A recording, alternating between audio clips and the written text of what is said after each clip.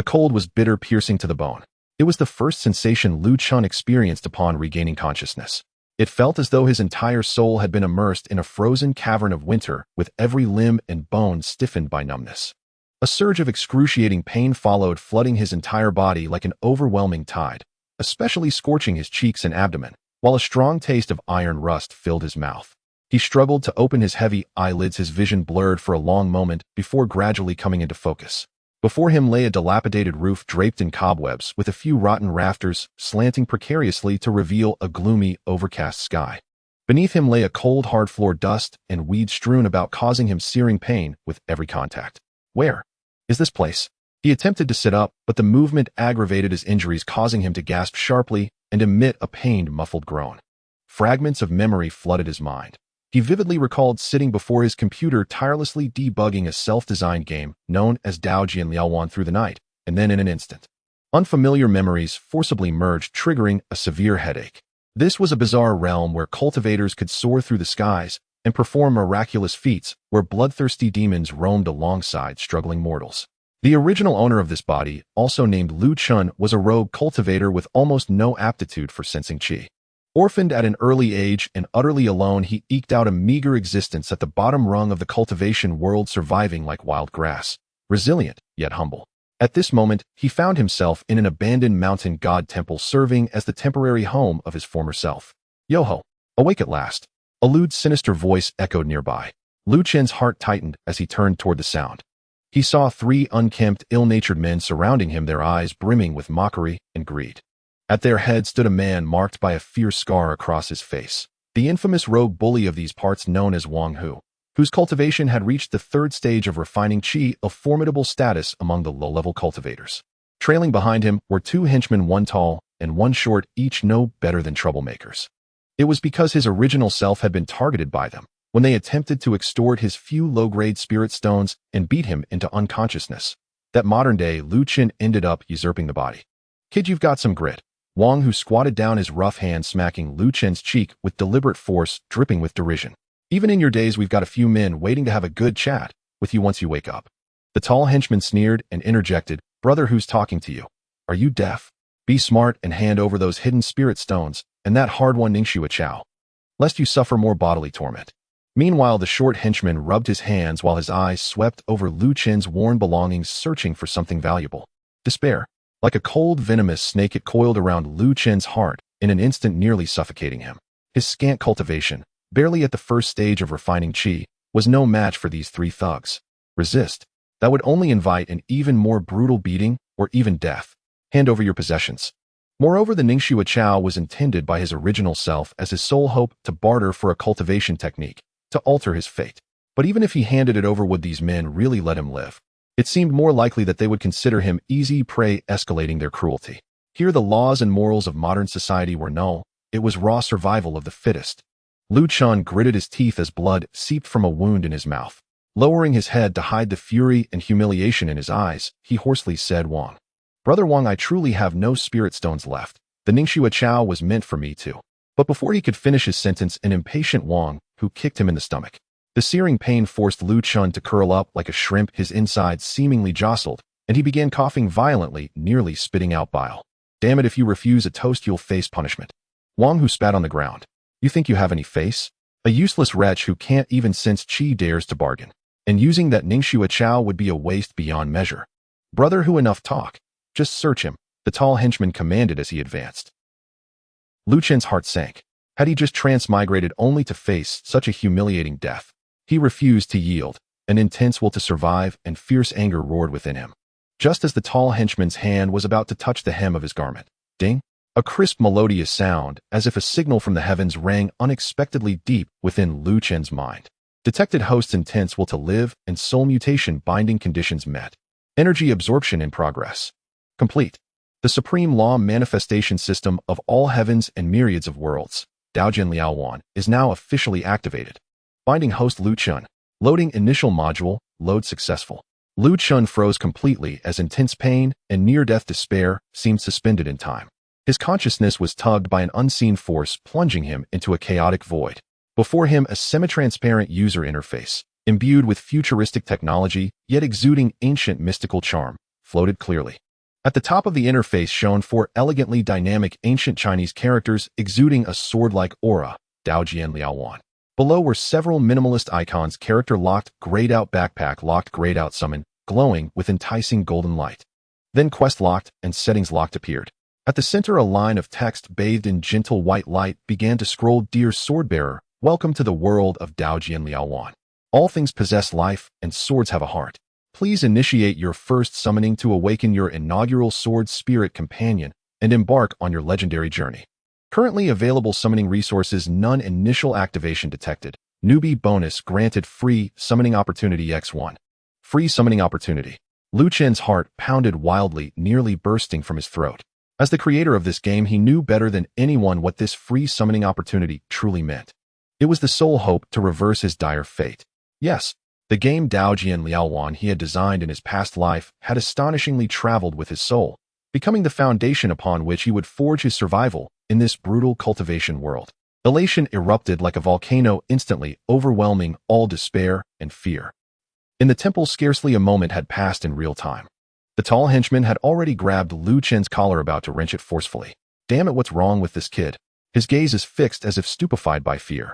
The tall henchman shuddered at Luchun's sudden rigid stillness and vacant gaze and couldn't help but curse. Wang, who furrowed his brow sensing something was amiss yet dismissed it as nothing more than a worthless wretch. How much trouble could he possibly stir up? Forget him, stop playing mystic. Search him quickly. At that moment, a startling brilliance suddenly burst forth from the once empty eyes of Luchun. That light was as sharp as a sword, teeming with boundless vitality and a frigid murderous intent. Seeking death. He abruptly raised his head, fixing his gaze on Wang, who and his cohorts just inches away, a cold, mad smile curving his lips. The sudden transformation left Wang, who and his men momentarily stunned. You little bastard, you. Wang, who chilled by that penetrating gaze, spat out in a venomous yet timorous tone. Yet Luchun no longer paid heed to their clamorous threats. His entire being had already plunged into the system interface within his consciousness. His consciousness, like an invisible finger filled with resolute determination and yearning, forcefully pressed upon the summon icon that shimmered with golden light. Ding. Use the free summoning opportunity. Yes, his inner voice roared in frenzy. Buzz. The summon icon suddenly erupted in dazzling brilliance, bathing the entire system interface, and even Luchun's entire consciousness, in golden light. Amidst the radiance, countless ancient and arcane runes flowed past, like a stream seemingly communicating some unseen law and drawing forth unknown presences. Luchun's spirit followed those flowing runes with intense tension, anticipation, and excitement. So much so that he could almost hear his soul trembling with exhilaration. The golden radiance gradually coalesced, eventually forming a towering pillar of light. Within it, countless phantom silhouettes of swords flickered and shimmered, emitting a clear, resonant hum. Summoning successful. The system's chime rang out once more, imbued with a solemn cadence. As the golden light receded, a card emerged. A card whose border was set with ice-blue snowflake patterns and whose backdrop depicted a snow-laden, desolate mountaintop. It rotated slowly before settling at the center of the interface. On the card appeared the spectral image of a girl clad in a flowing light blue wide-sleeved immortal dress. Her hair cascaded like a waterfall and her features were coldly beautiful, like a celestial maiden from the moon palace, untouched by mortal concerns. Most striking were her ice-blue eyes, pure and translucent, yet exuding a chill that could freeze a soul. Beside her, the phantom image of a long sword, carved entirely from crystalline ice and radiating a piercing cold, hovered silently. Beneath the card, text appeared: congratulations on obtaining the Esser level sword spirit Qing Shuang imbued in the host's sword level LV 10100. Status: healthy, intimacy 30, acquaintance talent extreme, ice cold, extraordinary comprehension of ice-based techniques with attacks that carry potent freezing effects, skill Shuanghua/LV 1.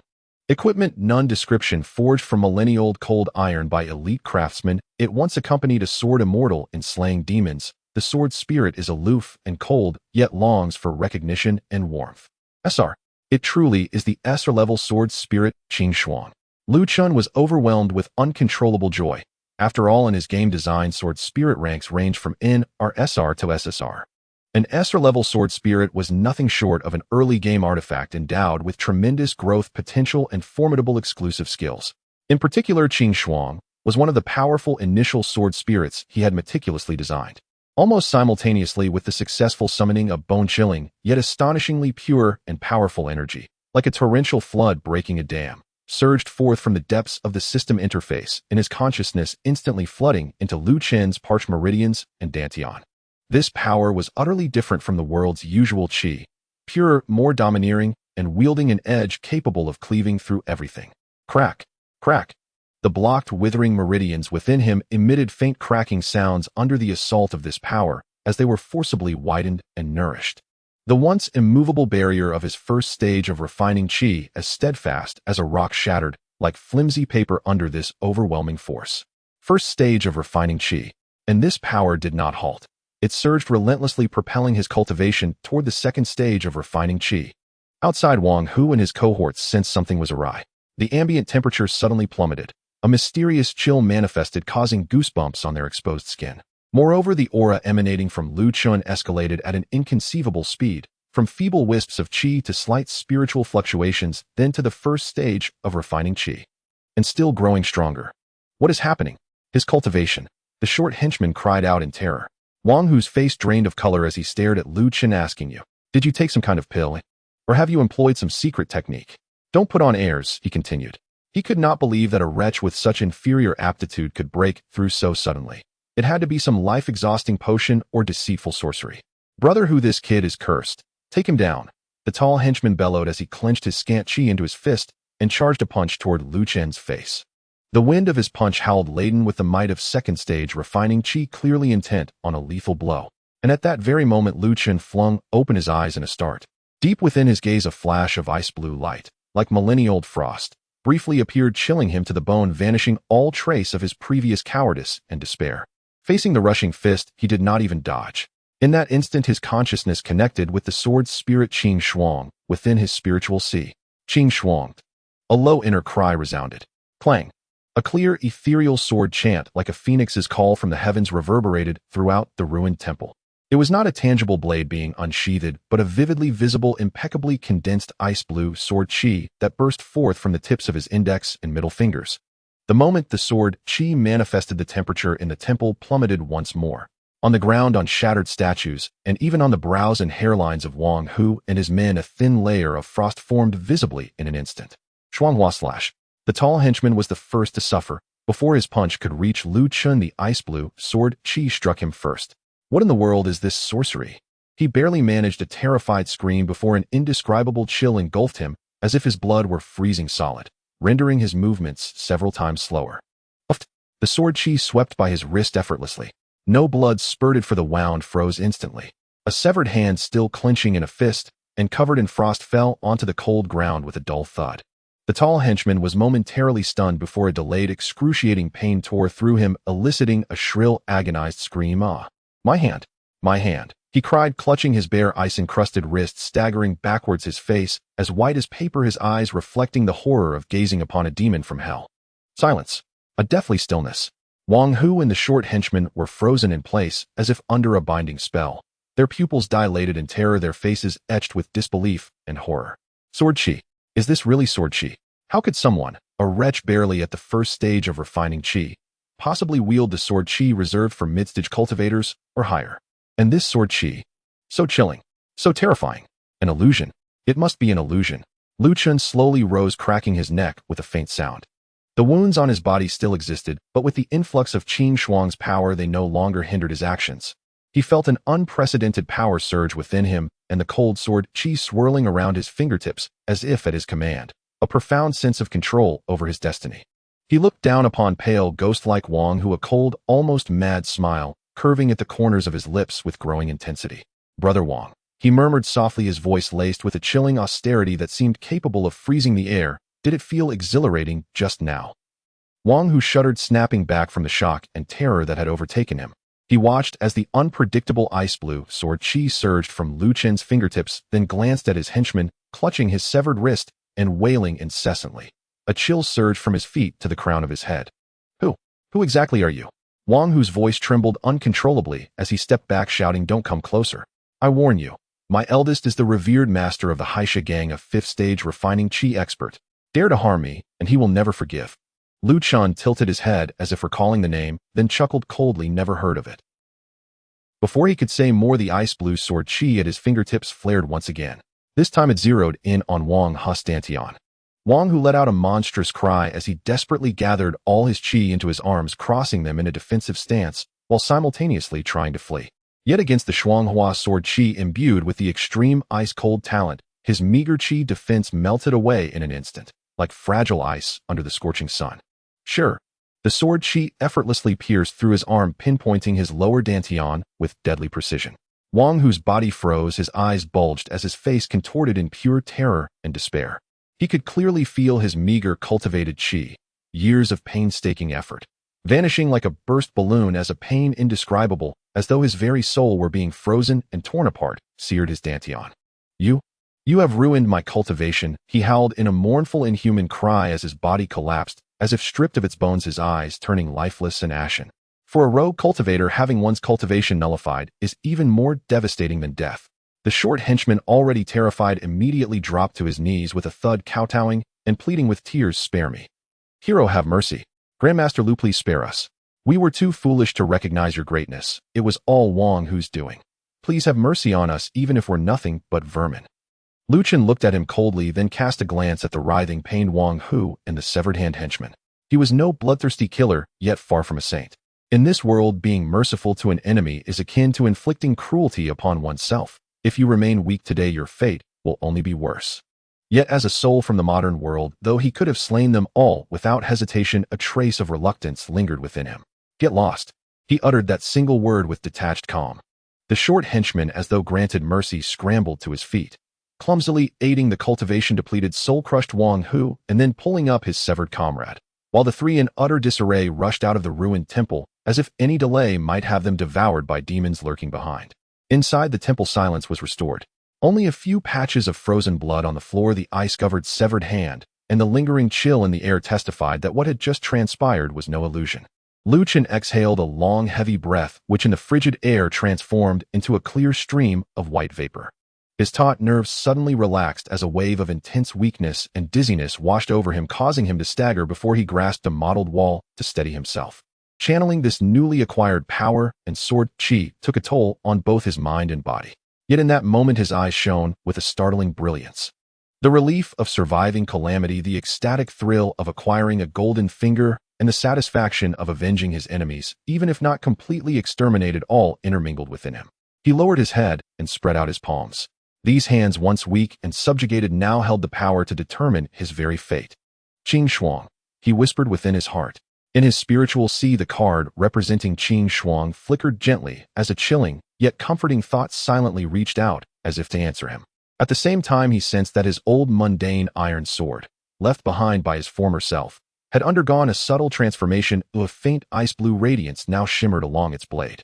The system interface still hovered in his spiritual sea, although the summon icon had dimmed, the character and backpack icons now glowed brightly. Moved by a sudden impulse, he tapped on character. Host Luchun, realm refining qi, second stage, early cultivation technique, none skill, Shuanghua /LV. 1.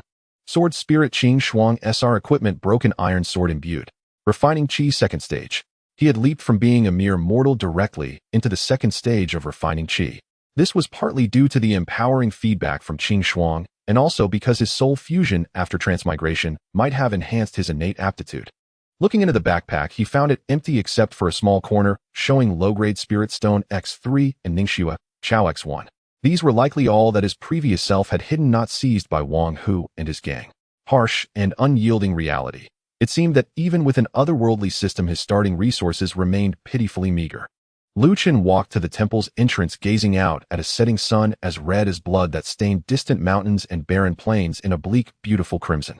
A cold wind swept by with withered leaves carrying an aura of desolation. The road ahead remained long and fraught with crisis. The threat of the Haisha gang was far from over, and this world held even more and mightier adversaries. Yet no fear remained in his heart, for he knew that from this day onward the path beneath his feet would be transformed entirely. Qing Shuang, he murmured as he caressed the iron sword at his waist, which now seemed anything but ordinary. With eyes sharp as an eagle as he looked to the distance, this is only the beginning. Our journey is still long. In the ruined temple, the young man stood with his sword, his back framed by shattered statues and frost scattered on the ground, while before him lay the vast cultivation world, soon to be stirred into turmoil by his blade. The dilapidated temple returns to a state of deathly silence. The final remnant of the sunset slanted through a gaping hole in the ceiling, casting mottled patches of light upon the dust-laden floor and exactly illuminating a frost-covered severed hand. The mingling scent of blood and lingering chill wove an eerie, grim ambience.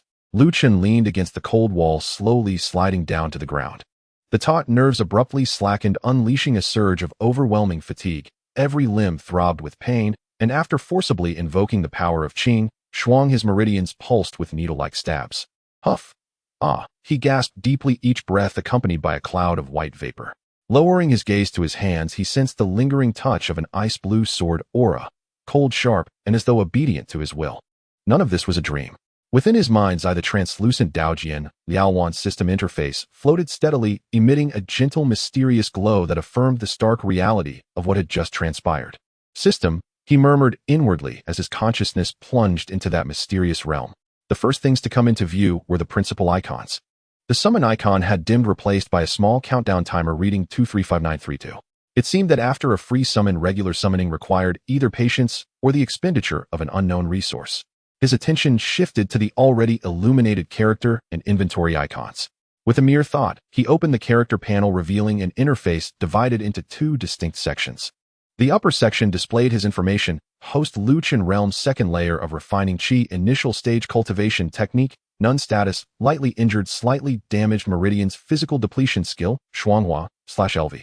1. Conjures an extreme cold sword aura that inflicts slicing and freezing damage upon targets, consuming spiritual energy, divine will. Equipment: a tattered iron sword imbued with Qing Shuang. Sharpness 1, iterability 1, with a minor enhancement to ice affinity. Second layer of refining chi. Luchun mused as he felt the faint yet undeniably cold current coursing within him.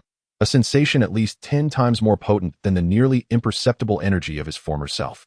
This was not only a result of Qing Shuang's feedback, but also a change wrought by the merging of his soul.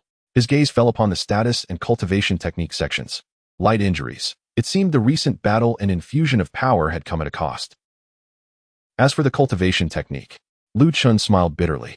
In his previous life, his fortunes were so dismal that he couldn't even afford the most basic Inchi Ju with spirit stones. Instead, he barely sensed chi through instinct and a flawed breathing method with efficiency that was outrageously low.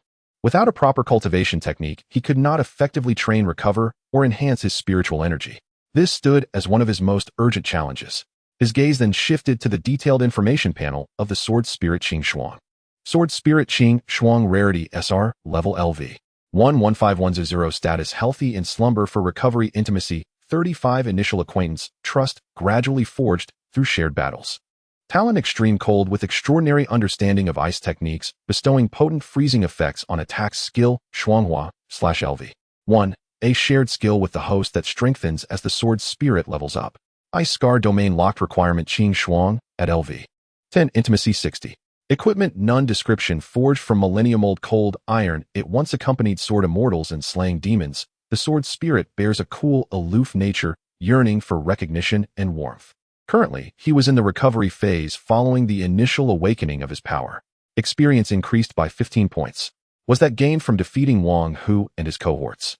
Luchun mused. Intimacy increased by 5 points as well. It appears that fighting side by side is an effective means of enhancing closeness. Ice Scar domain requires LV. 10 and an intimacy of 60 are needed to unlock it. Truly, the path of cultivation is arduous. He noted this goal, then closed the character panel and opened his inventory. The interface was sparse, offering only a few items: 3 diamond-shaped stones roughly the size of a fingernail and flickering with faint white light, along with an herb stored in an ordinary wooden box, its leaves marked with dark red veins. Low-grade spirit stones X3, minerals imbued with sparse spiritual energy, the fundamental currency of the cultivation world, usable for training array formations or trade. Ning Shui Chao X1, a mid-grade herb of the mortal realm known for condensing blood and healing minor injuries. This was all his previous self had managed to cling to, his entire worldly possession. It was so pitifully meager. Spirit stones can aid in cultivation. Even if they are less efficient than proper techniques, they are better than nothing, and Ning Shui Chao precisely healed his wounds. Luchun pondered the immediate priority is to obtain a cultivation technique, at least one suitable for the initial phase of refining chi. His eyes swept over the severed hand and scattered shards of ice on the ground, hardening his resolve. We cannot linger here. Wang Hu and his 3 cohorts had fled, and the Heisha gang would likely come seeking them soon. In his current state, he might manage to contend with foes at the 3rd or 4th layer of refining qi with Qing Shuang's aid, but against enemies of the 5th layer or higher his chances were grim. He must leave at once. Forcing himself upright, he swiftly searched the dilapidated temple. His previous self had been so impoverished, owning nothing but a stiff tattered cotton quilt and a few patchwork garments. He carefully stowed away the Ning Shui Xiao and the 3 low-grade spirit stones, then picked up the tattered iron sword already imbued with Qing Shuang. The moment his fingers brushed the sword's hilt, a faint chill coursed along his arm, invigorating him slightly and even easing some of his pain. "Old friend, from now on it's all on you," he murmured softly as he gripped the sword tightly. Nightfall had completely descended. On the barren plain, the biting wind sliced like a blade. Luchun trudged through knee-high withered grass, navigating by the faint glow of the moon. Qinglan Fang Market was the sole gathering point for cultivators within a 100-mile radius, and he recalled its general direction. Traveling at night was doubly dangerous, not only due to the lurking low-level demons, but also the bone-chilling cold. Clad in only a thin, coarse garment, his lips had turned purple from the cold, and his body trembled. His 2nd layer of refining qi was far from impervious to the elements. "I must find a place to spend the night, lest I freeze to death in this desolate wilderness before our enemies catch up." Luckily, before complete darkness enveloped the skies, he discovered a sheltered small mountain hollow with a modest natural stone cave that could accommodate only one person curled within. Gathering some dead twigs, he attempted to kindle a fire. SSS. A slender thread of ice blue sword aura, much weaker than before, flashed from his fingertip and grazed the dry, withered leaves. The leaves froze instantly and then shattered, failing to ignite. Luchun paused in astonishment before offering a bitter smile. The extreme chill of the Shuanghua sword aura made it an absurd method for fire starting. Moreover, he sensed that repeatedly using the skill burdened both his mind and the newly generated feeble qi. Reluctantly, he reverted to the most primitive method, rubbing wood to spark a flame. After nearly half an hour of labor, his hands reddened by the effort, he finally kindled a small, feeble bonfire. The orange flames danced upward, bestowing a precious touch of warmth. Luchun curled up beside the fire, savoring the scant warmth that dispelled the cold, and exhaled deeply. He retrieved the Ning Shui Xiao, plucked 2 leaves, and chewed them deliberately. A faint bitterness spread through his mouth, followed by a delicate warmth emanating from his stomach that slowly seeped into his limbs, easing some of his pain. He carefully stashed the remaining items for future need. Only then did he find a quiet moment to focus and study the system residing within his mind. In addition to the character and inventory panels, a perpetually blinking mission icon appeared at the top of the interface, drawing his focused attention. Mission System Main Quest I. A glimpse of brilliance. Objective: reach Qinglan Fang Market and secure stable temporary lodging. Rewards: low-grade spirit stones X10, a basic cultivation technique. Inchi Ju X1, summon voucher fragment X1, collect 10 fragments to form a voucher. Side quest I. Acquaint yourself with your companion. Objective: engage in effective communication with sword spirit Qing Shuang, attain intimacy of 40. Rewards: intimacy 5, small experience pill X1. Mission system. Lu Chen's eyes lit up, especially on seeing the reward, Inchi Ju. This was precisely what he needed at the moment. Moreover, the summon voucher fragment hinted at the hope of acquiring a new sword spirit, while the side quest pointed the way to further empower Qing Shuang. Effective communication. Luchun glanced at the seemingly ordinary iron sword in his hand. His consciousness delved into it, much like when he had summoned the sword aura, striving to touch that faint icy intent. Qing Shuang. There was no reply. The thought lay dormant deep within the blade like a frozen lake, undisturbed. Recalling the system's prompt, he knew Qing Shuang was in slumber for recovery. It appeared that the previous battle had taken a considerable toll on her as well. He did not force a summon. Instead, he maintained the mental connection, silently conveying his gratitude, current predicament, and future plans, as though speaking to himself. "Thank you for saving me. We are temporarily safe, but we must swiftly head to Qinglan Fang Market. The He Sha gang might still cause trouble. We must become stronger, and quickly." He wasn't sure if this qualified as effective communication, yet he sensed that the once frozen lake within now bore a barely perceptible ripple. Meanwhile, on the system interface, Qing Shuang's intimacy value had inched upward from 35 to 36. Effective, continuous, sincere communication can gradually enhance intimacy. Maintaining that subtle mental connection, he picked up a low-grade spirit stone, holding it in his palm as he attempted to channel its qi using the remnants of his old breathing method.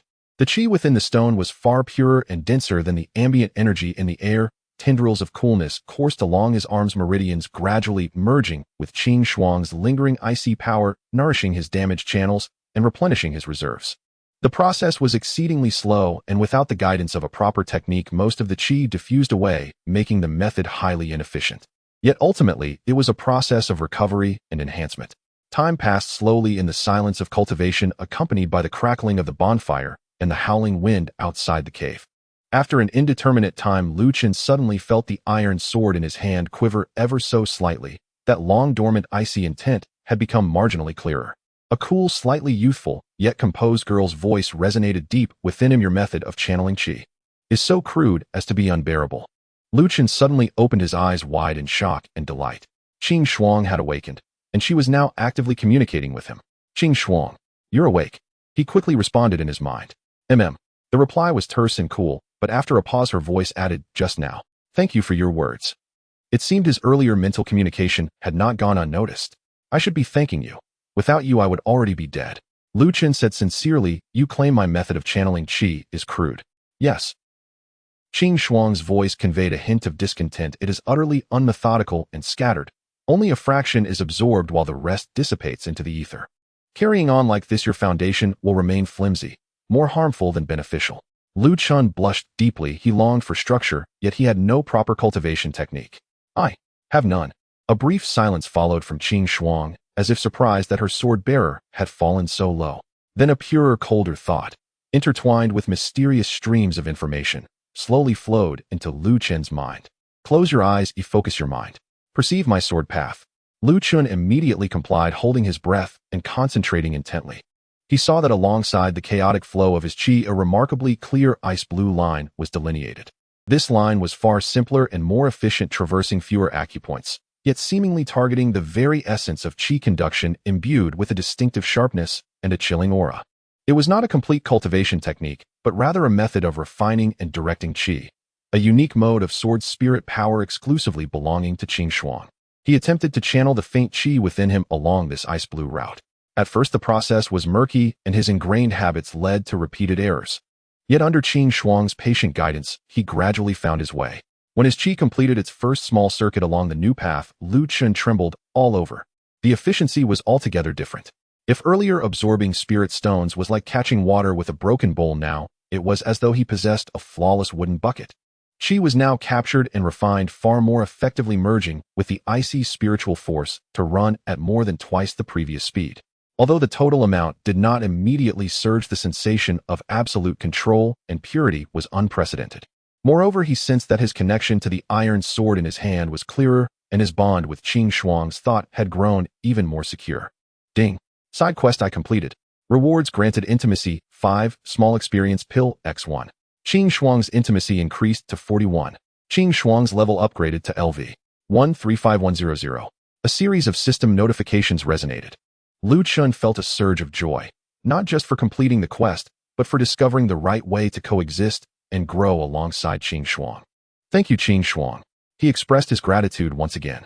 Humph, it's merely that I cannot bear for you to be too weak and tarnish my reputation. A cool, disapproving hum emanated, yet Luchun sensed a trace of nearly imperceptible satisfaction within that thought. Let's rest for a while. At dawn we shall head to the market, Luchun declared as he retrieved the system-rewarded small experience pill. It was a pill the size of a longan, emitting a faint white glow. Small experience pill grants 100 experience points to the sword spirit. Without hesitation he used the pill. It transformed into a stream of light that merged into the iron sword. Qing Shuang's level increased to LV 235200. On the sword's blade the ice-blue radiance deepened, and Qing Shuang's presence grew noticeably stronger.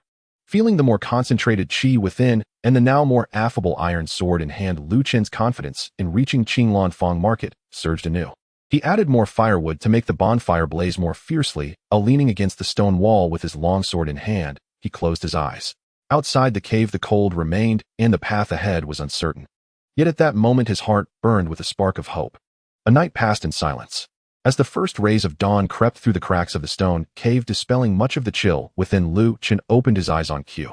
A fleeting glimmer sparkled in his gaze. After a night of rest and the assistance of Qing Shuang's teachings on the circulation of spiritual energy, he found that his injuries had healed significantly, and that the icy spiritual power within him had grown more substantial and condensed. Though he remained at the second level of qi refinement, his combat prowess was now incomparable to that of the previous day.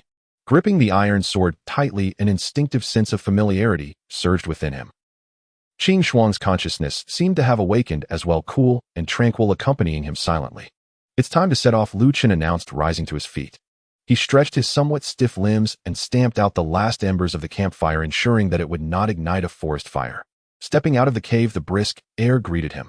Before him, the desolate yellow grass swayed in the morning breeze, stretching to the horizon where the faint outline of a mountain range could be seen. Qinglan City lay in that direction. He oriented himself, positioning the iron sword at his waist for easy access, took a deep breath, and began to walk. The wilderness appeared calm, yet it was fraught with hidden dangers. According to the memories of his former self, this area occasionally harbored low-level demon beasts such as the fang-toothed mouse and the carrion vulture, and on rare occasions a pack of prairie wolves could be encountered if fortune favored him. Luchun remained vigilant, his senses heightened as he journeyed, carefully observing his surroundings. Meanwhile, he maintained a continual mental dialogue with Qing Shuang, can you sense anything around us? He inquired, hoping the sword spirit's keen perception might help detect any imminent threats. The range is limited, came the cool reply in his mind, carrying an exploratory tone. 30 steps to the left, there is a faint life force beneath the grass. It poses no threat. To the right ahead, there is a faint scent of blood, very subtle, lingering for at least a day. Luchun felt a surge of certainty. Indeed, it was useful. He deliberately avoided the left area indicated by Qing Shuang, startling a few plump, harmless creatures resembling rabbits. As for the faint scent of blood ahead, he cautiously approached and discovered only some already dried, blackened blood and a few tufts of gray fur, remnants of some beastly struggle. Impressive, Luchun praised wholeheartedly. With Qing Shuang as his biological radar, his survival in the wild had significantly improved. Though Qing Shuang offered no response, Luchun sensed a slight ripple in her icy consciousness, as if she were subtly pleased by the compliment. As he pressed forward, the sun gradually ascended, yet the temperature in the wilderness did not rise significantly. The cold wind remained biting. Luchun calculated the distance. At this pace, he would likely reach the outskirts of Qinglan City by evening. However, just after noon, as he traversed a thicket of waist-high dry grass, Qing Shuang's urgent warning suddenly echoed in his mind. Be careful. Ahead something is lurking. There are many. Malicious intent is strong. Luchun halted abruptly, his muscles tensing instantaneously, and his right hand instinctively grasped the sword hilt. His eyes sharpened like an eagle's, scanning the swaying grass ahead. Rustle, rustle, rustle. A chilling sound of scratching arose from the grass surrounding him, drawing nearer and rapidly encircling him. In the next moment, pairs of ghostly green eyes filled with hunger and malice flickered into view amid the swaying grass. Wolves, prairie wolves. And not just one or two. Upon closer inspection, there were at least 20 or 30 pairs of those eerie green eyes. They had silently completed their encirclement, trapping Luchun at the center. These prairie wolves were robust, comparable to calves, with grayish-yellow fur that blended seamlessly with the dry grass. Their exposed fangs dripped with viscous saliva, and they emitted deep, threatening growls from their throats. The lead wolf was particularly striking, larger than the others, with a prominent tuft of white fur on its forehead, resembling a waning crescent moon. It stood atop a slightly elevated mound, its cold wolf eyes fixating fiercely on Luchun, radiating the aura of a third-level Qi refinement beast. A pack of wolves, and among them a wolf king. Luchun's heart sank. While individual prairie wolves possessed only the strength of first or second-level Qi refinement, their true terror lay in their pack mentality and fearless cooperation. Once ensnared, it would be exceedingly troublesome. The Wolf King presented an even greater threat. I've become prey. Luchun's expression turned icy as the cold spiritual power within him began to circulate rapidly, emanating a chilling aura that made several approaching prairie wolves instinctively take a half-step back, baring their teeth as they growled. Can you determine the exact number and the position of the strongest one? He asked urgently in his mind. Surrounding you are 26 wolves. The strongest energy is on the mound directly in front of you. Qing Shuang's response was swift and clear. 7 weaker ones to the left and 5 at the far right. Suggestion. Take the initiative, target the Wolf King. Decapitation first. Luchun instantly grasped Qing Shuang's strategy. The wolf pack was tightly structured. If the Wolf King were severely injured or killed, the pack would likely collapse without a fight. Understood. Without a moment's hesitation, just as the white four-headed Wolf King threw its head back and unleashed a long howl, signaling the attack, propelling the wolves forward like arrows from a bow, Luchun moved. He did not retreat. Instead, he channeled his strength into his waist and abdomen, pushing off the ground with force, his figure soaring forward like a released arrow, charging directly at the Wolf King. Simultaneously, he grasped the sword hilt, pressing his thumb against it. Clang! The battered iron sword did not fully unsheath. Merely 3 inches of its ice blue blade glimmered. But it was enough. Frost slash. Luchun silently commanded, directing nearly half of his icy spiritual power through the 3-inch blade, unleashing a fierce strike. This time it was not the subtle sword energy, instead a condensed, formidable ice blue sword chi roughly a foot long and crescent-shaped erupted forth. The moment the sword chi manifested, the surrounding temperature plummeted, and the moisture in the air quickly crystallized into fine ice particles swirling in the wind. The sword chi was incredibly swift, arriving before the Wolf King could react, accompanied by a piercing shriek that tore through the air, directly slashing towards the Wolf King perched on the mound. The white four-headed Wolf King clearly did not anticipate that this seemingly weak human would dare to initiate such a fierce attack. The extreme cold and sharpness contained within the ice blue sword chi made its fur bristle in alarm. In a life-and-death moment, it showcased the ferocity and agility of a Wolf King. With a furious roar, it twisted its massive body sideways, raising its gleaming claws infused with demonic energy in an attempt to strike at the sword chi. Swish, thud. The claws collided with the ice blue sword chi, producing a sound that grated on the nerves. While the Wolf King's claws were indeed tough, they could not withstand the extreme cold of the frost slash. The sword chi merely paused slightly before effortlessly slicing through the demonic energy surrounding the wolf's paw and cutting deep into its left front shoulder. Blood did not spurt forth, for the wound froze instantaneously. A horrifically deep gash visible to the bone and covered in thick frost appeared on the Wolf King's shoulder. It let out a piercing scream of agony, its entire left front leg rendered nearly useless as its massive body tumbled down from the mound. A woo! Injured, the Wolf King unleashed a roar filled with shock and fury. As Luchun's sword struck, he did not pause. Like a fish darting through water, he narrowly avoided the snapping jaws of 2 prairie wolves lunging from the left side, fully unsheathing his iron sword. Swish! Swish! He did not resort to the energy-draining frost slash again. Rather, he relied on the icy spiritual power clinging to his sword and the sharpness granted by Qing Shuang, unleashing 2 simple yet effective sword lights. The 2 prairie wolves that had missed their target suddenly found deep, slender gashes appearing on their throats, and only after did blood spurt forth. They whimpered and collapsed, their bodies swiftly blanketed in frost, twitching twice before falling silent. Clean and swift. This all transpired in the blink of an eye. From the moment the wolf pack attacked to Luchun's counterattack, injuring the Wolf King and slaying 2 wolves, it took no more than 2 or 3 breaths. The pack was momentarily stunned by this sudden counterattack, especially upon witnessing their king's grievous injury and the bizarre frozen death of 2 of their comrades. The instinctual fear of danger caused their assault to falter. Luchun stood with sword in hand, the tip pointed toward the ground as a droplet of frozen blood from a wolf slowly dripped down. He radiated a chilling aura and murderous intent, his gaze sweeping over the surrounding prairie wolves that hesitated to advance, finally settling on the Wolf King, which was struggling to rise. Scram! He uttered a cold word once more, his voice low, yet imbued with an invisible pressure. The wolf pack stirred, glancing between Luchun and the injured Wolf King, their ghostly green eyes filled with hesitation and fear. The white four-headed Wolf King struggled to stand on 3 legs, its frozen wound causing it immense pain. It fixed a fierce gaze on Luchun, emitting a low growl of defiance, yet ultimately the fear of that icy sword chi overwhelmed all else. Yuo! It emitted a short, low howl. Upon hearing this howl, the surrounding prairie wolves felt as if they had been granted amnesty, immediately tucking their tails and turning to flee, swiftly disappearing into the dense thicket of dry grass. The Wolf King cast one last glance at Luchun as if to remember this formidable human before it staggered away, covered in frost and blood, in a disheveled retreat.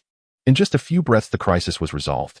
Luchun waited until the shadows of the wolf pack had completely vanished into the grass before slowly exhaling, the taut muscles in his body finally relaxing, feeling a wave of mild fatigue wash over him. The earlier full-force frost slash had nearly drained half of his spiritual energy and a significant amount of his mental focus. Yet he was filled with exhilaration. This battle had tested his current strength. With Qing Shuang's assistance, he had faced a 3rd-level Qi refinement beast and a pack of over 20 low-level wolves, emerging victorious and even intimidating them into retreat. Such a feat was something his former self would have never dared to imagine. Well done, the cool voice echoed in his mind, tinged with a hint of approval. Your grasp of timing is commendable. Receiving even a measure of recognition from the typically aloof Qing Shuang filled Luchun with satisfaction. Thanks to you, he smiled in response, moving toward the bodies of the 2 slain prairie wolves. The wolf corpses had already stiffened, coated in a thin layer of ice. He skillfully used the iron sword to skin the wolves and remove the most valuable fangs and claws. The pelts of the prairie wolves could provide warmth while the fangs and claws served as low-level materials for weapon forging or alchemy, all of which could be traded for spirit stones at the market. Ding. Qing Shuang participated in battle and achieved victory, gaining 85 experience points. Qing Shuang has leveled up to LV 212200. The system notification chimed in his mind. After collecting the spoils, he also cut several sizable chunks of relatively intact wolf meat and wrapped them in the pelts as food reserves. Luchun wasted no time and continued toward the direction of Qinglan City. Following the battle with the wolves, he felt a surge of confidence in both himself and his partnership with Qing Shuang. His steps noticeably lighter. As the sun set in the west, a cluster of buildings nestled at the entrance of the mountain range finally emerged on the horizon. With green bricks and gray tiles, they stood in uneven rows, and human figures could be seen flickering in the distance. A faint azure light, almost imperceptible, enveloped the entire market like an inverted bowl. Qinglan City, he had arrived. Standing on a small mound, Luchun gazed at the gathering place that appeared to have donned a layer of golden gauze in the twilight, glow his heart, filled with myriad emotions. Just a day ago, he had been a lowly, vulnerable, loose cultivator at the mercy of others. Now a day later, he wielded a divine sword, possessed a system, and embarked on the path toward becoming a formidable force. A new beginning. He tightened his grip on the sword at his waist and strode toward the entrance of the market with determination. As he approached, Qinglan Fengshe appeared even more expansive than it did from a distance. A roughly 10-foot-high stone wall encircled the main area of the market, with the sole entrance marked by an imposing stone archway inscribed with the 4 ancient characters, Qinglan Fengshe. Under the archway stood 4 cultivators clad in standardized blue attire, each at the 3rd or 4th level of Qi, refining their keen eyes, scanning the flow of people entering and exiting. A faint blue light barrier rose from the top of the wall, enveloping the market above, clearly a form of protective array. As the light flickered, subtle runes glimmered, emanating a perceptible wave of spiritual energy. Luchun mingled with the sparse crowd as he approached the entrance. He noticed that most who entered would present a small wooden or iron token to the guards, only then being allowed entry. Those without a token were required to pay a fee of 1 low-grade spirit stone. It seems I need to obtain an identity token, Luchun realized. Currently, he possessed 3 low-grade spirit stones and had just acquired wolf pelts and fangs, so he didn't need to worry about the entrance fee. When it was his turn, a stern-faced guard stepped forward to block his path. First time here. The entrance fee is 1 low-grade spirit stone, or you can apply for an identity token for 10 low-grade spirit stones, valid permanently. The guard spoke in an official tone tinged with a barely perceptible sense of superiority as he glanced at Luchun's patched coarse shirt and his 2nd level of Qi refining, which hardly drew his attention. He'll apply for a token, Luchun replied calmly, retrieving 10 low-grade spirit stones from his robe. 3 were his, while the remaining 7 were quickly exchanged for the wolf pelts and fangs at a nearby temporary stall. The materials from the Wolf King were somewhat valuable, but given the time constraints, he didn't expect to sell them at a high price. The guard looked at him in mild surprise, seemingly not expecting this seemingly destitute, loose cultivator to produce 10 spirit stones. He accepted the stones and took out a wooden token the size of half a palm, inscribed with the characters Qinglan on the back, while the front remained blank. Drop a drop of blood on it, infuse a trace of spiritual energy. The token binds to your soul and cannot be lent. With this token, you may freely enter and exit the outer district of the market. Certain areas in the inner district may have additional requirements. Private duels are prohibited within the market, and violators will face severe punishment, the guard explained succinctly. Following the instructions, Luchun pricked his fingertip to draw a drop of blood and let it fall onto the token, simultaneously directing a trace of icy spiritual energy into it. The token shimmered faintly, revealing an outline of his visage and the name, Luchun, establishing a subtle connection. You're good to go. Taking the token, Luchun stepped past the archway. As he crossed the faint blue light barrier, he felt a gentle resistance sweep over him, as if inspecting something. The token warmed slightly in his hand, and the resistance dissipated. Stepping inside felt like entering another world. The cacophony of sounds engulfed him. The first sight that greeted him was a wide main street paved with blue stone slabs, flanked by a multitude of shops flying colorful banners. Baibao Pavilion, Danding Xian, Falu Zhai Wanshu Building. Just the names alone dazzled the senses. Furthermore, many cultivators set up stalls directly along the street, their cries of selling and haggling ringing in the air. The atmosphere was thick with a medley of scents. The fragrant aroma of elixirs, the earthy odor of spiritual herbs, the stench of beast materials, and the mingled scents of countless cultivators. The concentration of spiritual energy was several times denser than outside, though still chaotic enough to be comfortable for low-level cultivators. A diverse array of cultivators moved among the throngs.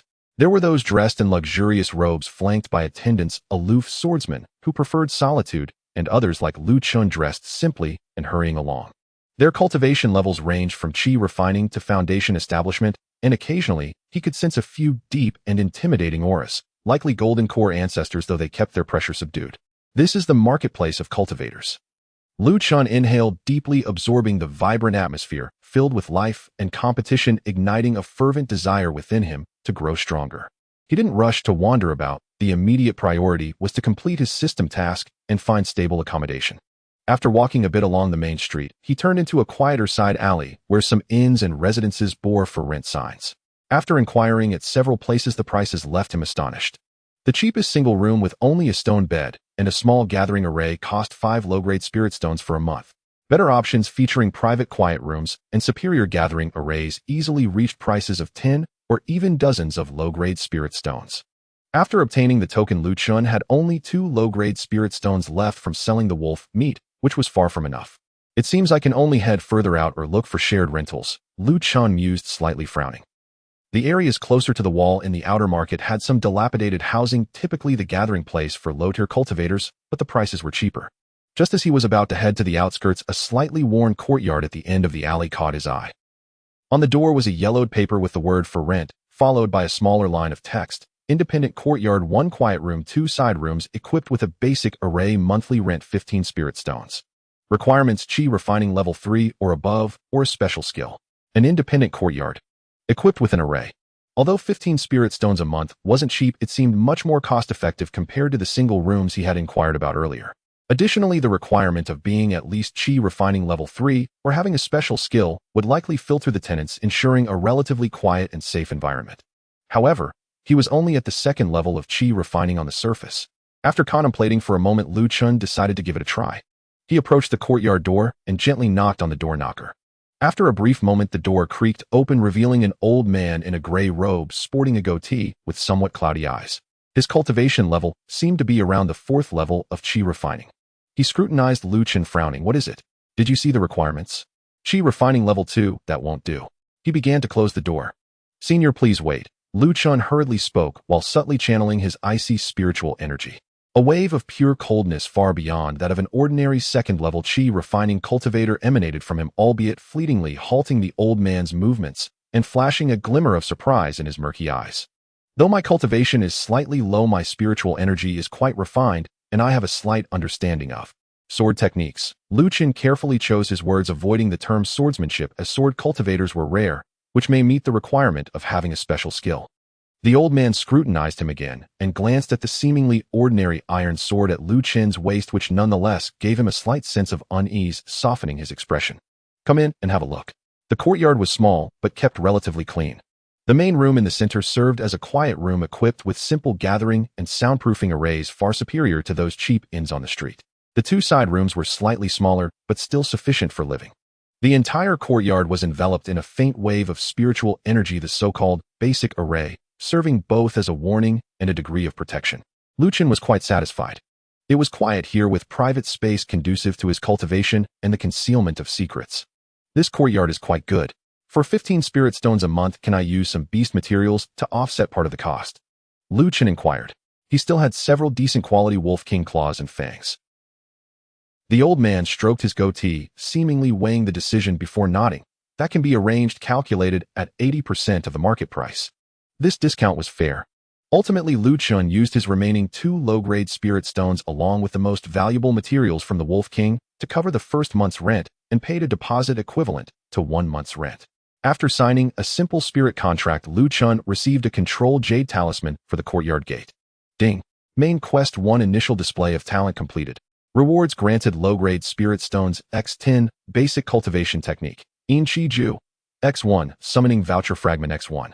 The system's notification echoed just in time, and his backpack now contained 10 sparkling spirit stones, an ancient tome exuding a faint glow, and a fragment that shimmered like starlight. It was done. A weight lifted from Luchun's heart. With a place to stay and a foundational technique, he had truly taken his first step on the path of cultivation. After bidding farewell to the landlord, Luchun eagerly entered the quiet room, secured the door, and activated the soundproofing array. First, he took out the Inchi Ju. The tome felt slightly heavy in his hands, made from some kind of beast hide, and upon opening it he was met with densely packed text and diagrams of qi flow routes. The Yin Qi technique gathers the spirit of heaven and earth, refining the body. He began to read carefully. The Yin Qi Ju was indeed a fundamental technique emphasizing balance and harmony, with strong compatibility, making it suitable for nearly all cultivators regardless of spiritual roots, but its efficiency was relatively mediocre. However, when Luchun attempted to follow the route delineated in the Yin Qi Ju, an unexpected change occurred. In his sea of consciousness, the card representing Qing Shuang flickered slightly, and a chill of intent flowed into his mind. This method is crude. Following my sword path and infusing its intent can optimize it. In the next moment, Luchun saw the originally complex qi flow routes of the Yin Qi Ju beginning to automatically simplify and adjust under Qing Shuang's influence, refining it down to a more coherent route that bore a striking resemblance to the sword path previously taught by Qing Shuang, but was more fluid and better suited for purely absorbing spiritual energy. Optimizing a technique. Luchun was stunned. Qing Shuang's abilities were far beyond his expectations. This was not just a combat companion, but akin to having a personal elder, or perhaps an elder lady. He immediately began to cultivate according to the optimized new route. The results were instantaneous. The thin spiritual energy in the quiet room surged, drawn in, as if by a powerful magnet, flooding through his pores into his meridians, rapidly circulating along the optimized path, being refined into pure icy spiritual energy and converging in his dantian. The efficiency was nearly 50% faster than relying solely on Qing Shuang's sword path. It was more than 10 times faster than the original incomplete technique. This is amazing. Luchun was overjoyed. With such a cultivation speed, how could he fail to reach the path of greatness? He restrained the impulse to enter seclusion immediately and turned his attention to the other two rewards. 10 low-grade spirit stones represented significant resources. Meanwhile, the summoning voucher fragment ignited a fervent interest in him. Summoning voucher fragment, a mysterious fragment seemingly related to some ancient summoning laws. Collecting 10 will allow you to forge a complete summoning voucher. 1/10. Just 9 more main quests to go, and he would obtain a new sword spirit. He felt a surge of excitement for the future. Once calm, Luchun decided to step out to purchase some necessities and gather information, particularly about the Haisha gang. Upon returning to the main street, his mindset had shifted significantly. With a place to stay and a technique, he felt much more confident.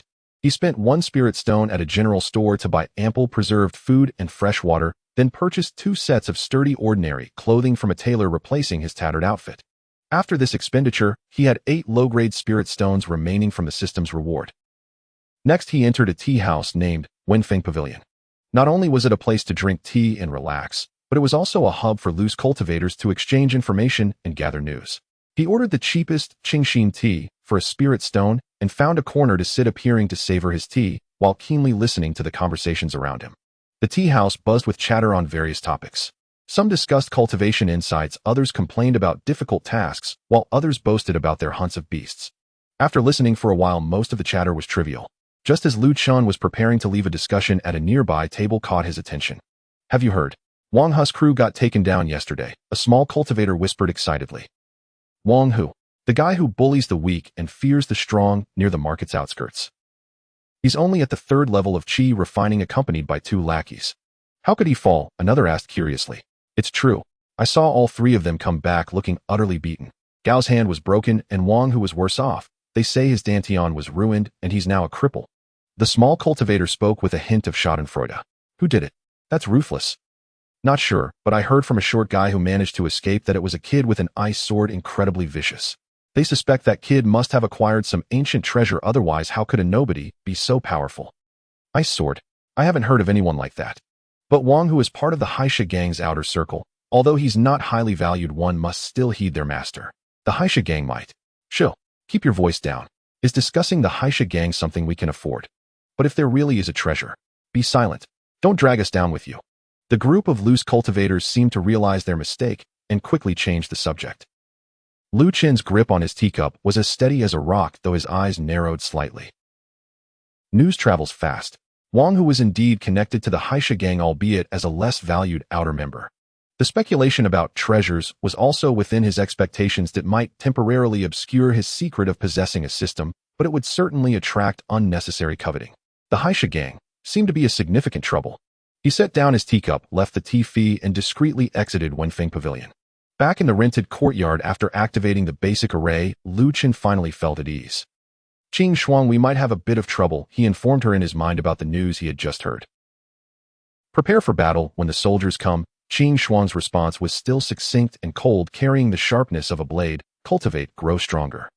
Luchun smiled. Indeed, worrying was futile. Only strength mattered in the end. He sat cross-legged on the cushion in the quiet room, holding a low-grade spirit stone, and began to run the optimized Yin Qi Ju, immersing himself in cultivation. Spiritual energy continuously surged in, and the icy spiritual power within him visibly swelled at an accelerating pace. Outside the window, the clamor of the market was sealed away by the array.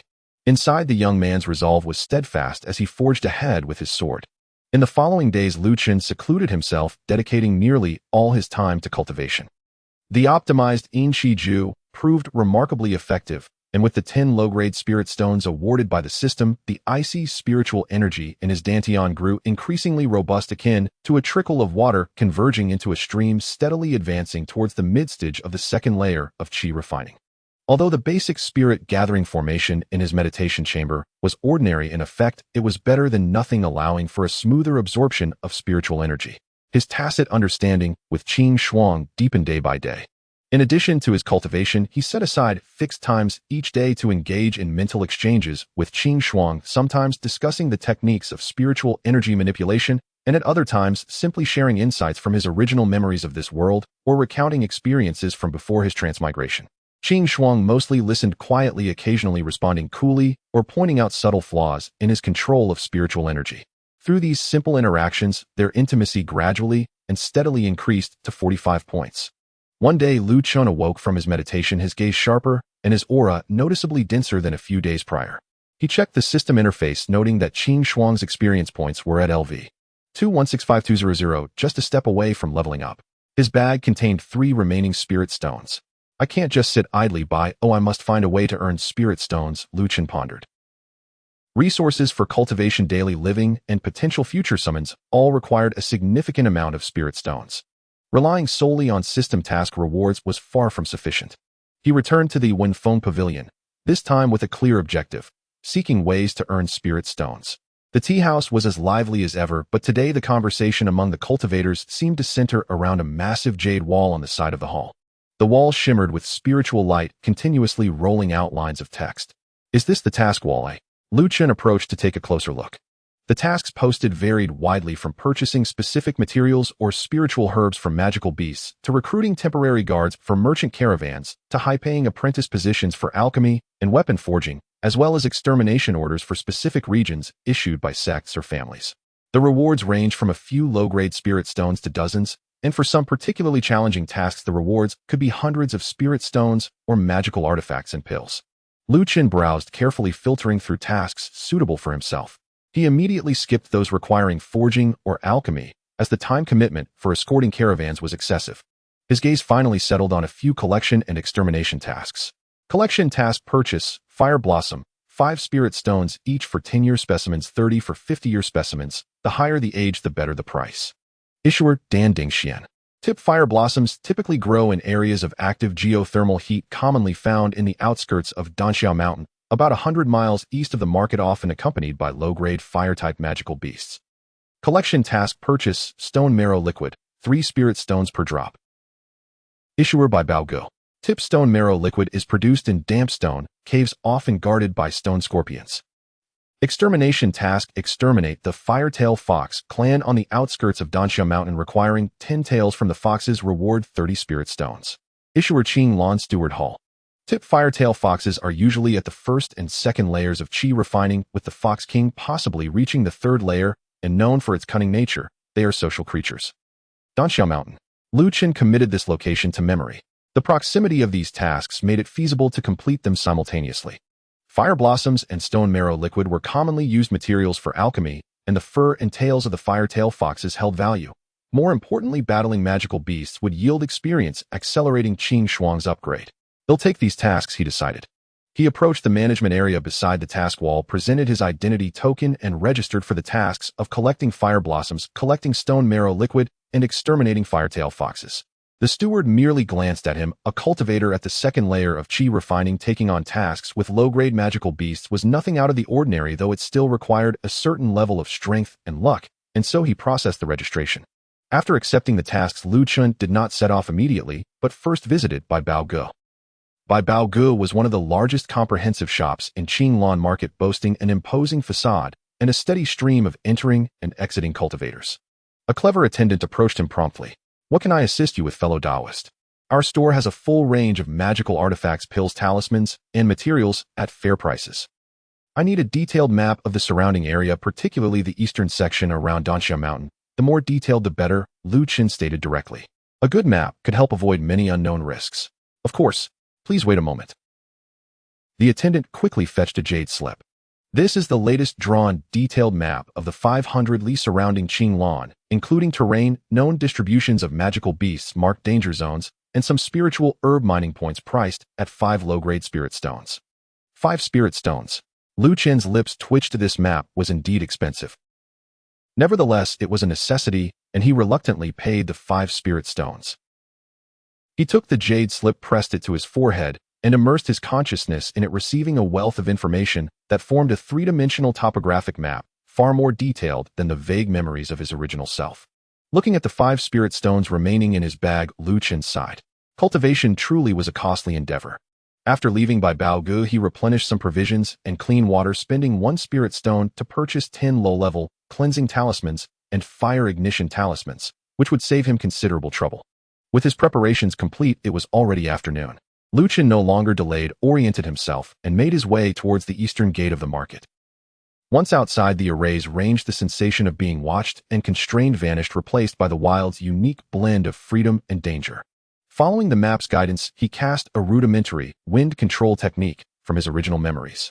Although not fast, it was far less exhausting than walking, and he moved swiftly along the official road towards Danxia Mountain, a trail of dust rising behind him.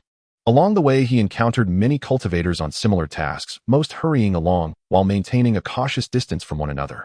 Occasionally, he spotted teams returning laden with spoils, their faces radiant with triumph. About an hour later, the landscape ahead began to shift. The flat wilderness gradually transformed into rolling hills, the soil taking on a reddish hue, and the air grew thick with vibrant fire spiritual energy, the temperature rising slightly. Danxia Mountain had arrived. It was a continuous range of crimson peaks, steep and jagged, with many areas exposing black rocks that seemed scorched by flames. According to the map, fire blossoms typically grew in the rock crevices on the mountain's sunlit side, while stone marrow liquid could be found in caves on the shaded side. The firetail foxes were active at the forest's edge. Luchun chose not to venture recklessly, but instead selected a concealed vantage point on the outskirts, carefully observing the environment while mentally calling to Qing Shuang.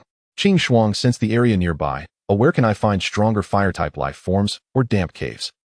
A cold thought slowly spread like invisible ripples, sweeping across the surroundings. To the left, 300 paces behind the rocks, there is a faint fire presence, likely low-grade fire-type insects. To the right, in the shaded area of the hillside, there is a mixture of dampness and earthen energy, suggesting a cave. Directly ahead at the forest's edge, several agile presences exude the unique restlessness of firetail foxes. Qing Shuang's perception acted like the most precise radar, clearly relaying the surrounding situation. "Let's deal with the firetail foxes first," Luchun decided. The extermination task provided a clear target, and the location of the foxes was an excellent entry point.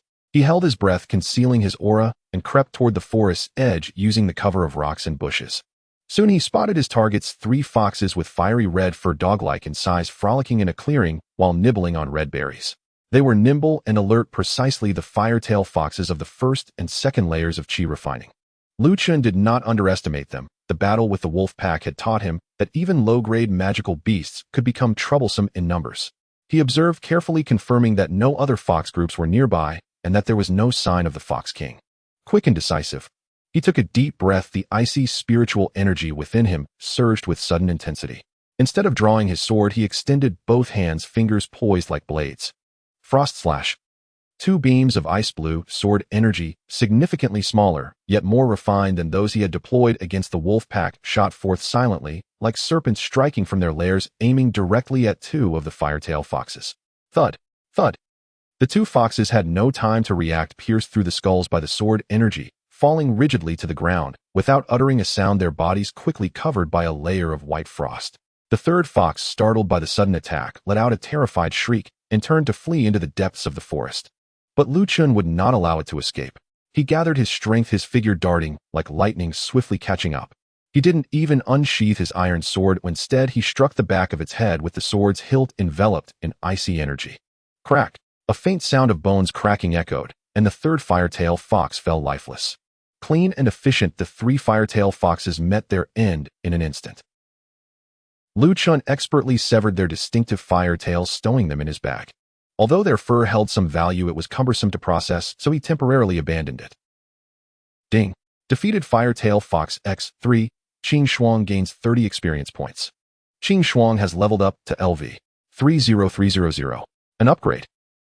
Luchun felt a surge of joy simultaneously, sensing a stronger icy intent emanating from the iron sword in his hand as Qing Shuang's aura noticeably expanded. Qing Shuang, how do you feel? Not bad. Strength has recovered somewhat. Qing Shuang's response seemed to carry a hint of lightness. With his first battle won, Luchun felt more confident. Following Qing Shuang's guidance, he made his way towards the shaded hillside to search for stone marrow liquid. There he indeed discovered a narrow cave partially concealed by vines. The entrance exuded a cool, damp aura tinged with a faint fishy scent. There's something inside, an earthy presence mixed with toxicity, Qing Shuang warned. Luchun cautiously parted the vines, his gaze sharp as he peered into the cave. The cave was shallow, about 2 to 3 zhang deep, and in the bottom's hollow he could faintly see a small pool of milky viscous liquid resembling stalactites. It was indeed stone marrow liquid. Beside the liquid, 3 stone scorpions, each the size of a basin, with glossy black shells and tails glowing a faint blue, lay coiled. Stone scorpions. Sensing the presence of intruders, the 3 scorpions immediately began to rustle, waving their massive pincers and aiming their venomous tails at the cave entrance, issuing threatening hisses. These magical beasts at the second layer of qi, refining, possessed potent venom. Luchun did not rashly enter the narrow cave. Focusing his mind, he directed his spiritual energy toward his fingertips. Frost slash. This time he did not seek to kill, but skillfully controlled the icy sword energy, sweeping it into the cave in a fan shape. Kai kai kai. The extreme cold spread, instantly covering the ground and rock walls with a thick layer of frost at a visibly rapid pace. The movements of the 3 stone scorpions became rigid and slow, ice crystals forming on their shells as the blue glow of their venomous tails dimmed. Seizing the opportunity, Luchun dashed into the cave, his sword flashing. Swish, swish, swish. The frozen stone scorpions stood no chance of resistance, swiftly cleaved into several pieces. Easily dealing with the guards, Luchun approached the cave's bottom and took out the jade vial he had prepared, carefully collecting the pool of stone marrow liquid, which amounted to about a dozen drops. A satisfactory yield. Defeated stone scorpion X3 gained 45 experience points. After leaving the cave, Luchun turned his attention to the fire blossoms. He moved to the sunlit side of the mountain, meticulously searching the rock crevices. With Qing Shuang's perceptive assistance, he quickly located several growing spots and carefully harvested 5 10-year specimens of fire blossoms. During this time, he also dealt with a few fire beetles the size of fists that attempted to attack him. Collected fire blossoms gained 25 experience points. Defeated fire beetle X5 gained 15 experience points. Looking at the task items in his bag and the increasing experience points, Luchun felt quite satisfied. This outing had proven fruitful. Qing Shuang's experience bar now read LV 385300. Just need the tails of the firetail foxes. I need to collect 7 more. Luchun gazed toward the depths of the forest where the firetail foxes primarily roamed. He adjusted his state, tightened his grip on the iron sword, and once more ventured into the forest. However, just as he was tracking a small group of firetail foxes about to make his move, roar! A roar filled with ferocity suddenly erupted from deep within the forest. Accompanied by the spine-chilling sound of snapping trees, an enormous fiery red figure wreathed in flames and charging like a war chariot surged forth, radiating an oppressive aura far beyond an ordinary firetail fox. Wherever it passed, vegetation ignited. Luchun's pupils constricted. The Fox King, and judging by its aura, it was no ordinary third-layer qi refining beast. This was trouble. The figure charging forward was unmistakably a massive fox, its size rivaling that of a ferocious tiger. Its fur was not the typical bright red of a fire-tailed fox, but a deeper, dark crimson reminiscent of solidified magma adorned with twisted black patterns.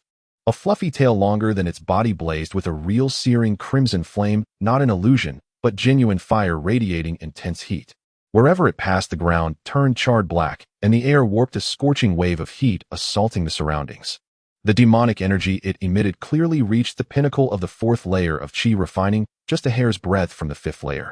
This was the fire-tailed Fox King.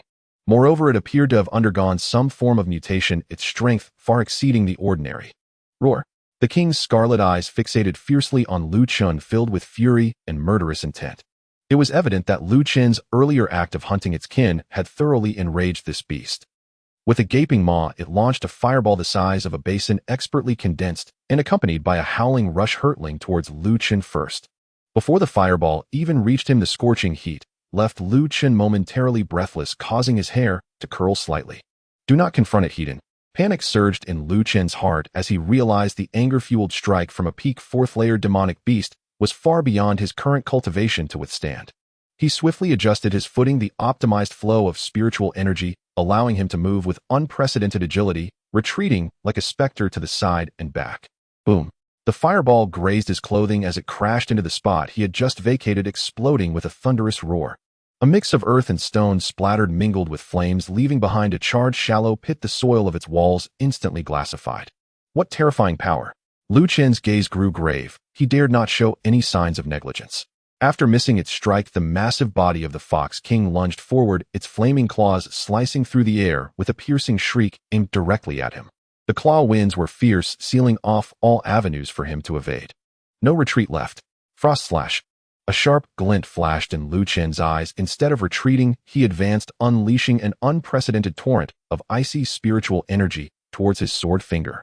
Though the iron sword remained sheathed, the chilling intent surged forth from him. A blade of ice-blue energy more solid and potent than any previous attempt slashed forth, meeting the fiery claw. Heiden. Ice and fire, extreme cold and searing heat, collided violently at that moment. Ji-boom! A deep, thunderous explosion erupted from the fierce clash of energies. The instant the ice-blue energy met the fiery claw, a vast plume of white steam erupted, sweeping outward like a bomb, enveloping an area of several dozen feet, in an instant blurring all vision.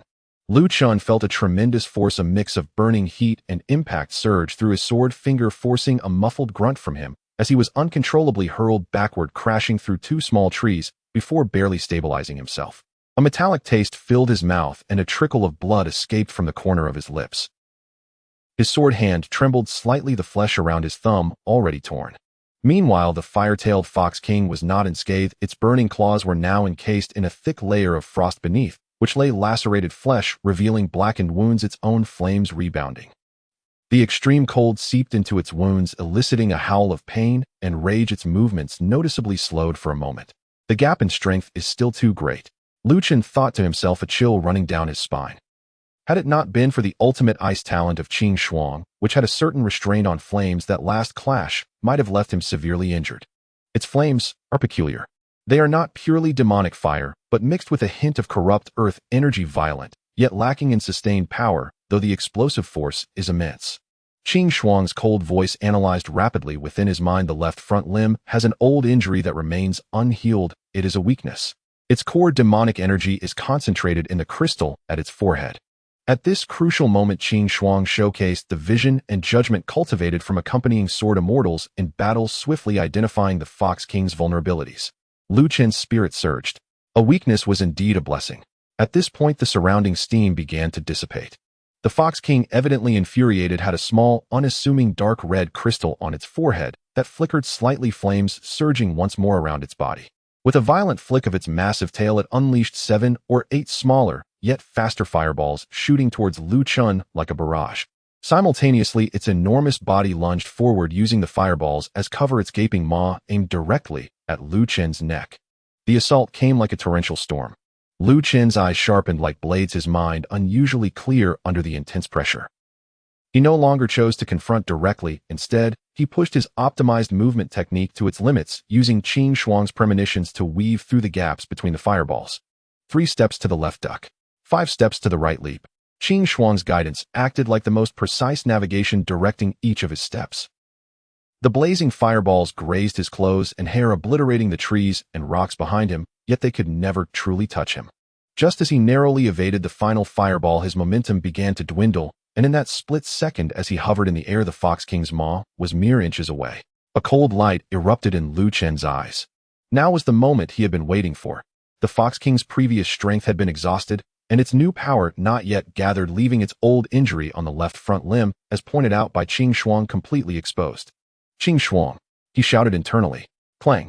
The iron sword at his waist finally fully unsheathed for the first time. The blade no longer appeared as mere mundane metal. It radiated a crystalline ice-blue sheen, as if sculpted from millennia-old frost. A far more potent, pure, and chilling sword intent surged skyward. Luchun poured nearly half of his remaining spiritual energy into it without reservation. Man and sword seemed to merge as one, moving with the sword, transforming into a decisive stream of ice-blue light that was no longer just sword energy from a distance, but a unified strike aimed directly at the exposed shoulder joint of the Fox King's left front limb. This strike was swift, accurate, lethal. It embodied all of his spirit, will, and strength. Moreover, it fused with Qing Shuang's ultimate sharpness and coldness. For the first time, terror flickered in the fire-tailed Fox King's crimson pupils. It tried to evade, but its massive body and the lingering effects of its previous strength prevented it from changing direction in time. It aimed to defend with demonic fire, yet the chill emanating from the ice-blue sword dimmed the flames surrounding it. Pshhh. The ice-blue sword pierced into the Fox King's old injury with precision, cutting through effortlessly as if slicing through butter. The terrifying chill contained within erupted instantly, spreading wildly along the wound. Arg! The Fox King let out the most anguished, sorrowful wail since the battle began. Its entire left front limb, along with half of its shoulder, was completely encased in ice in that instant, and under the force of the piercing sword intent it shattered into countless frosted meat chunks with a crack. The pain of its severed limb drove the Fox King into a frenzy. Its remaining eye turned blood red, and the crystal in its forehead radiated a blinding light, seemingly preparing to detonate its demonic core at any cost. Shatter the crystal, Qing Shuang warned urgently. Luchun could not let it succeed. As he struck the Fox King a heavy blow, he used the force of the impact to leap onto the Fox King's massive body akin to a nimble ape, and with his ice-blue sword turned downward, he gathered his last reserves of strength, surging forth with an unstoppable momentum to stab at the ominous red glowing crystal at its forehead. Shatter for me. Pshhh. The sword pierced through its skull, accurately striking the crystal. The glow from the crystal faltered abruptly, then countless fine cracks spread across its surface. With a soft bang, it shattered completely. The Fox King's massive body stiffened, the madness in its eyes swiftly fading to a dull gray. The flames that had engulfed it extinguished as if doused with water, and it collapsed to the ground with a thunderous crash, sending up a cloud of dust. Silence returned to the mountain forest, interrupted only by the crackling of some smoldering vegetation and the lingering scent of char and cold air that bore witness to the ferocity of the earlier battle. Luchun knelt on one knee, supporting his body with the long sword, gasping for breath, his face pale and soaked in sweat, nearly depleted of spiritual energy. The series of explosive clashes and precise strikes had been an immense test for both his spirit and body. Yet in his eyes a spark of excitement and victory flickered. He had slain the mutated Fox King at the pinnacle of the fourth layer of Qi, refining, surpassing his own limits. Ding! Defeated the mutated fire-tailed Fox King LV. 15 gained 300 experience points. Qing Shuang leveled up to LV. For 85400. Congratulations to the host for achieving a first kill of an elite-level demonic beast, gaining additional rewards: low-grade spirit stones, x20 skill point x1. A series of generous system notifications rang out, especially the single skill point igniting Luchen's spirits. He struggled to rise, walking over to the Fox King's corpse. Although the crystal had shattered, significantly reducing its value, the mutated fur, intact tailbone, and sharp fangs still held considerable worth. He began to carefully gather the materials. Your timing in that battle was commendable, Qing Shuang's cold voice remarked, tinged with a hint of unnoticeable approval. That final strike exhibited a semblance of sword heart clarity. Sword heart clarity? Luchun inquired as he processed the materials. It is a state within the realm of swordsmanship, free of distractions, solely focused on the sword, and oneself capable of perceiving the minutiae of both enemy and self. Your cultivation is still shallow, merely a budding form, yet it is quite rare, Qing Shuang explained. Luchun understood. It seemed that life-and-death battles indeed served as the best catalyst for breakthroughs. He stored away the most valuable materials from the Fox King and collected the remaining required tails from the fire-tailed fox. Looking at the packed items and the 20 spirit stones along with that precious skill point, all weariness transformed into the joy of reward. He refrained from immediately allocating the skill point, intending to study it further upon his return. This place was not suitable for lingering. The commotion from the earlier battle might attract other demonic beasts or cultivators. Luchun swiftly tidied the battlefield, determining the direction before hastening toward the market. As the sun dipped below the horizon, Luchun returned to Qinglan market weary, yet determined. First, he went to the duty hall to submit the task of eradicating the fire-tailed fox, handing over 10 fox tails and successfully claiming 30 spirit stones as his reward. The official responsible for the task transfer showed a flicker of surprise at the few robust tails he presented, clearly marked with the king's characteristics, but did not inquire further. Next, he visited the treasure pavilion and the alchemist guild, selling the liquid stone marrow and flame flowers, netting him over 20 more spirit stones. With the addition of the system rewards and task compensation, his spirit stones surged to nearly 80. Just days prior, such a sum had been beyond his wildest dreams. With spirit stones in hand, Luchun felt a newfound sense of security. Instead of heading straight back to his small courtyard, he made another stop at the wind-listening pavilion, eager to catch up on the latest news and treat himself to a fine pot of spiritual tea. Just as he settled in a corner and ordered a pot of cloud mist spiritual tea for 3 spirit stones, he overheard nearby patrons discussing animatedly. "Have you heard? Something's happened over at Danxiao Mountain." "Oh, what now? Wasn't there a rumor a few days ago about a kid with an ice sword who disabled Wang Hu? This time it's even more explosive. Someone discovered the corpse of the fire-tailed Fox King deep in the outskirts, killed with a single sword strike. From the traces, the battle ended quite swiftly. The fire-tailed Fox King. That beast has been lingering on the outskirts for quite some time, at the pinnacle of the 4th layer of Qi refining, and with its unique fire, even those at the 5th layer shy away from provoking it. Who could be so formidable? No one knows. The scene only revealed remnants of pure fierce ice-type sword energy. It's likely a talented sword cultivator from some sect or family passed by and took it down. Tisk tisk, ice sword. Do you think it could be the same person who dealt with Wang Hu? Unlikely, right? Wang Hu was barely at the 3rd layer of Qi refining. To slay a mutated Fox King, one would need to be at least above the 5th layer. It's probably just a coincidence that both used ice-type sword energy.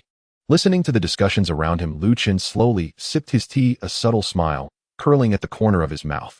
The title of Ice Sword Cultivator seemed to have begun spreading. This could attract attention, but it also served as a form of deterrence. At that moment, a middle-aged man in the attire of a treasure pavilion steward with a sharp demeanor scanned the tea house before striding directly towards Luchun. He approached Luchun's table, clasped his hands in greeting, and wore a friendly smile. "Fellow Taoist, have you just returned from Danxiao Mountain? I am Xiao, a steward from the treasure pavilion." Luchun's heart stirred. He set his teacup down and returned the gesture nonchalantly. "Steward, Xiao, what can I do for you?" Xiao's gaze swept over the seemingly ordinary iron sword at Luchun's waist, which exuded a faint sharpness, and his smile widened. "I wouldn't dare to instruct. I've heard that your skills are remarkable. Our treasure pavilion has a batch of goods that need to be sent to Haiyan City, passing through Luofeng Gorge. The area has been a bit unstable lately with reports of bandits. We would like to hire you as a temporary escort, offering 50 spirit stones as compensation." "What do you think? A escort mission. 50 spirit stones." Luchun did not answer immediately, his fingers lightly tapping the table. He knew that Haiyan City was a much larger gathering of cultivators than Qinglan Market, and Luofeng Gorge was notorious for its treacherous terrain. While the reward was generous, the risks were undoubtedly significant. Moreover, why would the treasure pavilion seek out a seemingly low-level cultivator like him? Was it due to the rumors of the ice sword? Or did they have ulterior motives? He needed to weigh his options.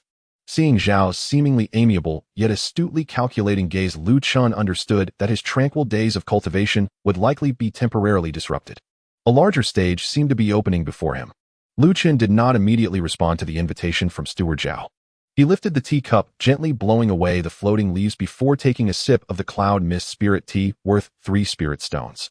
The tea was slightly bitter at first, but soon transformed into a gentle stream of spiritual energy that revitalized his slightly fatigued spirit from the recent battle. Indeed, the 3 spirit stone tea proved to be much more effective than the 1 spirit stone clarity tea. He needed time to contemplate. A reward of 50 spirit stones was undoubtedly substantial for a cultivator of his level, sufficient to support several months of training. However, the terms Falling Wind Gorge and Bandit Cultivators inherently implied risk. As a major merchant in Qinglan, Fengshe Baibao Pavilion undoubtedly possessed formidable protective forces. Why then recruit temporary guards? Moreover, why approach someone like him whose reputation was just beginning to emerge and whose cultivation seemed modest? Was it because they were drawn to his rumored status as an ice sword cultivator, hoping to leverage his abilities? Or was there another agenda perhaps? A test? Seeing Luchun lost in thought, steward Xiao did not rush him, maintaining a professional smile, as he continued, "This escort mission will be led by a manager from Baibao Pavilion accompanied by 3 capable temporary hands just like yourself. The team will set off at dawn tomorrow, expected to reach Blackrock City in 3 days. In addition to the fixed reward, should any accidents occur along the way, there will be additional compensation." He paused, lowering his voice slightly. "To be frank, there are important items in this shipment destined for the Lord's mansion in Blackrock City that must not be lost.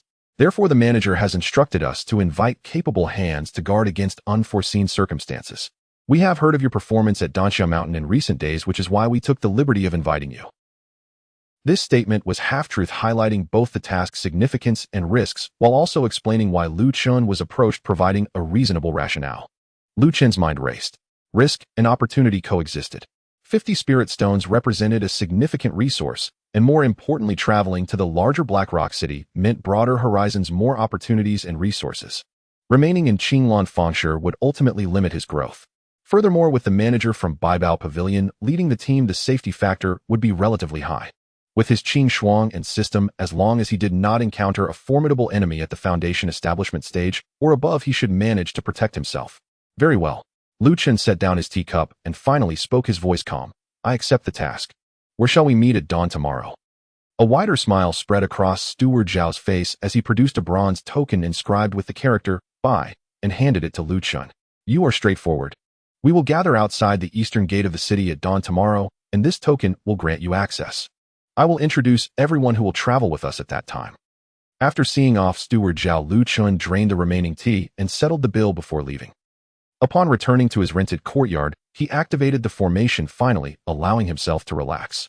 He first sat in meditation to restore his expended spiritual energy and spirit, then began to tally the gains from his trip to Danxia Mountain. In terms of spirit stones, after accounting for the task's reward and material sales, deducting expenses, he netted nearly 70 stones. Together with the ones he already possessed, he now had almost 80 low-grade spirit stones, a veritable windfall overnight.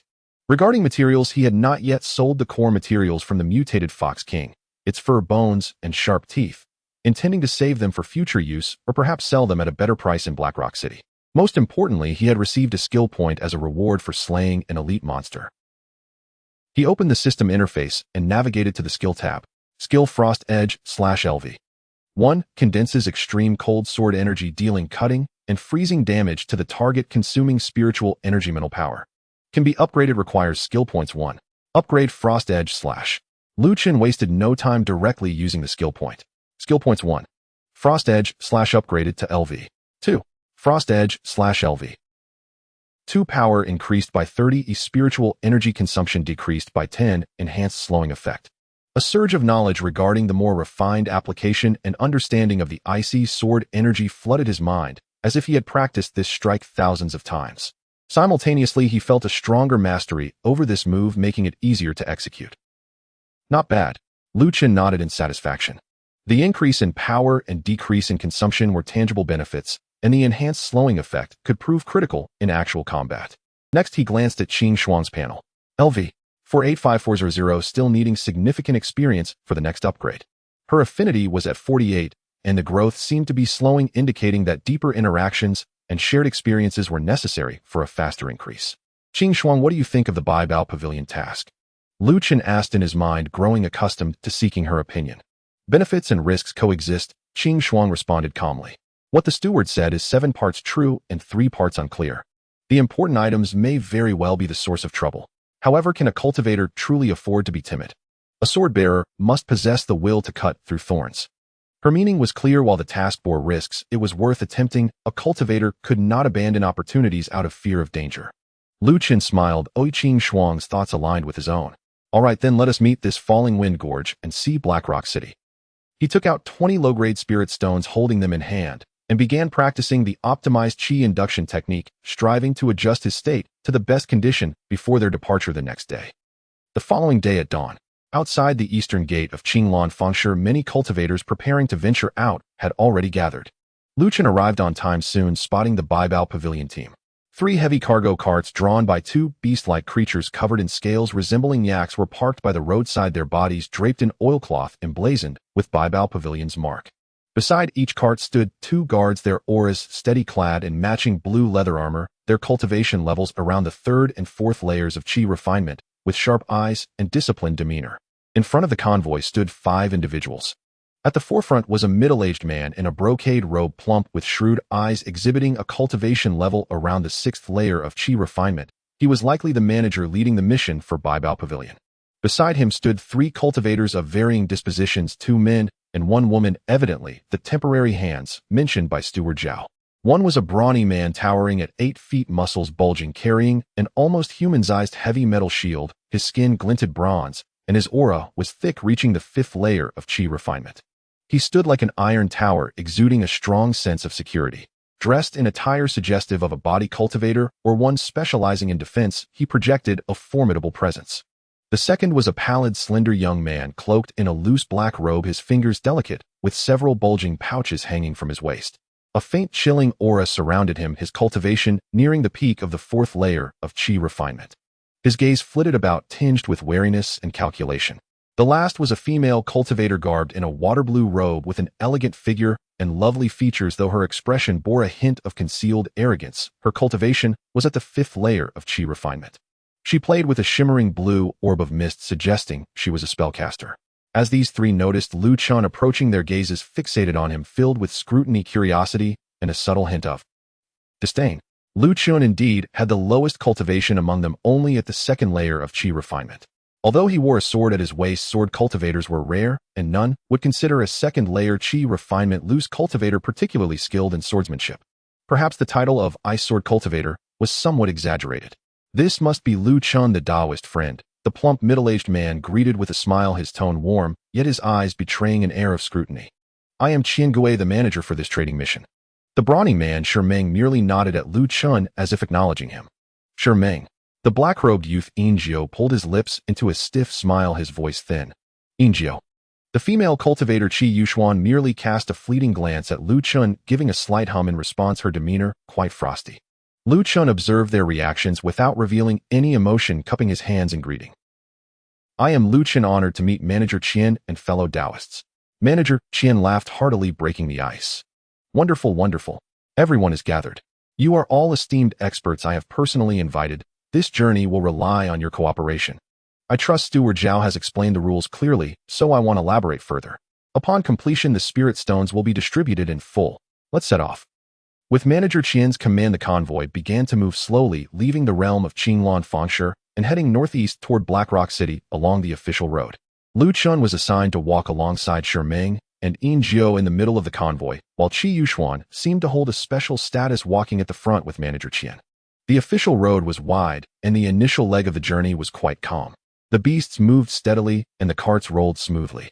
Shermeng was a man of few words, silently observing the surroundings with vigilance. Occasionally, Ingio would strike up a conversation with Luchun, his words often veiled inquiries aimed at discovering Luchun's background and the truth behind the ice sword.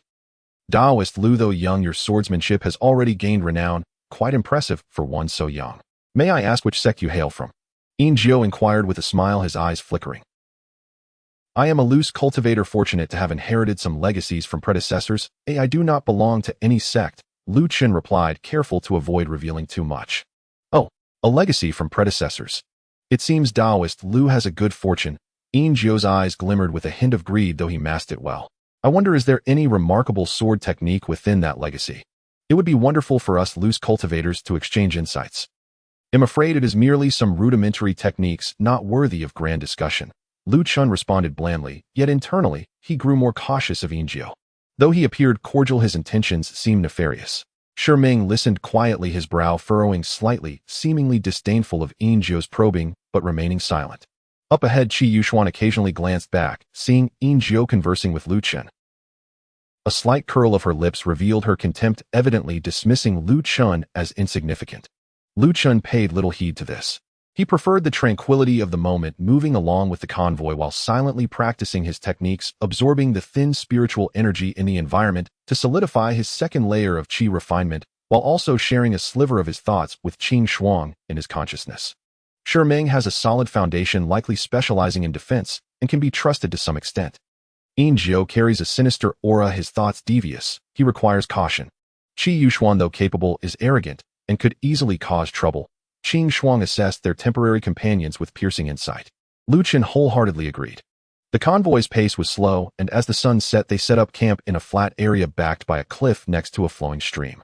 The guards skillfully arranged the vehicles, setting up simple alert arrays and kindling a fire.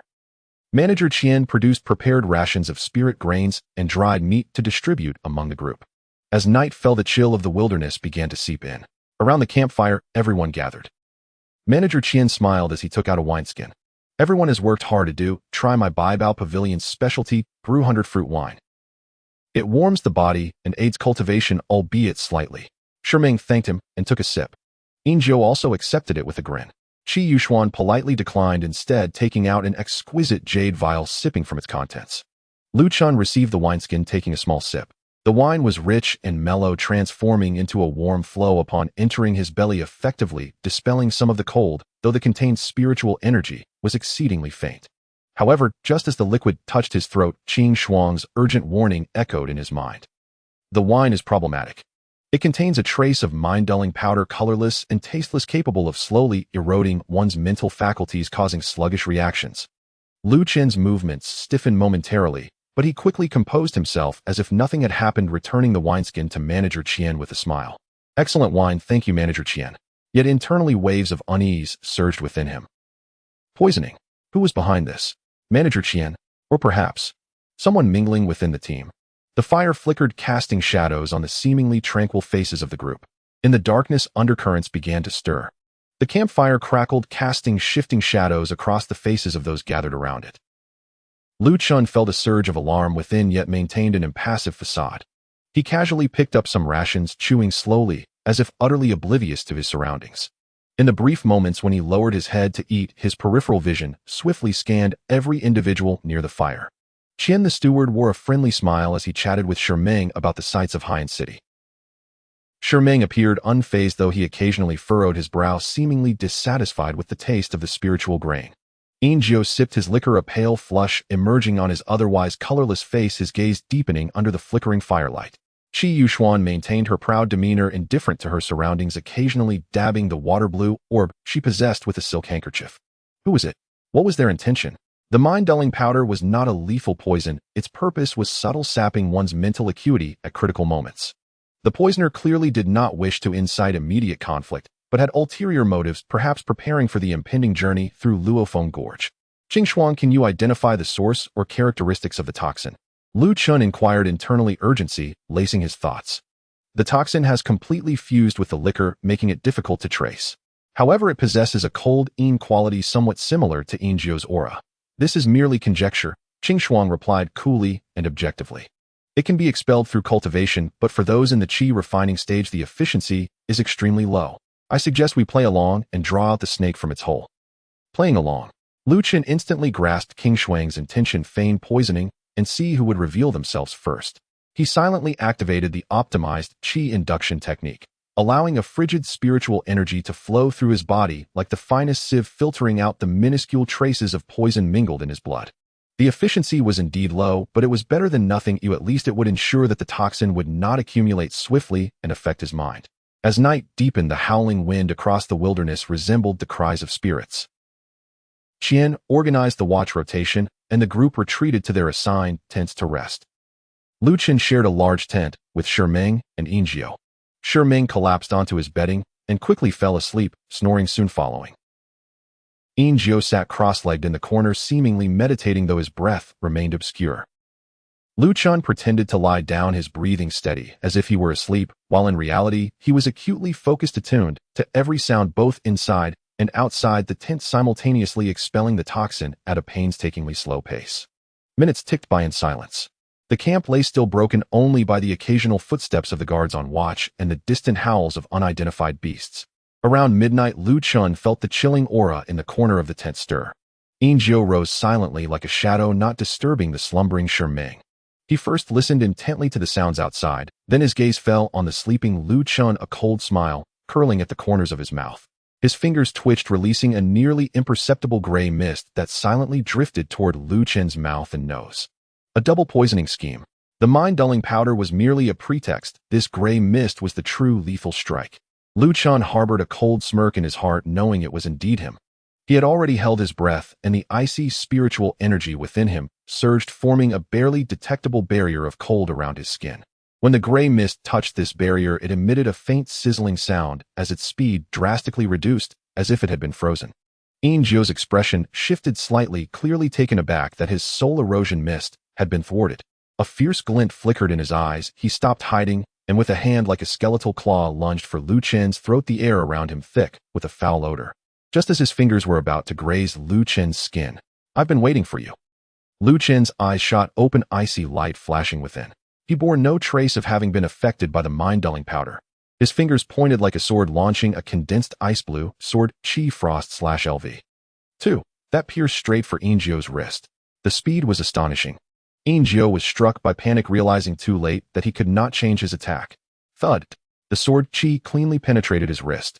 No blood splattered. The wound instantly froze, a biting chill racing through his veins, rendering his entire arm numb. You're not poisoned."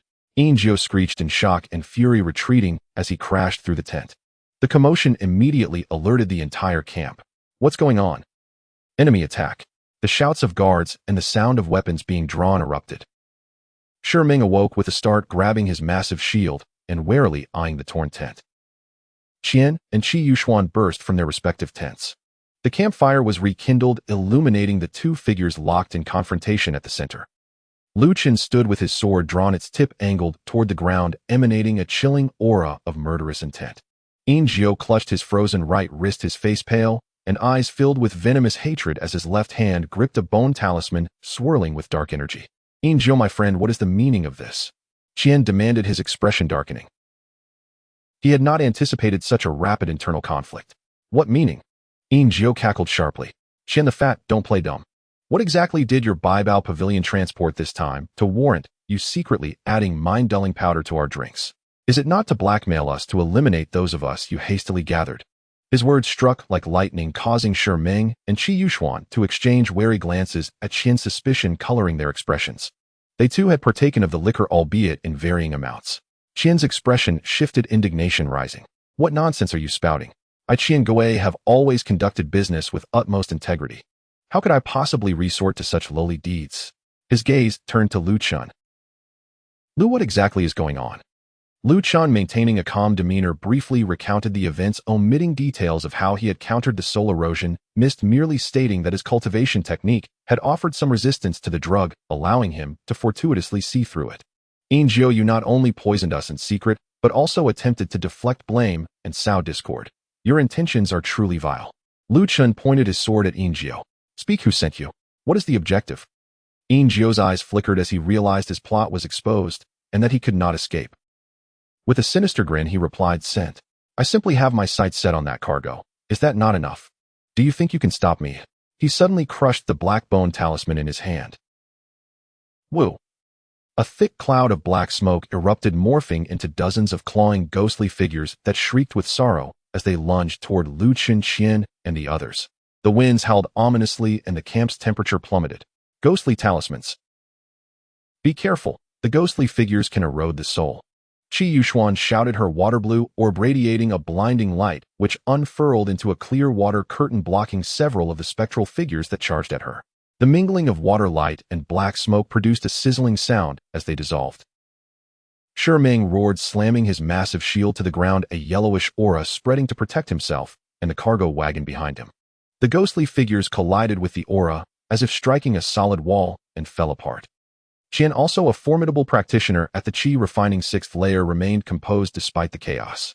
He tapped his storage bag, and a shimmering copper coin flew out, spinning as it released golden light, purifying the ghostly figures that rushed toward him. However, most of the ghostly figures converged on the one with the lowest cultivation level, Luchun. In Jiao's view, Luchun had merely relied on his unique technique and a surprise attack to injure him. Facing him head-on was not an option for someone of Jiao's peak Qi refining 4th layer, skilled in the arts of deception. Faced with the onslaught of ghastly figures, Luchun's expression remained icy, devoid of any hint of panic. "Chimeras and specters, dare you approach?" His iron sword hummed softly, radiating an ice blue sheen. This time he did not employ the more draining frost slash, but instead enveloped the sword with cold spiritual energy, his wrist shaking as the sword light poured forth like spilled moonlight. clear, swift, and dense. Swish, swish, swish, swish. As the sword light swept through, the advancing, ghostly figures encountering their nemesis were easily torn apart and frozen by the sword chi, imbued with extreme cold, their shrieks stifled before they could escape, dissipating into wisps of black smoke. Luchen's figure danced through the phantoms, his footwork agile, his sword strikes concise and efficient, each thrust targeting the core of the ghostly figure's energy nodes. Though he had not directly used the upgraded frost slash, the enhanced mastery over icy power it provided allowed him to elevate his application of ordinary sword strikes to a new level. In the blink of an eye, the dozen or so figures attacking him evaporated into nothingness. Jiao stared in disbelief, his heart racing in terror. Was this truly a chi refining second-layer practitioner?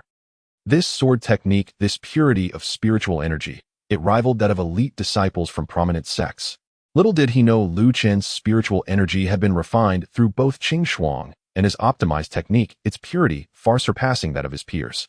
Coupled with Qingshuang's innate advantage against and ghostly entities, he was at a distinct advantage. Now it's my turn. With the specters vanquished, Lu Chen's gaze locked onto the horrified Jiao, stepping forward with the swiftness of lightning to close the distance.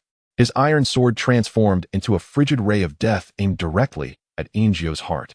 Simple, direct, yet fast enough to steal one's breath. Jiao's soul nearly fled his body. In a panic, he summoned a black banner to shield himself, a tormented, ghostly face emerging upon its surface. Clang! The iron sword struck the banner, producing a sharp metallic sound. The ghostly face let out a piercing wail, spewing thick black mist in an attempt to corrode the sword. However, Lu Chen's icy spiritual energy erupted with intensity. Crack! The ghostly face on the banner was instantly frozen, then along with the banner was shredded to pieces by the fierce sword intent. The force of the strike did not halt, penetrating the shattered artifact and piercing into Jiao's chest. Jiao's body stiffened abruptly as he stared down in disbelief at the sword tip embedded within him. An indescribable chill rushed through his body, freezing his blood's spiritual energy and even his thoughts in that instant. Luchun did not immediately take his life. The icy aura emanating from the sword tip sealed his movements and voice as he coldly inquired, "Last chance. Who sent you? What is the goal?" Fear and despair filled Jiao's eyes as he opened his mouth, seemingly wanting to say something. But at that moment, an unexpected turn occurred. A sharp sound of slicing air suddenly sliced through the darkness outside the camp. The target was not Luchun, but the restrained Jiao. It was a pitch-black arrow devoid of any reflection, moving with astonishing speed, its tip glimmering with an ominous blue glow, clearly laced with deadly poison. "Watch out for the hidden arrow." Qingshuang's warning came almost simultaneously with the arrow's arrival. Luchun reacted swiftly, his wrist flicking as his sword withdrew just in time to deflect the arrow. Clang! A crisp sound echoed as the arrow was deflected, yet the tremendous force behind it sent a slight tremor through Lu Chen's arm. In the split second that followed, Jiao, immobilized by the sword's chill, suddenly jerked, black blood oozing from his 7 orifices, his gaze swiftly dulling as his breath ceased. He had poisoned himself to death. Or rather, he had been silenced. Lu Chen's expression darkened as he looked in the direction from which the arrow had come, where only an expanse of thick darkness remained. The assailant, having missed their shot, had long since fled. Inside the camp, silence reigned. The campfire flickered, illuminating Jiao's cold corpse and the grave expressions of the others. Chen stepped forward, inspecting Jiao's body, his face grim. Poison hidden in the teeth. What a ruthless tactic. Shimeng stowed his shield, casting a significantly different gaze toward Lu Chen, a hint of admiration and gratitude in his eyes. "Lu, thank you. Had it not been for your vigilance, we might have." Though not one for eloquence, his meaning was clear. Qi Yuxuan also lowered her haughty demeanor regarding Lu Chen with a look of astonishment and complexity. She reflected on herself. Had she been in Lu Chen's position, she could never have dealt with Jiao so decisively, let alone block that sudden hidden arrow. This swordsman, merely at the chi refining second layer, was a force beyond measure. Chen took a deep breath, solemnly cupping his hands toward Lu Chen.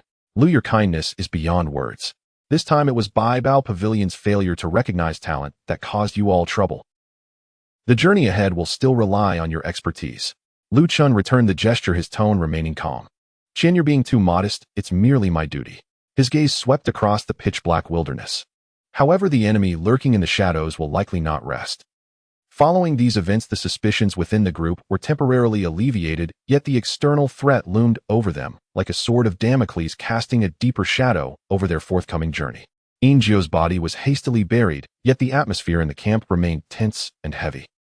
The shadowy arrows from the darkness, like the fangs of a venomous snake, served as a grim reminder that unknown enemies still lurked nearby. Chen, the camp manager, wore the most distressed expression. As the one who had recruited Xiao, he felt the weight of responsibility for this incident and worried about its impact on the escort mission. He repeatedly assured Luchun and his companions that there was no treachery involved, subtly hinting that the cargo was of great significance, and if safely delivered, the rewards could be renegotiated. Ming silently nodded, now convinced of Lu Chen's capabilities after the earlier incident. He kept his giant shield closed, vigilantly scanning the surroundings. Yuan, though silent, regarded Lu Chen with less disdain and more scrutiny, her hand clutching a water-blue orb that emitted a gentle glow. Lu Chen was the calmest among them. Sitting cross-legged by the campfire, he appeared to be meditating, but was actually conversing with Qinglan. "Can the source of that dark arrow be traced?" he inquired. "The aura from the arrow has completely dissipated. The assailant's cultivation level is no less than the 6th tier of Qi refining, and they are skilled in concealment," Qinglan analyzed. "Their intent is clear: to silence Xiao. There must be a mastermind behind him, and their ambitions are significant. It seems this murky water runs deeper than anticipated," Lu Chen mused within, feeling not fear, but a stirring sense of exhilaration. Crisis, after all, serves as a whetstone to sharpen one's blade. The remainder of the night passed without incident, though the night watch remained vigilant. At dawn, the team set off early. The atmosphere was noticeably more somber than the previous day. The guards drew their swords and formed a simple formation encircling the 3 cargo carts. Lu Chen and his companions positioned themselves at the front, middle, and rear of the convoy, forming strategic angles. The official road gradually narrowed and became rugged, the mountains on either side steepening like the bared fangs of a colossal beast. A faint scent of blood drifted through the air, with the haunting sound of wind howling from deep within the canyon. They were nearing Luofeng Gorge. Chen ordered the team to quicken their pace, hoping to pass through this perilous area swiftly. However, what was inevitable would eventually come. As the convoy approached a narrow pass flanked by sheer cliffs, disaster struck suddenly. Ho, whoa! A chilling, sharp whistle pierced the silence of the canyon, shattering the stillness. In the next instant, numerous boulders the size of millstones, accompanied by a roaring wind, plummeted from the cliffs like meteors, heading straight for the convoy below. "Enemy attack! Form a defensive formation," the lead guard shouted hoarsely. The well-trained guards quickly regrouped, channeling their spiritual energy into their shields, forming a faint blue light barrier that protected the core of the convoy. Boom, boom, boom. Boulders crashed against the barrier, one after another, producing deafening sounds. The barrier trembled violently, rippling as the guards holding their shields turned pale, clearly straining to maintain the defense. "Ming," Chen cried urgently. "Leave it to me," Ming shouted, slamming his giant shield into the ground with the wrath of a gold statue. A yellow light exploded from him, forming a thicker, more solid hemispherical shield that enveloped the majority of the cargo carts. As the falling stones struck the yellow barrier, though still fearsome, they could not budge it an inch. The defense of a 5th-tier Qi refining body was on full display, yet the attackers were clearly not finished. As the boulders descended, dozens of black figures leapt from the crevices of the cliffs and the underbrush like phantoms. Clad in uniform black attire and veiled, revealing only their cold, bloodthirsty eyes, they wielded various weapons, their cultivation levels no less than the 3rd tier of Qi refining, with several skilled at the 4th and 5th tiers, surging toward the convoy like a tide. "Kill them. Leave no survivors." The leading black-clad figure, armed with a pair of poisoned daggers, moved like smoke, his aura unmistakably reaching the pinnacle of the 6th tier of Qi refining. He scanned the scene and directly targeted Ming, clearly recognizing him as the greatest obstacle. "Your opponent is me," Yuan shouted, her water-blue orb glowing brightly. A massive water vortex formed out of thin air, roaring toward the peak-level Qi refining leader, temporarily halting his advance. The water vortex clashed with the daggers, creating a cascade of metallic sounds. Meanwhile, the other black-clad figures engaged in a fierce melee with the guards of Baibao Pavilion, swords and spells clashing and screams echoing throughout the canyon, instantly turning it into a bloody battlefield. Luchun, positioned in the middle of the convoy, naturally became a prime target. 3 black-clad figures at the 4th tier of Qi refining encircled him in a formation, their blades gleaming with lethal intent. "You brat, die!" shouted the foremost attacker, wielding a ghost-head broadsword, slicing downward with fierce momentum. The one on the left aimed a thrust at his ribs, while the one on the right hurled several poison darts. Their coordination was seamless, their attack ferocious. Faced with this 3-pronged assault, Lu Chen's gaze turned icy, unyielding in the face of danger. He didn't even draw his sword.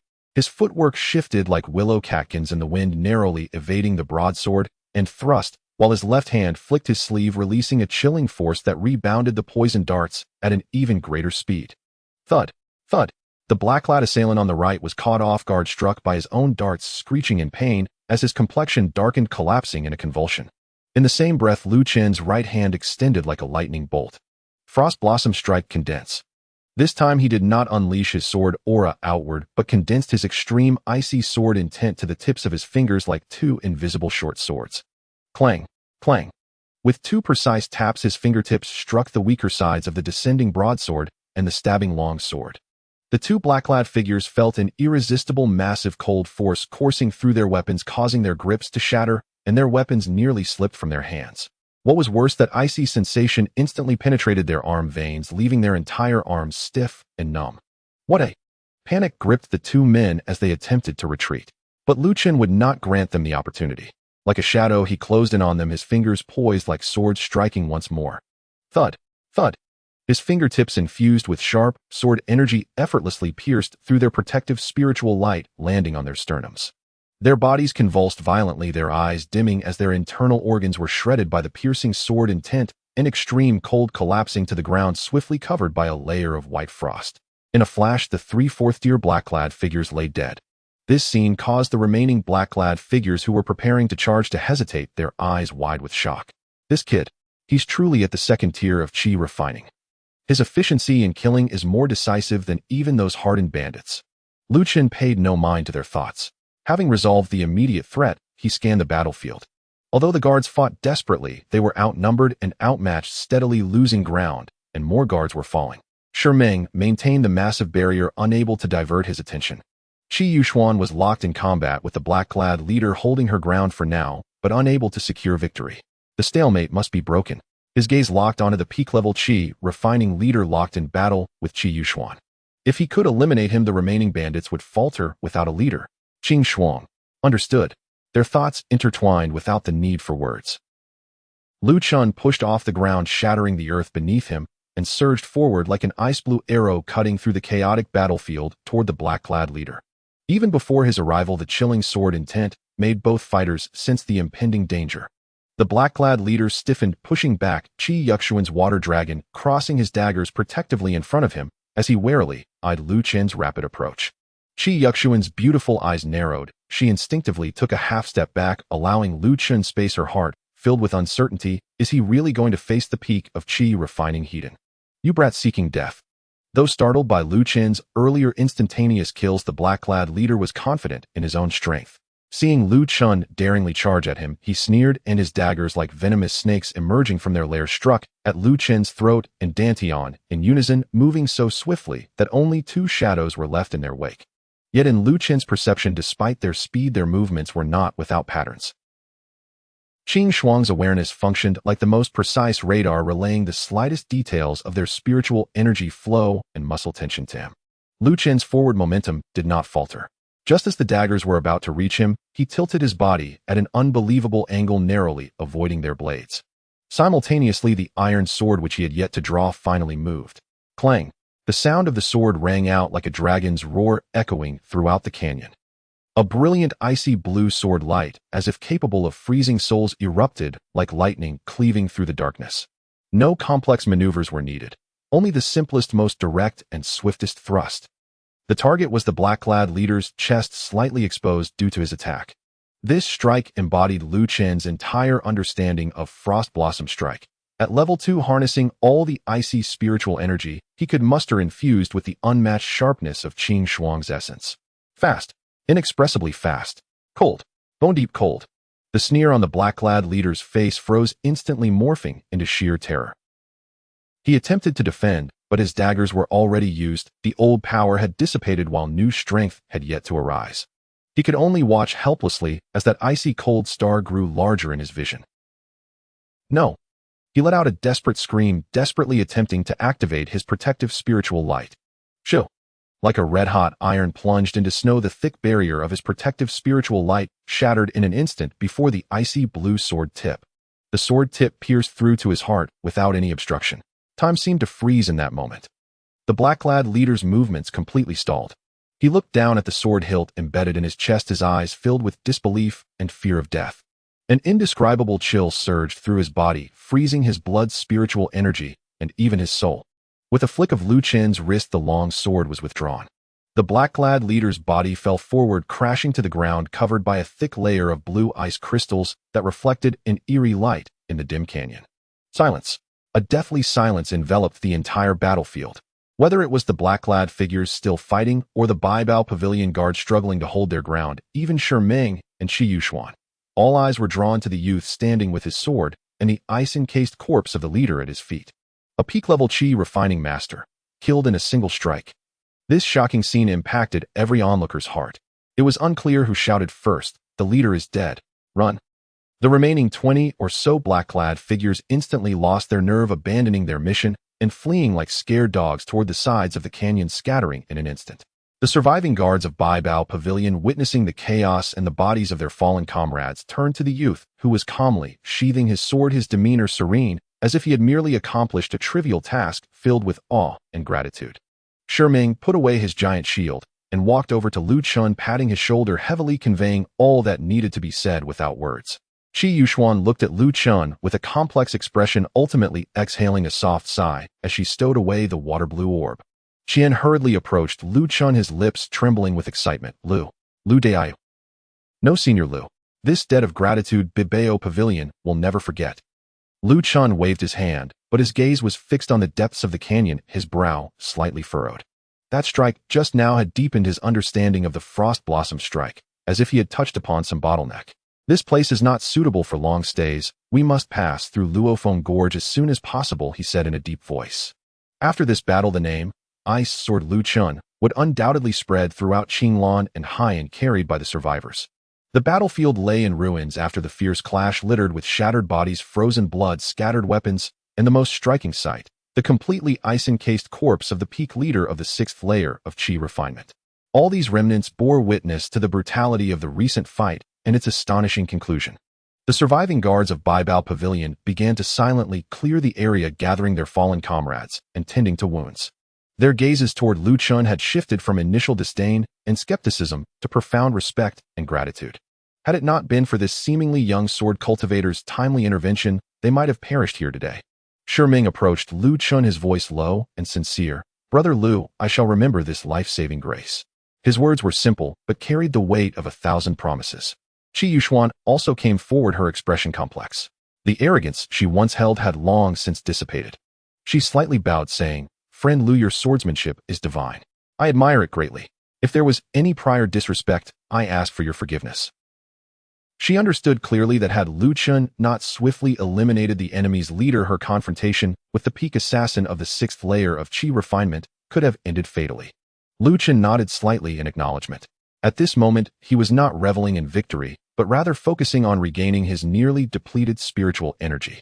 The strike that had gathered his essence, spirit, and energy had been tremendously powerful, yet it had also taken a heavy toll on him. He felt a hint of loosening at the bottleneck of the 2nd layer of Qi refinement, yet the opportunity for a breakthrough had not fully arrived. Qian Guanshi directed the others to hastily manage the scene, his expression still grave. He swiftly approached Luchun, handing over a jade vial. Senior Lu, this is the Huiyuan dance specially crafted by Baibao Pavilion.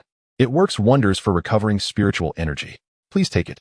The stench of blood here is too strong and may attract beasts or other nefarious entities. We must leave Luofeng Gorge immediately. Luchun did not hesitate to accept the pill, swallowing one. A warm yet immense medicinal power coursed through him, quickly replenishing his drained meridians and Dantian far more effective than low-grade spiritual stones. He sighed inwardly. Indeed, alchemists were among the wealthiest professions in the world of cultivation. Qian Guanshi is right. We must leave swiftly, Luchun said with a serious tone. The team reassembled. Although they had lost nearly half their numbers, the atmosphere was one of solemn determination and their movements were more rapid. Everyone understood that only by reaching Haiyan City as quickly as possible would they find true safety. The convoy hurried through the gorge, each person on high alert. Yet, just as they were about to break through the narrowest part of Luofeng Gorge and could see the light of the exit ahead, a terrifying pressure enveloped them, making their souls tremble like a mountain crashing down without warning. This force was far greater than that of the previous peak of the 6th layer of Qi refinement. It seemed to embody some fundamental law of the heavens, heavy and cold, filled with the scent of blood and death. The three sturdy beasts emitted terrified cries, collapsing to the ground, foaming at the mouth. The Qi refinement guards felt as if an invisible giant hand was pressing down on them, their faces paling, breaths becoming labored, and even their spiritual energy movements were sluggish. Meng groaned, his giant shield barely holding up under the oppressive force, the earth-toned aura shrinking rapidly as veins bulged on his bronzed face, clearly under immense strain. Qi Yuan trembled, her water blue orb flickering erratically, her face pale with fear. Qian Guanshi, possessing the highest cultivation level, felt the pressure most acutely. The color drained from his face, his voice shaking uncontrollably. Foundation establishment. It's the pressure of a foundation establishment cultivator. Foundation establishment. These words echoed like thunder in everyone's mind. The difference between Qi refinement and foundation establishment was like heaven and earth. Foundation establishment cultivators had already condensed their Tao foundation, transforming spiritual energy into true essence, able to fly with tools and cast more powerful spells with lifespans potentially reaching 300 years. In Qinglan Square, foundation establishment cultivators were already powerful figures. How could they attract a foundation establishment enemy?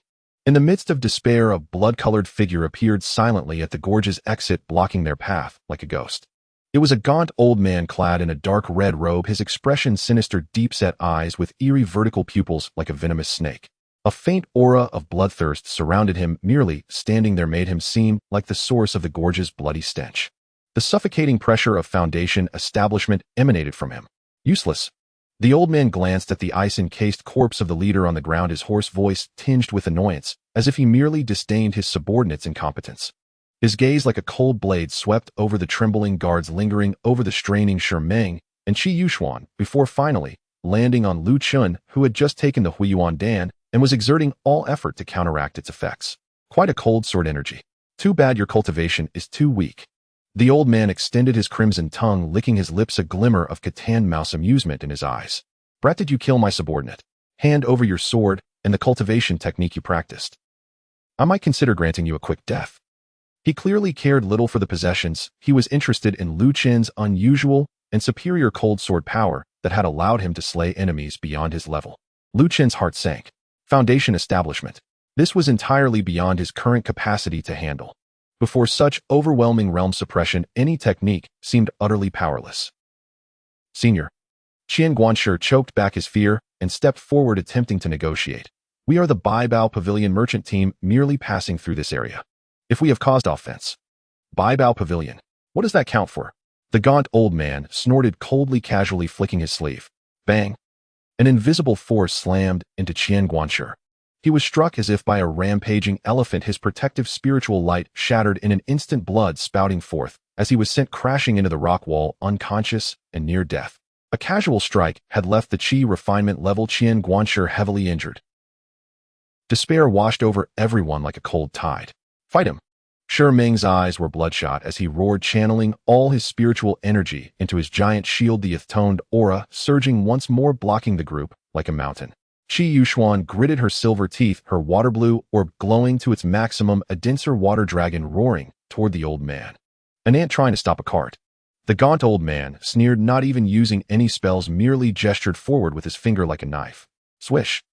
A remarkably condensed blood-colored blade of light appeared out of thin air, effortlessly tearing through Meng's seemingly solid earth-toned shield, continuing unabated to strike his giant shield.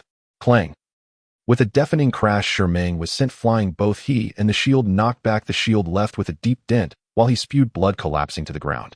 The roaring water dragon, upon contact with the blood-colored blade light, as if encountering its nemesis, let out a wail and disintegrated into ordinary water, splashing down. Qi Yuan, affected by the backlash, turned pale and sank weakly to the ground. A crushing defeat. An indisputable crushing defeat. The foundation establishment old man had not even seriously engaged before rendering the two strongest members of the team incapable of fighting. His gaze returned to Luchun, laced with impatience. Brat, my patience is limited. Luchun gripped his sword tightly. A massive shadow of death loomed over him, yet his eyes held no despair, only a chilling madness and determination. To sit idly by was not his style. Qingshuang, he roared inwardly. Initial stage of foundation establishment blood path cultivator with unstable spiritual energy, likely forcibly broken through using evil methods. The fatal weakness lies in the blood core of the Dantian heavily protected. Only the embryonic form of a domain might offer a chance. King Shuang's thoughts rushed in imbued with unprecedented gravity and a hint of resolve. The embryonic form of a domain. The ice trace domain. Wouldn't that require Qing Shuang to be at LV 10 and possess a 60 affinity? Burning my original spiritual essence can forcibly trigger it for a moment, but afterward I will fall into a long slumber. King Shuang's voice was resolute. Luchun's heart quaked. Burn my original spiritual essence. A long slumber. Is there no other way? There is no other way. A swordsman must act decisively. At that moment of mental exchange, the foundation establishment old man seemingly lost all patience, sneering, "Stubborn fool." He flicked his finger, and a condensed blood-colored wind darted forth like a grim reaper screeching through the air, instantly crossing dozens of steps to target Luchun's brow. This strike was several times more potent than those that had repelled Qian Guanshi and overwhelmed Shi Ming and Qi Yuxuan. He clearly intended to end Luchun with a mere finger, then seize his soul and treasures. As the wind approached, the piercing, murderous intent and scent of blood made Luchun's brow ache, as if his skull would be pierced at any moment. Life and death hung in the balance. Now is the time. Luchun and Qing Shuang roared simultaneously. Boom! An overwhelming, purer and colder sword intent erupted from within Luchun, or rather from the iron sword in his hand. The icy blue brilliance of the iron sword suddenly flared to its zenith, transforming into a miniature blue sun. The blade emitted a deafening hum, fine cracks beginning to appear. Luchun felt as if his soul merged with Qing Shuang, a profound sense of control enveloping him. Inspiration struck him. He poured all the spiritual energy he had just restored along with the immense and sorrowful icy power transmitted from Qing Shuang's burned essence forth without reservation. He did not attempt to block the deadly blood wind, but thrust the nearly shattered iron sword fiercely into the ground before him. Ice, trace, domain. With his hoarse roar, a visible ripple of icy blue expanded outward from the sword tip like water waves. Wherever the ripples passed, the space seemed to freeze. Time slowed in that instant. The lightning-fast blood wind, upon breaching the icy blue ripples, range drastically slowed, as if caught in an invisible quagmire, even beginning to crystallize with tiny ice shards. The ground, rock walls, scattered weapons bodies, everything was instantly coated with a thick, translucent layer of blue ice. The temperature around the gorge's exit plunged to an unfathomable degree, as if even the air had frozen. The smirk and indifference on the foundation establishment old man's face froze in shock, replaced by sheer disbelief and a hint of fear. Domain. Impossible. How could a Qi Refinement Jr. comprehend a domain? He exclaimed, feeling his bloodthirsty true essence move sluggishly as if bound by invisible chains of ice. Though this was merely the most embryonic and unstable form of a domain, and the range was minuscule, with a fleeting duration, the term domain represented the power of rules. It was a peak realm only initial golden core cultivators could approach. To see it manifest in a Qi Refinement youth was utterly mind-boggling. Just as he lost his composure, temporarily restrained by the domain's power, Luchun moved. He abandoned the cracked, dimly glowing iron sword, transforming into a human-shaped sword wave. He poured all his understanding of the frost slash, the embryonic understanding of heart of the sword, King Shuang's power transmitted through burning itself, his unwavering will, and all his life force into this charge.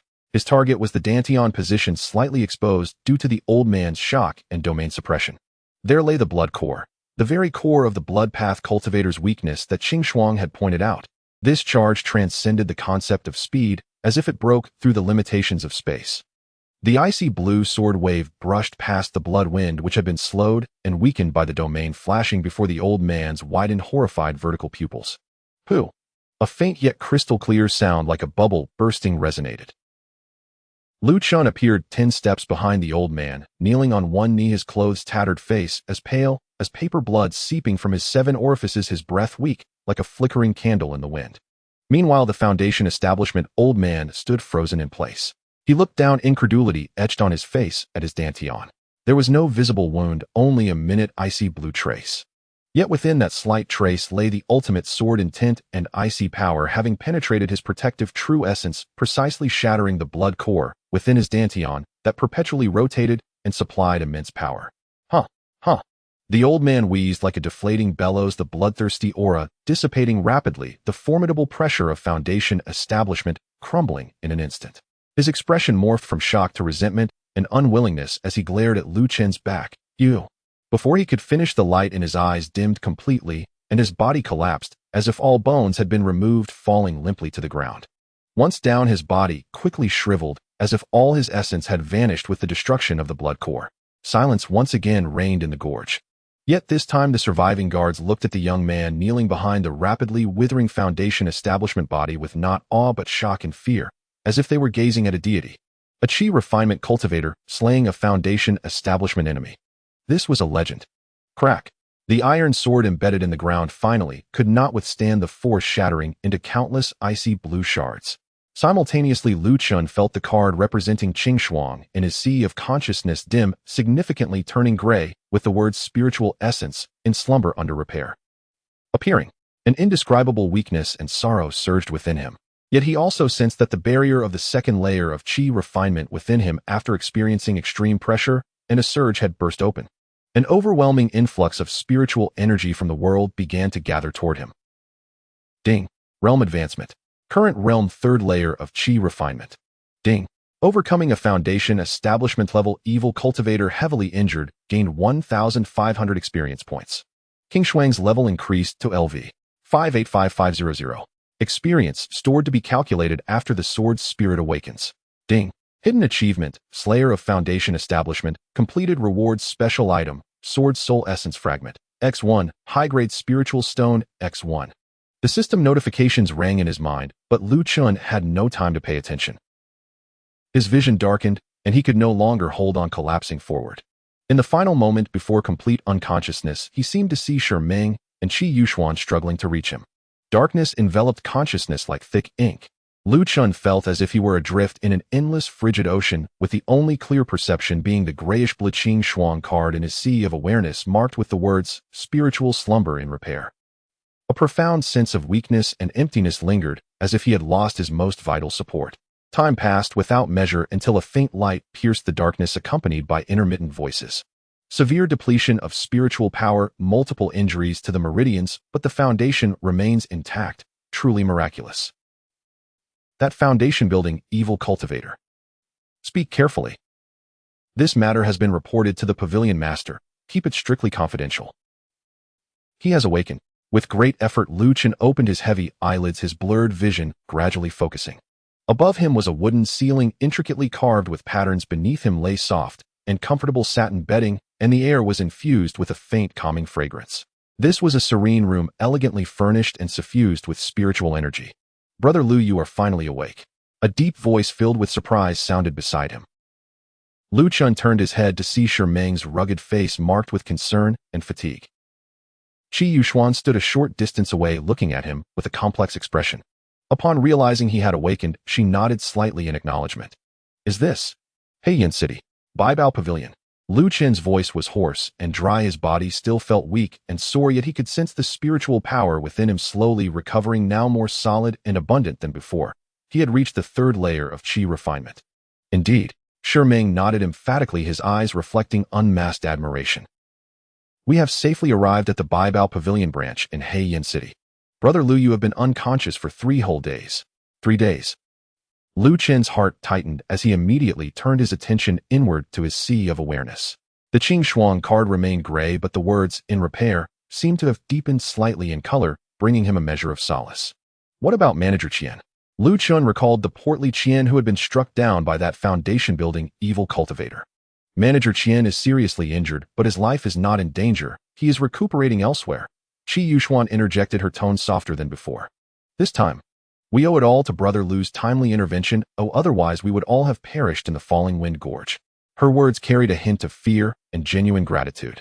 At that moment, the door to the serene room swung open, and an elderly man dressed in a purple robe with a gaunt face and sharp eyes like an eagle entered.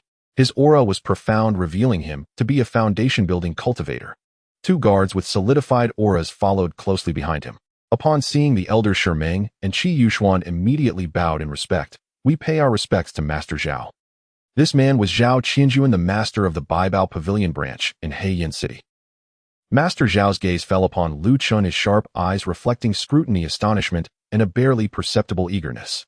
He gestured for Meng and Qi Yuxuan to step back. You are Luchun, young friend. Master Xiao's voice was calm, yet carried an inherent authority. Regarding the incident in Falling Wind Gorge, Manager Chen has reported briefly through secret methods. With a body refined in Qi, you managed to reverse his lay, a foundation-building cultivator. Though aided by a secret treasure, and that Blood River ancestor was only a shaky foundation cultivator himself, it is still enough to shock the world. Blood River ancestor. So that evil cultivator had such a title. Luchun understood that the Baibao Pavilion was clearly attributing his achievements to this secret treasure and the weakness of his opponent. This suited him well as it could effectively conceal the existence of Qing Shuang and the system. Senior overpraises me. I merely relied on a life-saving item bestowed by my master and fought desperately. Luchun replied, weaving a tale of an imaginary master to provide himself with an extra layer of protection. A glimmer of understanding flashed in Master Xiao's eyes. Indeed, to possess such a sharp and icy life-saving item as master must be remarkable. His smile grew more genuine. Young friend, you are being too modest. Regardless of the process, the result is that you saved our Baibao Pavilion's merchant group, preserving that vital cargo. A great kindness. He paused, solemnly stating, our Baibao Pavilion has always been clear about gratitude and grievances. If you have any requests, as long as they are within our capabilities, feel free to mention them. Spirit stones, elixirs, cultivation methods, magical artifacts. None shall be refused. Here it comes. The main event. Luchun's thoughts raced. What did he need most right now? Qing Shuang was in slumber. He needed a new sword, at least a temporary one. The optimized version of Qi induction technique would suffice for cultivation, but his offensive methods were too singular. Aside from frost flowers / he had little else. Elixirs and spirit stones were always welcome. I do have needs, Luchun said directly without pretense. First, I need a sword of the highest quality possible, preferably one attuned to ice attributes. Secondly, I am quite interested in swordsmanship and hope to peruse some of the sword techniques and insights in your esteemed pavilion's collection. Lastly, elixirs for healing and restoring spiritual power, as well as some spirit stones. He did not greedily demand anything beyond what was reasonable, making requests that clearly outlined his developmental direction. Sword cultivator. Master Xiao's eyes brightened with appreciation upon hearing this. Not greedy nor impatient, with clear goals, this young man's character was indeed extraordinary. Excellent. Master Xiao readily agreed. I will have someone prepare these items. Young friend, rest assured and recuperate here. Once your body recovers, you may go to the treasure vault and the library to select what you wish. With that, Master Xiao rose to leave and arrange for the relevant matters. In the following days, Luchun focused on recuperating under the arrangements of the Baibao Pavilion. He solidified his cultivation at the third layer of Qi refinement while meticulously studying the system rewards. Spirit Sword Essence Fragment, a peculiar crystal containing a fragment of ancient sword soul essence capable of slowly nurturing the spiritual nature of a sword, repairing damage, and with a certain probability of enhancing sword quality. Note it has a faint nurturing effect on a sword spirit in spiritual slumber status. Seeing the final note, Luchun's heart soared. He immediately attempted to bring this small, milky white crystal radiating a hazy sword intent and no larger than a fingernail close to the Qing Shuang card in his sea of awareness. The grayish-white card seemed to tremble slightly, absorbing a minuscule amount of energy. Though the change was nearly imperceptible, it was indeed effective. Wonderful. Luchun carefully stored the spirit sword essence in his system backpack, as it was one of the key hopes for awakening Qing Shuang. That high-quality spirit stone made him breathe faster. The spirit energy contained within was pure and vast, far surpassing that of a low-quality spirit stone. The value of this single high-quality spirit stone equated to thousands of low-quality ones. Moreover, it was a strategic resource, typically available only at a premium. Days later, Luchun's injuries had fully healed, and he was in even better condition than before. Under the guidance of a steward, he first arrived at the treasure vault of the Baibao Pavilion. The treasure vault was dazzlingly lit, filled with various magical artifacts and materials. Luchun had a clear target in mind and headed straight for the area displaying swords. Ultimately, he chose a 3-foot-long green blade named Liuguang. The sword was slender with smooth lines and radiated a faint azure color, shimmering with flowing light. It was a top-quality magical artifact, just a step away from being a spiritual artifact. Most importantly, it had excellent conductivity for various attributes of spiritual power, with a slight amplification effect for ice-type spiritual power, making it perfectly suitable for Luchun's current use. Seeing Luchun select this sword, the steward's eyes flickered with pain, yet he respectfully retrieved it. The pavilion master had decreed that as long as it was not a treasure of the pavilion, he could choose freely. Subsequently, Luchun visited the library.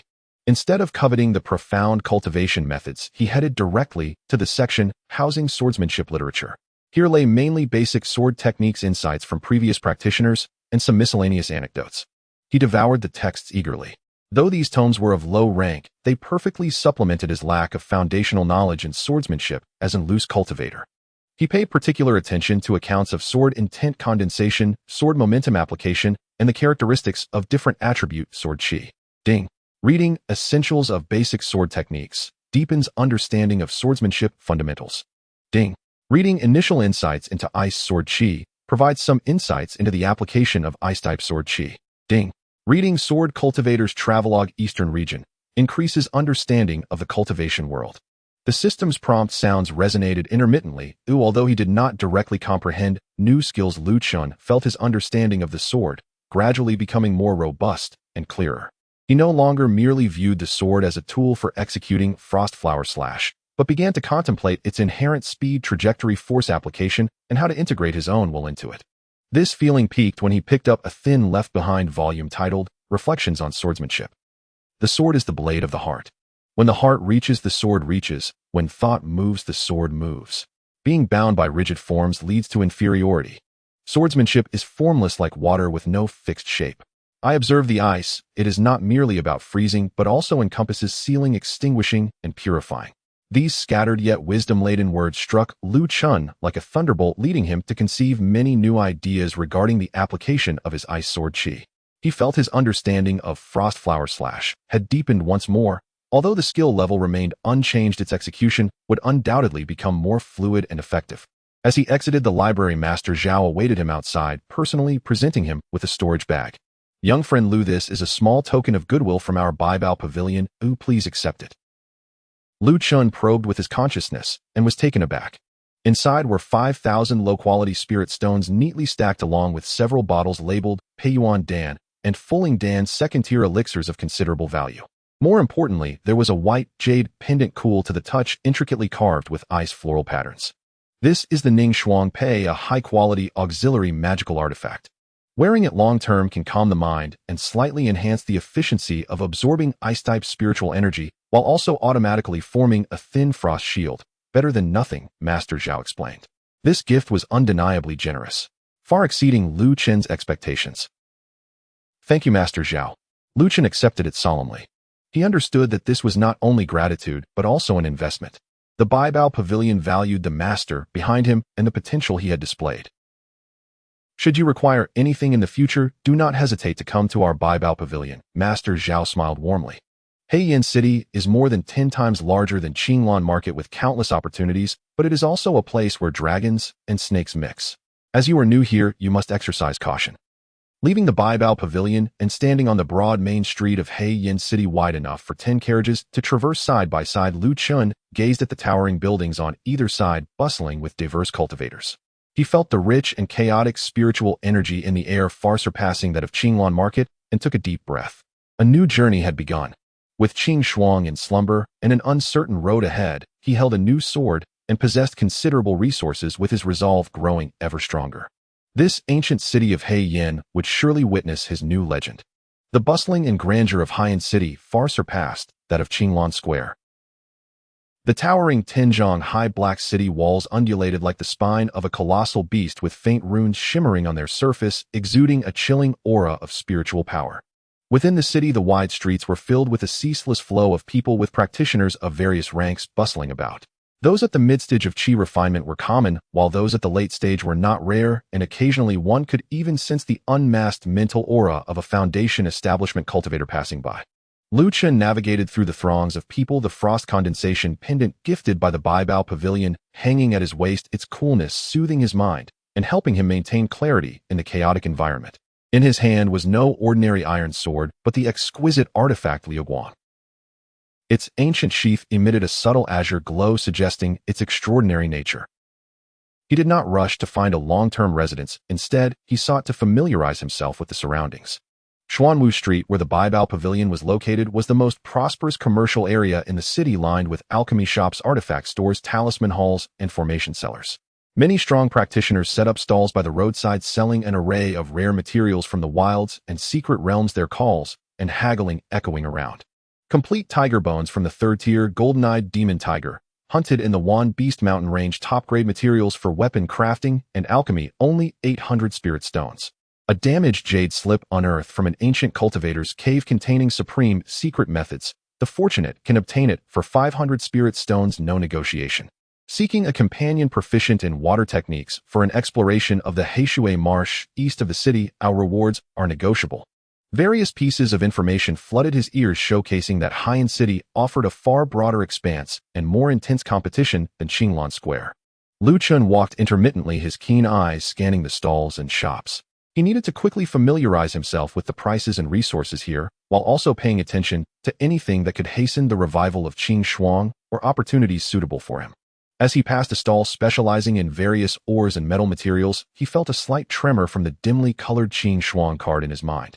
Luchun halted immediately, locking his gaze on a fist-sized piece of metal, ore that was entirely a deep blue and covered with fine frost patterns. Cold Iron Essence, a Tier 3 material for weapon crafting containing pure icy spiritual energy, making it an excellent material for forging ice attribute artifacts. Note this item has a slight nurturing effect on ice-type sword spirits. The system provided identification information. Boss, how much for this Cold Iron Essence? Luchun asked nonchalantly. The vendor, a burly man with a face full of flesh, glanced at Luchun and gruffly replied, 300 low-grade spirit stones, no negotiation. The price was somewhat steep, but considering its potential effectiveness for Qing Shuang, Luchun did not hesitate and paid up. The moment he stored the Cold Iron Essence in his storage pouch, a gift from the Baibao Pavilion featuring 3 spatial compartments, he felt the Qing Shuang card transmit a faint pulling sensation as the icy aura from the ore was slowly absorbed. Effective. While the speed was maddeningly slow, it was indeed a way forward. This invigorated him, making him more attentive to items that might benefit his sword spirit. As evening approached, Luchun rented a residence in a relatively quiet area in the west of the city, complete with a small independent courtyard and a basic protective formation at a monthly rent of 50 spirit stones. The price was steep, but it offered tranquility and safety. Once settled, he took out a medium-grade spirit stone and began his cultivation. The optimized Qi induction technique activated, and the pure, powerful spirit energy from the medium-grade stone surged into his body like a bursting river, far exceeding the efficiency of using low-grade stones. His meridians ached slightly under the cleansing flow of pure energy, yet they were continuously expanding and strengthening. Just one night of cultivation equated to half a month of his usual hard work. His cultivation at the third layer of Qi refinement was fully stabilized and steadily progressing toward the mid-stage. No wonder medium-grade spirit stones are so precious. Luchun mused as he observed the slightly dulled sheen of the stone in his hand, filled with emotions. This was the cultivation speed a practitioner ought to possess.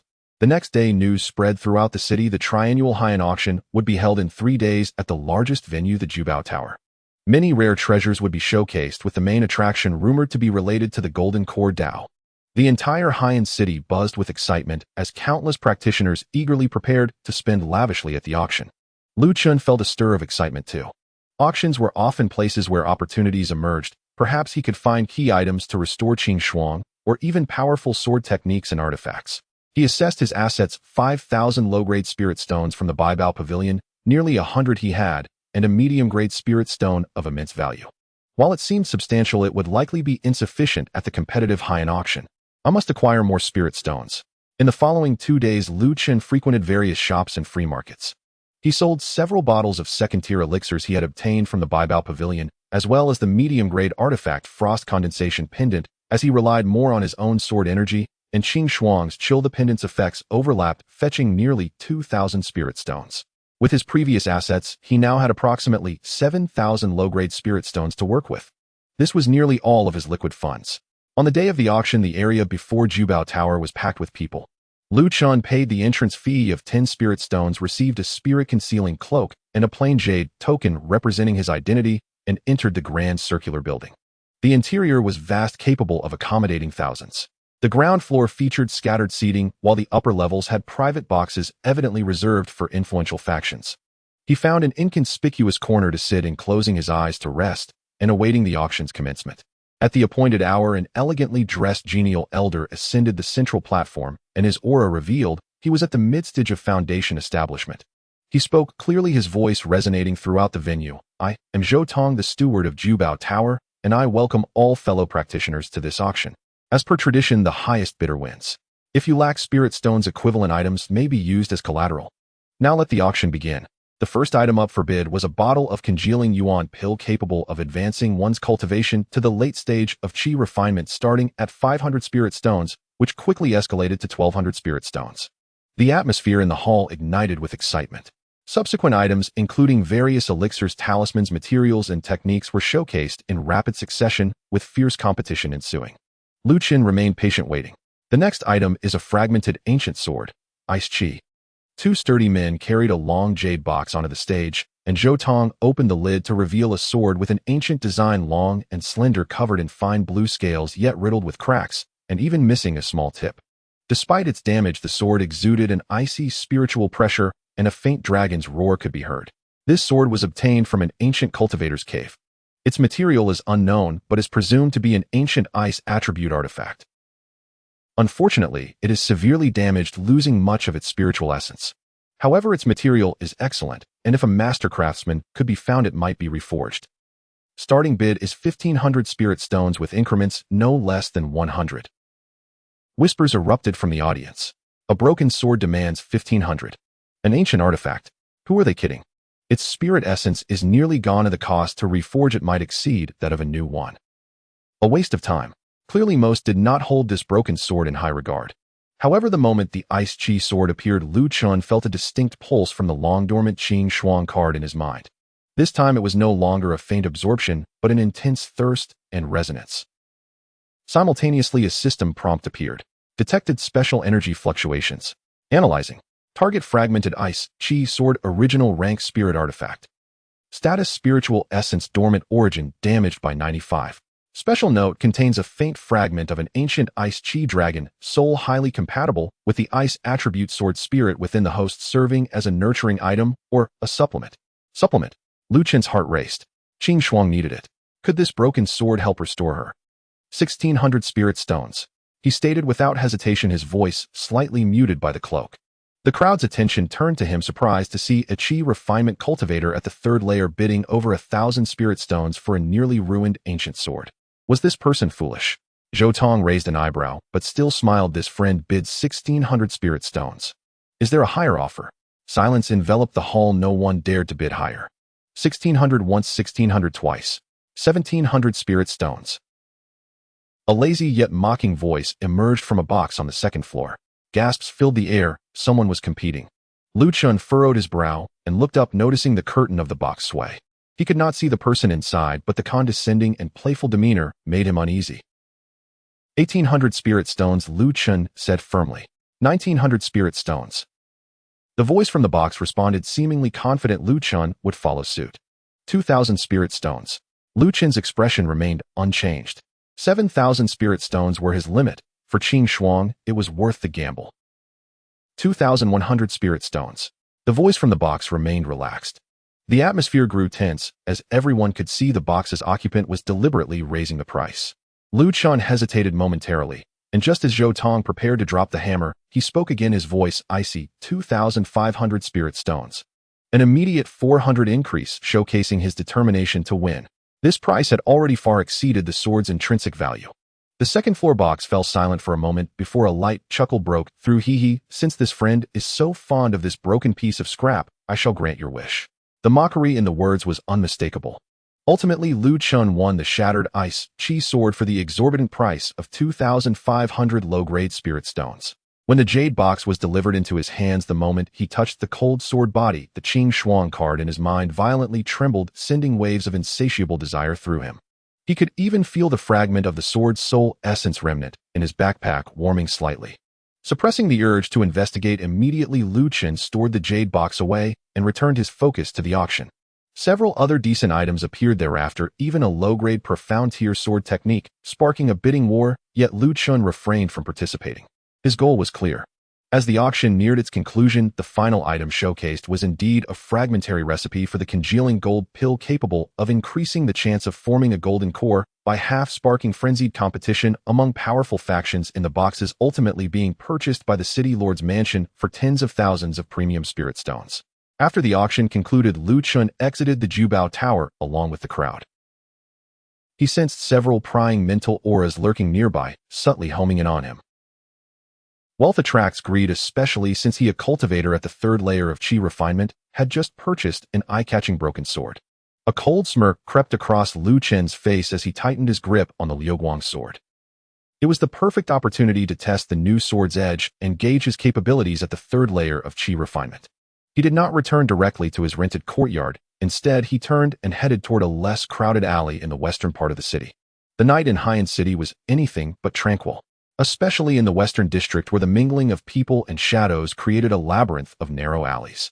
Far from the bright lights and clamorous streets, only a few dim spirit lamps flickered in the wind, casting distorted shadows that made the weathered walls and damp bluestone pavement appear even more sinister. Luchun walked leisurely, the sound of his footsteps echoing clearly in the silence of the alley. While he seemed casual, every sense in his body was heightened to the utmost. The spiritual energy of his third level of Qi refinement flowed smoothly through his optimized meridians like a glacier poised to surge. The hilt of his Liuguang sword was lightly gripped by his right hand, a chilling aura seeping from the scabbard, making the air around him feel frigid. He could distinctly sense at least 3 presences trailing behind him, like parasites, 2 at the 4th level and 1 at the 5th level of Qi refinement. Their intentions were clear, filled with unmasked greed and murderous intent. Just as I expected, Luchun sneered inwardly. Having displayed wealth at the auction and being merely at the 3rd level of Qi refinement, he appeared to these ruthless bandits like a plump sheep ready for slaughter. He deliberately turned into a narrower alley flanked by towering walls, a perfect place to deal with any trouble. Just as he reached the dead end and prepared to vault over the wall, whoosh, whoosh, whoosh, 3 piercing sounds sliced through the air from behind. A poisoned flying dagger and 2 blazing talismans sealed off his escape routes to the sides and above. The attacks were vicious and cunning, executed with a level of coordination that suggested this was not their first time engaging in such underhanded tactics.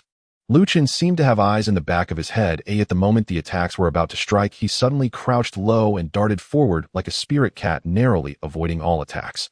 Boom! The fiery talisman exploded against the wall, sending sparks flying. The poisoned dagger embedded itself deep into the ground where he had just stood, emitting a hissing, corrosive sound. Quick reflexes, a sinister voice rang out. 3 figures emerged at the mouth of the alley, forming a triangular formation that trapped Luchun in the dead end. The leader, a man with a grotesque scar across his face, wielded a pair of dark water-splitting daggers. The other 2 were a lanky man wielding a chain spear and a short, stout man brandishing a pair of battle axes. Kid, hand over the sword you got at the auction and the storage bag on you, and we might consider leaving you with a whole corpse. The scarred man licked the tip of one dagger, his eyes gleaming with malice. Luchun slowly turned to face the trio, his expression devoid of panic, replaced instead by a frozen calm. Is that all you've got? The lanky man cackled. A 3rd level Qi refinement dares to act tough. Big brother, stop wasting time, let's take him down. Before he finished speaking, he flicked his wrist, sending the chain spear shooting toward Luchun's throat with the speed of a striking serpent, its tip glinting with deadly poison.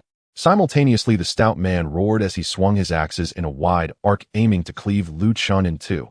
The force of the axes created a heavy wind that restricted Luchun's ability to dodge. Faced with such simultaneous deadly attacks from all directions, Luchun's eyes narrowed. Clang! The Liuguang sword finally unsheathed. Its blade shimmered with a cold light, like autumn water, carving a stunning arc in the dim alley. He did not resort to the more energy-consuming frost slash, but instead employed some basic sword techniques he had gleaned from studying swordsmanship in recent days, integrating them with his own icy spiritual force. With a slight flick of his wrist, the sword's tip struck precisely against the side of the chain spear's head. Ding! A light sound rang out, and the icy spiritual power within the sword erupted. The lanky man felt an extreme chill surge through the spear, causing his entire arm to go numb, and the chain spear's trajectory veered narrowly, missing Luchun's ear. As for the axes coming down from above, Luchun did not retreat, but instead leaned back, his body seemingly boneless, allowing the axes to sweep over him. At the same time, he slashed upward with his sword, targeting the exposed armpit of the stout man. Slash! The protective spiritual light was cleaved apart, like paper, revealing a deep frost-covered wound that exposed bone, the blood freezing before it could even flow. The stout man let out a piercing scream, stumbling backward. In a flash, Luchun had broken the 2-man assault, and severely wounded one of them. The scarred man's pupils constricted, a sense of dread washing over him. This kid was far from an ordinary third-level Qi refinement practitioner. That swordplay, that speed, and that strange icy power. Get him. Together. The scarred man barked, no longer overconfident. Gripping his daggers, he lunged forward, one aimed at Luchen's forehead, and the other at his heart, moving with a speed that left only two dark streaks in the air. The full force of his fifth-level Qi refinement erupted, accompanied by a piercing shriek. The other two, despite their injuries, pressed the attack once more. In an instant, the narrow alley became a chaotic blend of sword, light, spear, shadows, axe, winds, and stabbing thrusts, the sounds of their spiritual energies colliding, echoing throughout. Luchun pushed his agility to the limit, weaving through the gaps in their assault, his Liuguang sword transforming into a series of icy death rays. His sword techniques were not ornate, but they were exceptionally effective, each strike aimed directly at vital points, either attacking or exploiting openings. The icy spiritual force he wielded made the three bandits suffer immensely, their movements becoming increasingly sluggish, their energy disrupted. Puff! With another strike, the lanky man's chain spear was severed, the sword's momentum continuing as it carved a long gash across his chest, the chill seeping into him, turning his face an instant pale. Damn it, this kid is unnatural, the scarred man thought, growing increasingly alarmed. He realized that his advantage in Qi refinement at the fifth level was not translating into much against the pureness and sharpness of the opponent's icy sword energy.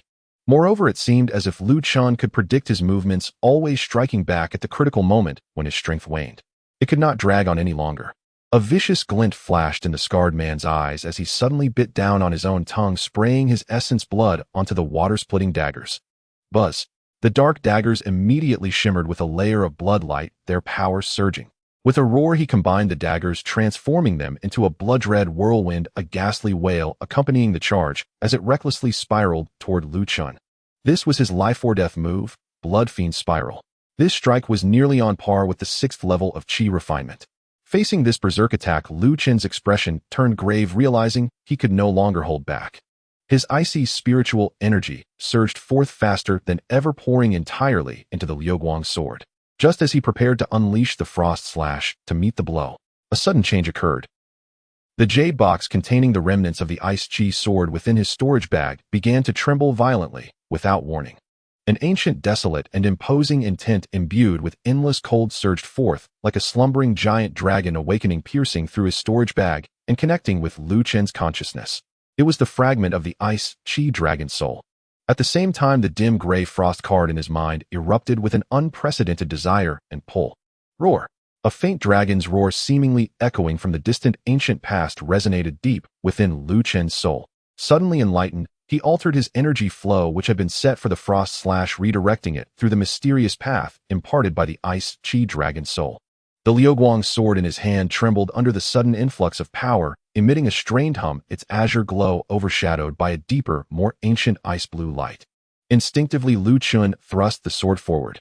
This strike transcended the refined sword aura of the frost slash and the cleverness of basic sword techniques. It carried an ancient will potent enough to freeze all things and extinguish souls.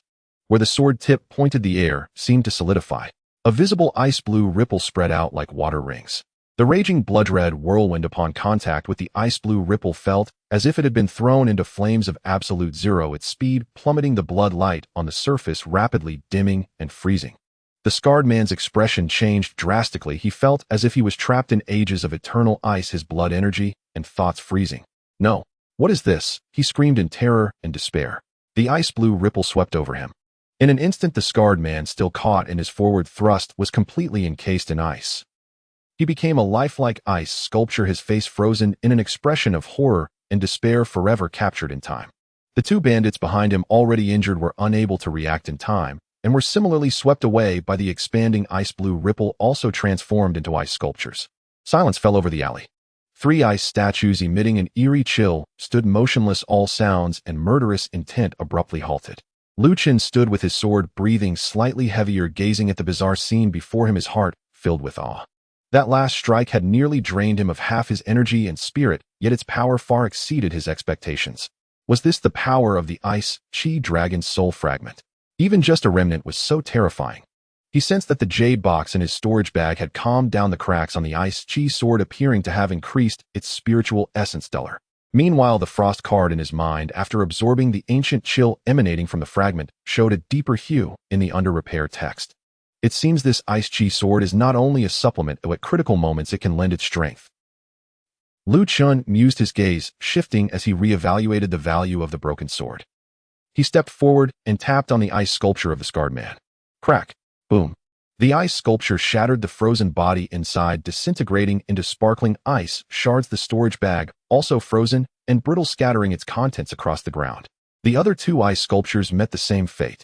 Luchun quickly gathered the spoils, primarily the bandits' weapons and some spirit stones and miscellaneous items. Though meager, it was better than nothing.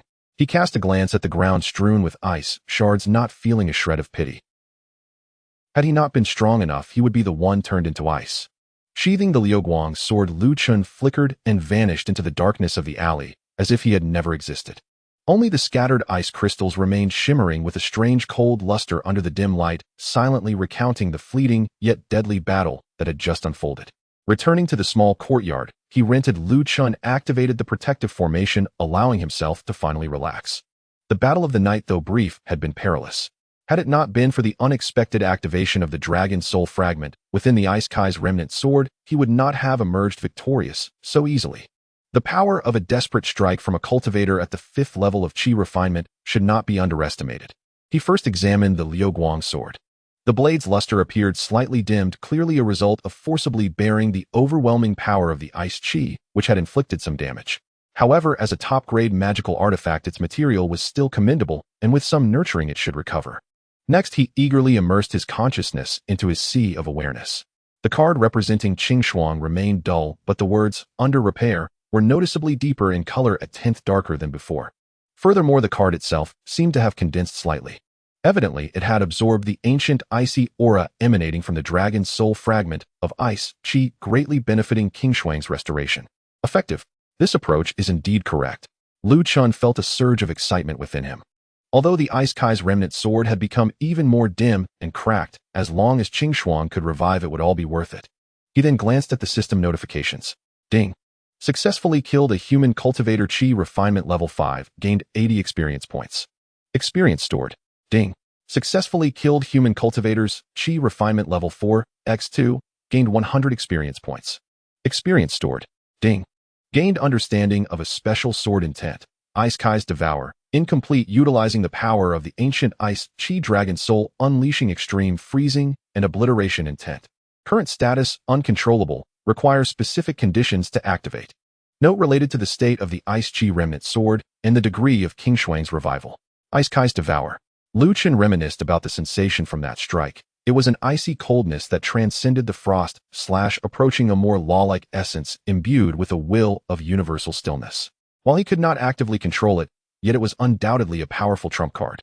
He sorted through the storage bags of the 3 robbers, obtaining over 800 low-grade spirit stones, some low-tier pills and materials, and a pair of water-splitting spikes, a board axe, and a broken spear, all of little value which he planned to dispose of later. After a series of battles and consuming spiritual energy, Luchun felt his cultivation at the 3rd level of Qi refinement had progressed slightly. He took out some high-grade spirit stones and entered a state of cultivation once more. Pure spiritual energy surged into him, nourishing his meridians and solidifying his cultivation. The night passed without incident.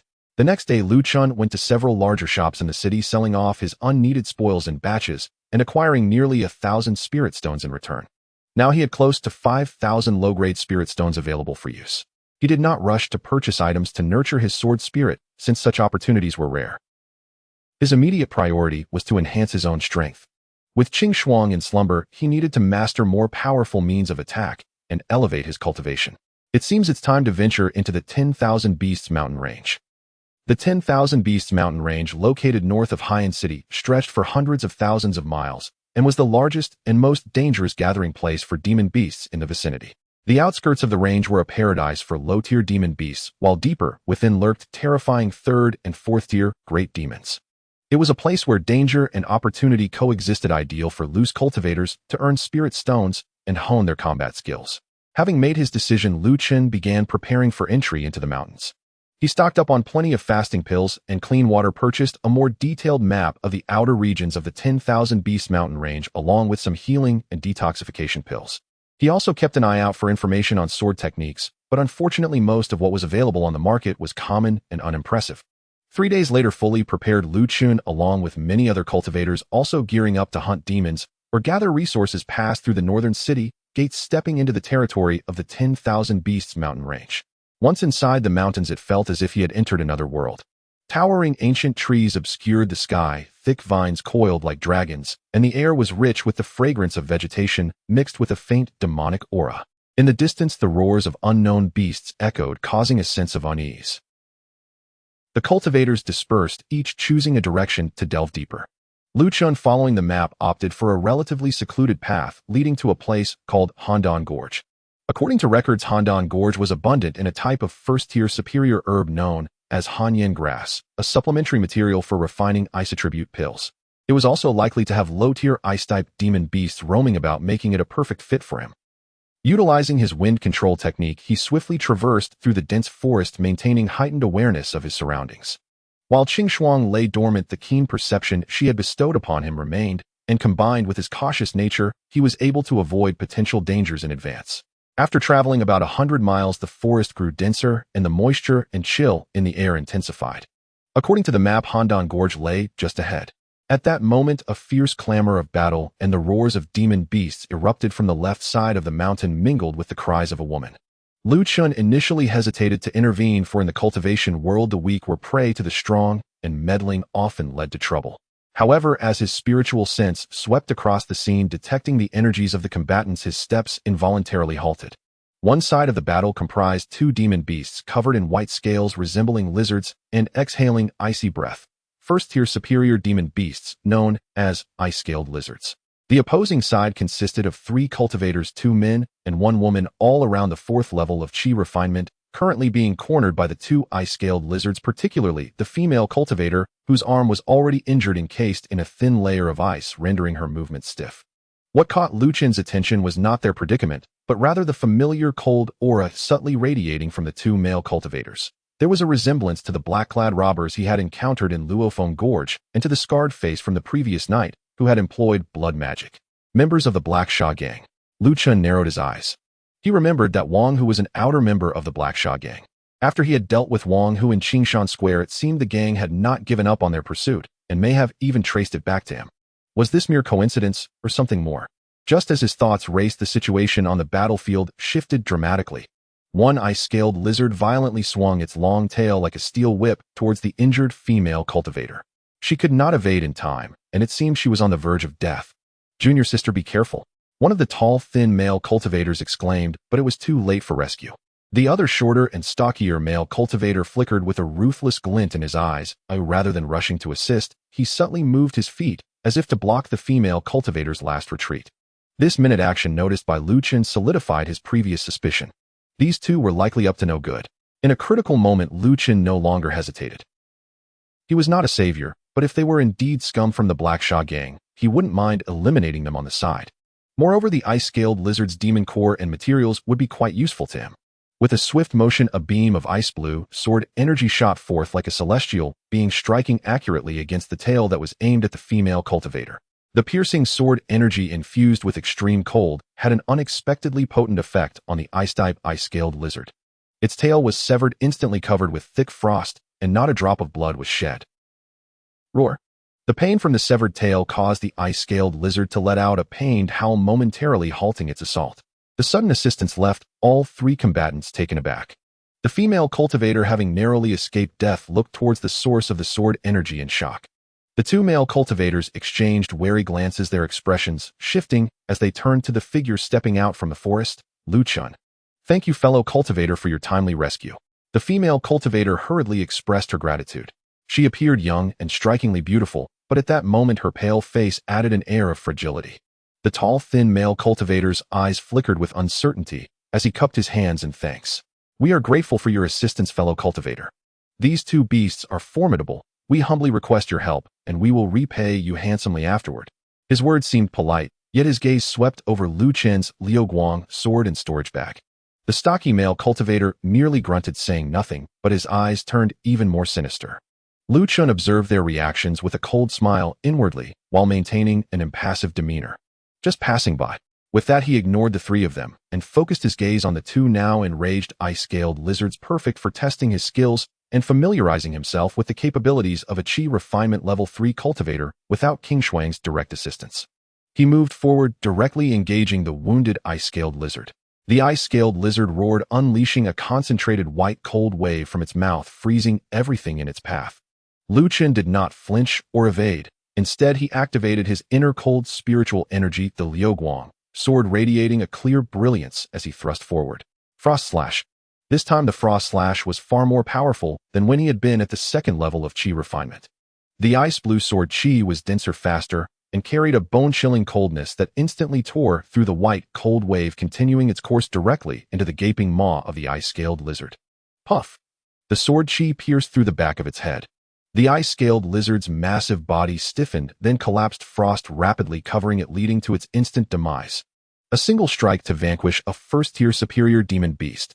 This scene caused the two male cultivators who had been prepared to watch the spectacle and possibly scheme to widen their eyes in shock. Was this truly a Qi refinement level 3 cultivator? Such combat prowess was nearly on par with those at the 5th or 6th levels. Seeing its companion slain, the other ice-scaled lizard, now enraged, dug its limbs into the ground and charged forward with chilling intent. Luchun sidestepped, moving like a wraith to its flank, his sword tracing an uncanny arc, the cold energy contained within, yet emanating a sharper lethality. Swish! The sword light flashed, slicing through the ice-scaled lizard's tough scales, as if they were mere tofu, a long line of blood appearing at its neck. It staggered forward a few steps before collapsing, blood and ice shards gushing from the wound. Another instant kill, clean and decisive without a hint of hesitation. Luchun stood upright, his breath steady, as if he had merely swatted away 2 pesky insects. He now had a clearer understanding of his current strength. With optimized spiritual energy coupled with Frost/LV 2 and the techniques acquired from reading sword manuals, dealing with ordinary first-tier superior demon beasts posed no challenge. He skillfully extracted the demon cores from the 2 ice-scaled lizards, collecting their valuable scales and claws into his storage bag. Once he finished, he turned to face the 3 stunned cultivators, his gaze landing squarely upon the 2 male cultivators, his tone flat, yet underscored by an invisible pressure. Now shall we talk? Members of the Black Sha Gang. Are you two from the Black Shaman Gang? Luchun's calm words struck the ears of the 2 male cultivators like thunder. The tall and slender male cultivator's expression changed drastically, a flicker of panic flashing in his eyes as he forced himself to maintain composure. What do you mean, friend? We are merely the guards of the Flowing Cloud merchant caravan, escorting our young lady into the mountains to gather herbs. We are not associated with the Black Shaman Gang. The shorter and stockier male cultivator's gaze turned fierce as he tightened his grip on the ghostly blade, his spiritual energy subtly fluctuating, ready to strike at any moment. The elegant female cultivator, whom Luchun had saved, sensed that something was amiss and instinctively retreated a few steps, distancing herself from her 2 companions. Her eyes were filled with confusion and wariness. The icy injury on her arm still throbbed, and she was acutely aware of the subtle movements made by the stocky male cultivator as he blocked her way. Luchun scoffed, his gaze piercing like a sword as he fixed it on the tall male cultivator. Flowing Cloud merchant caravan. Is that the source of the nauseating blood aura surrounding you? The scraps from the falling wind gorge and the vermin from the alley last night all carry the same foul stench as you. By mentioning the falling wind gorge and the alley, he aimed to gauge their reaction. As expected, upon hearing falling wind gorge and the alley, the expressions of the 2 male cultivators completely changed. They had been tasked with tracking down and eliminating Wang, who, as well as the ice sword cultivator, who had repeatedly embarrassed the Black Shaman Gang in the falling wind gorge and the alley. Following scant clues, they had traced them to the 10,000 Beast Mountain range, intending to conduct a secret investigation under the guise of escorting the young lady of the Flowing Cloud merchant caravan. They never imagined they would be confronted so quickly, and that their adversary would know their background so well. You are Lu, the tall male cultivator exclaimed, losing all pretense of luck. And what if I am?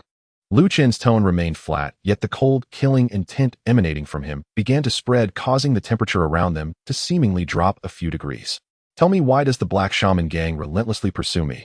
Is it merely because of that waste Wang who? Arrogant, the stocky male cultivator's temper flared. Realizing their identities had been exposed, and that there would be no reconciliation, he roared, "Let's attack together and kill him. For the sake of our brothers." His bloodthirsty spiritual energy erupted, and the ghostly blade glowed red as he charged towards Luchun with the force of a crashing mountain. Seeing this, the tall male cultivator understood that they could only fight to the death. A fierce glint flashed in his eyes as he flicked his wrist, sending several black, bone-piercing nails whistling towards Luchen's vital points. Meanwhile, he moved like a specter, preparing to strike from the side. With one attacking hidden and the other sneaking from the side, their cooperation was seamless, clearly accustomed to fighting together against enemies.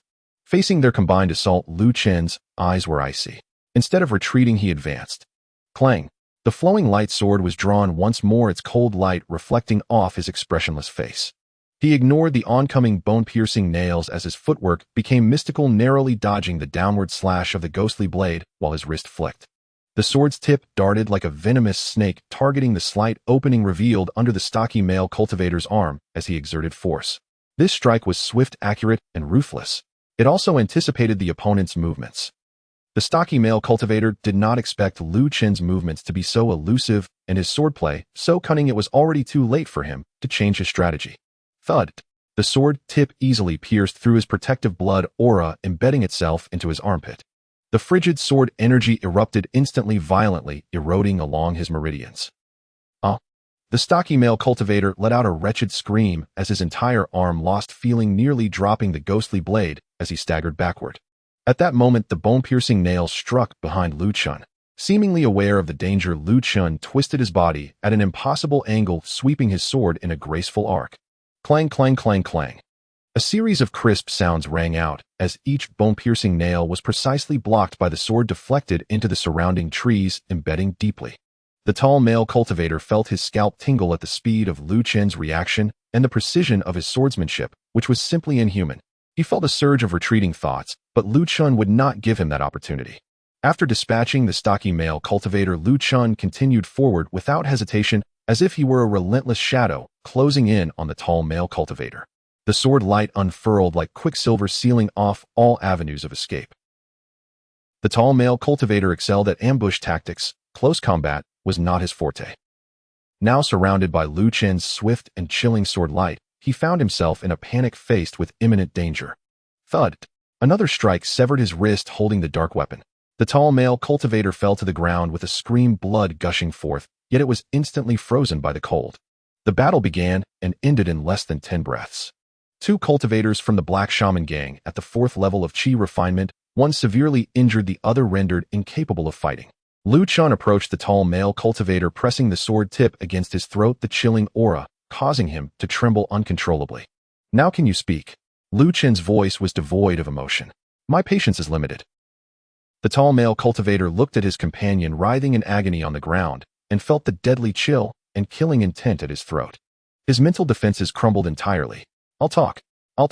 Tears streamed down his face as he hurriedly said, It was the order of our leader.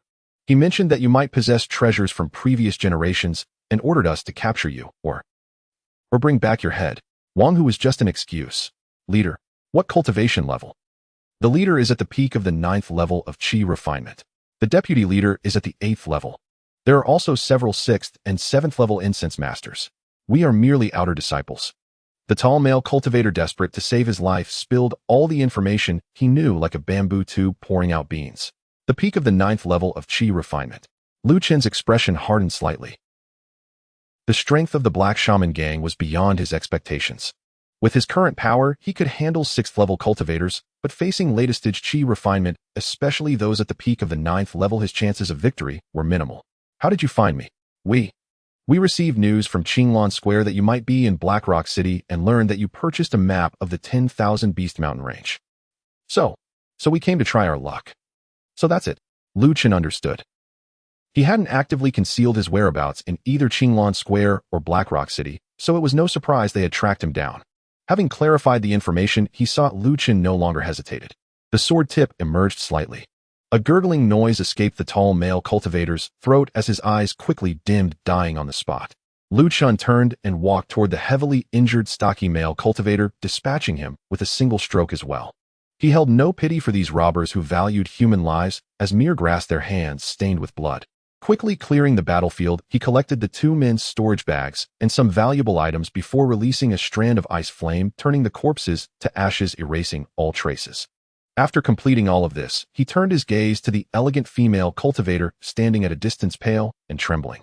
May I know your name, miss? Luchun retracted his killing intent, softening his tone. This female cultivator seemed genuinely unaware and had been used by the Black Shaman gang. When the female cultivator saw Luchun looking her way, she flinched and instinctively took a step back, but upon seeing his lack of malice, she finally calmed down. With a timid bow, she said, "Thank you. Thank you for saving my life again. I am Lu Mengli, the daughter of the president of the Flowing Cloud Merchant Association in Blackrock City. I secretly followed the merchant caravan to gather a spirit herb, not knowing that they were villains." As she spoke, her eyes reddened, clearly frightened. Had it not been for Lu Chen's timely intervention, her fate would have been unimaginable.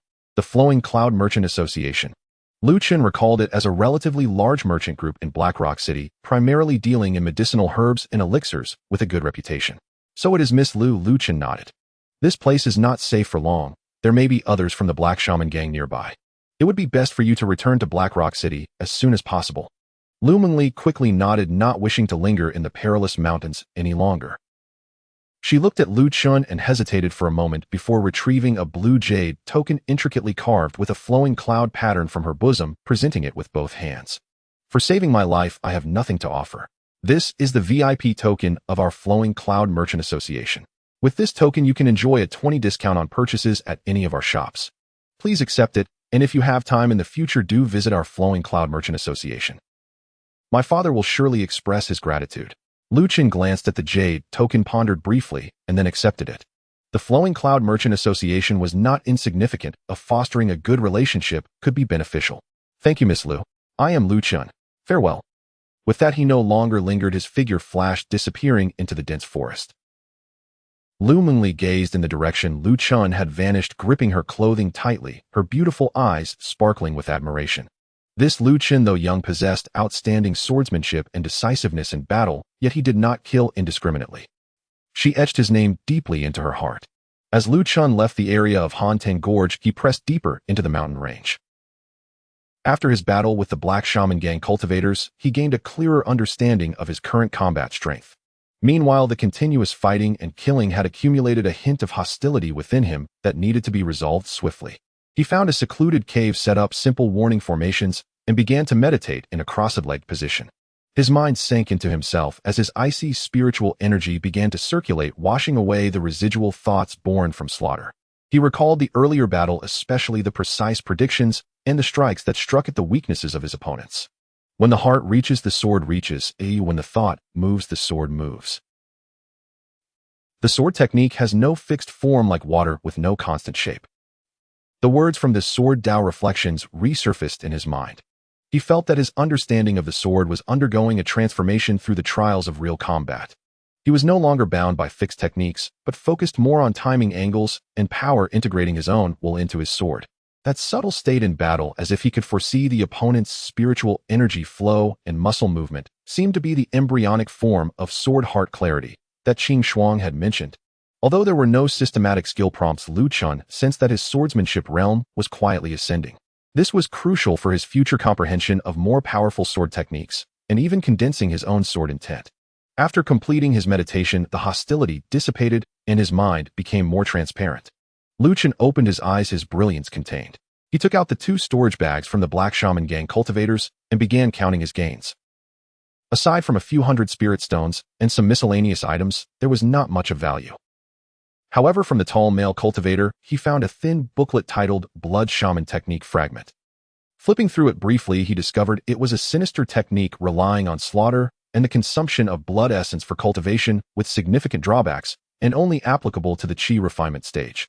Luchun destroyed it outright. Such things were a menace to keep. The Black Shaman gang. The leader at the peak of the 9th level of Qi refinement. Luchun gazed deeper into the mountain range, feeling not fear, but a surge of fighting spirit. Pressure is the driving force. This 10,000 beast mountain range is just the sharpening stone for my sword. When my sword's edge is sufficiently honed, it will be the time for the Black Shaman gang's demise. He rose to his feet, retracted the formations, and stepped back into the vast mountain forest. This time his goal was clearer: combat cultivation and the sharpening of his sword heart. Through continuous life and death struggles, he aimed to elevate his strength to a higher level. Deep within the Wanshou mountain range, danger lurked at every turn, yet it concealed opportunities rare to the outside world. Luchun was like a solitary wolf weaving through the dense forests and perilous peaks. He no longer sought specific demon beasts or spiritual herbs, but followed his instinct for battle, heading toward any powerful aura he sensed. He regarded this vast mountain range as the ultimate trial ground. Over the course of several days, he encountered various demon beasts. There was the shadow leopard, swift as the wind with claws sharp enough to tear through steel, which he pierced through the throat with a quicker sword strike. He faced the rock-armored bear, with its tough skin and immense strength, which he defeated by finding its weak joints and delivering multiple strikes that broke its defenses. He confronted the phosphor python, capable of spewing toxic mist and concealing its form, which he forced into visibility by freezing its poison with his icy sword energy, ultimately severing its head in a single stroke. His combat style grew increasingly streamlined and efficient. No longer did he solely rely on the explosive power of his frostflower slash. Instead, he integrated his ice-cold spiritual energy into every mundane slash, thrust, flick, and swipe, bestowing each sword strike with both freezing and cutting effects. During battles, the nascent state of his sword heart clarity appeared more frequently, allowing him to discern his opponent's weaknesses in the blink of an eye and secure victory with a single strike. System notifications chimed in his mind, affirming his progress: successfully slain a first-tier superior demon beast shadow leopard, earning 50 experience points. Successfully slain a first-tier peak demon beast rock armored bear, earning 70 experience points. Successfully slain a first-tier peak demon beast phosphor python, earning 75 experience points. His experience steadily accumulated. Though Qinglan could not directly gain experience for level-ups, Luchun felt that these combat experiences and insights in his swordsmanship were solidifying, transforming into an integral part of his own strength. On one day, following the sound of water, he stumbled upon a rarely visited valley. Within, a colossal waterfall cascaded like a hanging galaxy, thundering down from a 100-foot cliff into a deep pool below, creating a mist that rose like clouds. Surprisingly, the water contained an extraordinarily pure water attribute, spiritual energy, even imbued with a hint of chilling essence.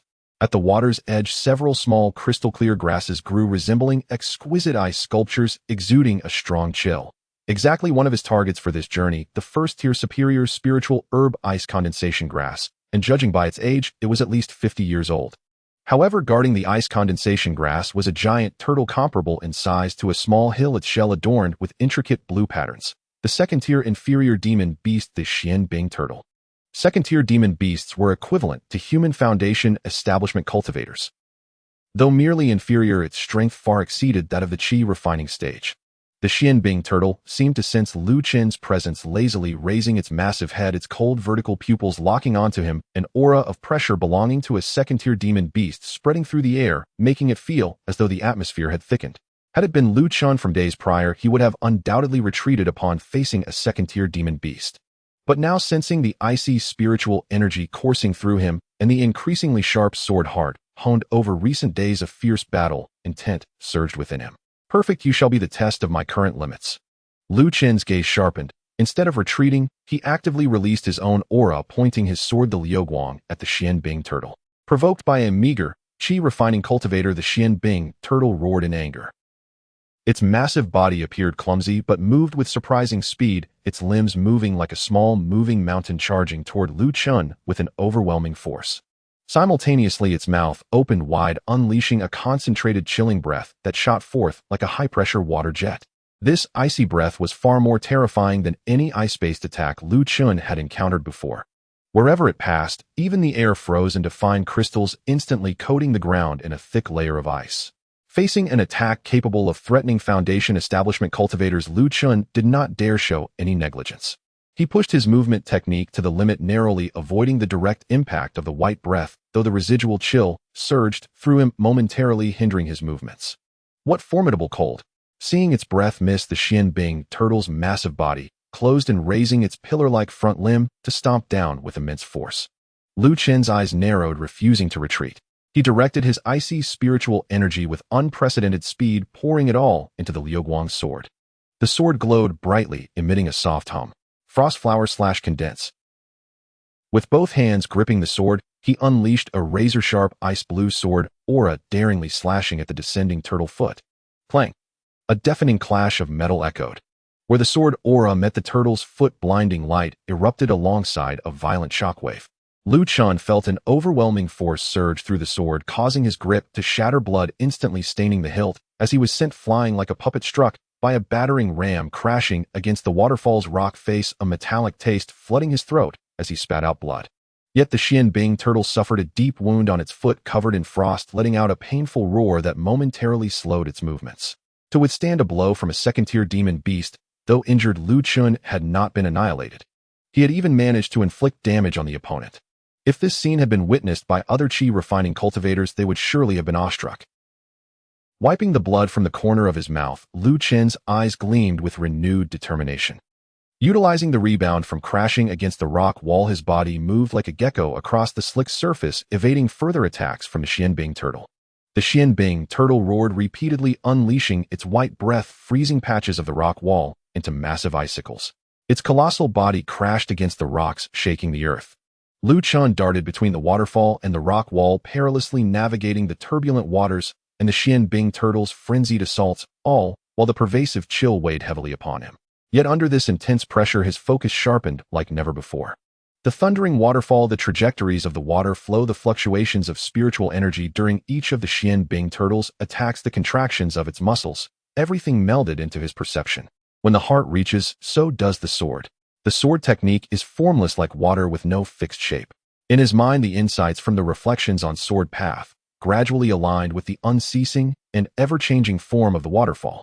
The water of the waterfall did not merely crash down, it was a confluence of countless tiny streams that merged, separated, collided, and fused, ever-changing, yet ultimately forming an unstoppable torrent. Why could his sword not do the same? All along, he had either executed single-target attacks with Frostflower Slash or relied on basic sword techniques lacking variation and the ability to counter multiple attacks or create layered strikes. A moment of clarity struck him like lightning. He would no longer seek weaknesses in the Xianbing turtle's hard shell, but instead focus on the inevitable gaps that appeared during its attacks. Moreover, he would not pursue a singular strongest point of attack for his sword. As the Xianbing turtle unleashed its breath, once more raising another front limb to strike down, Luchun made his move. He no longer dodged but charged toward the terrifying breath and massive paw, thrusting the Liuguang sword rapidly. However, this thrust did not manifest as a singular sword aura. During the thrust, his wrist vibrated at an incredible frequency, causing the icy spiritual energy within him to split and condense. Buzz! The sword thrust transformed into three slightly narrower, yet equally condensed ice-blue sword shadows. These sword shadows were not mere illusions, they were genuine attacks formed from highly concentrated icy spiritual energy. One sword shadow struck precisely at a node in the circulating energy of the white breath. Although it did not completely shatter it, it caused the trajectory to veer slightly, grazing past Luchun's shoulder and freezing a large portion of the rock wall behind him. Another sword shadow, like a venomous snake, circled past the descending massive paw, aiming for the soft tissue of the Xianbing turtle's mouth that had opened slightly due to its attack. The final and most powerful sword shadow pierced straight for the center of the descending paw. Uft, uft, hiss. Three faint sounds nearly synchronized. The sword shadow that diverted the breath dissipated first. The one aimed at the mouth successfully breached its defenses, leaving a bloody hole with the chilling energy infiltrating it, causing the Xianbing turtle to emit a pained groan. The shadow aimed at the massive paw, though it did not completely penetrate the thick shell, nonetheless widened the previous wound inflicted by the Frostflower Slash, causing frost to spread. In one strike, he achieved the effects of interference, ambush, and powerful attack simultaneously. Though he did not severely injure the Xianbing turtle, he had effectively averted a fatal counterattack while adding to its injuries. Luchun landed back on the ground slightly breathless, yet his eyes sparkled with joy. He had succeeded. Inspired by the waterfall's essence of merging and separating under immense pressure and a deeper understanding of sword heart clarity, he had spontaneously devised a sword technique imbued with the principle of differentiation. Ding! The host comprehended the true essence of swordsmanship during battle, creating a new sword skill unnamed.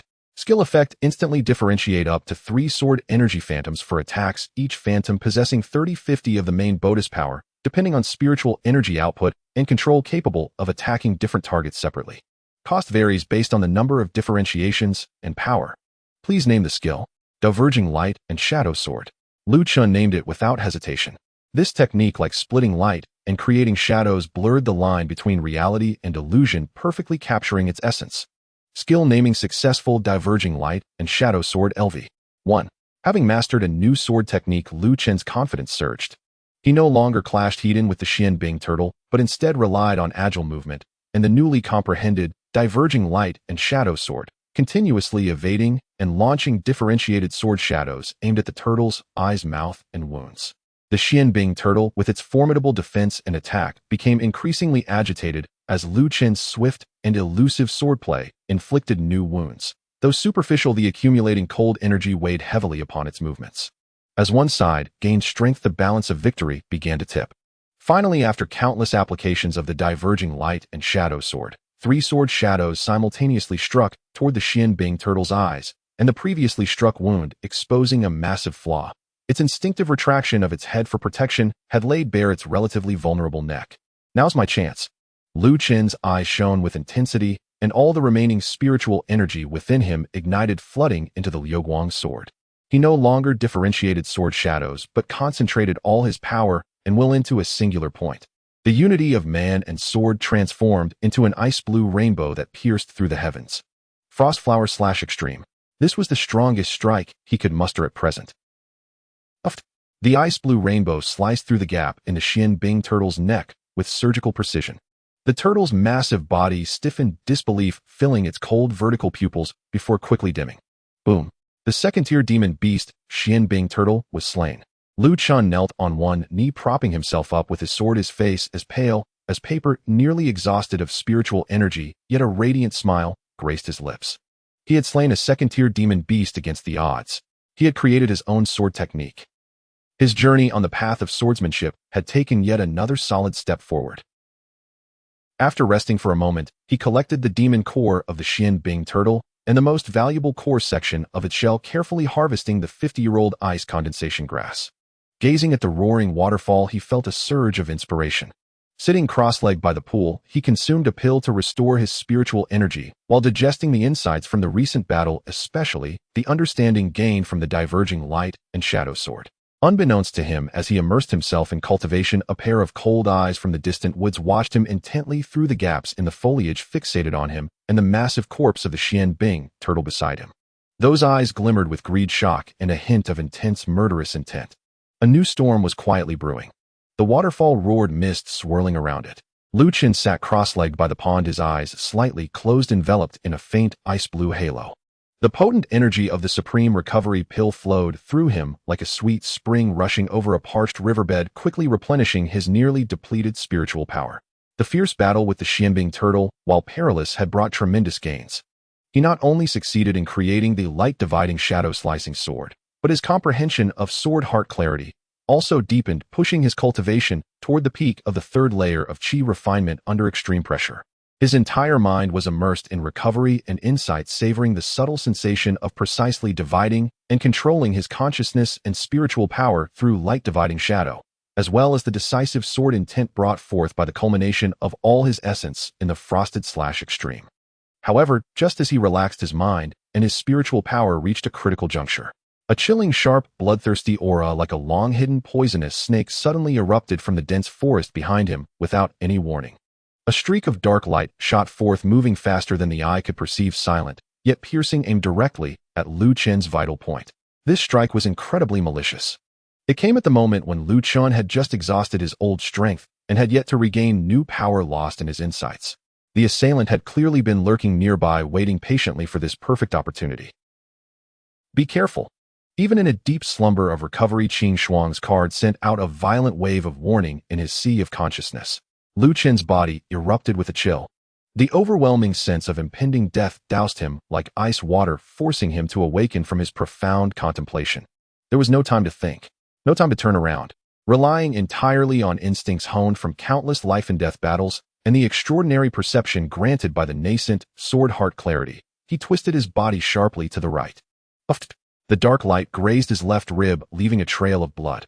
A cold, malicious energy instantly invaded his body, wreaking havoc on his meridians. As pain surged through him, Luchun let out a muffled groan, using the momentum to roll forward while drawing the Liuguang sword that was stabbed into the ground nearby with his right hand. Clang! The sword sheath was shaken off with a deft motion, shooting toward the source of the dark light, like a hidden weapon, slightly disrupting the follow-up attack from his assailant. Stabilizing himself, Luchun turned around, gripping the sword, his face pale. Blood flowed ceaselessly from the wound on his left rib, and a numbing sensation spread through him. The dark light clearly contained a potent poison. His gaze turned icy as he looked at the ambusher. From the forest stepped a middle-aged man dressed in dark red combat attire, his expression sinister. He wielded a slender dark blue glimmering dagger, his eyes locking onto Luchun like a viper, radiating a spiritual power that unmistakably reached the 8th layer of Qi refinement. Moreover, his spiritual power attribute was of the same origin as the black-clad cultivator Luchun had faced previously, yet it was even more refined and malevolent. Not bad reaction, but unfortunately still too slow. The sinister man licked the blood from his dagger, revealing a cruel smile. I am Xiao, the vice leader of the Black Sha gang. Boy, to die at my hands would be your honor. The vice leader of the Black Sha gang. 8th layer of Qi refinement. Luchun's heart sank. He hadn't expected the Black Sha gang to send their vice leader personally to deal with him and to ambush him so shamelessly. It seems your Black Sha gang is determined to make me your enemy. Luchun suppressed the chilling toxic energy raging within him, circulating his icy spiritual power to temporarily seal his wound and to poison his voice, hoarse yet cold. Xiao sneered, enemy. With you. You dare. Hand over the secrets you carry and that sword capable of injuring the Xianbing turtle, and I might grant you a quick death. Otherwise, I will ensure you wish you were dead.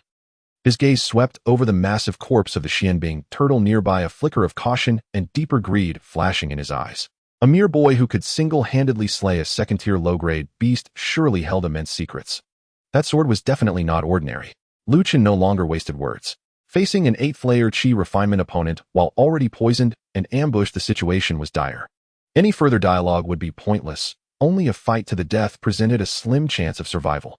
He inhaled deeply, disregarding his injuries, and forcefully summoned all the spiritual power within him. The Liuguang sword emitted a clear hum. Stubborn and unyielding.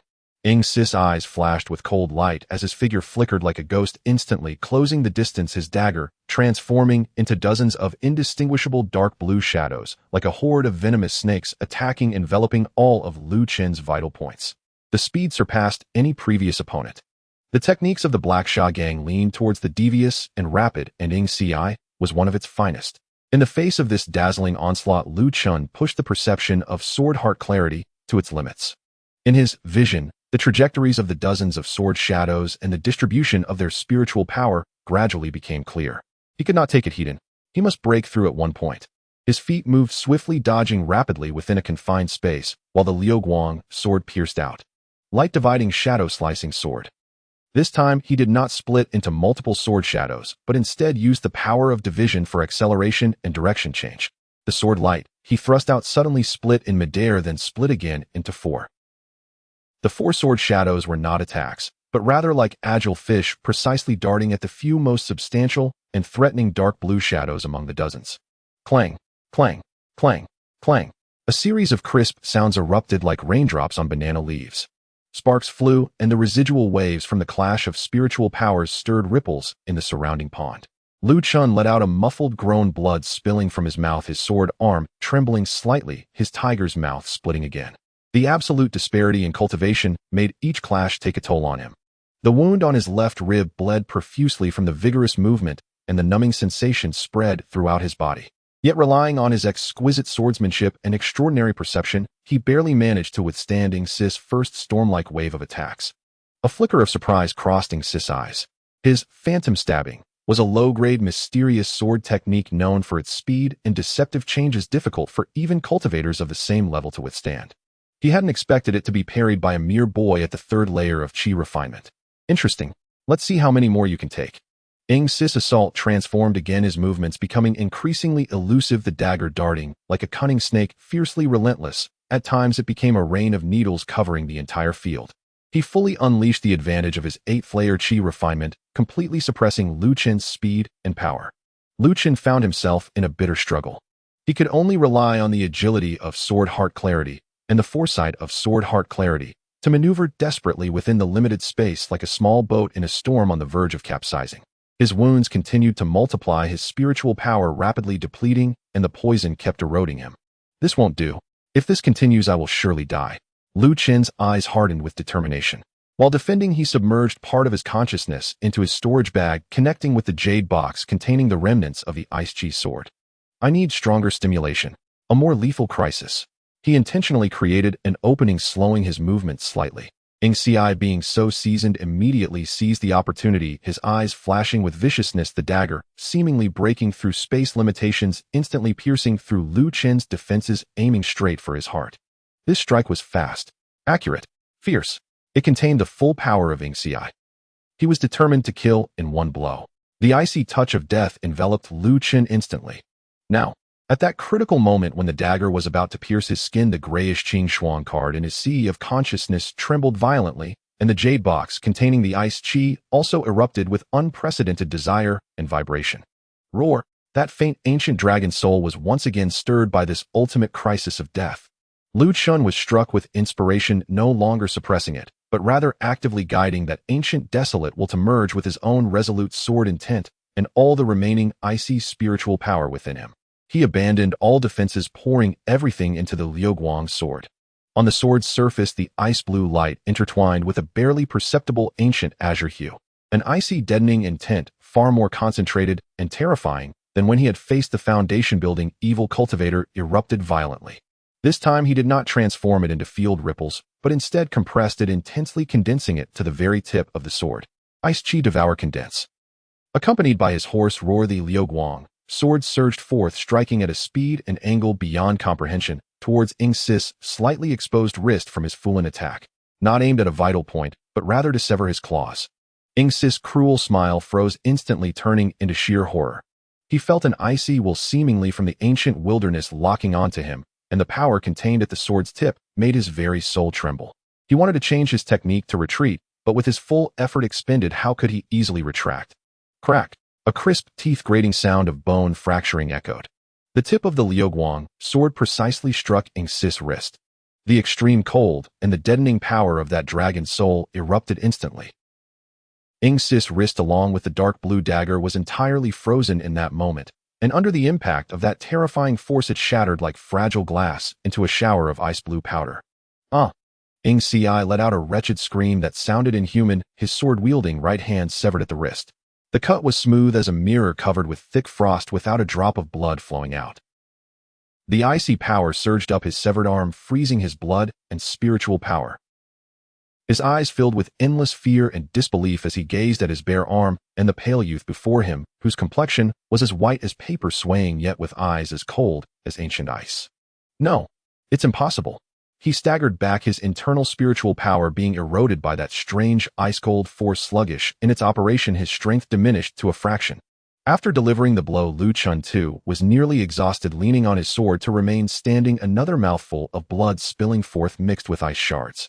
Forcing the ancient ice chi dragon soul's power had placed a heavy burden on him, worsening his injuries. But he knew he could not fall now. He forced out the last of his spiritual power, his eyes fierce like a dying lone wolf, stepping closer to the severely injured and mentally shattered Xi. Why you stay back?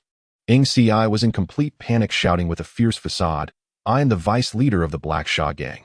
If you kill me, the leader will never let you go. Heh. Luchun forced a cold smile. If he doesn't come for me, I will go find him.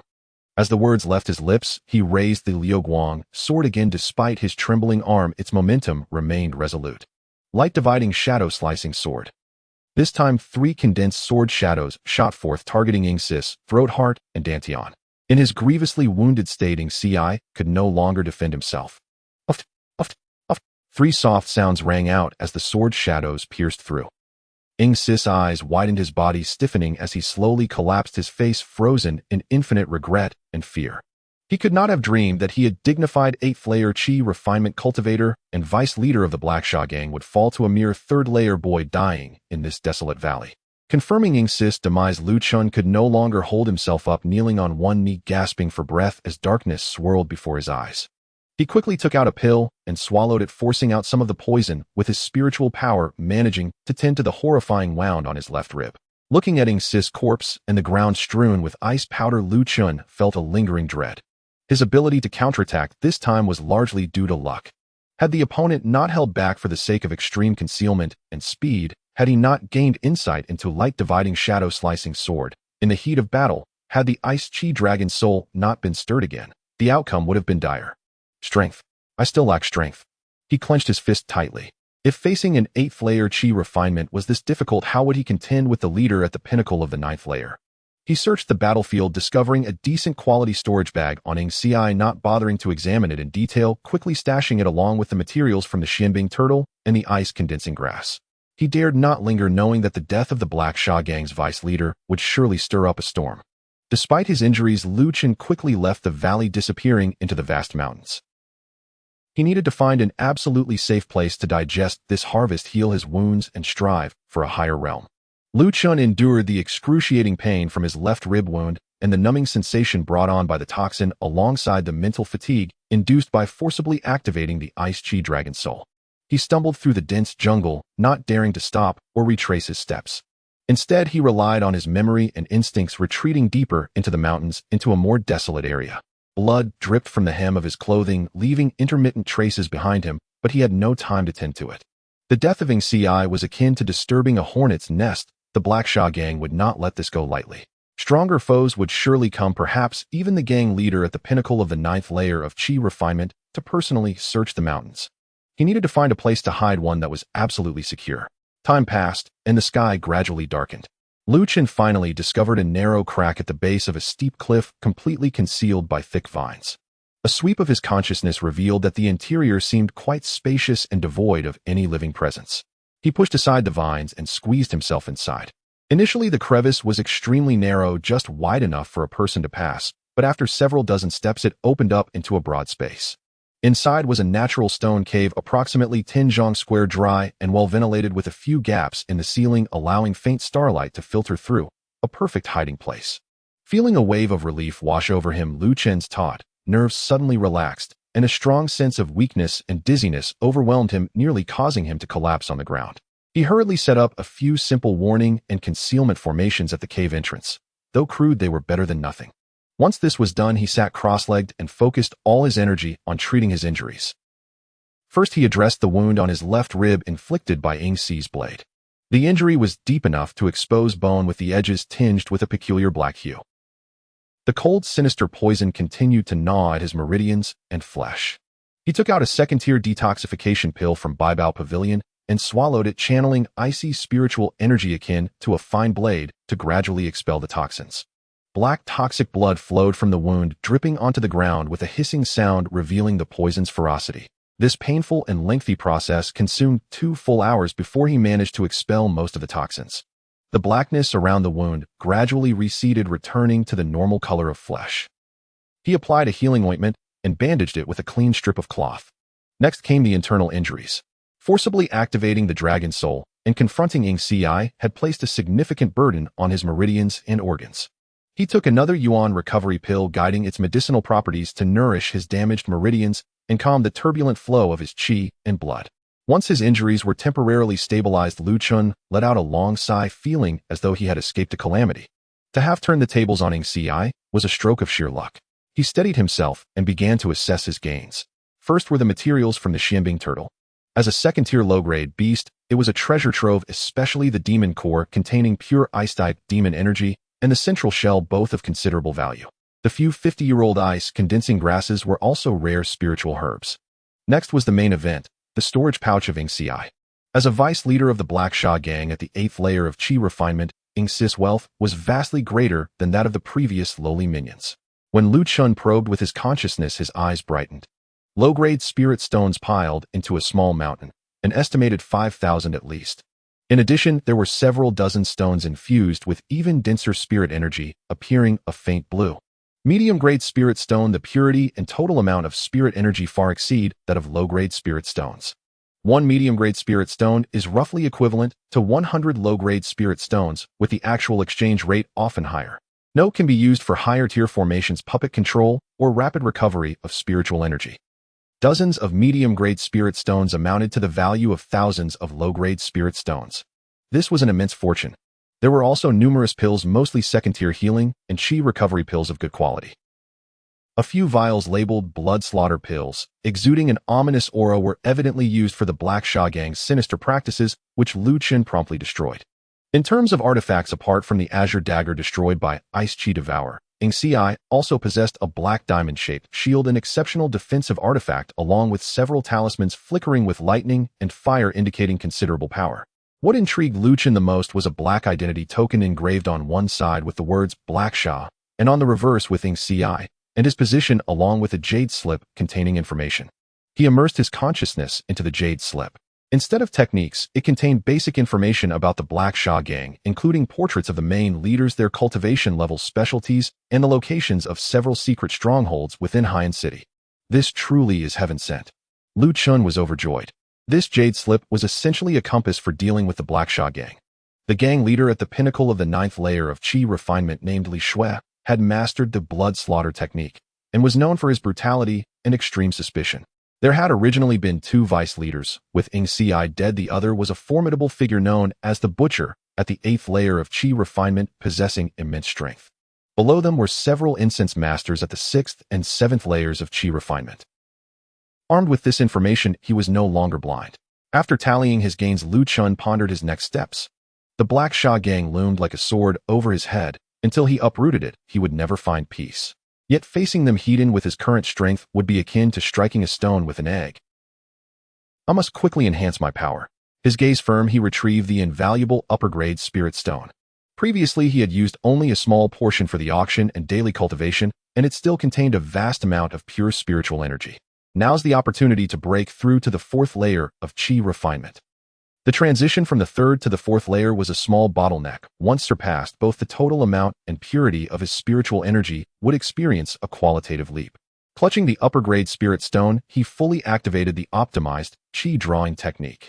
Instantly, a torrent of pure, immense spiritual energy surged in like the Yangtze River, washing through his meridians and flowing into his dantian. His previous battles against the Xianbing turtle and Xiao had already pushed his cultivation to the peak of the 3rd layer of Qi refinement, leaving him just a step away from breaking through. Now, under the onslaught of this abundant pure spiritual energy, the barrier began to tremble violently. He guided the spiritual energy, repeatedly crashing against the bottleneck. A throbbing pain surged through his meridians, but his will was as iron. He did not retreat. Time passed, and suddenly he heard a faint crack, as if some obstruction had completely shattered. His dantian expanded instantly, the total capacity for spiritual energy skyrocketing. The icy spiritual energy within him became even more refined and pure, its operation speed doubling. An unprecedented sense of strength flooded his entire being. Ding! Realm upgraded. Current realm 4th layer of Qi refinement. He had broken through. Luchun opened his eyes, radiating brilliance. Feeling the boundless power surging within him, far surpassing before, a surge of ambition arose in his heart. With the 4th layer of Qi refinement combined with his exceptionally pure spiritual energy and formidable swordsmanship, he could stand his ground even against 6th layer opponents. Should he encounter Xiao again, he was confident he could contend, even triumph, without relying on the Ice Qi Dragon Soul.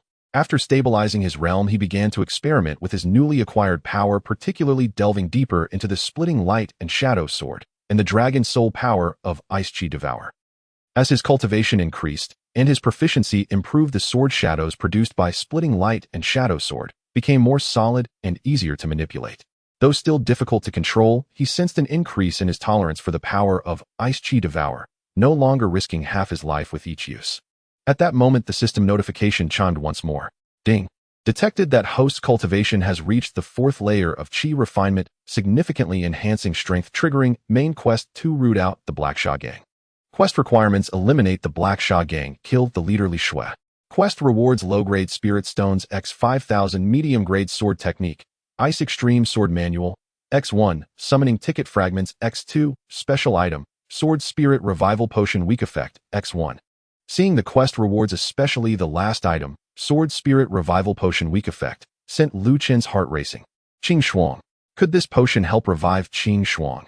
Though only a weak effect, it undoubtedly served as a beacon of hope in the darkness. It allowed him to glimpse the possibility of awakening his companion swiftly. Eradicating the Black Xia gang had become imperative.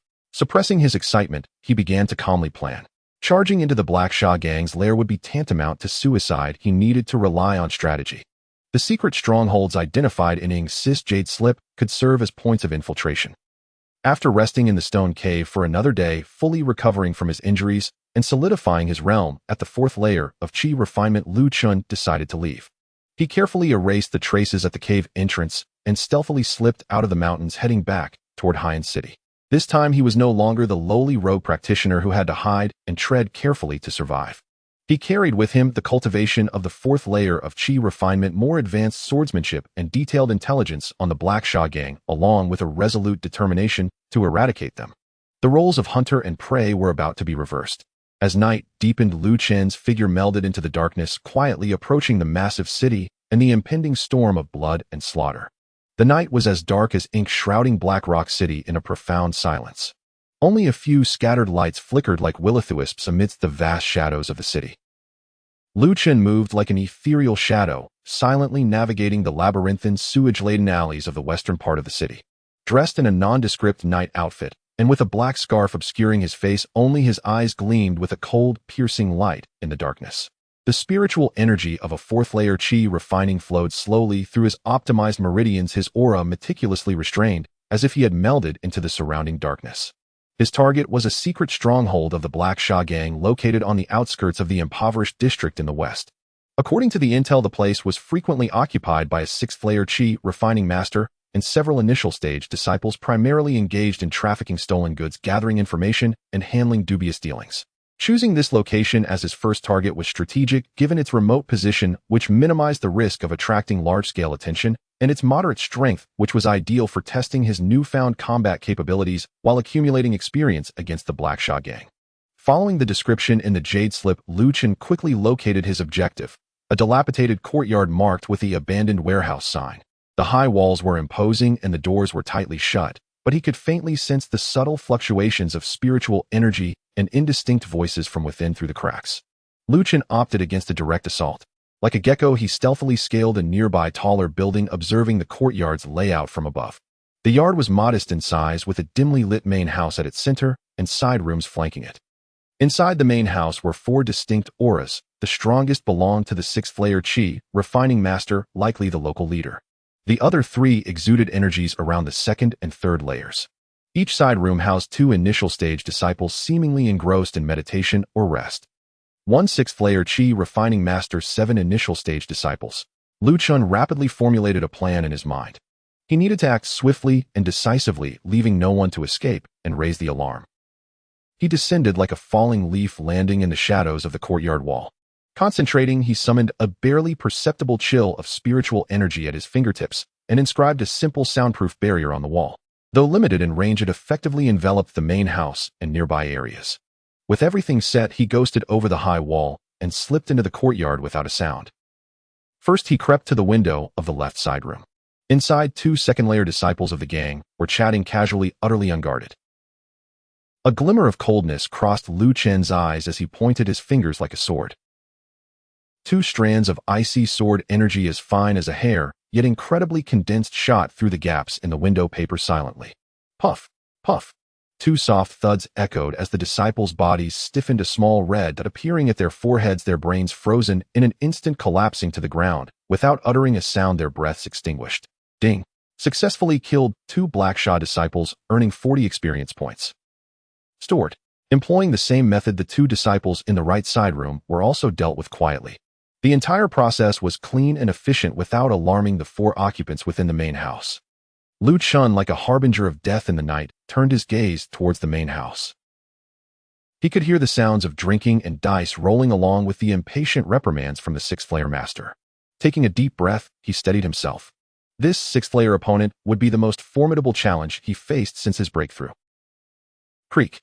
He gently pushed open the door to the main house. The revelry inside came to an abrupt halt. For pairs of eyes stared in astonishment at the unexpected visitor at the door.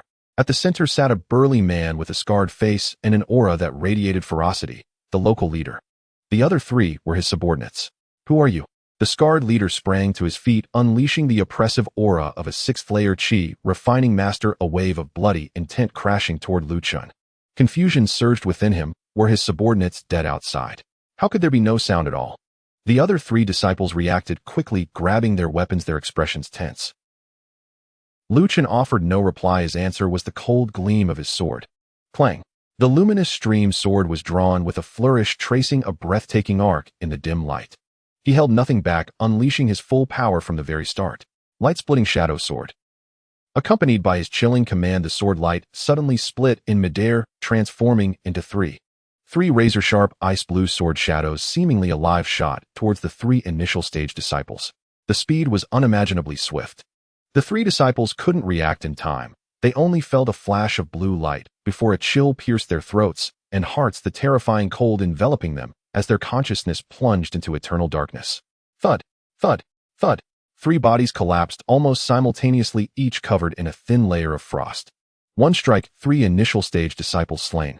The scarred leader's pupils constricted, his face etched with horror and disbelief. What kind of sword technique was this? Splitting shadows that could simultaneously attack three people. This kid only exuded the aura of a fourth-layer chi refining master. How could his combat prowess be so terrifying? Who are you? His voice trembled slightly as he shouted, desperately grasping a ghostly blade leaning against the table, his spiritual energy surging wildly, a bloody aura emanating. Luchun remained silent.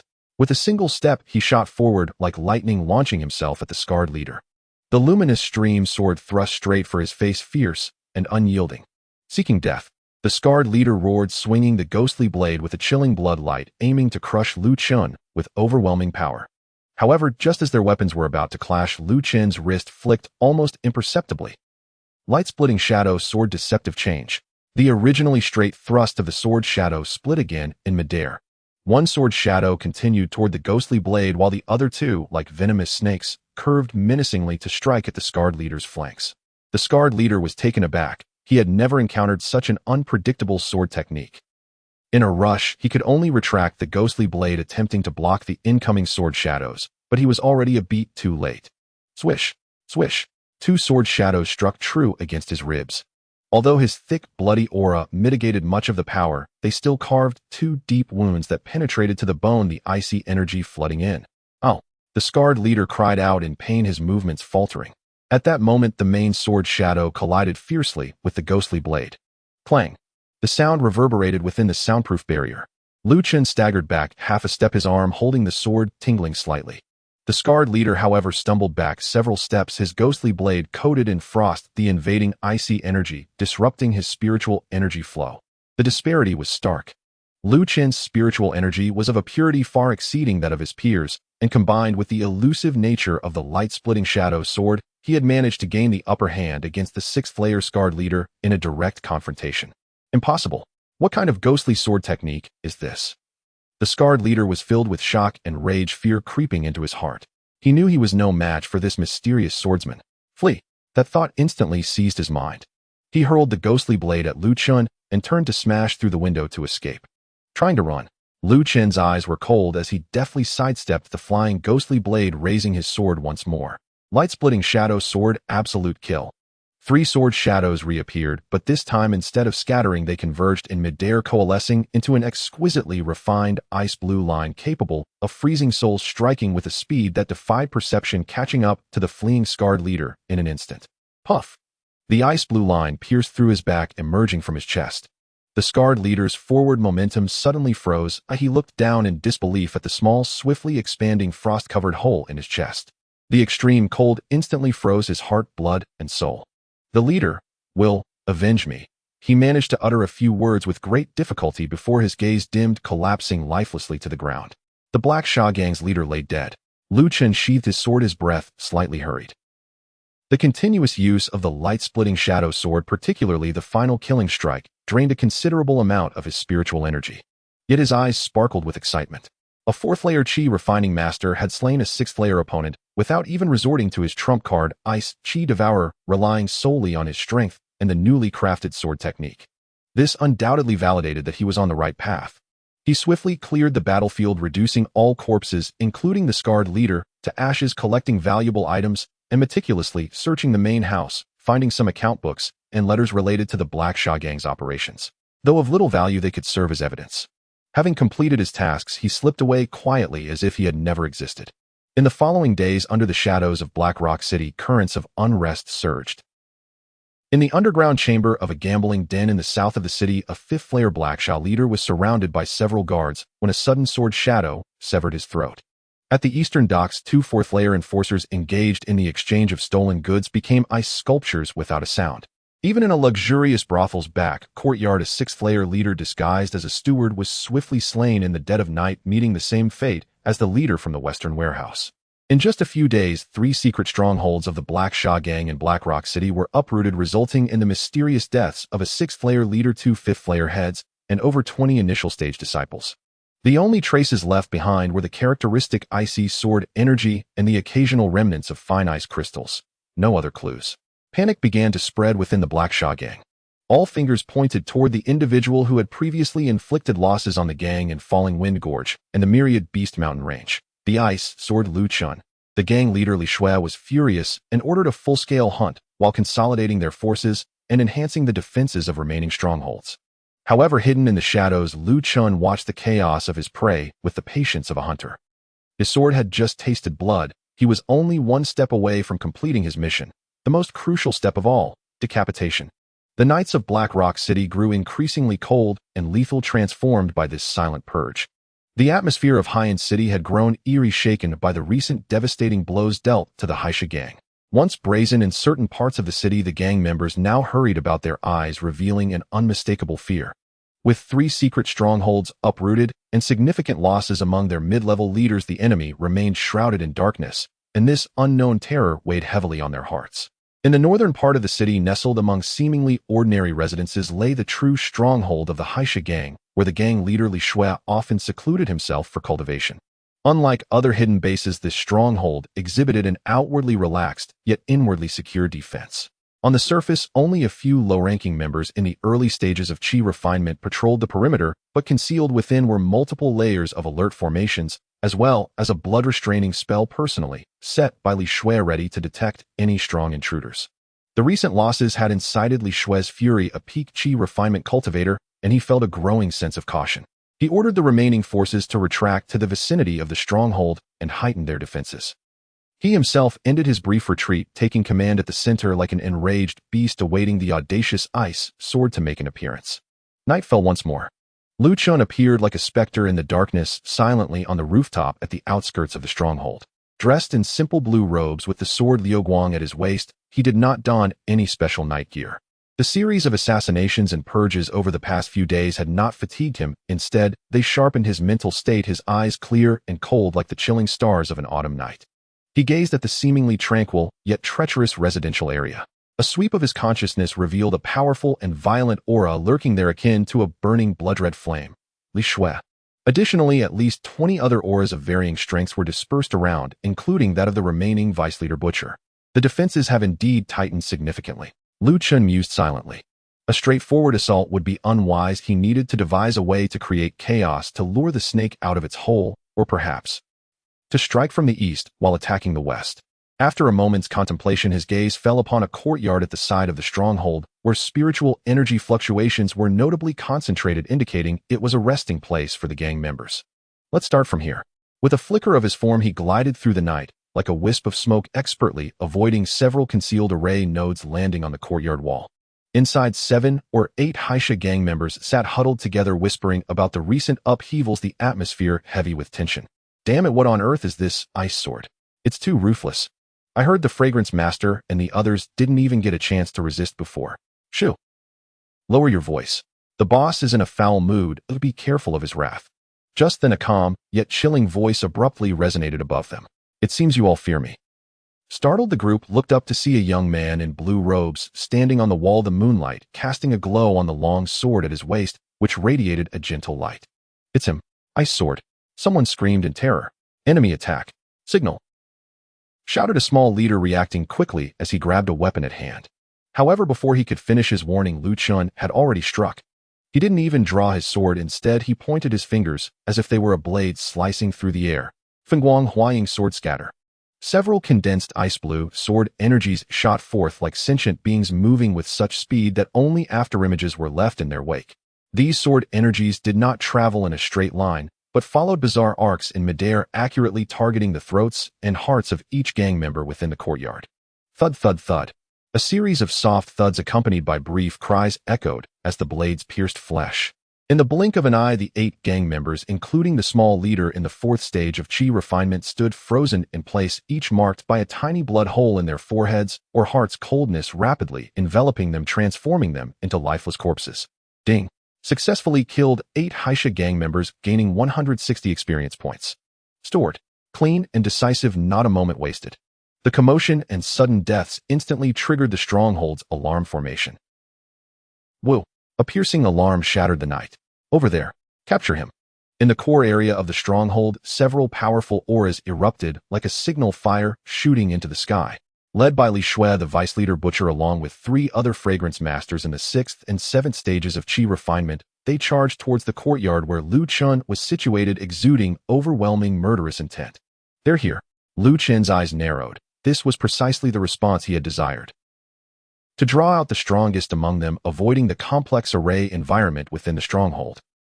Without hesitation, as Li Shui and the others surged forth, he pushed off the ground, his figure launching like an arrow released from its bow, not fleeing, but instead charging toward the 5 assailants.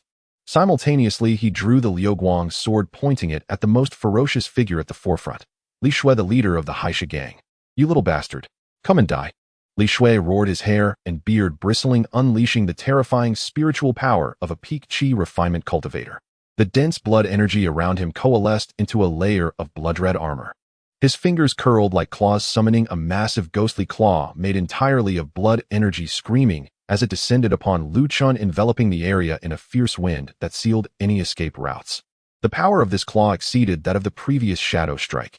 It was already reaching the threshold of foundational establishment. Faced with this terrifying blow, Luchun felt unprecedented pressure. Yet his eyes remained cold. In a state of sword-heart clarity, he could distinctly see the flow of spiritual energy within that blood-red claw, identifying several relatively weak points. Fengguang Huaying sword break. He shouted, and the chilling spiritual energy within him surged forth at unprecedented speed. The Liuguang sword erupted with a dazzling ice-blue radiance, thrusting forward and instantly splitting into 9 exceptionally refined sword shadows. These 9 sword shadows did not target Li Shui's main body. Instead, they acted like 9 precise surgical needles, each piercing toward one of the spiritual energy nodes in the blood-red ghostly claw. Chirp, chirp, chirp. Like a heated iron pressed into ice, the 9 sword shadows struck home. The menacing blood-red claw halted abruptly midair, its surface blood light oscillating violently before shattering with a resonant hum, dispersing into countless blood-red light points. With skill overcoming brute force. Precision slicing through the surface. What? Li Shui's pupils contracted as shock spread across his face for the first time. This blood ghost claw was a mid-grade mysterious spell of formidable power, yet it had been so effortlessly dismantled by a mere 4th stage Qi refinement brat. Just as his mind reeled in the split second between old strength fading and new strength rising, Luchun surged past the shattered claw, his momentum unbroken, transforming into a decisive ice-blue comet piercing straight toward Li Shui's exposed chest. This strike embodied his entire understanding of Fengguang Huaying and frost-splitting slash, infused with a trace of the formless sword intent derived from his state of sword-heart clarity. Swift, accurate, ruthless, relentless. Watch out, boss. Vice Leader Butcher roared, swinging a massive axe like a door panel with the force to cleave mountains, attempting to save the situation. The other 3 fragrance masters unleashed their techniques, as well blade sword shadows and spells, bombarding Luchun from different angles. Facing this all-encompassing assault, Luchun's expression did not waver. He did not even turn to block. He concentrated all his spirit and strength on that one strike aimed at Li Shui. Trust in his speed. Trust in his sword. Thud. The ice-blue comet arriving first landed upon Li Shui's chest before the others could reach him. However, the blood-restraining defense of a peak Qi refinement cultivator was thicker than one could imagine. The sword tip penetrated a mere inch before it met tremendous resistance and could go no further. The fierce ice-gold sword energy clashed violently with the dense blood energy, annihilating each other. Huh, you think you can break through my blood-restraining defense? Li Shui bellowed, feeling the resistance on his chest, a sense of determination filling his heart as he laughed wildly, blood energy surging to try and shake off Luchun's sword, intending to crush it. But behind him, Butcher's axe and the other 3 fragrance masters' attacks were already upon him. The shadow of death quickly loomed over Luchun. At that critical moment, a brilliant ice-blue light suddenly ignited in Luchun's eyes. It was not the glow of spiritual power, but the radiance of will. This was the unyielding sword heart forged through countless life and death struggles capable of severing all. Break for me. He let out a soul-stirring roar, not relying on spiritual power, but purely on the explosion of sword intent. The tip of the sword lodged in Li Shui's chest seemed to be infused with an invisible force capable of cleaving through anything. Crack! A faint but distinct sound of shattering echoed from within Li Shui. It was as if some robust barrier had been forcibly breached. The tip of the Liuguang's sword pierced through the final obstruction, ruthlessly plunging into Li Shui's heart. An explosive burst of extreme ice-gold sword energy erupted within him. Li Shui's maniacal laughter froze, instantly replaced by endless terror and disbelief. He looked down at the hilt embedded in his chest, feeling the rapid drain of life force and the freezing chill that enveloped him. No, it's impossible, sword intent you. He stared at Luchun as if witnessing the most inconceivable event in the world. With a flick of his wrist, Luchun retracted the sword, drawing forth a spray of blood mixed with ice shards. Li Shui's massive body crashed to the ground, his eyes dimming rapidly. This notorious leader of the Haisha gang in Haiyan City had ultimately fallen beneath the sword of a mere fourth-stage Qi refinement youth. The entire event transpired in an instant. From Luchun's counterattack to breaking the ghostly claw to disregarding the encirclement and killing Li Shui with one precise strike, it all unfolded in a mere 2 or 3 breaths. By the time Butcher and the 3 Fragrance Masters' attacks reached Luchun's original position, they only shattered a slowly dissipating afterimage. Having executed that final strike, Luchun had already utilized his profound movement technique to appear several feet away, his face pale and breathing rapid, clearly exhausted from the immense energy spent on that one decisive blow. He stood with his sword, casting a cold gaze over the 4 stunned figures of Butcher and the others. The boss is dead. 1 strike. He used only 1 strike. A monster. He's a monster. The remaining 4 high-ranking members of the Haisha gang looked at Li Shui's lifeless body, and then at the sword-wielding youth with icy eyes. An overwhelming chill surged from their feet to the top of their heads, their fighting spirit collapsing instantly. Run away. Someone shouted, and the 4 scrambled in different directions, fleeing in panic. Luchun's eyes sharpened. He would not allow them to escape. He gathered his spiritual energy, his form darting like lightning. Fengguang Huaying sword. The sword light split like a grim reaper's invitation, pursuing the fleeing 4. Moments later, the area returned to silence. Only the faint scent of blood lingering in the air and the dissipating chill of the ice-cold sword intent testified to the brief, yet deadly battle that had just occurred. The Haisha gang henceforth was left with its top members annihilated, rendered a name without substance. Ding. Successfully killed Li Shui, the Haisha gang leader, peak Qi refinement, gaining 800 experience points. Stored. Ding. Successfully killed 4 high-ranking Haisha gang members, gaining 400 experience points. Stored. Ding. Main quest 2, root out the weeds, completed.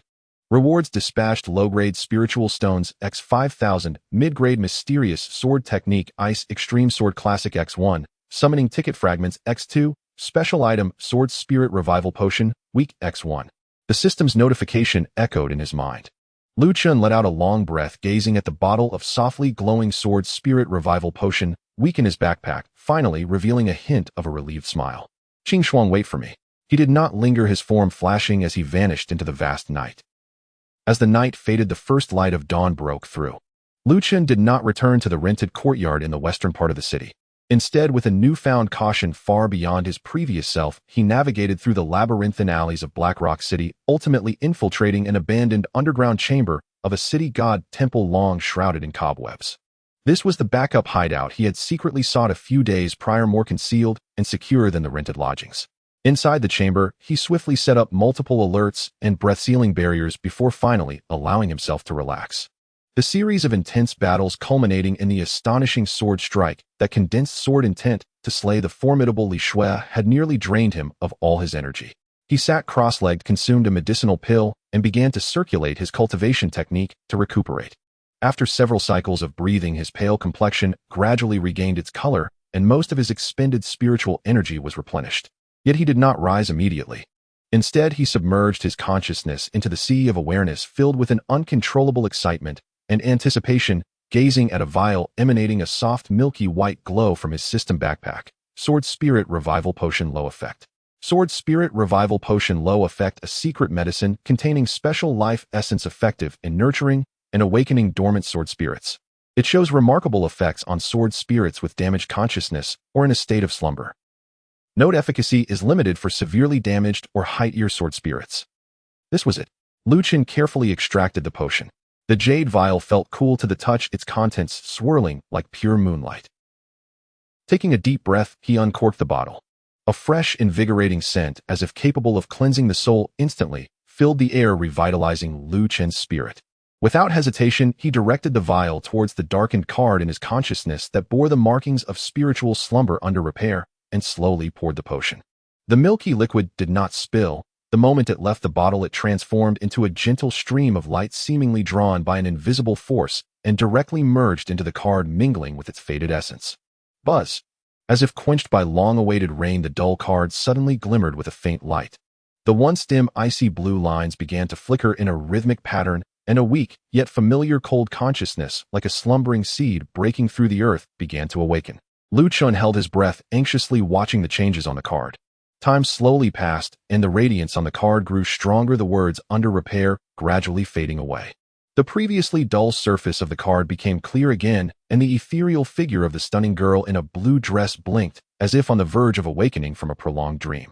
Finally, under Luchun's eager gaze, the card regained its luster, even more crystalline than before. A pure and chilling consciousness infused with confusion and a hint of fragility clearly transmitted into Luchun's heart. Swordholder. It was the voice of Qing Shuang. Though now more delicate than before, the awakening was unmistakable. Qing Shuang, you're awake. A surge of indescribable joy welled up in Luchun's heart, akin to reuniting with a long-lost family member, his thoughts brimming with excitement. Qing Shuang's response carried a hint of sleepy confirmation. I have been sleeping for a long time. Your cultivation has reached the 4th level of Qi refinement. It seems you have not wasted your time. She could sense Luchun's significant improvement in strength, as well as the lingering sharp sword intent and faint scent of blood that still surrounded him. Clearly, he had experienced more than one fierce battle during her slumber. It's a long story. Luchun suppressed his excitement and briefly recounted his experiences from the encounter with the foundation-building rogue cultivator at Falling Wind Gorge, which forced him to use her essence, to acquiring the Ice Qi remnant sword at the auction, and finally the process of designing the eradication of the Black Sha gang. Qing Shuang listened quietly, ripples of emotion stirring within her icy consciousness. Especially upon hearing how Luchun risked everything to awaken her, competing for the Ice Qi remnant sword and secretly annihilating the Black Sha gang, a warm current seemed to flow through her previously cold essence. You have worked hard, Swordholder. Her voice remained cool, but now carried a softness and acknowledgement that had not been there before. The Dragon Soul fragment within the Ice Qi remnant sword will greatly benefit my recovery. Although most of its power is used to awaken me, its essence has started to merge with me. Once I fully refine it, I may regain some strength, or even improve. Luchun was overjoyed. That's wonderful. Just tell me what you need. Right now, solidifying my spiritual body is paramount, Qing Shuang said. That Ice Extreme Sword Classic is just what you need at this moment. At her reminder, Luchun recalled another significant reward from his mission. He promptly retrieved the jade slip emanating a chilling aura from his system backpack, the Ice Extreme Sword Classic. As his consciousness sank into the slip, a flood of information surged into his mind. The Ice Extreme Sword Classic, a mid-tier profound sword technique. It was not merely a singular technique, but a complete inheritance of ice-based swordsmanship. It contained chapters on mental methods, sword techniques, sword momentum, and even guidance on condensing sword intent. The mental method was named Ice Soul Profound Technique, capable of cultivating an exceptionally pure ice soul, sword energy, far exceeding ordinary spiritual power, and providing a significant enhancement to ice-based spells and sword techniques. The technique chapter recorded 3 killing moves. The first move, Ice Wheel Slash, a sword energy coalesced into a wheel rotating and cutting, merging offense and defense with a vast range. The second move, Profound Ice Stab, a highly condensed sword energy at a single point pursuing utmost penetration and explosion, specifically designed to break through protective barriers and solid defenses. The third move, Frosty Sky Snow Dance, a wide-ranging sword energy storm like the arrival of a frigid winter, ravaging ice and snow, causing everything within its radius to wither. More importantly, the classic began to touch upon the condensation and application of sword momentum, even guiding the ultimate condensation of one's own sword intent. This was practically a tailored technique for Luchun, perfectly aligning with his icy spiritual power and sword cultivation path. What a powerful sword classic! Luchun was astounded, eagerly beginning to comprehend it. With Qing Shuang's guidance and his prior extensive readings on swordsmanship, his self-created techniques, and a nascent understanding of sword intent, he found the process surprisingly efficient. He first practiced the mental method of Ice Soul Profound technique. The optimized Qi induction method route shared some similarities with it, allowing for a smooth transition. Soon the spiritual energy within him began to transform into a purer, more chilling Ice Soul sword energy, achieving higher efficiency and greater power. Next, he started training in the sword techniques.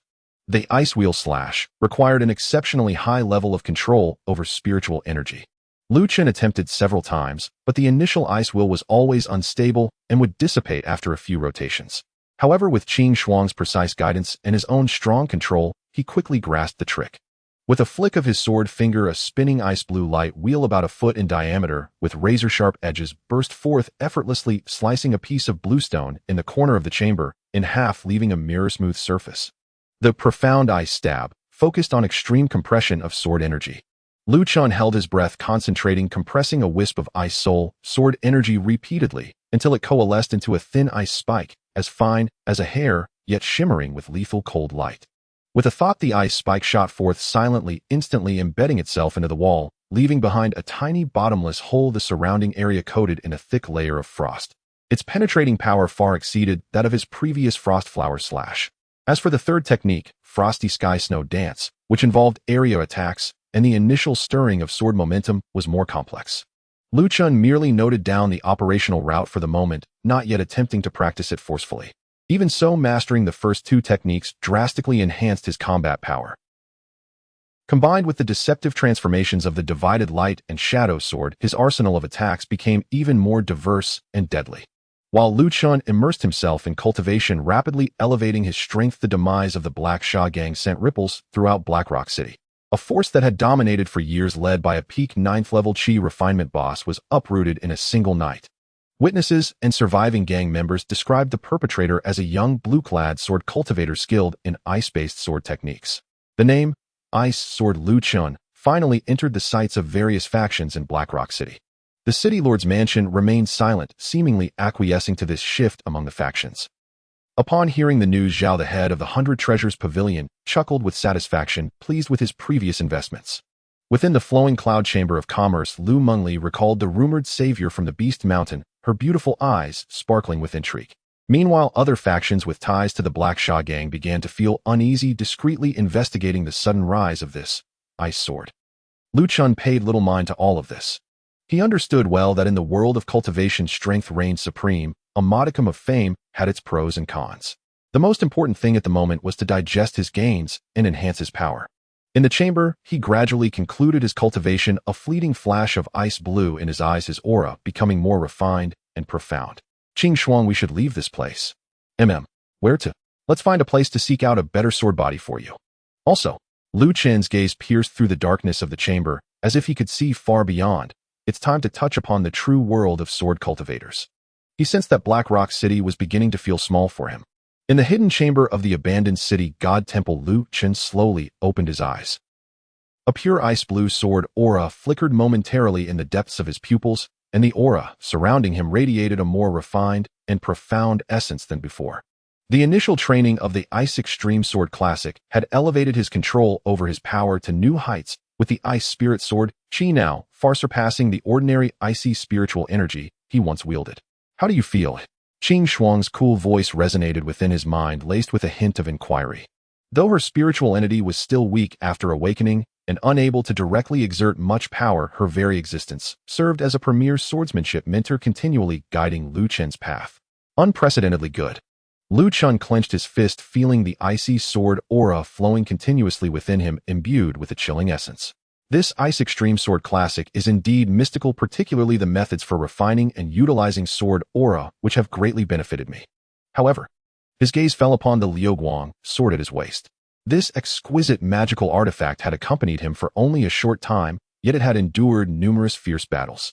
Especially after forcibly accommodating the power of the Ice Qi Dragon Soul, the sword's interior had developed subtle, barely perceptible hidden injuries. With his current cultivation at the 4th level of Qi refinement and a deeper understanding of swordsmanship, Liuguang was gradually becoming inadequate for his needs. You need a better sword, Qing Shuang stated plainly, reading his thoughts. To accommodate my spiritual essence and your burgeoning ice spirit sword chi, at least a low-grade spiritual weapon with attributes compatible with ice is required. A spiritual weapon. This was a presence far superior to a magical artifact imbued with spirituality that could resonate with its master, amplifying its power. Even a low-grade spiritual weapon was rare in a place like Haiyan City and carried considerable value. It seems I need to attend another auction, Luchun pondered. With his substantial wealth amassed from eradicating the Haisha gang and task rewards, he possessed over 10,000 low-grade spiritual stones and dozens of medium-grade spiritual stones, enough to bid for a decent spiritual weapon. He did not rush to depart, but first changed his appearance utilizing a simple disguise technique to adjust his facial structure and skin tone. Wearing an inconspicuous gray robe, he suppressed his cultivation fluctuations to around the 3rd level of chi refinement. With the reputation of Ice Sword Luchun currently thriving, it was prudent to act discreetly to avoid unnecessary trouble. Arriving once more at the Gathering Treasures Pavilion, he paid a 20 low-grade spiritual stone entrance fee and received a numbered ordinary private booth. Compared to sitting in the communal area last time, the privacy of the booth was much better and showcased a certain level of financial standing, preventing him from being easily looked down upon. The auction was still hosted by the Midstage Foundation establishment cultivator Zhou Tong, and the atmosphere was lively.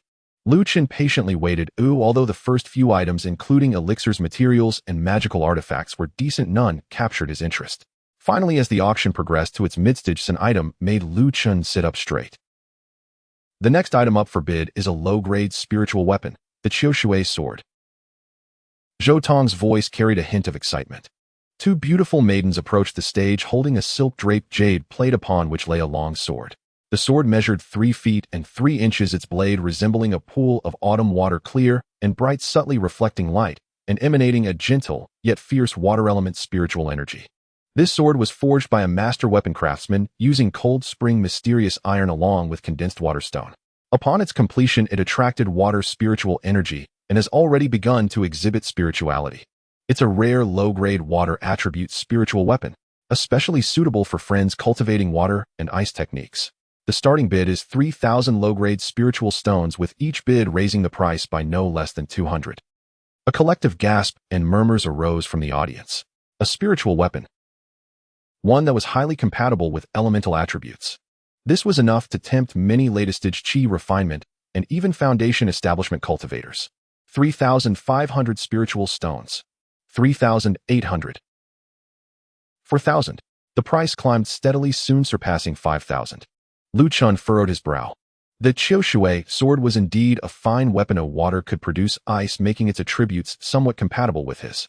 However, he could sense that Qing Shuang's feedback regarding this sword was rather lukewarm, indicating it was clearly not the best choice. He restrained himself from bidding. Ultimately, the Qiao sword was sold to a customer in a booth on the 2nd floor for 6,200 spiritual stones. Then another fire attribute spiritual weapon knife appeared, triggering a frenzy of bidding, but it had no bearing on Luchun. As the auction neared its conclusion, Luchun thought he would leave empty-handed when Zhou Tong's voice rang out once more, tinged with mystery. Everyone, the next item is one of the last 3 grand finale items of this auction. This item is somewhat special, not a finished product, but rather a broken sword embryo. At this, a chorus of boos erupted from the audience. A broken sword embryo. What use would that be? Yet Zhou Tong remained unfazed, signaling for his attendants to bring forth a long ice-cold jade box exuding a chilling aura.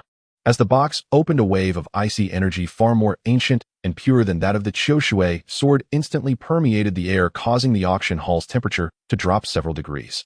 Inside the jade box lay an oddly shaped, ancient-looking sword embryo.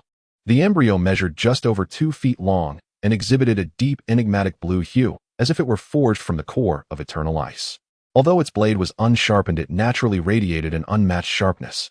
Intriguingly, the surface of the sword embryo featured faint dragon-like natural patterns, with the dragon's head positioned at the guard and its tail extending to the tip. However, the sword embryo was riddled with fine cracks, as if it would shatter completely with the slightest touch, and its spirituality was exceedingly weak, almost imperceptible. This sword embryo is of unknown material, excavated from a millennia-old glacier in the extreme northern ice fields. It is suspected to be a relic of ancient ice element sword cultivators.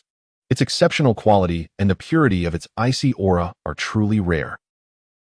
Unfortunately, for reasons unknown, the internal structure of the sword embryo is severely damaged, rendering its spirituality nearly extinguished, making it difficult to reforge or use directly.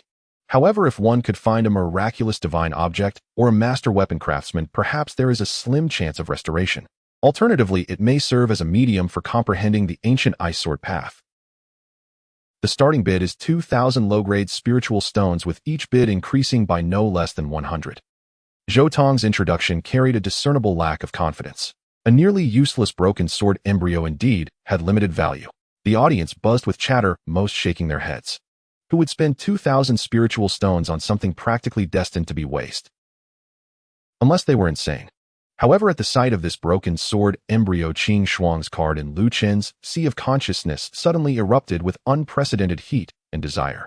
The intensity of the emotion far exceeded that of the previous encounter with the ice chi broken sword. Holder, acquire it. Qing Shuang's voice was tinged with barely contained excitement. This item shares my origin. What it contains is not merely simple ice element material, but a trace of innate ice essence. Though damaged, if I can integrate it into my spiritual body, it will not only completely repair my injuries, but even allow me to transform. Innate ice essence. Luchun's heart raced. While he did not fully grasp the specific value of this object, the fact that it could incite such a reaction in Qing Shuang, even mentioning transformation, indicated its immeasurable worth. 2,100 spiritual stones. He stifled his excitement, his voice hoarse as he made his first bid. The crowd's attention instantly shifted toward him, noticing a gray-robed figure seated in a basic booth, with cultivation merely at the third level of chi refinement, eliciting expressions of surprise. Could there truly be a fool willing to overpay? Zhou Tong was also somewhat taken aback, but quickly smiled. This friend bids 2,100 spiritual stones. Is there a higher bid? Silence enveloped the room, with no one stepping forward. Who would spend over 2,000 spiritual stones on a widely recognized piece of junk? Just as Zhou Tong was about to drop the hammer, a lazy voice chimed in from another booth on the second floor. 2,500 spiritual stones. The voice belonged to the same booth that had previously contended with Luchun for the ice chi broken sword. Luchun's expression turned cold. It was him again. 3,000 spiritual stones. Luchun raised his bid without hesitation. 3,500 spiritual stones. The voice from the booth retained its mocking tone. 4,000 spiritual stones. Luchun remained unfazed. He was determined to acquire it. 5,000 spiritual stones. The opponent appeared to be confident, once again raising the bid significantly. The atmosphere in the room became subtly charged. Many recognized this as a continuation of the previous contest for the broken sword. Why was this gray-robed man so fixated on a piece of trash? And why did the occupants of that booth repeatedly target him? Luchun remained silent for a moment, and just as the crowd assumed he would concede, he spoke again, his voice icy. 1 medium-grade spiritual stone. In market terms, 1 medium-grade spiritual stone was equivalent to approximately 100 low-grade spiritual stones, but in reality, medium-grade spiritual stones contained pure spiritual energy and had broader applications, often being worth more than 110 or even 120 low-grade stones.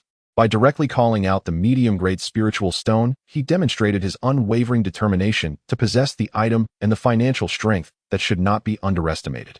The booth on the second floor fell silent for a moment before a scornful snort broke the stillness. Humph, 1 medium-grade spiritual stone for a piece of junk. This young master is not that idle. He'll let you have it. In the end, Luchun secured the mysterious broken ice chi sword embryo for the price of 1 medium-grade spiritual stone, whose actual value far exceeded 5,000 low-grade spiritual stones. As the ice jade box was brought into his booth and Luchun touched the freezing, yet oddly harmonious, sword embryo, the Qing Shuang card in his sea of consciousness radiated brilliantly, conveying immense joy and desire. Holder, I need time to refine this item. During this period, my spiritual body will again seal itself and be unable to respond. How long will it take? At least a few days, or as long as several months. Once I emerge, I will surely surprise you. With that, Qing Shuang's presence faded and the card's brilliance dimmed as it entered a state of deep refinement. Luchun carefully stored the ice jade box, his heart filled with anticipation. What would Qing Shuang's transformation be like? He did not linger, paying his spiritual stones before quietly leaving the Gathering Treasures pavilion. However, he remained unaware that as he departed, a pair of sinister eyes from the second-floor booth, which had competed with him, peered through the curtain, fixating coldly on his retreating figure. Go find out the details of that gray-robed man. I want to see what secrets he possesses, repeatedly vying for these broken items. Commanded a haughty, elegantly dressed young man, Fang, a scion of one of the 3 prominent families in Haiyan City. Yes, young master. A shadowy figure bowed and slipped away, following stealthily. The mantis stalks the cicada, unaware that the oriole lurks behind. Having just acquired a precious treasure, Luchun remained oblivious to the new troubles that had quietly begun to unfold. After acquiring the ice dragon sword embryo, Luchun felt a surge of excitement, yet he remained vigilant. He understood all too well the dangers that accompany great treasures, especially after Fang's cold snort of resentment, which assured him that this matter would not be easily resolved. Instead of heading directly back to the secret chamber of the city god temple, he meandered through the streets of Blackrock City, confirming that he was not being followed before quietly slipping out of the city, heading towards the direction of the 10,000 Beasts mountain range. The depths of the mountains were sparsely populated, making it the perfect place to digest his gains and prepare for any potential pursuers. However, he underestimated the influence of the Qi family in Blackrock City, as well as Fang's vengeful nature. Just as he left the city and entered a relatively open valley on the outskirts of the 10,000 Beasts mountain range, several powerful auras suddenly erupted from the woods ahead, blocking his path. Leading them was none other than the young master of the Qi family, Fang. Dressed in luxurious garments, his face displayed unabashed arrogance and coldness.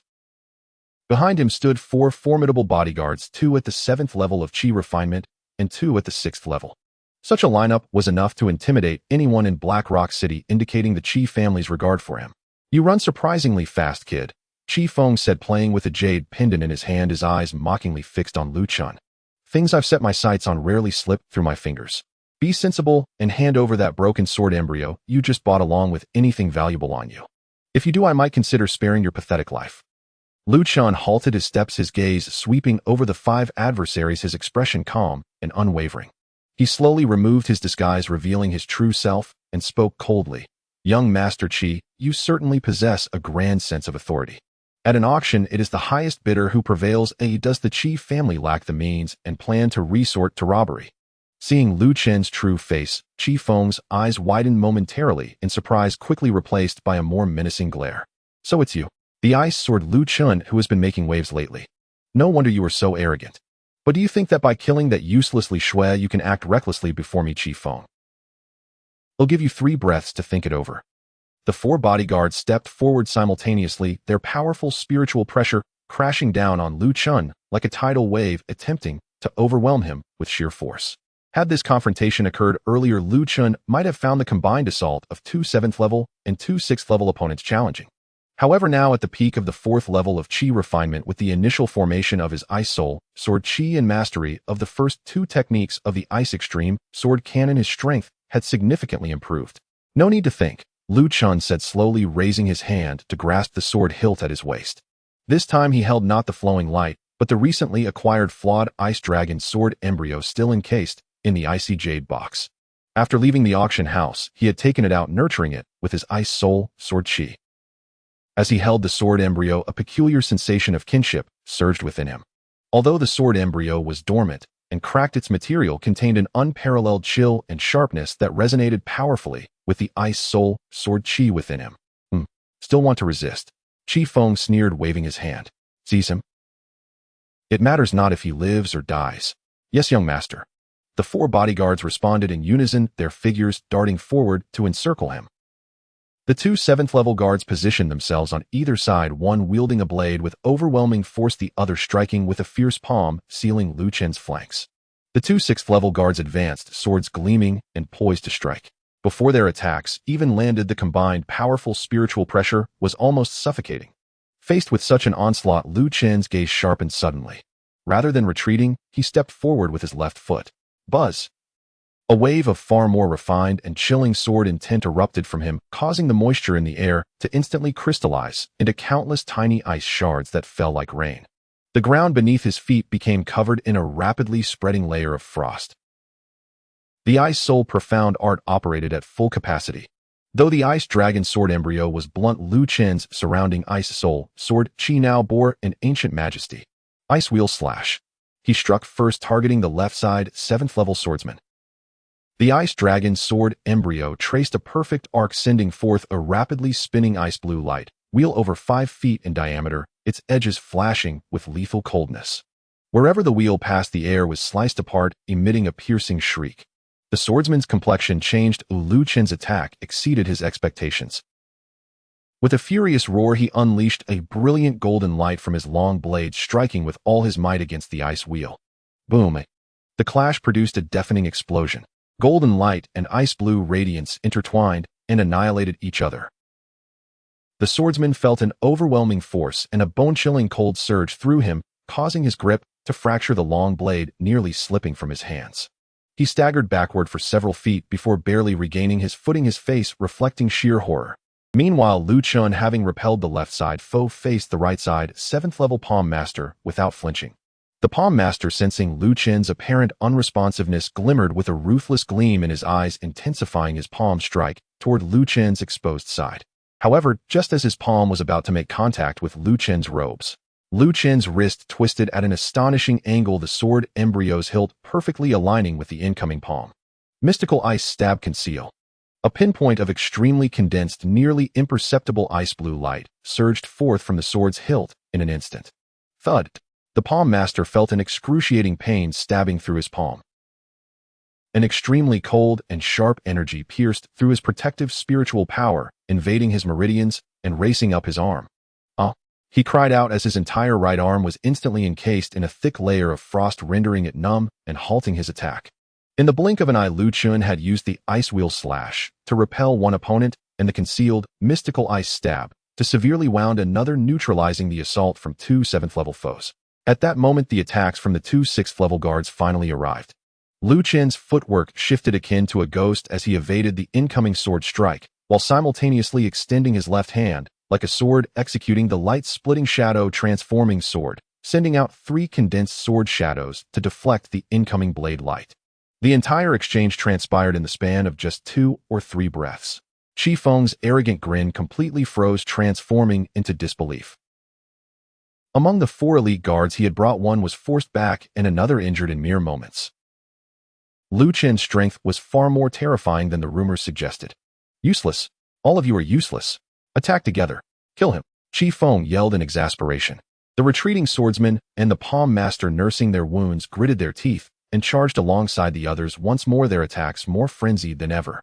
Luchun's gaze turned icy as he wielded the Ice Dragon sword embryo, unleashing the full might of the Ice Extreme Sword Cannon. The Ice Wheel Slash combined offense and defense. The Mystical Ice Stab was elusive and difficult to counter, and the light-splitting shadow transforming sword served to distract and disrupt. He maneuvered through the 4 attackers, every swing of the sword embryo bringing a chilling force that froze all and a sharpness that could tear through anything.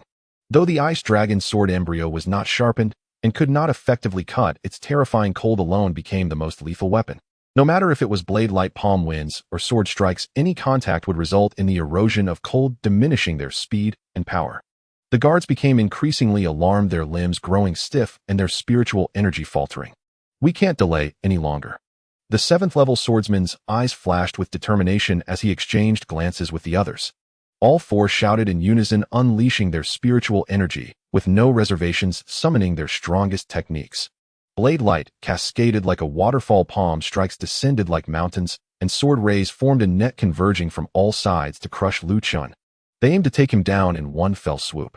Facing this lethal strike, Luchun took a deep breath, the ice-blue hue in his eyes intensifying.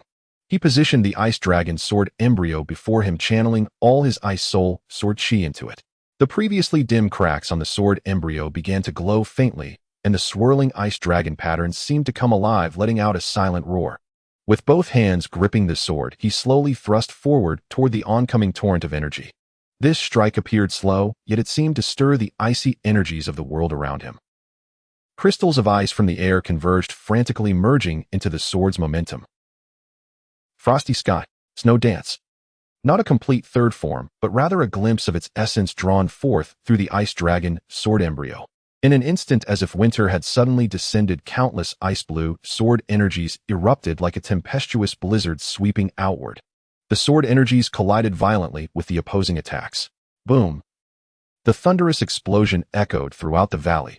Energy storms ravaged the area, carving deep trenches into the ground as surrounding trees and rocks were reduced to dust.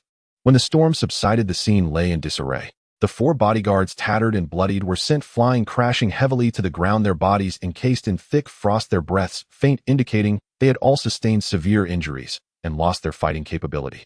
Meanwhile, Luchun still stood with the sword in hand, his pale complexion betraying the effort it took to invoke the frosty sky snow dance, a trickle of blood escaping from the corner of his mouth. Yet his gaze remained sharp as a blade, coldly fixed on the only other figure still standing, Qifeng. Qifeng was already pale with fear, his legs trembling uncontrollably. He could not fathom that 4 mid to latest stage Qi refinement guards had been defeated so swiftly and thoroughly. You? Don't come any closer. I am the young master of the Qi family. If you dare touch me, the Qi family will never let you go, he screamed, retreating step by step. Luchun advanced towards him, the ice dragon, sword embryo radiating a chilling aura. Winning at an auction is only natural. You obstructed me and attempted to kill me, you deserve to die. Luchun's voice was cold, devoid of any emotion. The Qi family. If this is the quality of your people, it would be better for you not to provoke me. If you dare come, I won't hesitate to remove your name from Blackrock City. As the last word left his lips, he gently pushed the sword embryo forward. Qifeng's pupils dilated, desperately attempting to evade, only to find himself ensnared by an invisible chill surrounding him, unable to move. No. The sword embryo pressed against his forehead. An extreme cold instantly froze his spirit. Qifeng's body stiffened, his face frozen in endless fear and regret as he fell backward, devoid of life. Luchun did not even glance at his corpse, turning instead to the 4 heavily injured bodyguards. Despair and pleading filled their eyes.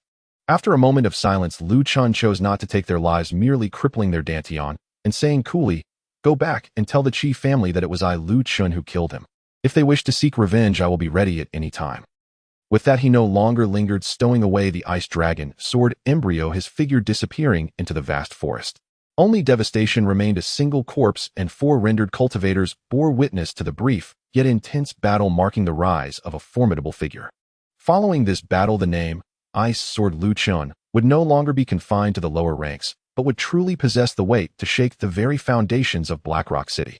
In the depths of the Yuan Beast Mountain range lay a secret valley concealed by a natural maze.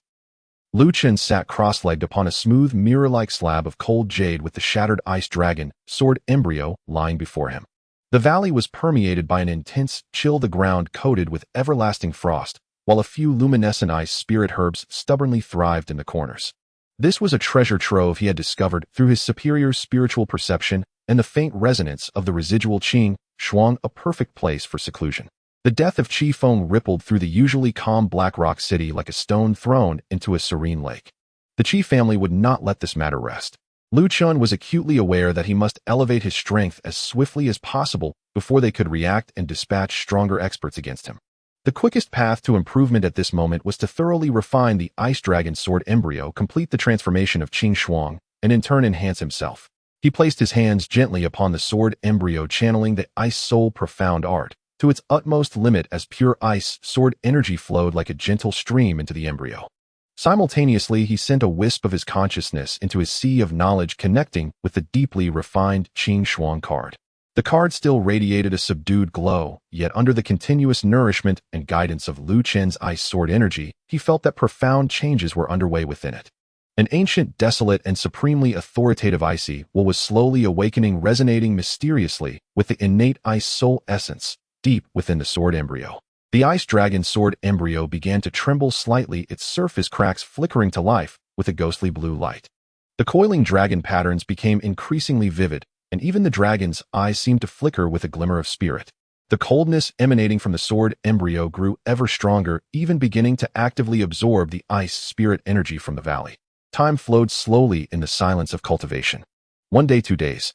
Luchun seemed to transform into an ice sculpture with only the ceaseless flow of ice sword energy within him and the increasingly tight bond with the sword embryo, proving his existence. His cultivation steadily rose as he refined the sword embryo, inching closer to the threshold of the 5th level of Qi refinement. However, as the saying goes, trees wish to be still, but the wind does not cease. On the 5th day of Luchun's seclusion, subtle, yet persistent fluctuations emanated from the natural maze surrounding the valley. With a series of loud crashes and the sound of trees falling, the maze was forcibly breached. Dozens of figures surged in, led by a middle-aged man with a stern face and sharp eagle-like eyes, clad in the attire of core disciples of the Qi family. His aura unmistakably reached the peak of the 8th level of Qi refinement. He was Yuan, the vice master of the Qi family's law enforcement hall, and Fang's uncle. Behind him followed 10 Qi family guards, their cultivation levels ranging from the 4th to the 6th level of Qi refinement, all with expressions of grim determination. They had spent several days following the vague directions and clues provided by the 4 discarded guards, and had finally tracked Luchun down to this place. Indeed, he is here. Yu's gaze struck like lightning, instantly locking onto Luchun, who was in seclusion on the cold jade slab along with the ice dragon sword embryo, radiating an extraordinary aura. A flicker of greed and intense killing intent crossed his eyes. You killed my Qi family disciple and destroyed my Qi family guards. Little bastard, today shall be your last. Form the formation. The 10 guards, well-trained, immediately dispersed, occupying strategic positions, their spiritual powers entwining as they instantly formed a murderous, golden-locked dragon trapping formation. Streams of golden spiritual light intertwined in the air, like chains sealing off the valley's exit, and the area where Luchun stood, isolating him from the outside world. Yu then stepped forward, unleashing his peak 8th level Qi refinement power without reservation. A long knife engulfed in crimson flames appeared in his hand, its runes flickering, revealing it to be a low-grade spiritual weapon. Flame slash, he roared, cutting straight to the chase with his deadly move. The fiery long knife cleaved through the air, unleashing a condensed crimson blade of energy that extended several feet, exuding a heat capable of incinerating all, tearing through the chill to strike at Luchun on the slab. Before the blade reached him, the terrifying heat had already melted the surrounding frost steam, rising rapidly. This strike, fueled by fury, possessed the power to severely injure or even annihilate an ordinary 8th level Qi refinement practitioner.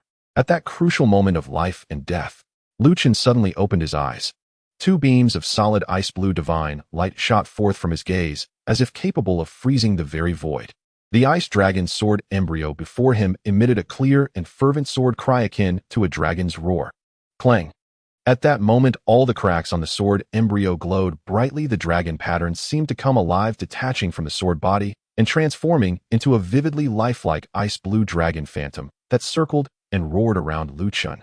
An overwhelming pressure far surpassing before descended upon the scene. Simultaneously, within Luchun's sea of knowledge, the Qing card burst forth with resplendent ice blue brilliance. Ding! The sword spirit Qing has successfully fused with the innate ice soul essence, completing its preliminary transformation. Qing grade has risen to SSR. Level has increased to LV 60600. New form unlocked, Ice Dragon Sword Body initial. New skill unlocked, Ice Dragon Devour controllable.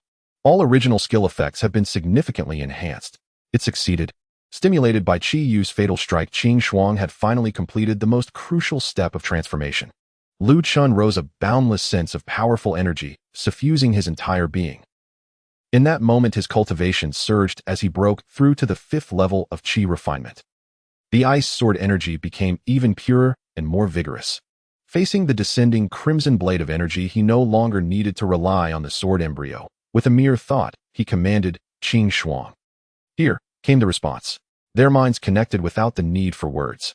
The ice blue dragon phantom that circled around him emitted a mighty roar, suddenly merging into the long sword in his hand, which had regained its integrity, now revitalized. The sword retained a deep dark blue hue, but was now as smooth as a mirror, as if sculpted from the most perfect ice crystal. The dragon's head at the hilt was vividly detailed, its mouth slightly agape, releasing a 3-foot-long ice blue blade that shimmered with cold energy, with the dragon phantom circling above it.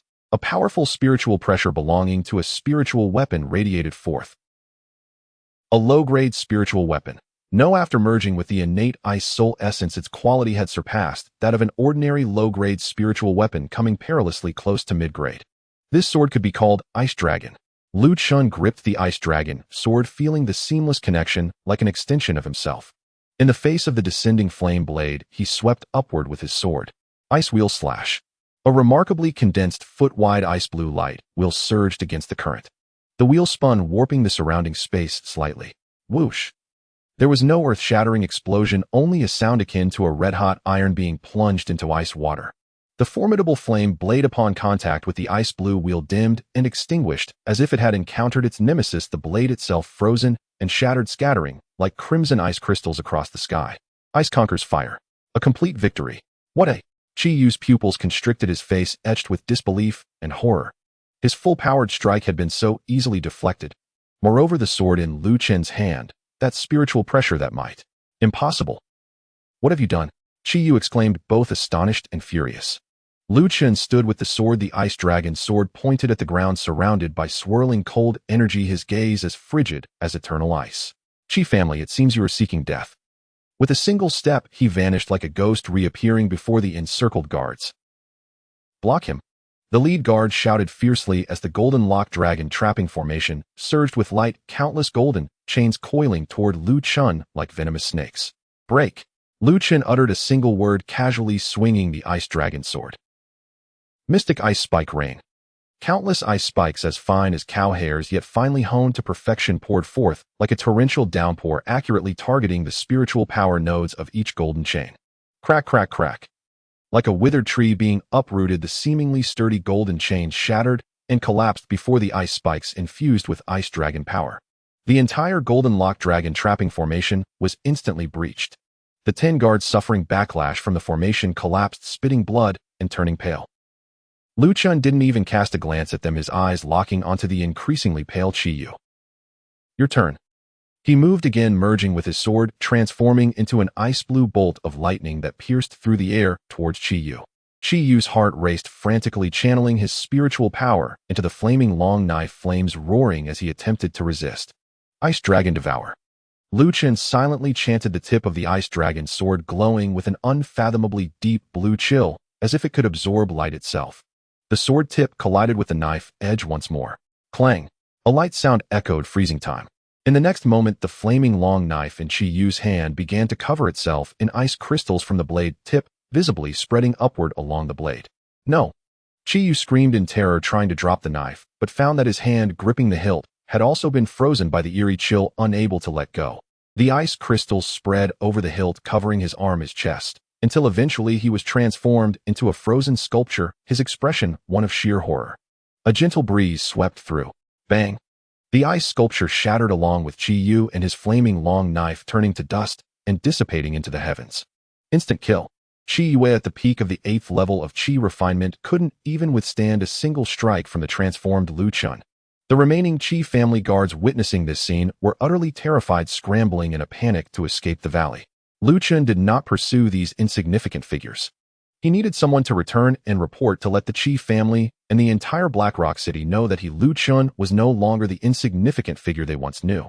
However, just as he prepared to examine the detailed changes following Qin Shuang's transformation, an overwhelmingly powerful and primal pressure surged from the depths of the valley. Roar! Accompanied by an ear-splitting roar, a massive white figure slowly emerged from the misty depths of the valley, resembling a small mountain. It was a colossal snow-white giant ape, over 3 meters tall, with fur like silver and crimson eyes flashing, emanating a dreadful demonic aura comparable to the peak of the 9th level of Qi refinement, even brushing against the threshold of Foundation establishment. Even more alarming, the icy aura surrounding it seemed hardly weaker than that of Luchun, who wielded the ice dragon sword. A second-tier peak demon beast, the ice soul white ape. Clearly, the tremendous ice spirit energy stirred up by Luchun's refinement of the ice dragon sword embryo, along with the commotion from the recent battle, had awakened the true ruler of this valley. With its blood-red eyes fixed upon Luchun, or rather the ice dragon sword in his hand, the giant ape pounded its chest, producing a drum-like reverberation filled with warning and hostility. With a formidable foe before him and the pursuit behind him, though resolved, now the ruler of this land awakened. Luchun gripped the ice dragon sword, his expression grave yet unafraid, instead igniting a fierce fighting spirit within him. Just right, I shall test the prowess of my new sword against you, beast. The roar of the ice spirit white ape was like thunder, shaking the entire valley and filling the air with a dense, suffocating storm of demonic energy mixed with bone-chilling cold. Its crimson eyes were fixated on the ice chi sword in Luchun's hand, brimming with greed, fury, and a trace of instinctive wariness. The aura radiating from the sword made it both yearn to devour and feel inexplicably threatened. Faced with this second-tier pinnacle beast whose power was on par with the peak of the Qi refining 9th layer, and even half a step into the Foundation establishment stage, Luchun did not retreat. Instead, a fiery battle intent ignited in his eyes. Having just completed his breakthrough and wielding the transformed ice chi sword, he craved an exhilarating battle to test his limits. Just in time, Luchun cried out, and the ice spirit sword chi of the 5th layer of Qi refining erupted violently, resonating perfectly with the ice chi sword. The cold energy enveloped him, frost spreading beneath his feet, his aura rivaling that of the enormous white ape. Roar! The ice spirit white ape was thoroughly provoked by Luchen's challenge. Its massive body stood upright like a white mountain, colossal fists imbued with tremendous force, and the icy, demonic power of freezing cold descended upon Luchun like a meteor. Where its fists passed, the air froze, emitting a sound as if it could barely withstand the pressure. This punch possessed enough might to flatten a small hill. Confronting this terrifying strike that combined sheer strength with demonic power, Luchun's gaze was as sharp as a blade. He chose not to confront it head-on. Instead, his footwork was intricate, and his figure moved like a ghost, leaving behind a series of afterimages as he narrowly evaded the punch. At the same time, he drew forth the ice chi sword, tracing a cold trajectory. Ice wheel / 9 turns. No longer a singular light wheel, but 9 slightly smaller, yet more condensed, rapidly rotating ice blue light wheels, as if alive, sliced toward the white ape's vulnerable joints, armpits, and neck from different angles along bizarre arcs. This was his further evolution of the ice wheel / integrating the control skills of splitting light and shadow. Chhchchchch. The ice wheels sliced against the white ape's tough steel-like fur and thick ice armor, emitting a sound that gritted teeth, scattering countless ice shards. Although they did not breach its defenses directly, the frigid sword energy penetrated its fur, frantically eroding its demonic power, leaving behind deep, white marks visible to the bone, causing it to momentarily falter and emit a howl of pain. Profound ice stabbed continuous stars. Luchun pressed his advantage as the sword's momentum shifted. The ice chi sword thrust forward, instantly projecting 7 cold stars. These 7 cold stars did not scatter. They were connected like the 7 stars of the Northern Dipper, embodying an intent that could pierce through all, accurately targeting the same exposed spot on the white ape's chest revealed by its punch. Breaking through with precision. Stacking damage. Poof, poof, poof. The first 6 profound ice stabs struck against the thick ice armor on the white ape's chest, bursting into ice mist, but also weakening that section of armor to its limit. The 7th profound ice stab struck like the last straw that broke the camel's back, brutally penetrating the ice armor and stabbing into its flesh. Roar! The white ape let out a world-shattering cry of pain. A blood hole the size of a bowl appeared in its chest as the extreme cold sword energy surged in, freezing its blood and internal organs. Its massive body staggered back, fear finally visible in its crimson eyes. This seemingly insignificant human not only possessed strange power, but his sword technique was also extraordinarily sharp and ruthless. Intense agony and the threat of death fully awakened the ferocity of this dominant beast. It howled to the sky, its demonic energy burning like boiling lava, and the endless cold in the valley frantically gathered around it, coalescing into countless enormous ice spears, their tips shimmering with ghostly blue cold light. Innate divine ability. 10,000 ice spears kill. In the next moment, countless ice spears descended like a storm, obscuring the sky, carrying the momentum to obliterate everything, raining down upon Luchun. The expanse and density left no room to evade. Facing this unavoidable death blow, Luchun took a deep breath, his gaze becoming extraordinarily calm, even carrying a hint of reverence. He abandoned all thoughts of evasion, immersing his mind entirely in the ice chi sword, losing himself in the flowing ice spirit sword chi. When the heart reaches, the sword reaches. Sword techniques lack fixed forms like water lacking constant shapes. Cold ice is not merely about freezing, but also encompasses sealing, obliteration, and purification. Past experiences in cultivation, battle, and reading texts surged like a gentle stream into his heart at this moment. He seemed to touch the deeper essence of icy power, which was not merely low temperature, but a rule-like force that brought everything to a standstill, returning to silence. He no longer adhered to the fixed forms of the extreme ice sword manual, but followed the insights from within, adhering to the ancient will conveyed by the ice chi sword, slowly raising his sword. There was no earth-shattering momentum, no dazzling brilliance. Only a silence that seemed capable of freezing the soul spread outward from him. As he faced the torrent of ice spears, he simply executed a horizontal slash with his sword. Silence. Obliteration. Accompanied by his silent murmuring, a sword mark as delicate as a cicada's wing and nearly transparent appeared out of nowhere and spread forward. Wherever the sword mark passed, time seemed to freeze. The ice spears raining down from above upon contact with this seemingly weak sword mark did not shatter. Instead, they lost all energy and vitality, instantly dimming and dissolving, transforming into the purest essence of ice spirit, dissipating into nothingness. The sword mark advanced, silently sweeping past the roaring white ape. The colossal body of the white ape abruptly froze, its crimson pupils filled with utmost terror and confusion. The demonic energy, boiling blood and violent while surrounding it, seemed to be forcibly stripped away and erased by some invisible force at that moment. It maintained its forward-pouncing posture, transforming into a lifeless ice sculpture, even its thoughts frozen in that instant. A gentle breeze blew by. The ice sculpture quietly shattered, turning into a sky full of sparkling dust drifting away with the wind. The second-tier pinnacle beast ice spirit white ape was obliterated. Ding. The host comprehends the ice-type sword intent in the life and death struggle. Obliteration. Sword intent realm initial insight 1. Ding.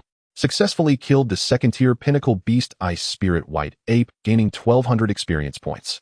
Qing Shuang's level increased to LV 720700. The host's level increased to LV 5. Peak of Qi refining 5th layer. The system's prompt sounds echoed continuously. Yet Luchun remained oblivious, still holding the sword immersed in the profound sword strike he had just executed. That strike was not something he had deliberately crafted, but rather a natural outburst arising from the perfect harmony of spirit energy and the sword. Sword intent. Obliteration. He murmured to himself, feeling that ice-blue seed-like idea deep within his heart. Though only an initial insight, its power had transcended the realm of ordinary sword moves, touching the edges of the law. After a long while, he gradually sheathed his sword, exhaling a long breath, his eyes filled with clarity and joy. Mastering sword intent represented that his path in the sword had truly stepped onto a new level. He walked to the place where the white ape had perished, picking up a fist-sized demon core rich with overwhelming ice-type demonic power and a trace of primordial coldness, the most precious material from it. After this battle, he not only stabilized his cultivation at the 5th layer of Qi refining, but also comprehended his own sword intent, achieving a qualitative leap in strength. It's time to return. Lu Chen's gaze turned toward the direction of Black Rock City, his eyes sharp. The Qi family. If they dared to come again, he would not mind letting this obliteration sword intent taste blood. He cleaned up the traces of battle in the valley, his figure transforming into a stream of ice-blue light as he departed from this hidden place that had brought him transformation. When Lu Chen's figure reappeared at the gates of Black Rock City, the commotion was far greater than he had anticipated. It's him, the ice sword Lu Chen. How dare he come back? I heard that Xiao, the deputy hall master of the Qi family's law enforcement hall, went to the 10,000 Beast Mountain range to find him and has yet to return. Could it be that Xiao and the others? Various gazes filled with suspicion, fear, and awe converged upon him. News of his retaliatory strike against Xiao and the retreat of the guards had already been brought back by those who had fled, spreading like wildfire among those with ulterior motives. With his lone strength, he had annihilated the Black Sha gang, slain the young master of the Qi family, and now was suspected of having killed the peak deputy hall master of the Qi family at the 8th layer of Qi refining. Such impressive achievements had already turned the name Ice Sword Luchun into a legend among the lower-tier cultivators of Black Rock City, as well as a focal point of attention for various powerful factions. Luchun paid no heed to the discussions around him, striding straight into the city. He first visited the treasure pavilion.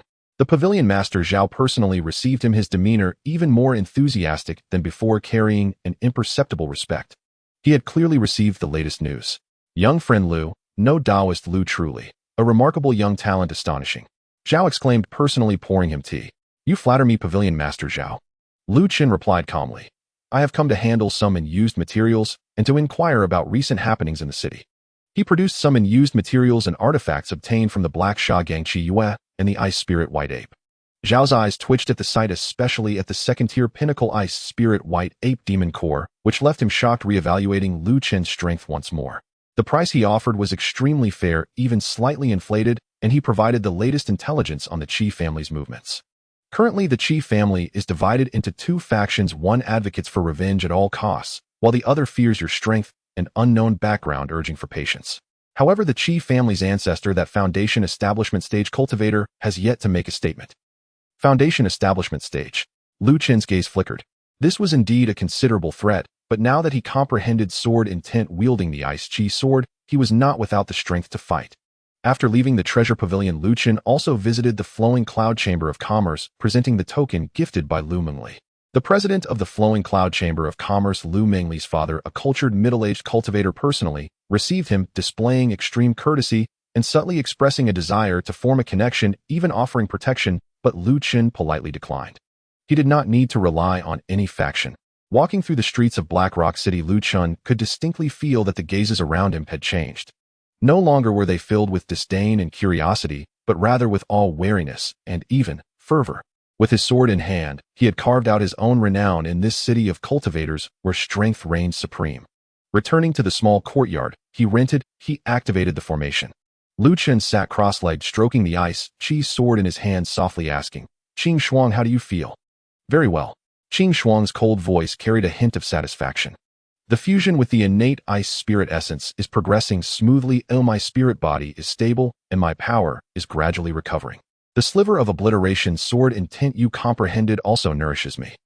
"That's good." Luchun felt at ease. With his partner in good condition and his own strength greatly increased, although formidable enemies still lay ahead, he was filled with confidence. He gazed at the bustling yet perilous scene outside the courtyard of Blackrock City, his eyes deep. "Next I will focus on cultivating solidifying my sword intent and waiting for everything that is meant to come." He knew that the Qi family would never rest and a greater storm might be brewing. But he feared nothing.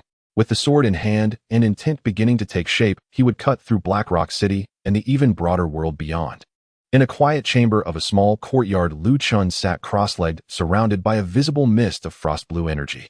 Having just broken through to the pinnacle of the 5th level of Qi refinement and begun to grasp the annihilation sword intent, he needed time to stabilize and digest his newfound power. The Bing Qi sword lay across his knees, its ethereal azure light flowing and intertwining with his aura, emitting a soft and pleasant hum. Within the sword, the spirit of Qing Shuang floated quietly, silently, absorbing the icy essence of the sword, Qi, solidifying the transformation brought about by its SSR grade. However, this tranquility did not last long.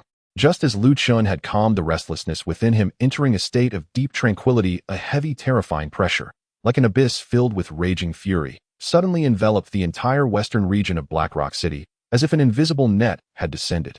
This pressure far exceeded that of the Qi refinement stage, containing an absolute suppression at the level of life itself, as if the heavens were collapsing and the earth was splitting. Countless low-ranking cultivators in the city turned pale, trembling in fear. Those with even slightly weaker cultivation instantly collapsed to the ground, shivering. A Foundation establishment cultivator, moreover one filled with rage.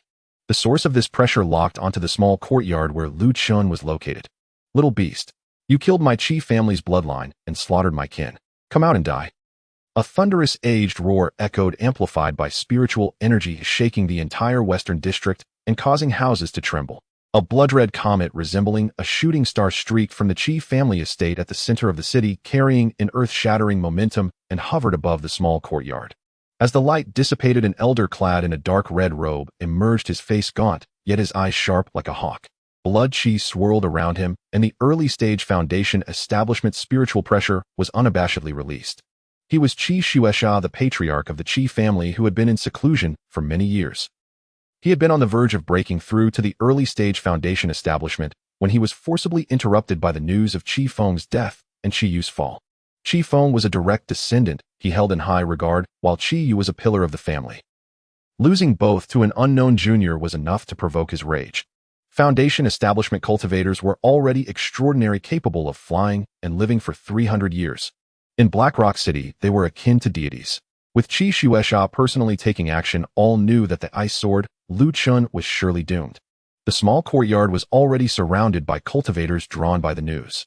Some were terrified, others gleeful, and many sighed inwardly, realizing that a newly risen loose cultivator genius might meet his end today.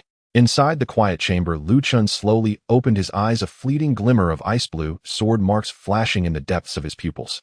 Facing the oppressive aura of the Foundation establishment cultivator looming above, he showed no fear, only a cold calmness. What was meant to come had finally arrived. He rose to his feet, grasping the Bing Qi sword resting on his knees. The sword trembled slightly, conveying Qing Shuang's clear and resolute intent. Early-stage Foundation establishment, weakened blood Qi, unstable spiritual energy, forced breakthrough. His blood Qi is violent but lacks purity. His weaknesses lie in the blood core of his dantian and his soul. Knowing himself and his opponent Qing Shuang's insight remained sharp. "That's fine, I'll use him to hone my sword and prove my annihilation intent." Luchun stepped forward, and the door to the quiet chamber swung open without a breeze. In an instant he appeared above the courtyard, facing Qi Shuesha from a distance. One in a blue robe, the other in a blood-red cloak. A youth and old monster. One in Qi refinement, the other in Foundation establishment. The scene was striking. Did he really dare to come out? Doesn't he fear death in front of the ancestor of Foundation establishment? Insanity. Truly insane. Gasps of astonishment arose from below. Qi Zuesh's cold gaze fell upon Luchun, particularly lingering on the Bing Qi, sword radiating extraordinary spiritual pressure, his eyes filled with greed and murderous intent. You little beast, you do have some guts. Unfortunately today you are destined to become the nourishment for my bloodshot technique. Kneel. With a fierce shout, his Foundation establishment divine sense pressure slammed into Lu Chen's mind like a heavy hammer. If a typical Qi refinement cultivator were subjected to such a roar, they would likely suffer a severe soul injury, their will shattered. However, within Lu Chen's mind the nascent, annihilation, sword intent seed quivered slightly, and a natural essence of everything returning to tranquility flowed through him, effortlessly dissipating the divine sense attack.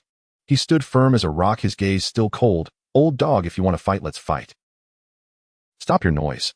Qi Zuesh's pupils contracted, slightly surprised. This youth could actually disregard his divine sense pressure.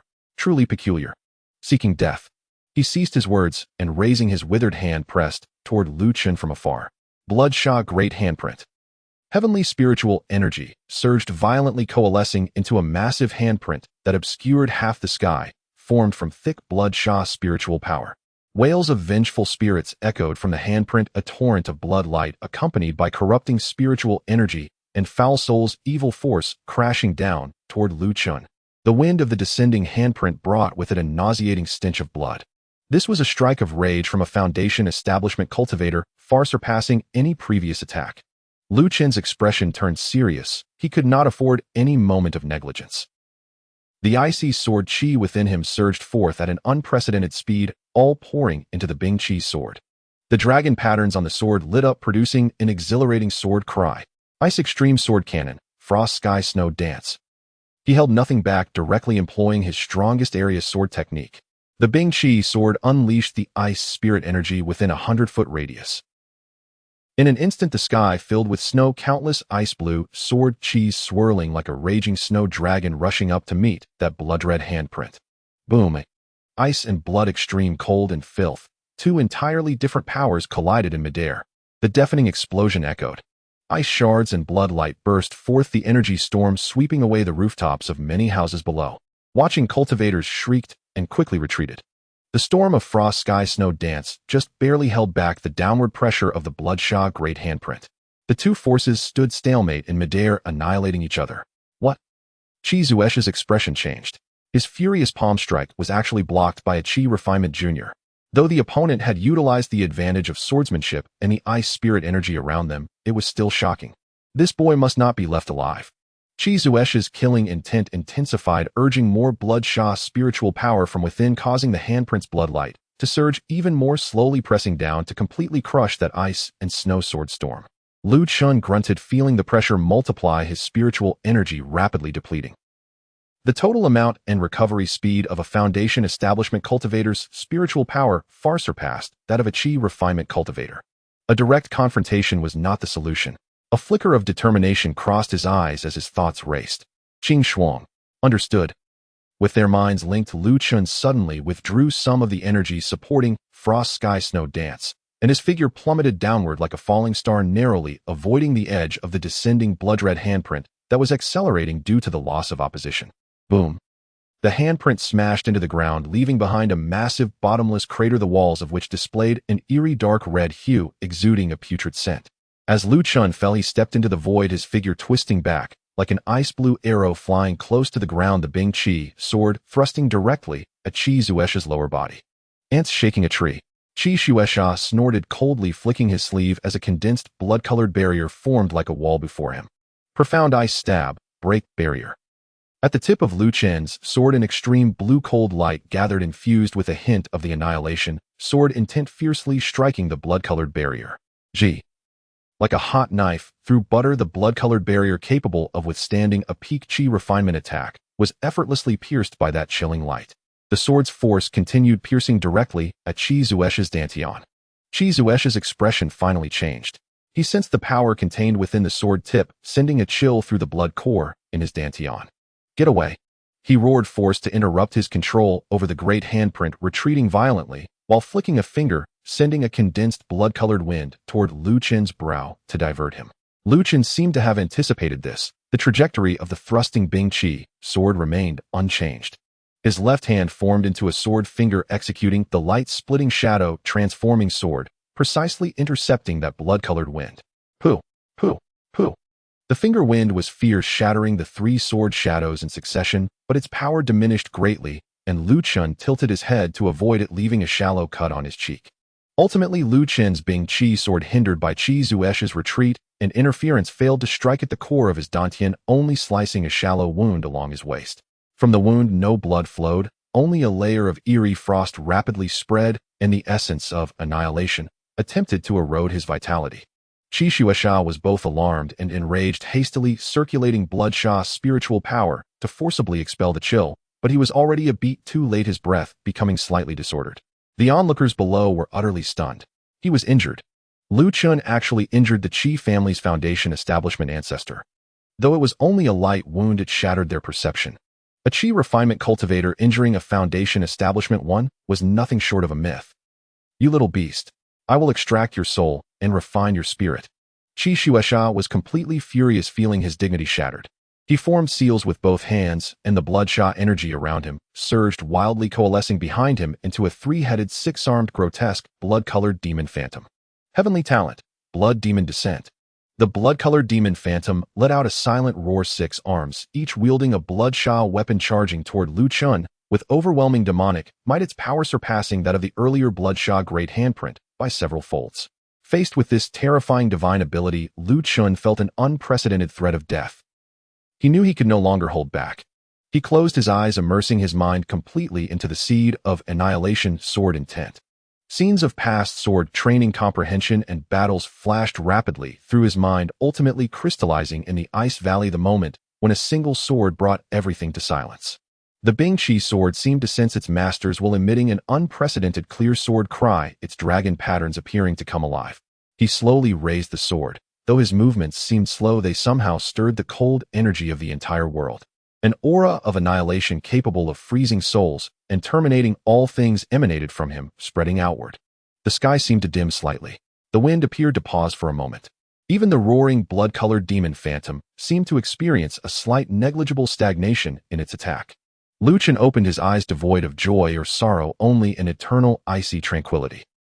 He gently swung his sword toward the charging, blood-colored demon phantom and the suddenly pale Qi Zueshi behind it.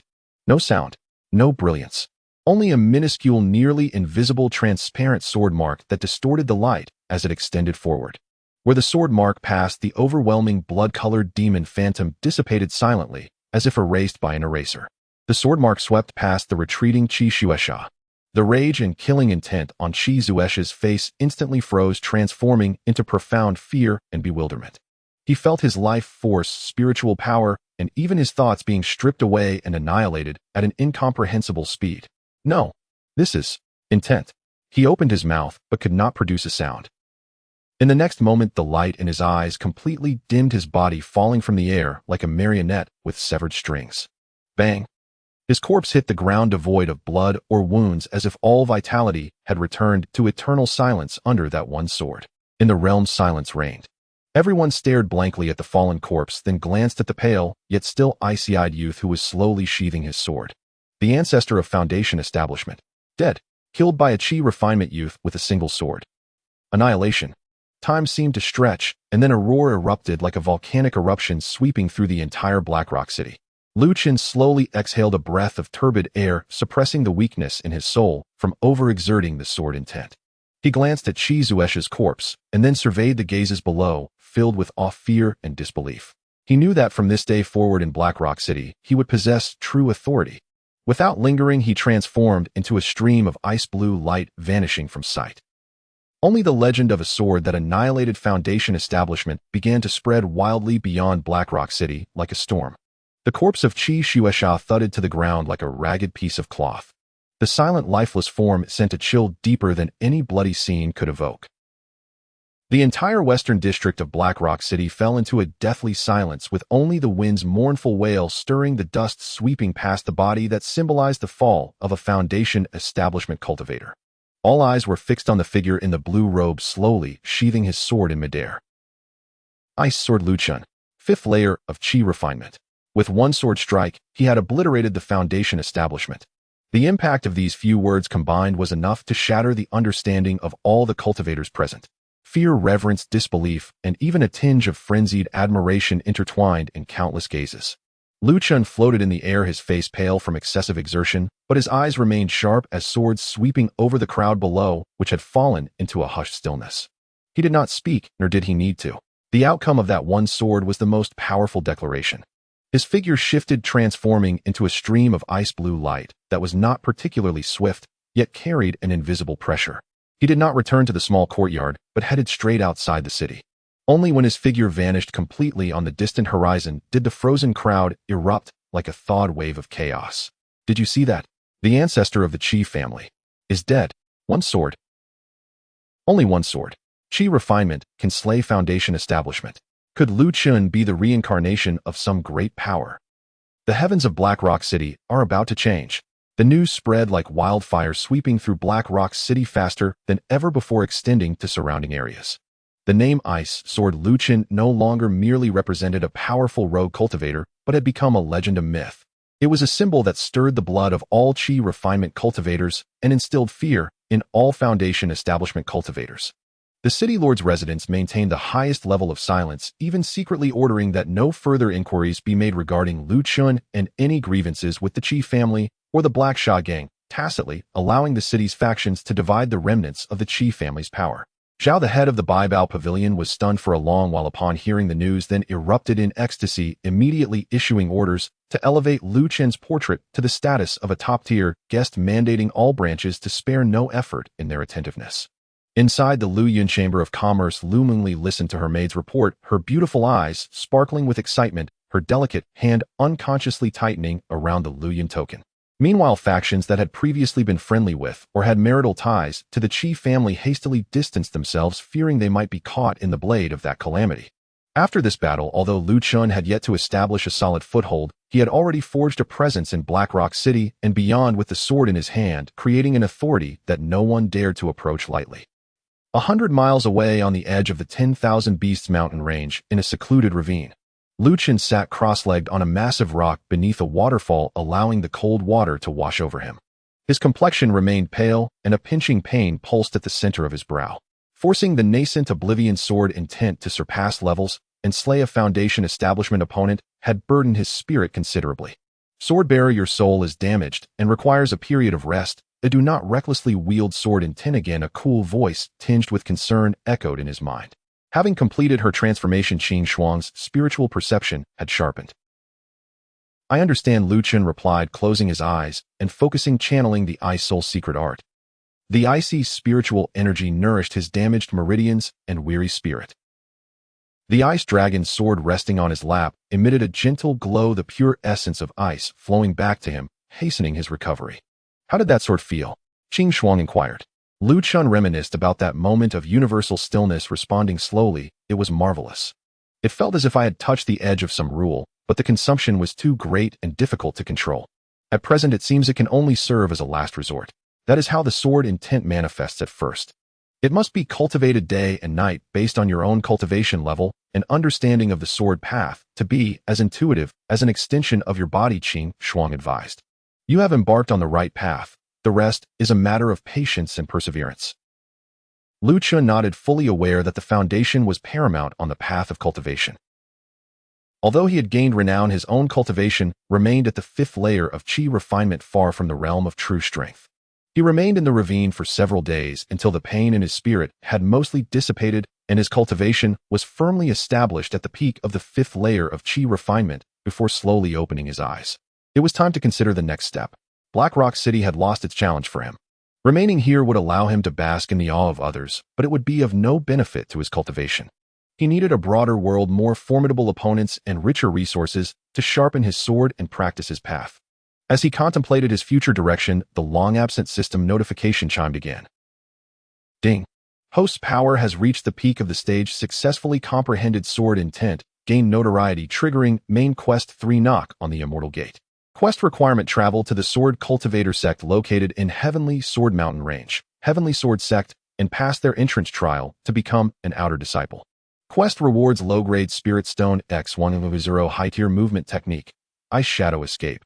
X1, Summoning Ticket Fragments. X3, Special Item, Soul Nourishing Jade. X1, Heavenly Sword Sect. A glimmer of excitement flickered in Lu Chen's eyes. This was a name he had long heard of, the strongest sword cultivator sect within 1,000 miles. It was said that there were multiple golden core true persons within, and even rumors of nascent soul sword cultivators seated within. It was the holy land all sword cultivators aspired to. Joining the sect would undoubtedly come with more restrictions, but would also mean access to the system's inheritance, abundant resources, a powerful backing, and opportunities to clash with more talented sword cultivators. Heavenly Sword Sect is exactly what I need, Luchun resolved immediately. Whether for the system task or for his own sword path, it was the best choice at present. The reward of the soul-nourishing jade also intrigued him. This item was a treasure for nurturing the soul, greatly benefiting his consolidation of sword intent. What do you think, Qing Shuang? It's a good idea. Although there are rules within the sect that impose restrictions, it is also the best path for honing your sword heart and acquiring resources. The Heavenly Sword Sect, founded on the sword, may provide opportunities for my complete recovery. With Qing Shuang in agreement, Luchun no longer hesitated. He rose, orienting himself. The Heavenly Sword Mountain range lay to the southeast of Black Rock City, quite a distance away, necessitating passage through several large cities and dangerous regions. He did not return to Black Rock City to bid farewell to anyone. Those fleeting reputations and human sentiments were mere passing clouds to him. Transforming into an inconspicuous streak of light, Luchun silently departed the 10,000 Beasts mountain range, embarking on his journey to the Heavenly Sword Sect. Along the way, he did not rush, but traversed the mountains and rivers like a wandering monk.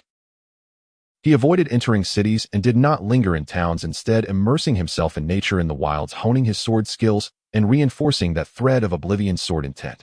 At times he practiced his sword amidst stormy winds and rain, experiencing the majesty of heaven and earth. At other times, he sat quietly under the moonlight and stars, contemplating the stillness of the universe. Sometimes he battled, encountered demonic beasts, applying ice wheel / profound ice stab, fleeting light and shadow, and even that thread of sword intent in actual combat, making his sword techniques increasingly proficient and deepening his control over sword intent. His cultivation grew more solid through this process. Although he did not break through, his combat power steadily increased. One day he arrived at a vast area known as the Qinglan Ancient Plain. According to the map, crossing this ancient plain would lead him to the next large cultivation city, Wangjian City, which had a teleportation array that led directly near the Heavenly Sword Mountain range. The ancient plain was lush with grass stretching endlessly. However, just as he reached the middle of the plain, a fierce sound of battle and the roars of beasts echoed ahead. He saw a merchant convoy of about 10 people surrounded by dozens of demonic beasts whose bodies were dark blue and wolf-like, yet bore wings. These beasts, known as flying wing wolves, were notorious in the ancient plain for their terrifying speed and ability to spit corrosive wind blades. The guards of the convoy formed a defensive formation, but they were clearly outmatched, and injuries were mounting their defense on the brink of collapse. Near the central cargo vehicles, several seemingly authoritative figures wore pale faces, their eyes filled with despair. Luchun initially did not wish to intervene. Such events occurred daily in the cultivation world. However, as he prepared to circumvent the conflict, his gaze caught a flag fluttering in the wind at the center of the convoy, causing him to pause. That flag bore the intricate pattern of a spirit mushroom held aloft by flowing clouds. Luyan Chamber of Commerce. He recalled Lu Mingli, who had offered him a token in Black Rock City. Very well, since it's an old friends merchant association, I shall lend a hand. He did not slow his steps, continuing toward the battlefield, but his pace quickened abruptly. Before he arrived, the cold sword intent had already swept over the battlefield like an invisible chill. The ferocious flying wing wolves seemed to sense a threat akin to a natural enemy, their movements freezing in unison, letting out uneasy growls. The members of the convoy also felt the sudden chill and pressure, casting uncertain glances at the approaching young man in blue. Luchun did not draw his sword, but simply pointed forward. Ice wheel slash. A blue ice wheel no more than a foot in diameter, yet perfected to the extreme, manifested out of thin air like a reaper's circular saw, silently slicing through the pack of flying wing wolves. As the wheel passed, the fierce beasts appeared to freeze in time, their bodies splitting open neatly at the center, the cuts as smooth as mirrors, instantly freezing without a drop of blood spilling. The wheel traversed through the pack several times in mere moments, and within 3 to 5 breaths, dozens of flying wing wolves lay slain, leaving behind a ground covered in frostbitten corpses. The entire process was breathtakingly swift. The convoy members gaped at the scene as if caught in a dream. Luchun withdrew his finger, not even glancing at the slain beast, his gaze falling on an elderly man seemingly the lead among the convoy, and spoke calmly, "Is this the Lu Yun Chamber of Commerce?" The elder jolted and hurried forward, bowing deeply, his voice trembling with immense respect. "Yes. Yes. Thank you for saving our lives. May I ask for your esteemed name? Our Lu Yun Chamber of Commerce will surely reward you." Just passing by, Luchun waved his hand, his gaze sweeping over the cargo vehicles without spotting Lu Mengli, and he chose not to say more, turning to leave. "Please wait, senior." The elder called out urgently, quickly retrieving a delicate jade box from his bosom and presenting it with both hands. "In gratitude for your life-saving grace, this is a humble gift of 100-year jade essence, prepared by our chamber for delivery to Wangjian City. It can refine spiritual energy and nourish the meridians. Please accept it." Luchun paused, glancing at the jade box. After scanning it with his spiritual sense and confirming its authenticity, he took it, casually storing it in his storage pouch. "Which direction is Wangjian City?" "To the southeast, approximately 800 miles from here." The elder quickly pointed the way.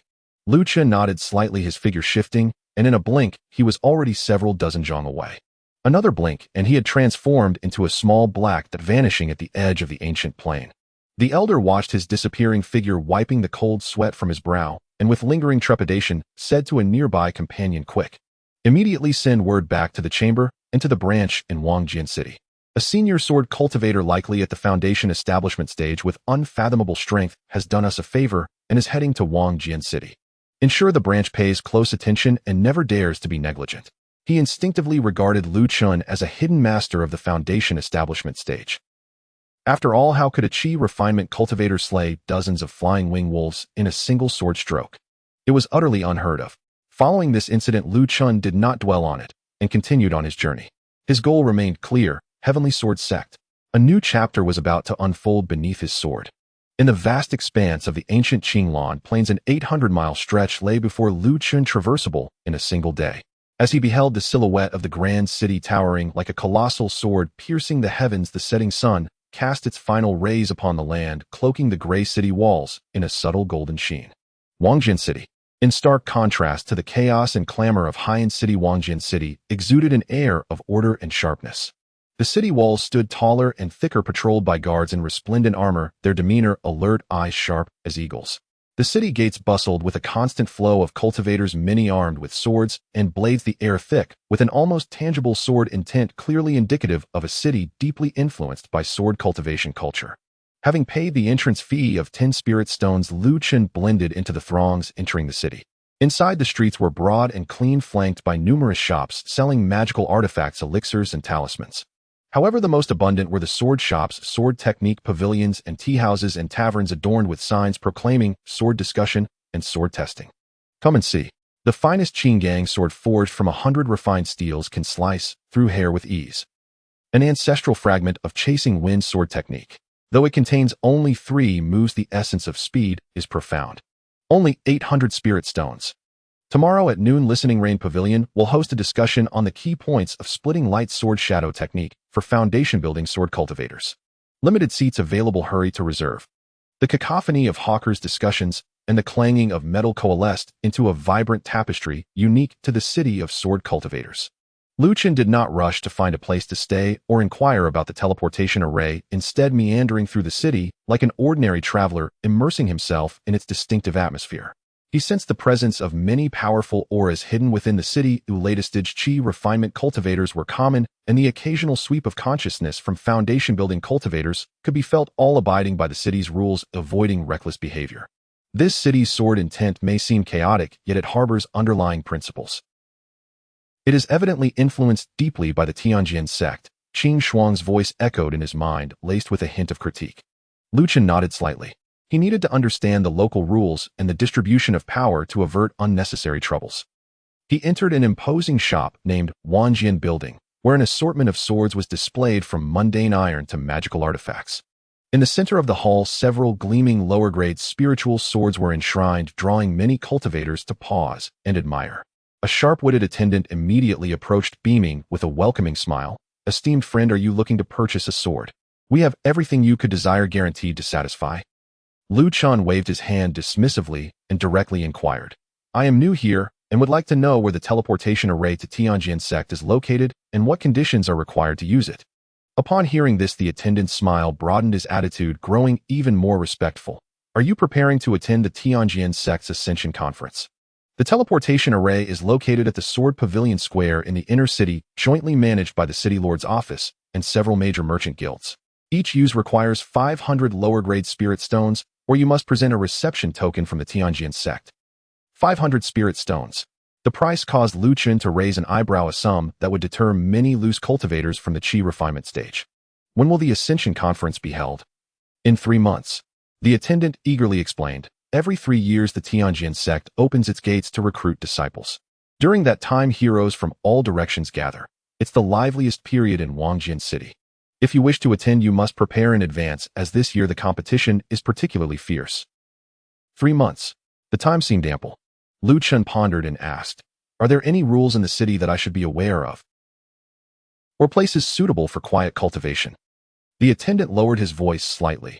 The main rule is that private fights are prohibited within the city, or violators may face fines or eviction, while severe offenders could lose their cultivation. If there are grievances, they can be resolved at the duel arena in the west of the city. As for quiet cultivation locations, Wujian Residence in the inner city offers rooms equipped with spirit gathering arrays. While the prices are steep, the results are exceptional. There are also some inns in the outer city that provide regular quiet rooms at more affordable rates. Thanking the attendant and leaving a few spirit stones as a tip, Luchun exited Wanjin building. He opted not to go to the expensive Wujian Residence in the inner city, but instead found a relatively secluded inn in the outer city called Listening Wind Lodge, renting a quiet room equipped with a simple soundproofing array as a temporary refuge. Once settled, Luchun began to plan for the next 3 months. His priority was to quickly elevate his cultivation to the 6th layer of Qi refinement and further solidify and hone his silent extinction sword intent. At the same time, he needed to gather more information about the Tianjin sect's Ascension Conference to know himself and his adversaries. He remained mostly cloistered, spending the majority of his time in the quiet room, cultivating the Ice Soul profound art. Utilizing the few remaining high-grade spirit stones, the pure spirit energy, continuously transforming into Ice Soul sword Qi, steadily pushing his cultivation toward the threshold of the 6th layer of Qi refinement. Occasionally, he would venture out of the inn to linger at public sword discussion venues within the city, listening to exchanges among other sword cultivators, or visit shops selling texts, perusing basic treatises on swordsmanship and insights from predecessors. Though most were elementary, they sometimes sparked new reflections on his own sword path. One day, while perusing a jade slip detailing techniques for wielding a certain water-based sword technique at a shop called Confronting Pavilion, he was interrupted by a commotion at the entrance. A group of young cultivators dressed in opulent garments exuding arrogance entered. Leading them was a pale-faced young master wielding a folding fan, his cultivation around the 6th layer of Qi refinement, followed by several companions at the 4th and 5th layers. The young master scanned the shop with a condescending gaze, his eyes finally landing on the jade slip in Luchen's hand. Oh, isn't this the section on the flowing cloud-splitting water sword technique? What a surprise. Now even the most insignificant wanderers dare to covet such exquisite sword techniques. The young master mocked, his voice low, yet clear enough for everyone in the shop to hear. His entourage erupted into laughter. Young Master Lin is right. Though the flowing cloud-splitting water sword technique is merely a fragment, its principles are rather intricate. Surely not something an ordinary loose cultivator could comprehend. Just look at his shabby appearance. He probably can't even afford the rental fee for the jade slip. The other cultivators in the shop lowered their heads, some quietly retreating to the sides, clearly recognizing this group and unwilling to provoke them. Luchun frowned slightly, setting down the jade slip, uninterested in engaging with such trivial provocation, and turned to leave. Stop! Young Master Lin seemed unwilling to let it rest, snapping his fan shut and blocking Luchun's path, his eyes disdainful as he scrutinized him. Did this young master grant you permission to leave? You look unfamiliar. Where did you crawl out from? Don't you understand the rules of Wangjin City? Rules? Luchun halted, meeting his gaze with calmness. What rules are you referring to? Young Master Lin scoffed coldly. In Confronting Pavilion, I, Lin Yuan, have yet to see anyone dare to take what I desire. You just sullied my vision by touching that jade slip. What do you think should happen now? This was utterly unreasonable. Clearly he was the one instigating trouble, but was now trying to shift the blame. Luchun's gaze turned icy. What do you think should happen? Seeing that Luchun appeared to yield, young Master Lin's expression grew even more triumphant as he pointed at the floor with his fan. Simple, kneel down, give this young master 3 kowtows, and then roll out of Confronting Pavilion. From now on, if you see me, make sure to avoid me." His lackeys chimed in urging, "Did you hear that? Young Master Lin is being magnanimous, so hurry up and do as he says." The atmosphere in the shop suddenly grew tense. Everyone could tell that Lin Yuan was deliberately provoking Luchun to establish his authority. Suddenly Luchun laughed, but his smile lacked warmth, instead radiating cold mockery. "I thought it was some grand rule. Turns out it's just a mad dog blocking the road. You're courting death." Lin Yuan's face darkened instantly. As a direct descendant of the Lin family in Wangjian City, he had never before faced such insult. The spiritual energy of the sixth layer of Qi refinement erupted within him, his fan transforming into a lance slicing through the air towards Lu Chen's throat. A strike like this, if landed, could be fatal. He dared to attack directly within the city. Gasps of shock erupted around them. However, before the swift and ruthless blow could connect, Lu Chun didn't even draw his sword. He merely shifted slightly, allowing the fan to graze past his neck. In the same motion, his right hand swiftly brought his index and middle fingers together, striking like lightning onto Lin Yuan's wrist. The movement was so fast that it left only an afterimage. A sharp crack echoed. "Oh!" Lin Yuan let out a pig-like wail, his wrist bending at an unnatural angle, the fan clattering to the ground. A searing pain and an icy chill enveloped his entire arm in an instant. Lu Chun had not expended much spiritual energy. He had simply combined his physical strength with a trace of icy aura, effortlessly incapacitating Lin Yuan's wrist. You dare to injure me."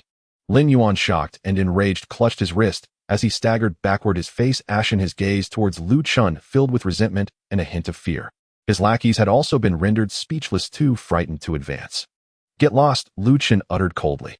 The chilling gaze and decisive actions left Lin Yuan feeling as though he had fallen into an icy abyss. He realized he had struck a rock. A wise man does not suffer losses at the moment. He gritted his teeth and growled, "Fine. You wait. We will meet again." With that, he retreated in disgrace, his group following suit. The shop fell silent, all eyes on Lu Chun filled with shock, curiosity, and even a touch of sympathy. The Lin family wielded significant power in Wangjian City, and this young man in the green robe had likely stirred up trouble. Yet Lu Chun acted as though nothing had happened, picking up the jade slip of the flowing cloud splitting water sword technique and approaching the counter to pay the rental fee before calmly departing amidst a mixture of complex gazes. He knew trouble would come knocking, but so what? A hidden dragon in the abyss fears not the antics of mere shrimp. Should any unwise soul cross his path, he would simply sever them with a sword. His sights were already set on the higher, more distant Tianjin sect. The ripples of Wangjian City were but a trivial wave on the path to the pinnacle of swordsmanship. The turmoil within the Tsongfeng Pavilion rippled through the outer regions of Wangjian City, much like stones cast into a lake. Although the Lin family was not a top-tier power in Wangjian City, they had held their ground for many years, with an elder in the mid-foundation establishment realm acting as a local authority. Lin Yuan, a direct descendant, was used to being arrogant and domineering, yet he was publicly crippled, which certainly struck a fierce blow to the Lin family's reputation. News quickly returned to the Lin family. Useless. A bunch of useless fools. In the family conference hall, a middle-aged man whose features bore some resemblance to Lin Yuan, but whose aura was several times more imposing, was seething with rage. He slammed his palm down, shattering the Zeton wood table beside him. This man was Lin Yuan's father, Lin Xiao, the current head of the Lin family, whose cultivation had reached the pinnacle of the 9th layer of Qi refinement. "Father, please calm down." A young man hastily interjected. "According to what Yuan said, and those who were present, that kid acted swiftly. He likely has some background." "Background? What background could he possibly have?" Lin Xiao's eyes darkened. "He's just some rogue cultivator who dares to act recklessly in Wangjian City. If we fail to capture and punish him, how will the Lin family maintain its dignity? Immediately investigate. Find out where he's hiding. Summon the third elder to take action. I want him brought back alive. I'll personally deal with him." "Yes." The young man took his leave. The third elder mentioned by Lin Xiao was his uncle Lin Hai, who had been immersed in the initial foundation establishment realm for many years. Although he was not as powerful as the mid-foundation establishment ancestor, dealing with the Qi refinement kid was, in his view, a guaranteed success. In the quiet room of the Tingfeng Pavilion, Lu Chun slowly opened his eyes, a trace of icy blue sword energy swirling at his fingertips before dissipating. He had just completed a round of meditation, his cultivation drawing closer to the threshold of the 6th layer of Qi refinement. He was well aware of the impending trouble, but did not take it to heart. The world of cultivation was such that if you did not seek out trouble, trouble would still find you. Only the sword in hand could sever all distractions. "They're coming," a cool voice echoed in his mind. Almost simultaneously, a powerful consciousness swept through the entire inn without reservation, ultimately locking onto the quiet room where he was. Following this, an elderly and chilling voice boomed like thunder above the inn. "Whoever harmed my Lin family's disciple, step forward." The pressure of Foundation establishment radiated like a tidal wave, causing the other guests in the inn to fall silent, hurriedly hiding in fear of being caught in the chaos. Luchun remained unfazed, adjusted his blue robe, opened the quiet room door, and walked out calmly. In the courtyard above the inn stood an elderly man clad in a dark blue robe, his face gaunt and his gaze sharp as an eagle. This was Lin Hai, the third elder of the Lin family. His spiritual power surged around him, the aura of Foundation establishment fully unleashed, creating an overwhelming sense of oppression. The innkeeper and staff had already huddled behind the counter, trembling in fear. Gathered outside the courtyard were several cultivators who had come to witness the commotion, whispering among themselves. "It's Lin Hai, the third elder of the Lin family. A Foundation establishment expert. That kid is finished. How dare he provoke the Lin family? Let's see how this ends. It's likely not going to end well for him today." From his elevated position, Lin Hai's keen gaze sliced through Luchun like a blade, filled with scrutiny and a hint of surprise. He had expected the other party to be at least at the 8th or 9th layer of Qi refinement, but to his astonishment, the aura emanating from him was merely that of the pinnacle of the 5th layer. Yet the calmness in the face of his Foundation establishment pressure made Lin Hai regard him with a bit more seriousness. "Young man, are you the one who harmed my Lin family's Lin Yuan?" Lin Hai's voice was icy, laced with undeniable authority. "And if I am?" Luchun raised his head, meeting his gaze with calmness. "He brought this upon himself. I merely administered a little punishment." Arrogant. A flash of anger ignited in Lin Hai's eyes. "A mere Qi refinement junior dares to speak of punishment. Kneel and confess, seal your cultivation, and accompany me back to the Lin family to await sentencing. Perhaps I might spare your life." At these words, a hint of sarcasm crept onto Luchun's lips. "Old man, if you want to fight, then fight. There's no need for all this noise." Seeking death, Lin Hai was thoroughly enraged. As a Foundation establishment cultivator, he had never been so openly disrespected by a Qi refinement junior.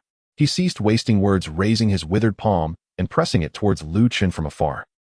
Greenwood great handprint. The wood attribute spiritual energy erupted, and a gigantic green hand formed from pure wood elemental energy appeared in the sky. The palm was clear and vivid, exuding a vast life force, yet within that vitality lay the terrifying power of strangulation and suppression. The massive hand descended, sealing off all of Luchun's escape routes, aiming to crush him into paste. The furious strike of a Foundation establishment cultivator was not to be taken lightly. The spectators below gasped as if they were already witnessing Luchun being obliterated. Faced with this blow that could easily crush any Qi refinement level opponent, Luchun's expression grew grave, but he did not panic. He understood that withstanding it hidden was not wise. At the moment the green giant hand was about to land, his footwork changed mysteriously, his figure becoming indistinct like a phantom, and in a split second, he slipped through the minuscule gap between the fingers of the massive hand. Ice shadow escape. Though he had not formally practiced it, he had already comprehended the essence of its basic footwork, and now the effect was astonishing. Lin Hai let out a soft exclamation, surprised by the other party's strange agility. Yet he reacted swiftly, flipping his palm, and the green giant hand's fingers suddenly closed, transforming into a massive green cage that converged upon Luchun to strangle him. Ice wheel slash. Tear the sky. Luchun, trapped within the cage, did not retreat, but advanced. The ice chi sword in his hand erupted, its dragon patterns glowing. He unleashed all his power, the pinnacle of the 5th layer of Qi refinement's ice spirit, sword energy exploding forth. He slashed out not once, but 3 intertwining, rapidly spinning ice blue light wheels. These 3 light wheels did not attack the walls of the cage, but instead drilled like a drill bit, violently striking the most densely flowing and weakest nodes of the cage. Crack, crack, crack. With 3 crisp sounds of shattering, the seemingly solid green cage was forcibly torn apart, creating 3 massive gaps. Luchun darted through one of the openings. Good lad. Truly has some skill. Lin Hai's expression shifted slightly, acknowledging a hint of respect. The other party's timing use of power and insight into his opponent's weaknesses far exceeded that of an ordinary Qi refinement cultivator. No longer holding back, he formed seals with both hands, and the green light around him surged. 10,000 vine strangulation. The ground shook as countless thick green vines burst forth from the earth, resembling fierce giant serpents adorned with barbs and viscous poison, ensnaring Luchun from all directions. These vines were incredibly resilient and carried the toxicity of wood essence. Once ensnared, one's spiritual power would be rapidly drained and corroded. Simultaneously, Lin Hai himself moved. He dashed like the wind, instantly closing the distance, wielding a short ruler of vibrant green, its surface shimmering with symbols, making a piercing sound as it aimed for Luchun's dantian. Faced with this deadly onslaught, Luchun's expression turned icy to the extreme. He pushed his footwork to the limit, navigating through the gaps among the countless vines with great difficulty, swinging his ice chi sword to freeze and sever the approaching vines. But the vines were endless, and the lethal threat of Lin Hai's spirit weapon short ruler loomed large. This cannot continue. Luchun's thoughts raced. The enduring spiritual power of a foundation establishment cultivator would be exceedingly disadvantageous to him. Gritting his teeth, he ignored the encroaching vines, channeling all his focus and spiritual energy into the ice chi sword. A sense of all things returning to silence began to permeate around him. Still trying that move. Lin Hai had heard rumors of Luchun's slaying of Qi Shueisha and remained wary despite his disbelief. Seeing this, he intensified the green light on his short ruler, accelerating its speed further, determined to incapacitate Luchun before he could fully condense his sword intent. Yet, just as the short ruler was about to strike Luchun's dantian, in Luchun's eyes that flicker of ice blue sword intent suddenly ignited.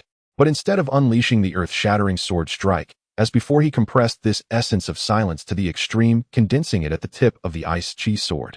He abandoned all defenses, all evasion, adopting a posture that seemed destined for mutual destruction, not blocking, not retreating. The sword tip, glowing with a profound cold blue light, shot forth towards Lin Hai's forehead, which had slightly exposed his sea of consciousness due to his full-force attack. Strike where it hurts. A life-for-a-life gamble. Lin Hai's expression changed drastically. He had not anticipated Luchun to be so ruthless. The sensation of silence emanating from the sword tip sent a jolt of pain through his soul. If struck, even if he did not die, his spirit would surely suffer severe damage. In a split second, he had no choice but to forcibly retract the short ruler aimed at Luchun's dantian, instead raising it to block the lethal sword point aimed at his brow. Clang! The sword tip and ruler collided precisely. An invisible wave of annihilation rippled out. Lin Hai felt a frigid, deadening, intense surge through the short ruler into his arm, rushing straight for his sea of consciousness. He let out a grunt, retreating over 10 feet, his complexion turning pale as his sea of consciousness churned restlessly, unable to condense an effective attack for a short time. Meanwhile, Luchun had repelled Lin Hai, but his body was now wide open and countless green vines swiftly wrapped around him, their sharp barbs piercing his flesh, the wood toxic gas surging within. His face paled as he spat a mouthful of blood, the ice spirit sword energy instinctively protecting him, fiercely clashing against the toxic gas, emitting sizzling sounds. The scene momentarily froze. Everyone was astonished by the deadly clash that had unfolded in an instant. A fifth-layer Qi refinement cultivator had clashed head-on with a foundation establishment expert, resulting in a mutual destruction. Although Luchun appeared more severely injured and snared by the vines, his decisive sword strike had also forced Lin Hai to retreat, disrupting his spirit. This utterly shattered their understanding.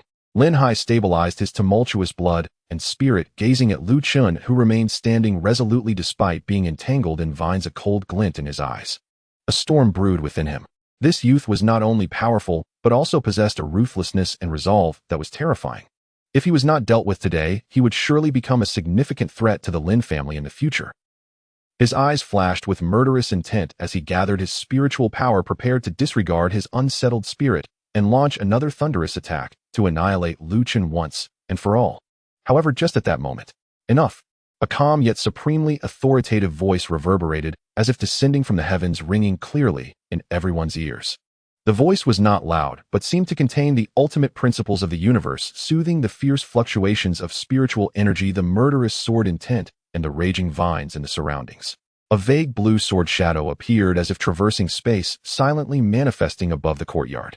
Standing upon the sword shadow was a figure clad in a simple blue robe, with no powerful fluctuations of spiritual energy emanating from him. Yet when he appeared, it felt as though the whole world revolved around him. Lin Hai felt the overwhelming yet formless sword intent, and turned pale, hastily retracting all aggressive moves, bowing deeply, his voice filled with utmost reverence. I didn't realize which senior from the Sword Pavilion had arrived. I am Lin Hai of the Lin family. I apologize for disturbing you, a crime deserving of death. The Sword Pavilion. Within the inner city of Wangjian City, it governed the teleportation array, standing in a position of unparalleled authority. The newcomer had not even revealed his true form. With merely a sword shadow and a single sentence, he rendered the foundation establishment Lin Hai utterly silent, not daring to retaliate in the slightest.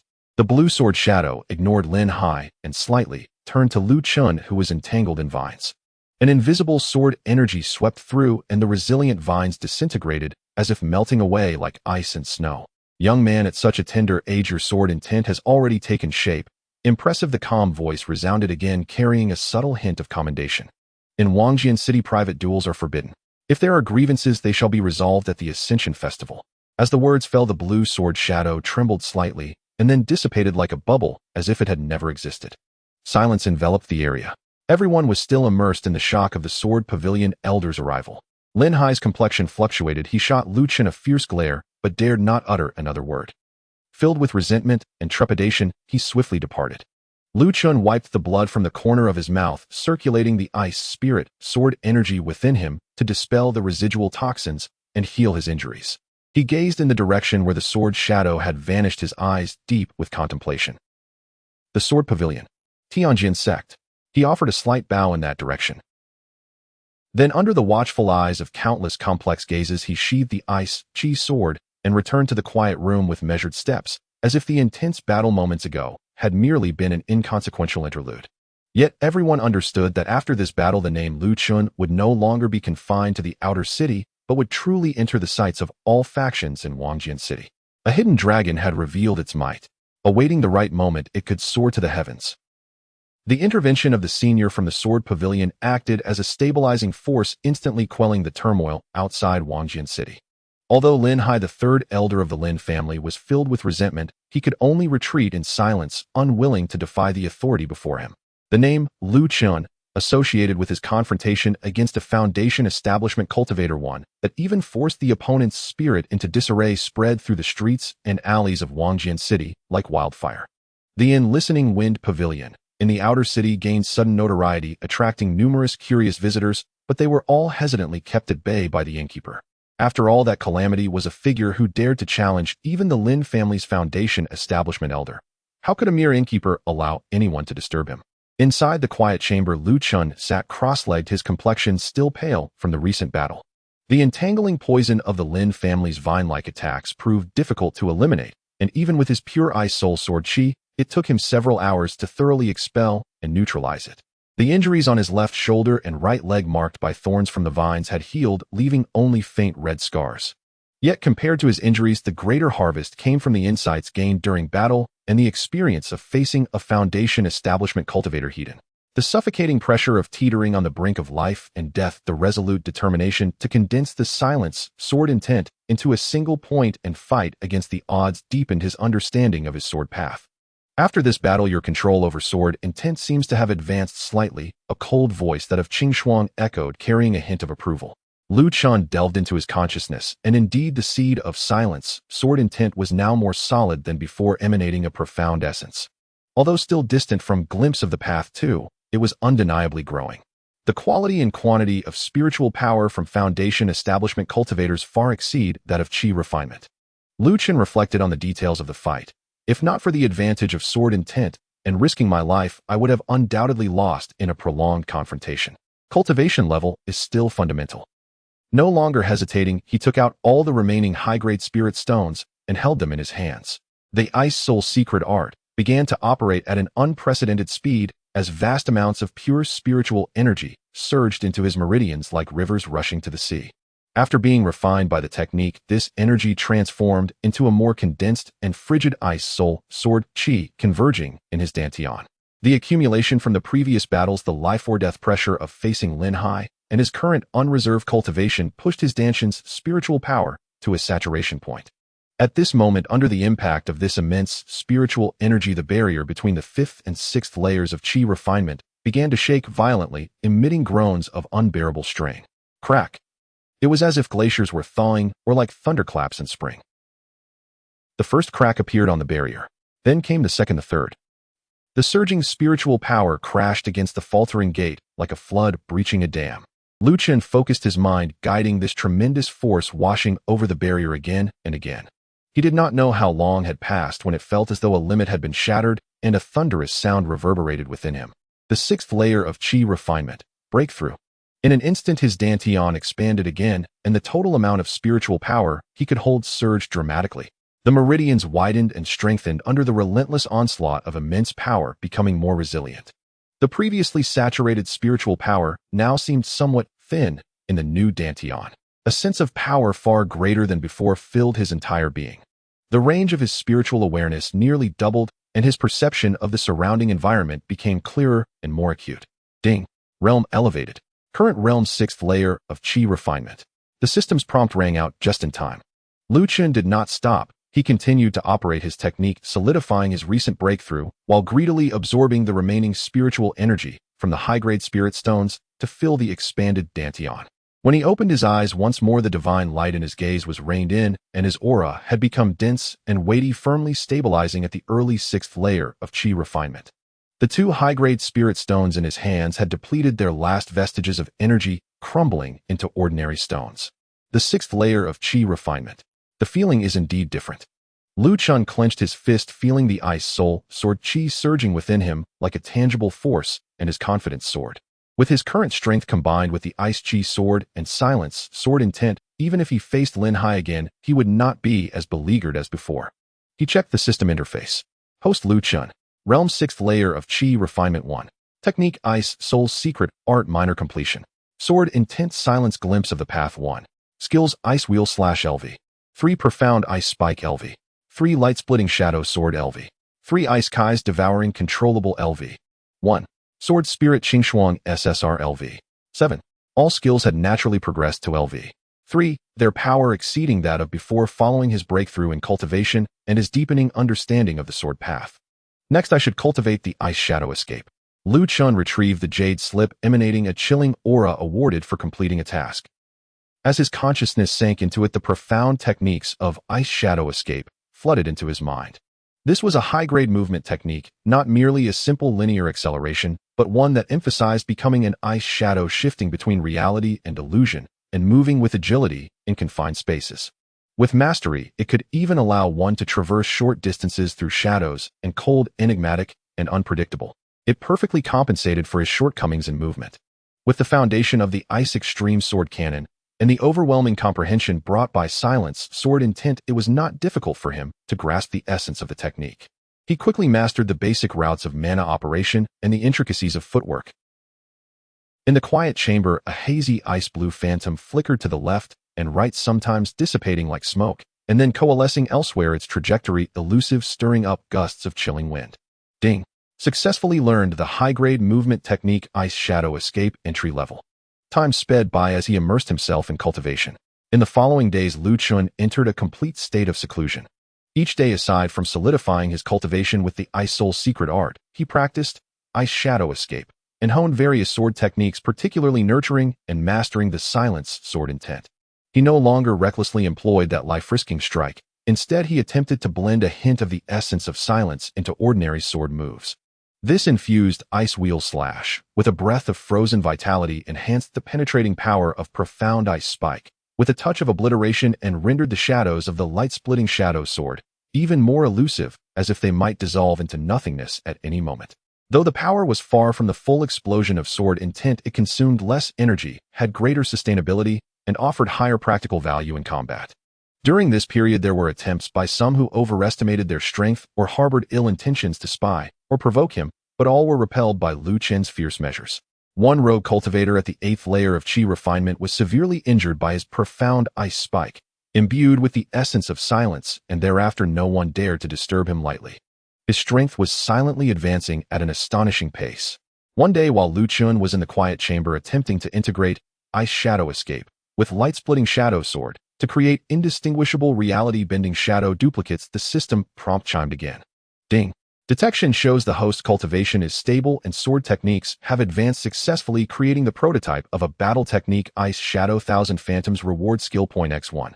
Ice Shadow Thousand Phantoms prototype merges the movement technique of Ice Shadow Escape with the essence of light-splitting Shadow Sword, capable of instantaneously creating up to 3 Ice Shadow duplicates with certain interference and offensive capabilities.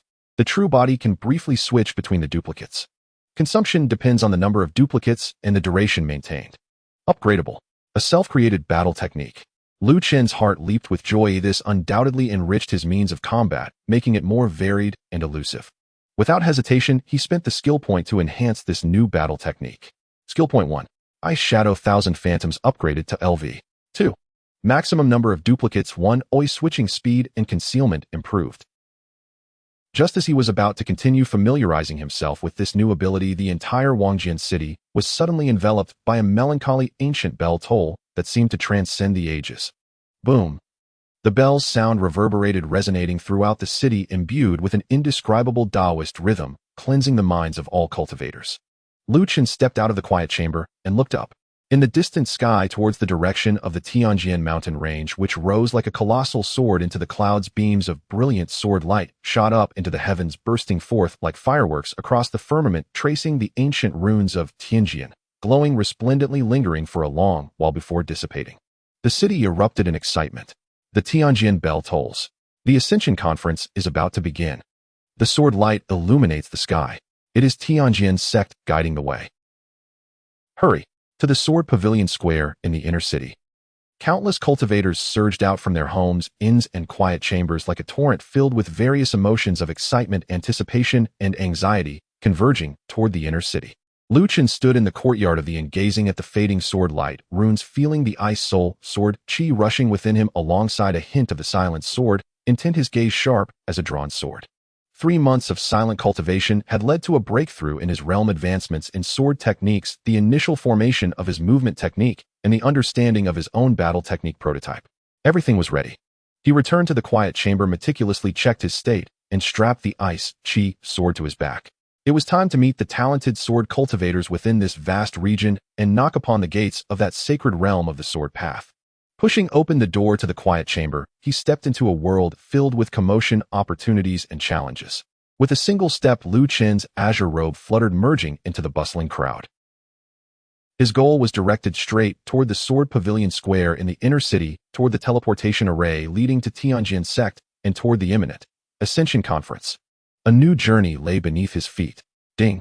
Starting settlement. Settlement complete. Rewards issued: low-grade spirit stones x 5000, summoning ticket fragments x 5, special item, sword soul essence medium grade x 1.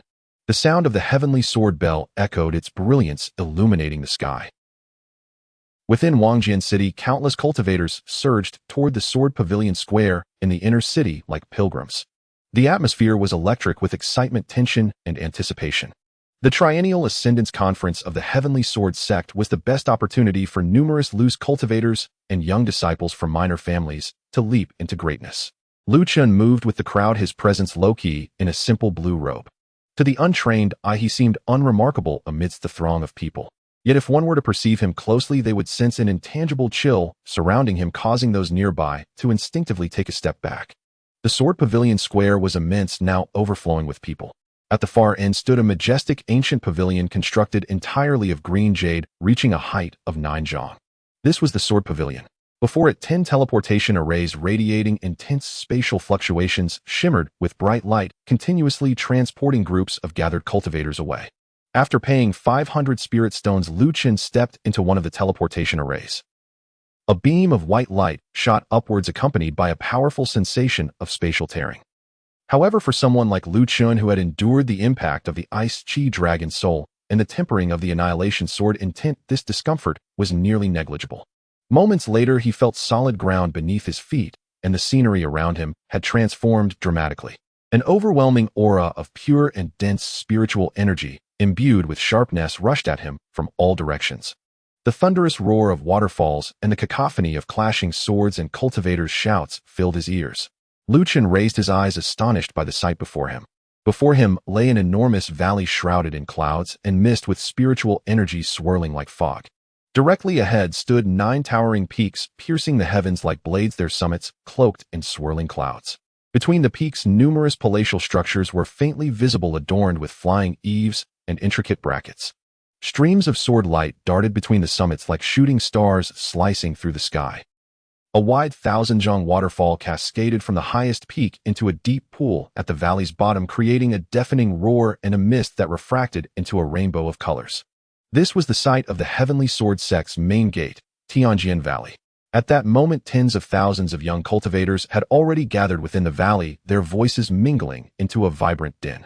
Their cultivation levels range from the 3rd to the 9th layer of Qi refinement, and occasionally a few foundational level auras could be felt indicating the presence of protectors from notable families or powers. All eyes were fixed on the 9 sword peaks filled with longing and desire. Silence. A cool voice, though not loud, cut through the valley's noise, resonating in every ear with an undeniable authority. Above the valley, a brilliant golden sword light flashed. A middle-aged man clad in a moon-white robe with an ancient face and eyes as deep as the starry sky appeared in midair. He did not ride a sword, but stood suspended, his aura profound like the ocean, unmistakably a golden core real person. I am Qinglan, a steward of the outer sect of the Heavenly Sword Sect. His gaze swept over the tens of thousands of cultivators below, his voice calm, yet imbued with an invisible pressure. Today marks the Triennial Ascendance Conference of the Heavenly Sword Sect. To enter our sect, you must pass 3 trials.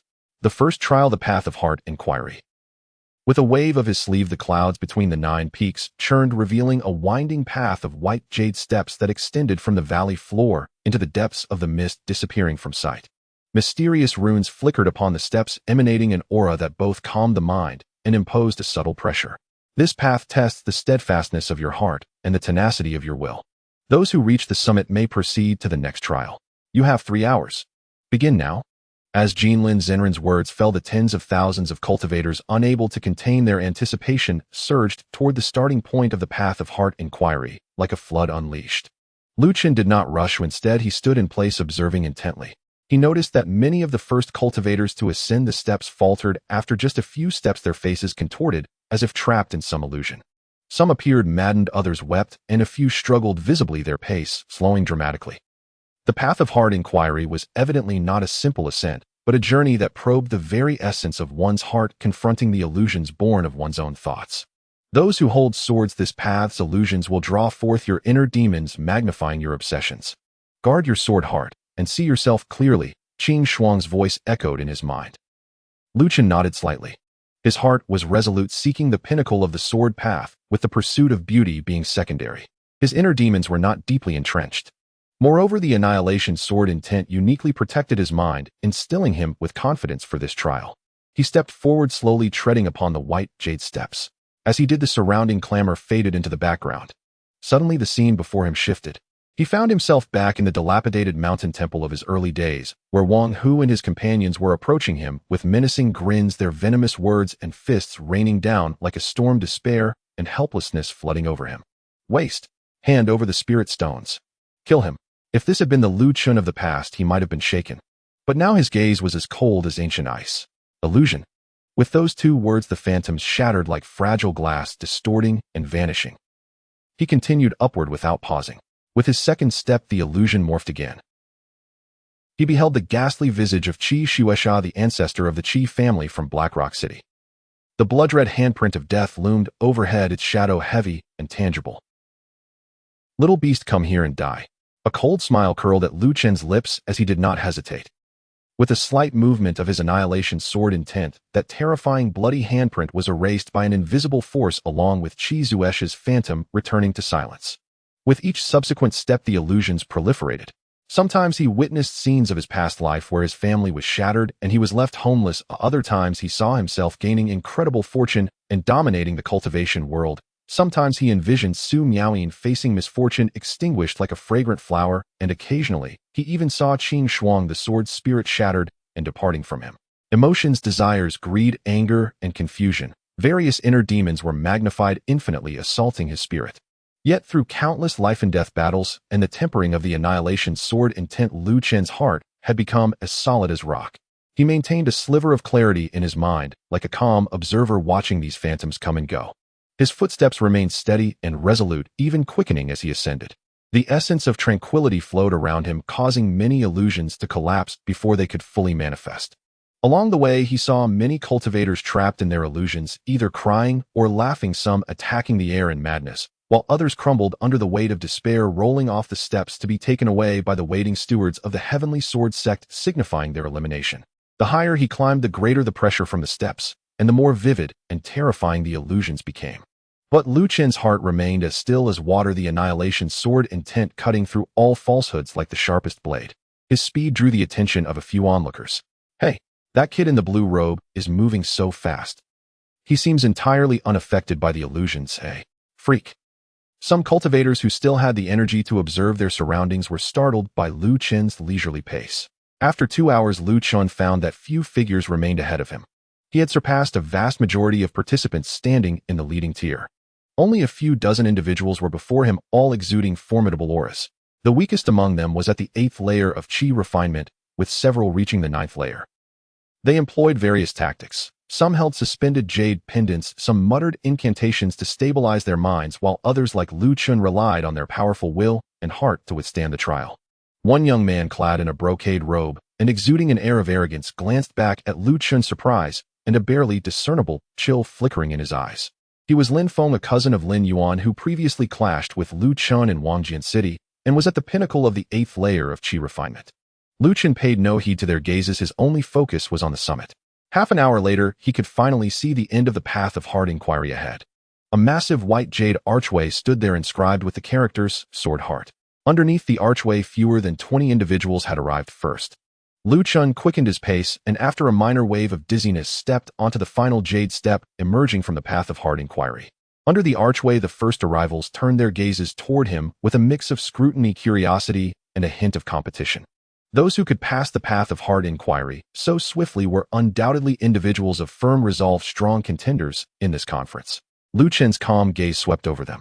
These young cultivators were all relatively young, the oldest appearing to be just over 20, with cultivation levels ranging from the 7th to the 9th layer of Qi refinement. Their energies were either fierce, stable, or enigmatic, clearly each with their own unique fortunes. Among them was Lin Feng, who regarded Luchun with overt hostility.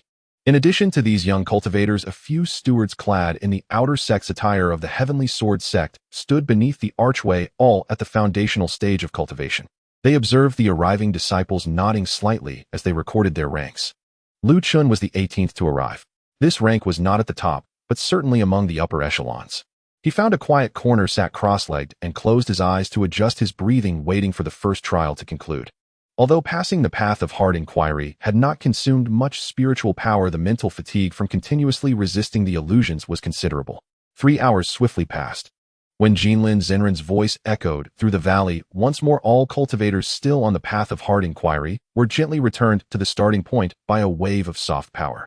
Those who reached the summit numbered fewer than 500. The elimination rate exceeded 90%.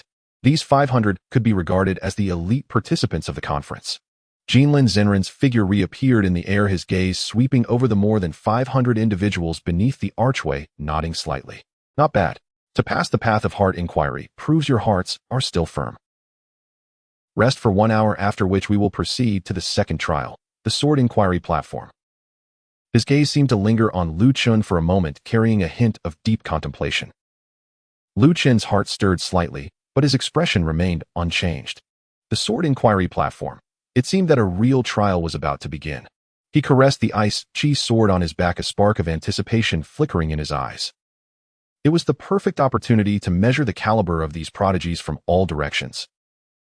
A short hour of rest quickly passed. Led by the esteemed Qinglan Zenren, over 500 cultivators reached the depths of Tianjin Valley. Surrounded by 9 towering sword peaks, 10 massive circular stone platforms floated in midair.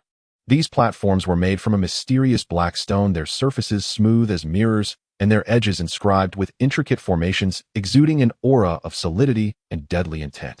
This was the venue for the second trial, Wenjiantai. Below the platforms, numerous disciples of the Tianjin sect had already gathered, both male and female, mostly clad in uniform blue or white robes, exuding a fierce energy, their gazes sharp as they curiously assessed the newcomers about to face their test. Among them were many inner disciples at the foundation establishment stage, and high above, a few profound gazes were cast from the cloud platform, clearly belonging to elder figures within the sect. Second trial, Wenjiantai. Qinglan Zenren's voice boomed, echoing in all directions. The rules are simple. Draw lots to determine opponents on unknown duels. The victor advances, the loser is eliminated. You may use any weapon, talismans, or spells, but do not deliberately take a life, or offenders will face severe punishment. We will continue until the top 100 are determined. Now let's begin the draw. With a wave of his sleeve, over 500 beams of light shot towards the crowd. Luchun reached out and caught a jade token inscribed with the characters, Bing Qi. Soon the matchups appeared in midair, illuminated by spiritual light. First round, Bing Qi platform, Luchun versus Lin Feng. It was indeed a confrontation against Lin Feng right from the start. Curious glances turned towards Luchun. The Lin family wielded considerable power in Wangjian City, and Lin Feng was a peak 8th layer Qi refining cultivator among the best in this assembly. In contrast, Luchun had performed admirably on the 1Xian road, yet seemed to be only at the 6th layer of Qi refining. Many speculated that this first match might be his last.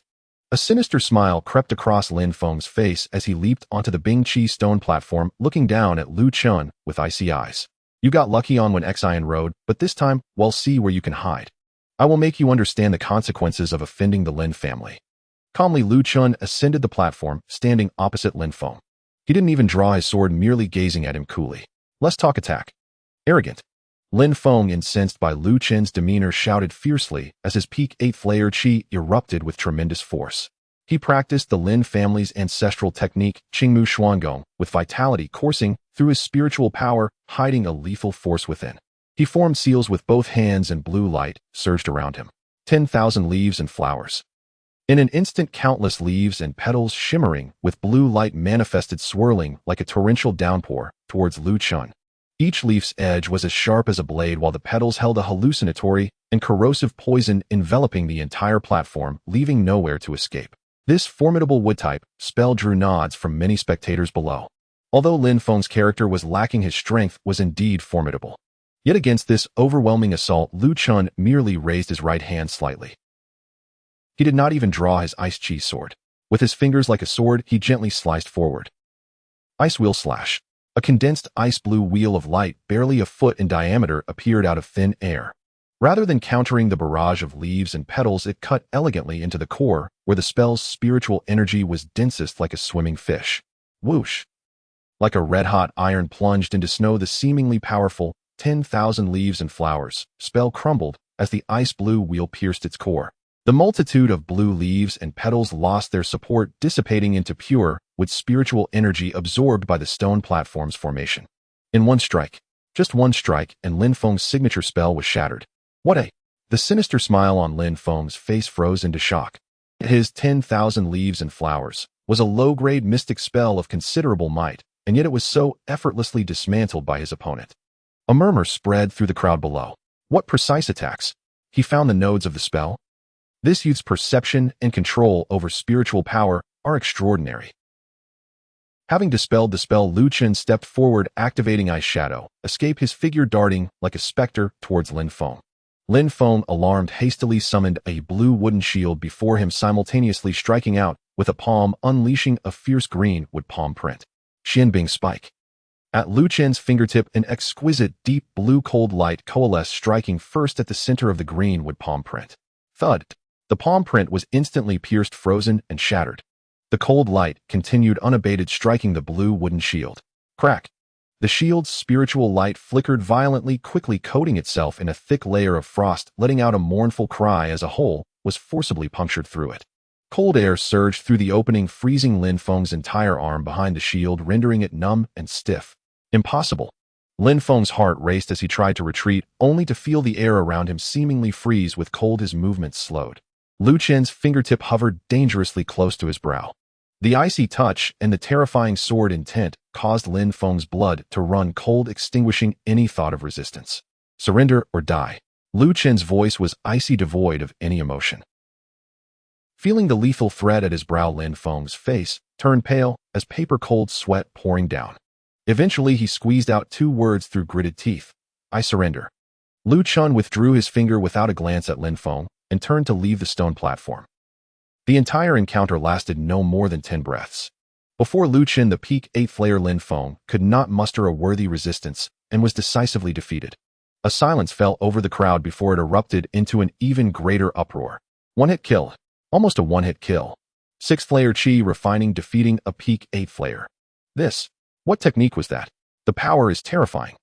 It seems Luchun's performance on 1Xian Road was not mere luck. His strength is unfathomable. Those who had previously doubted Luchun's abilities now changed their opinions, their expressions filled with shock and trepidation. Up on the cloud platform, those profound gazes seemed to take a greater interest. Returning to his position, Luchun closed his eyes to recuperate, as if he had merely accomplished a trivial task. Defeating a Lin Feng who relied solely on resources was indeed no great feat for him. The matches continued. Those who had passed through an Xian road were no ordinary hands. The battles were exceptionally intense. Sword lights danced, spells roared, and various extraordinary techniques emerged one after another. Some used peculiar movements to toy with their opponents, while others relied on powerful artifacts to crush their foes, and some demonstrated unyielding while turning the tides of battle in dire situations. Luchun also observed the battles on other stone platforms, particularly focusing on the few strongest individuals who had first passed through an Xian road. A burly man wielding a massive sword dispatched his 8th-layer Qi refining opponent with 3 punches, sending both him and his artifact crashing off the platform, his strength fearsome. A woman in purple with an alluring yet cold demeanor wielded her sword like a ghost, her figure flickering unpredictably. Her opponents often fell before they could comprehend her movements. There was also a dashing young man with a folding fan who, while chatting, effortlessly manipulated his opponent, showcasing exquisite spells evidently from an illustrious background. These individuals displayed strength far beyond that of their peers and advanced with ease. After several rounds of fierce eliminations, only 100 remained standing in the arena out of the original 500. Those who remained were all elites, the weakest among them being at least 7th-layer Qi refining. Luchun, who advanced with a 6th-layer Qi refining cultivation, was truly a rare find. These 100 had already secured their places as outer disciples of the Tianjin sect. Regardless of subsequent rankings, they were now part of the sect. Many wore expressions of excitement and anticipation. However, Qinglan Zenran's words made everyone's hearts race once more.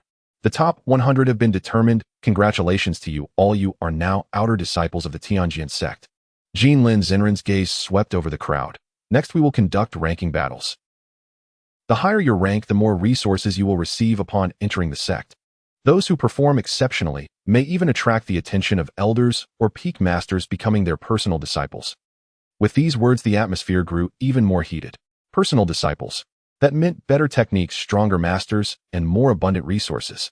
The rules for the ranking battles are as follows: defending the platform.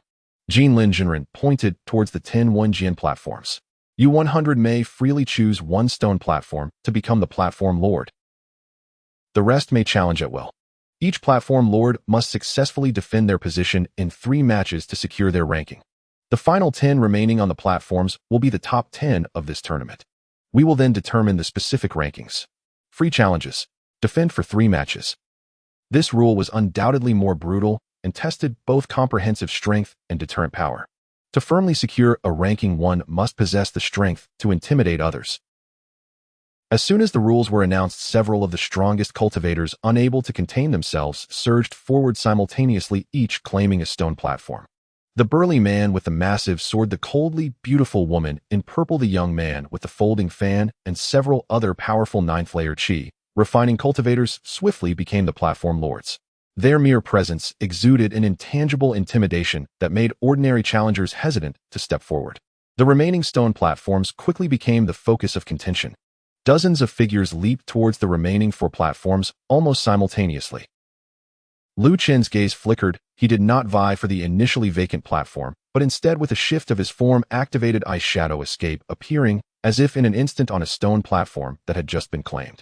The cultivator, who had just stabilized himself at the peak of the 7th-layer Qi refining, was caught off guard upon seeing Luchun across from him. Acknowledging his own inferiority after witnessing Luchun's instant defeat of Lin Feng, he smiled wryly and jumped off the platform, conceding. Luchun won without a fight, claiming the Bing Qi platform as its lord.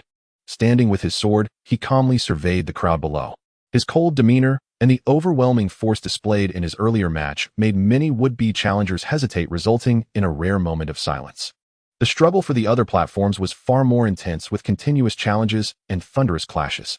Finally, after observing for a moment, a robust man wielding dual blades at the 8th-layer Qi refining level leaped onto the Bing Qi platform. I am Lu Meng from the Kuang Dao sect. Please guide me. His voice boomed as he brandished his dual blades, a wild aura emanating from him. Luchun. He stated his name as the Ice Qi sword finally emerged, its blade shimmering with a deep blue hue, exuding a chilling aura. Watch my blades. Lu Meng shouted, launching his twin blades and arcs, each wreathed in a tearing force aiming to annihilate Luchun. The blade wind was fierce, clearly a result of years of honing his blade technique. Luchun remained still, his wrist flicking slightly. The Ice Qi sword moved first, targeting the weak points where the twin blades intersected. Clang! Clang! The wild blade force was effortlessly neutralized. The icy chill radiating from the sword made Lu Meng's arm tingle, causing his assault to falter. Ice wheel slash. Luchun unleashed a condensed ice blue wheel of light, not aimed at Lu Meng directly, but perfectly intersecting the trajectory of his dual blades. Lu Meng was forced to change his tactics to block, but the immense force and cold energy within the wheel made his blood surge, sending him staggering back. Divided light and shadow sword. 3 silent sword shadows appeared, sealing off all his retreat paths. Lu Meng found himself in a dire predicament, ultimately struck by a sword shadow on his chest, which did not injure him, but the penetrating chill instantly sapped him of most of his combat strength. I surrender. Lu Meng's face was filled with bitterness as he clasped his hands in defeat. He felt utterly constrained, unable to unleash his full potential, and was defeated in a frustrating yet begrudgingly admiring manner. Luchun sheathed his sword, maintaining his calm demeanor, easily defending the first match. The onlookers clearly witnessed that Luchun's swordplay, though unadorned, was precise and efficient to the utmost, consistently dismantling his opponent's assaults at minimal cost, as if he could predict every move.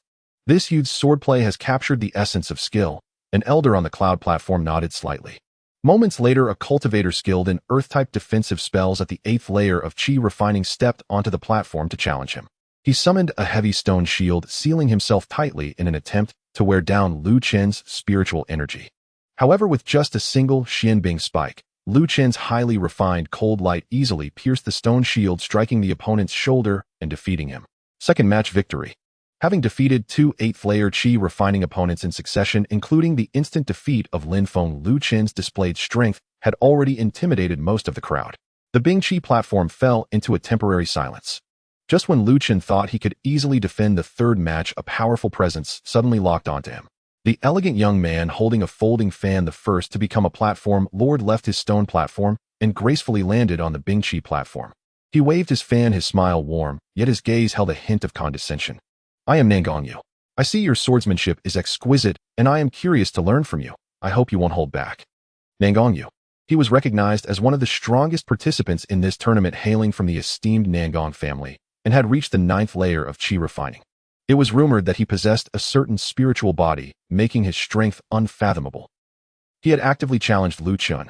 The entire arena's gaze instantly converged on the Bing Qi platform. A fierce contest between dragons and tigers was about to unfold. Nangongju's appearance on stage was like a boulder cast into a serene lake, instantly capturing the attention of all present. This prodigy, hailing from a lineage of cultivators wielding a spiritual body and having reached the 9th level of Qi refinement, audaciously challenged a mere 6th level Qi refinement rogue cultivator whose name was scarcely known. Regardless of the outcome after this battle, the name Luchun would undoubtedly resound throughout the Tianjin Valley. From the high platform, several profound gazes turned serious. The golden-scaled real person stroked his beard in silence, yet a glimmer of anticipation flickered in his eyes. On the Bingshi platform, Nangongyu continued to fan himself gracefully, his demeanor charming and his smile warm. However, the overwhelming spiritual pressure emanating from his 9th-level Qi refinement aura felt like an invisible mountain slowly pressing down upon Luchun. He was not in haste to strike, seemingly intent on first overwhelming his opponent with sheer presence. Daoist Lu reaching this point with only 6th level Qi refinement is truly impressive, showcasing a remarkable mastery of swordplay. Nangongyu spoke, his tone gentle, yet imbued with an inherent superiority. However, the difference between mid and latest stage Qi refinement is indeed as vast as the clouds and mud. If you were to concede gracefully, preserving your dignity, perhaps I, Nangong, could offer some assistance when you join a sect in the future. His words, though seemingly courteous, were laced with condescension and an air of patronage. Luchun, holding the ice Qi sword with its tip angled toward the ground, radiated a natural chill that kept the invisible spiritual pressure at bay. His gaze remained tranquil, undisturbed. If a battle is to be fought, then let it be so. No need for more words. A flicker of displeasure crossed Nangongju's eyes, yet his smile remained unchanged. If that is the case, I shall not hold back. He closed his folding fan, and what appeared to be an ordinary fan suddenly surged with spiritual light. The runes along its ribs glowed, transforming it into a peculiar weapon, a jade bone folding fan sword approximately 4 feet long, its edges razor sharp. This sword is called Yuan, a lower-grade spiritual weapon bestowed by my ancestors. Be careful, Daoist Lu. Before his words faded, Nangongyu had already moved. He did not employ any earth-shattering movement technique. Instead, he took a single step that seemed to contract space, instantly covering several zhang. The Luchun sword darted forward like a celestial being devoid of any mortal presence, directly aimed at Lu Chen's throat. Swift. Inexpressibly swift. Moreover, the trajectory of the sword was erratic, blending seamlessly with the wind, making it nearly impossible to discern its true endpoint. Gasps erupted from the crowd. The moment Nan Gongyu made his move, he displayed prowess far superior to that of Lin Feng. Faced with this rapid and elusive strike, Lu Chen's gaze sharpened. His state of sword-heart clarity soared to its peak. In his perception, the erratic sword shadow began to clarify, the nodes of spiritual energy flowing in and out becoming discernible. He did not choose to confront it head-on. Instead, employing the ice shadow escape, he moved back like a ghost while the ice chi sword traced a cold arc, not to block, but to precisely strike at the weakest side of the Luchun sword's spiritual force. Clang! A crisp sound rang out. The tips of the two swords merely grazed each other. Luchun felt an overwhelming surge of pure potent spiritual energy flowing through his sword, far surpassing that of an 8th-level chi refinement cultivator. His arm tingled slightly, and he used the momentum to retreat 3 steps, dissipating the force. Nan Gongji's Luchun sword was deflected from its original path, thrusting into empty space. Etch! Nan Gongyu exclaimed, softly, surprise etched across his features. This seemingly simple sword strike concealed the essence of the Nan Gong family's Luchun sword technique, a blend of reality and illusion that would typically be a challenge for even latest-stage chi refinement cultivators, yet it was deftly countered by his opponent in such a clever manner. Indeed, there is some skill here. Nan Gongyu ceased his probing and suddenly transformed his attack. The Luchun sword became a torrent akin to a raging storm or clouds flowing and curling. The layers of sword light varied from ethereal and graceful to heavy and imposing, enveloping Luchun entirely. Luchun sword technique. Clouds surge and waves shift. In an instant, the stone platform was filled with the glimmering light of the Luchun sword, the air crackling with sword energy. The relentless assault left spectators dazed and breathless. Those below trembled at the sight, realizing that if they were in Lu Chen's position, they would likely crumble after just 3 strikes. However, at the center of the sword light, Luchun stood firm as a rock amidst the tempest. He had fused the ice shadow escape with his sword techniques to perfection, darting with remarkable speed within a small space each thrust of the ice chi sword, be it a stab, a point, a sweep, or a block, precisely countering the weak points of his opponent's onslaught, expending minimal energy to neutralize the wave-like barrage. Clang, clang, clang, clang. The sounds of collisions rang out like torrential rain on banana leaves. Ice fragments and the swirling sword energy of the Luchun flew in all directions. Lu Chen's sword lacked the flamboyance of Nan Gongji's, but was instead simple, efficient, and lethal. It seemed as though he could predict Nan Gongji's every move, always striking back effectively at the critical moment when the latter's strength waned and new energy had yet to arise. His sword possesses spirit. Below, a burly man carrying a giant sword spoke with a grave expression. Not just spirit, it's an almost premonitory insight, said a coldly elegant woman in purple, her brows slightly furrowed. This young man's swordsmanship talent is likely on par with Nan Gongyu. Someone marveled. As Nan Gongyu struggled to gain the upper hand, anxiety welled within him. As a prodigy of the Nan Gong family with 9th-level chi refinement and a spiritual weapon in hand, how could he not swiftly subdue a mere 6th-level rogue cultivator and save face? It seems I cannot win without using my true abilities. A fierce glint flashed in Nan Gongji's eyes. He suddenly withdrew the Luchun sword, and his aura surged dramatically. A wave of purer and more potent spiritual energy erupted explosively. Gripping the sword with both hands, he pointed its tip toward the sky. A sharp and unparalleled sword intent began to coalesce. Its sword intent.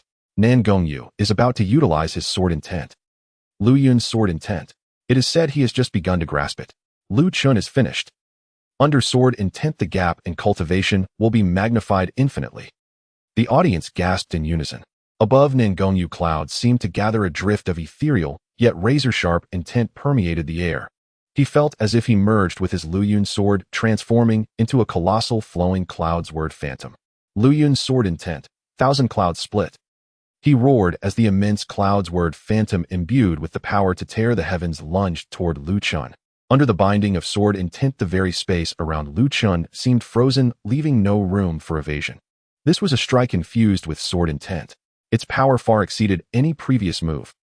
Facing this terrifying blow capable of threatening a foundational-level cultivator, Luchun took a deep breath, his gaze sharpening to a profound focus and calm.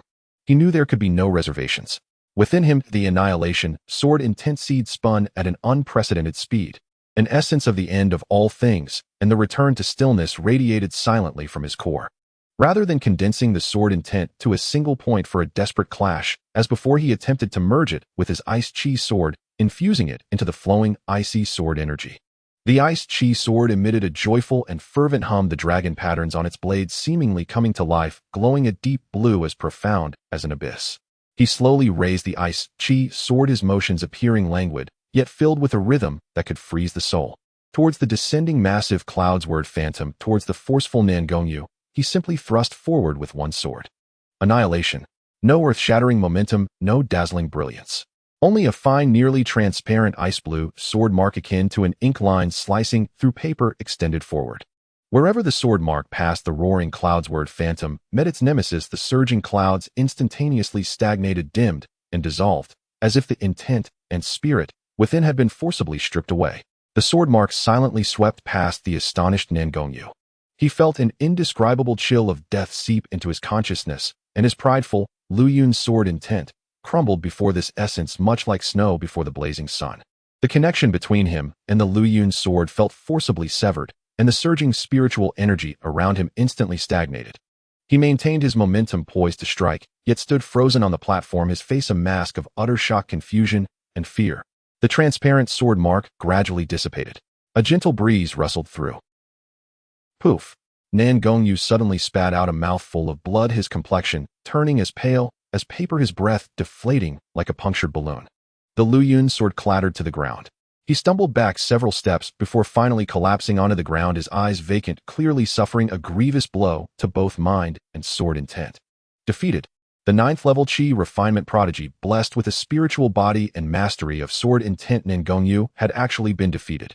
Defeated by the sword of a 6th level rogue cultivator. And moreover, it was a crushing defeat on the level of sword intent. The entire Tianjin Valley fell into an eerie silence.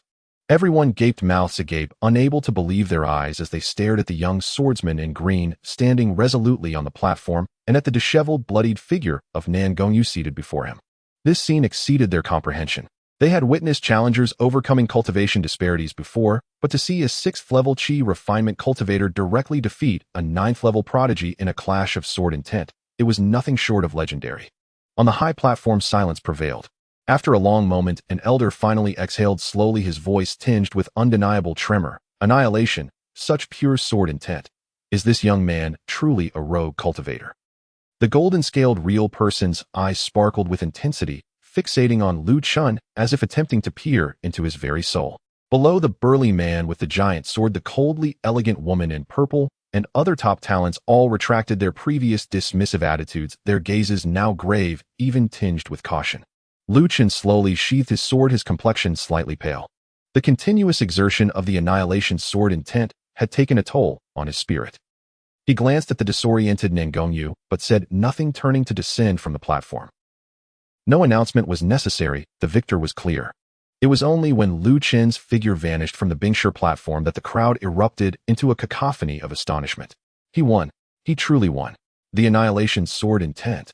That is the annihilation sword intent. To comprehend such a terrifying sword intent, with only 6th level Qi refinement, a monster. Simply a monster. From this day forth the name Luchun shall echo across the 9 peaks. In the wake of this battle, Luchun not only secured a spot in the top 100, but also proclaimed the emergence of a supreme swordsmanship genius with an overwhelming presence. No one dared to underestimate him any longer due to his 6th level Qi refinement. Instead, he had become one of the most vigilant threats in the eyes of all who aspired to vie for a top 10 position. The ranking battles continued, but everyone's thoughts seemed to linger on that earth-shattering strike. Luchun returned to his place, consuming a pill that nourished the spirit, closing his eyes to recuperate. He felt that through his confrontation with Nangongju's sword intent, his understanding of annihilation had deepened, though he remained only at the threshold of comprehension, yet it became increasingly intuitive to wield. Bearer of the sword, your sword intent has already drawn the attention of true masters. Qing Shuang's voice carried a hint of warning. That's fine, Luchun mentally replied. Having entered this gate, there is no need for further concealment. Only by demonstrating sufficient value can one gain more resources. He understood well that within a grand sect like the Tianjin sect, a degree of concealment was prudent, but excessive hiding could lead to missed opportunities. Today's display of brilliance was precisely to ensure a brighter path ahead. The subsequent defense of the platform unfolded without further turbulence. After witnessing Luchun's terrifying annihilation sword intent, no one dared to challenge him on the Bingshi platform. Luchun achieved victory without a fight, effortlessly securing his place among the top 100, and with his triumph over Ningongyu, he had effectively locked in a spot in the top 10. Several hours later, the champions across the 10 platforms were finally determined. Luchun was among them. The other 9 contestants included the burly man, Shipo Tian, the coldly elegant woman, Lung Ningxuang, and several other 9th-level Qi refinement prodigies alongside 2 others who had recently succeeded in their challenges, their strengths equally formidable. These 10 would represent the top 10 of this Tianjin Sect Ascension Conference. The golden-scaled real person reappeared, surveying the 10 with a keen gaze, lingering for a moment on Luchun before announcing loudly, "The top 10 have been decided. 3 days hence at the main peak Tianjin platform, the final ranking battles will determine the champion of this session. The sect master and peak leaders will personally observe." The sect master and peak leaders would personally observe. At this proclamation, not only did the crowd below erupt in astonishment, but even the top 10 talents on the platform displayed fervent excitement in their eyes.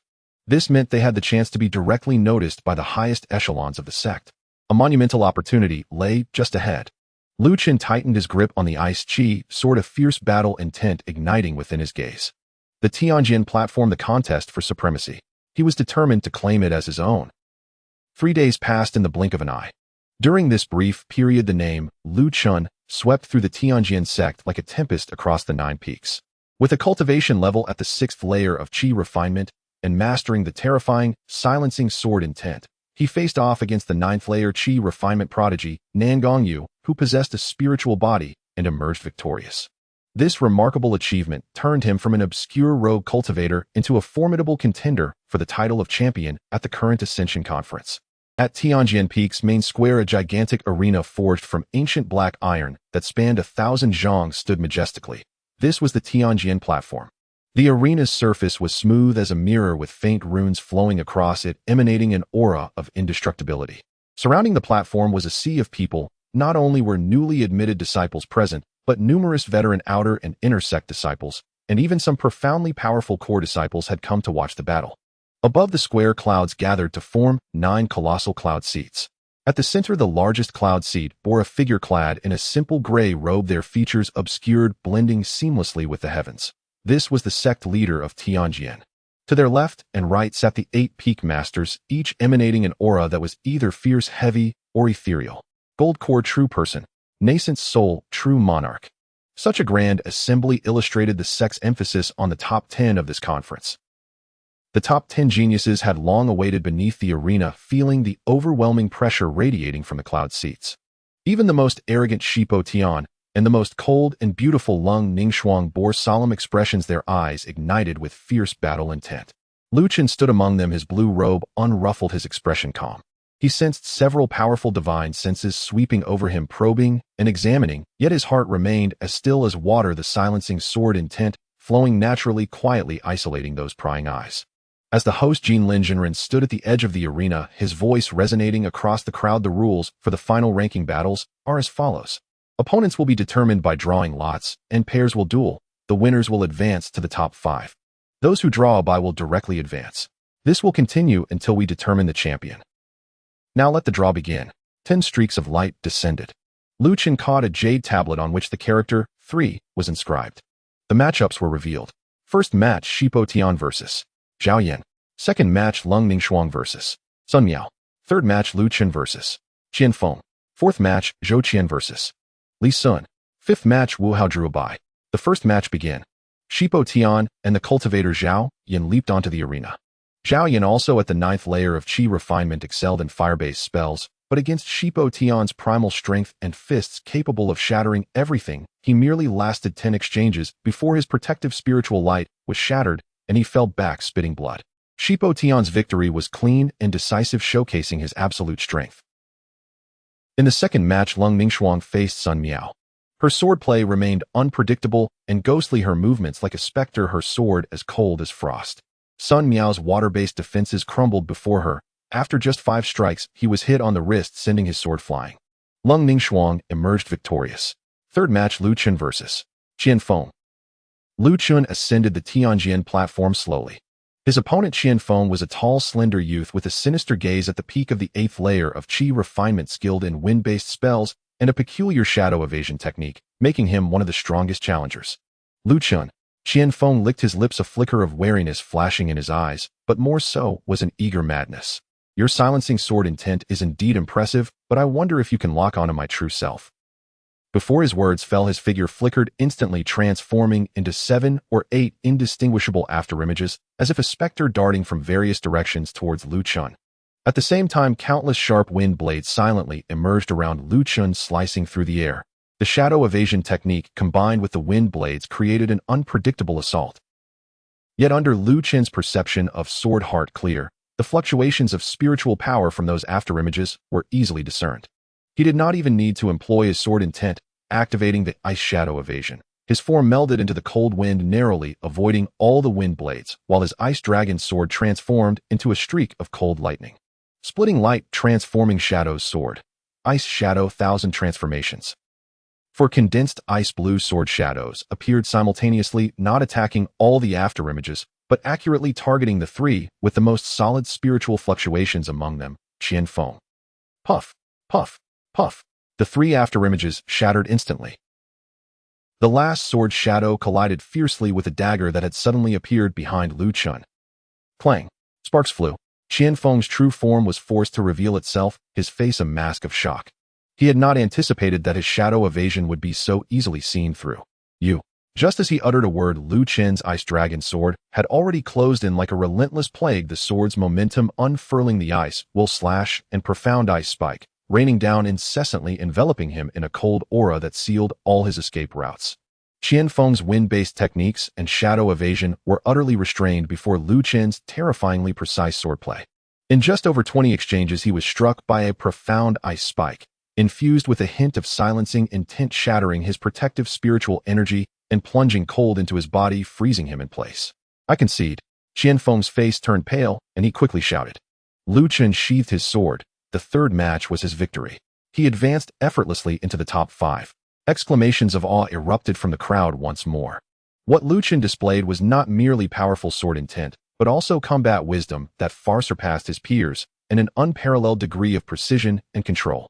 The 4th match concluded swiftly with Zhou Qian emerging victorious. Along with Wu Hao, who drew by the top 5, were established Shipo Tian, Lung Mingshuang, Luchun, Zhou Qian, and Wu Hao. Top 5 draw. One person gets a bye. Luchun drew the bye lot, advancing directly into the top 3. This outcome elicited envy from many, yet no one questioned it. After all, the strength he had previously demonstrated was sufficient to secure a place in the top 3. In the other matches, Shipo Tian faced Wu Hao. Although Wu Hao was no weakling, he could only withstand 30 exchanges against Shipo Tian's brutal strength before succumbing. The battle between Lung Mingshuang and Zhou Qian was intense, with over 100 exchanges fought. Ultimately, Lung Mingshuang triumphed through superior swordplay and elusive movement. The top 3 were thus revealed: Shipo Tian, Lung Mingshuang, and Luchun. These 3 represented different ultimate paths, one of unmatched strength, one of inscrutable swordsmanship, and one of profound control over intent. The final 3 rounds will determine the champion. Rules: round-robin format. Each person must fight the other 2 once, and the ranking will be based on the number of victories. Round-robin. This meant everyone would have to fight 2 matches, testing their absolute comprehensive strength and sustained combat capability. First round: Shipo Tian versus Lung Mingshuang. The 2 top geniuses ascended the arena. One resembled a humanoid tyrannosaurus, muscles bulging, blood and vitality surging, the other akin to a dark night orchid, graceful and elegant, with a chilling sword aura. The battle began in a blaze of fervor. Shipo Tian unleashed his fists with overwhelming force, each strike capable of shattering mountains, forcing Lung Mingshuang to constantly evade, too wary to meet him head-on. In contrast, Lung Mingshuang's swordplay was crafty and vicious, targeting Shipo Tian's relatively weak joints and acupoints, her icy sword aura eroding his defenses. After nearly 200 exchanges, the arena echoed with booming sounds, ice shards, and airwaves scattering everywhere. Ultimately, through his greater reserves of spiritual power and terrifying defensive capability, Shipo Tian withstood Lung Mingshuang's ultimate sword attack, shattering her protective sword barrier and sending her tumbling from the arena. Shipo Tian emerged victorious. Yet he bore considerable wounds, with several deep sword marks on his body, frost lingering around him. Second round: Luchun versus Lung Mingshuang. Having just fought an exhausting match, Lung Ningxuang was significantly drained and slightly injured. But her eyes remained icy, and after swallowing a medicinal pill, she resolutely ascended the arena once more. Your sword intent is formidable, but I won't concede easily. Lung Ningxuang's voice was cold as she twirled her fine, sort of chilling aura surrounding her. Please. Luchun inclined his sword as a gesture of respect. Lung Ningxuang launched the first attack, merging her body and sword into an almost invisible cold light that aimed directly at Luchun's throat. Her speed surpassed that of before, and her sword's threat was greater. However, Luchun simply made a simple horizontal slash with his sword. Clang! As their swords clashed, Lung Ningxuang felt a force far more concentrated and colder than Shipo Tian's fists surged forth, causing her arm to tremble violently and her sword's momentum diverted. She was taken aback. How could the opponent's strength be so formidable as well? She swiftly altered her strategy, circling around Luchun like a phantom, her sword light attacking from all directions, as if weaving a net of death. Ice Shadow Thousand Transformations.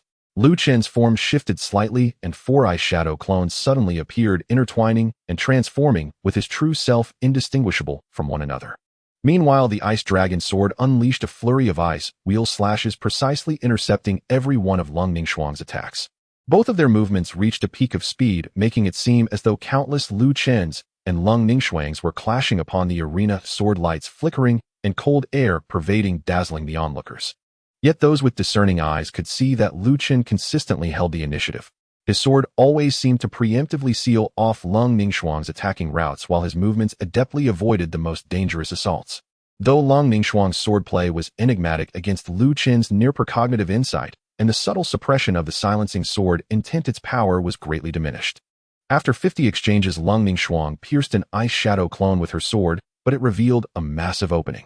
Luchun's true form appeared like a specter at her side, the tip of the Ice Dragon sword lightly touching the back of her heart. Coldness surged through her. Lung Ningxuang's movements instantly froze. I lost. She closed her eyes and said bitterly. Faced with the fully intact Luchun, she truly had no chance of victory. Luchun sheathed his sword. The second round was his victory. Thus far, Luchun had one win, Shipo Tian had one win, and Lung Ningxuang had lost both battles.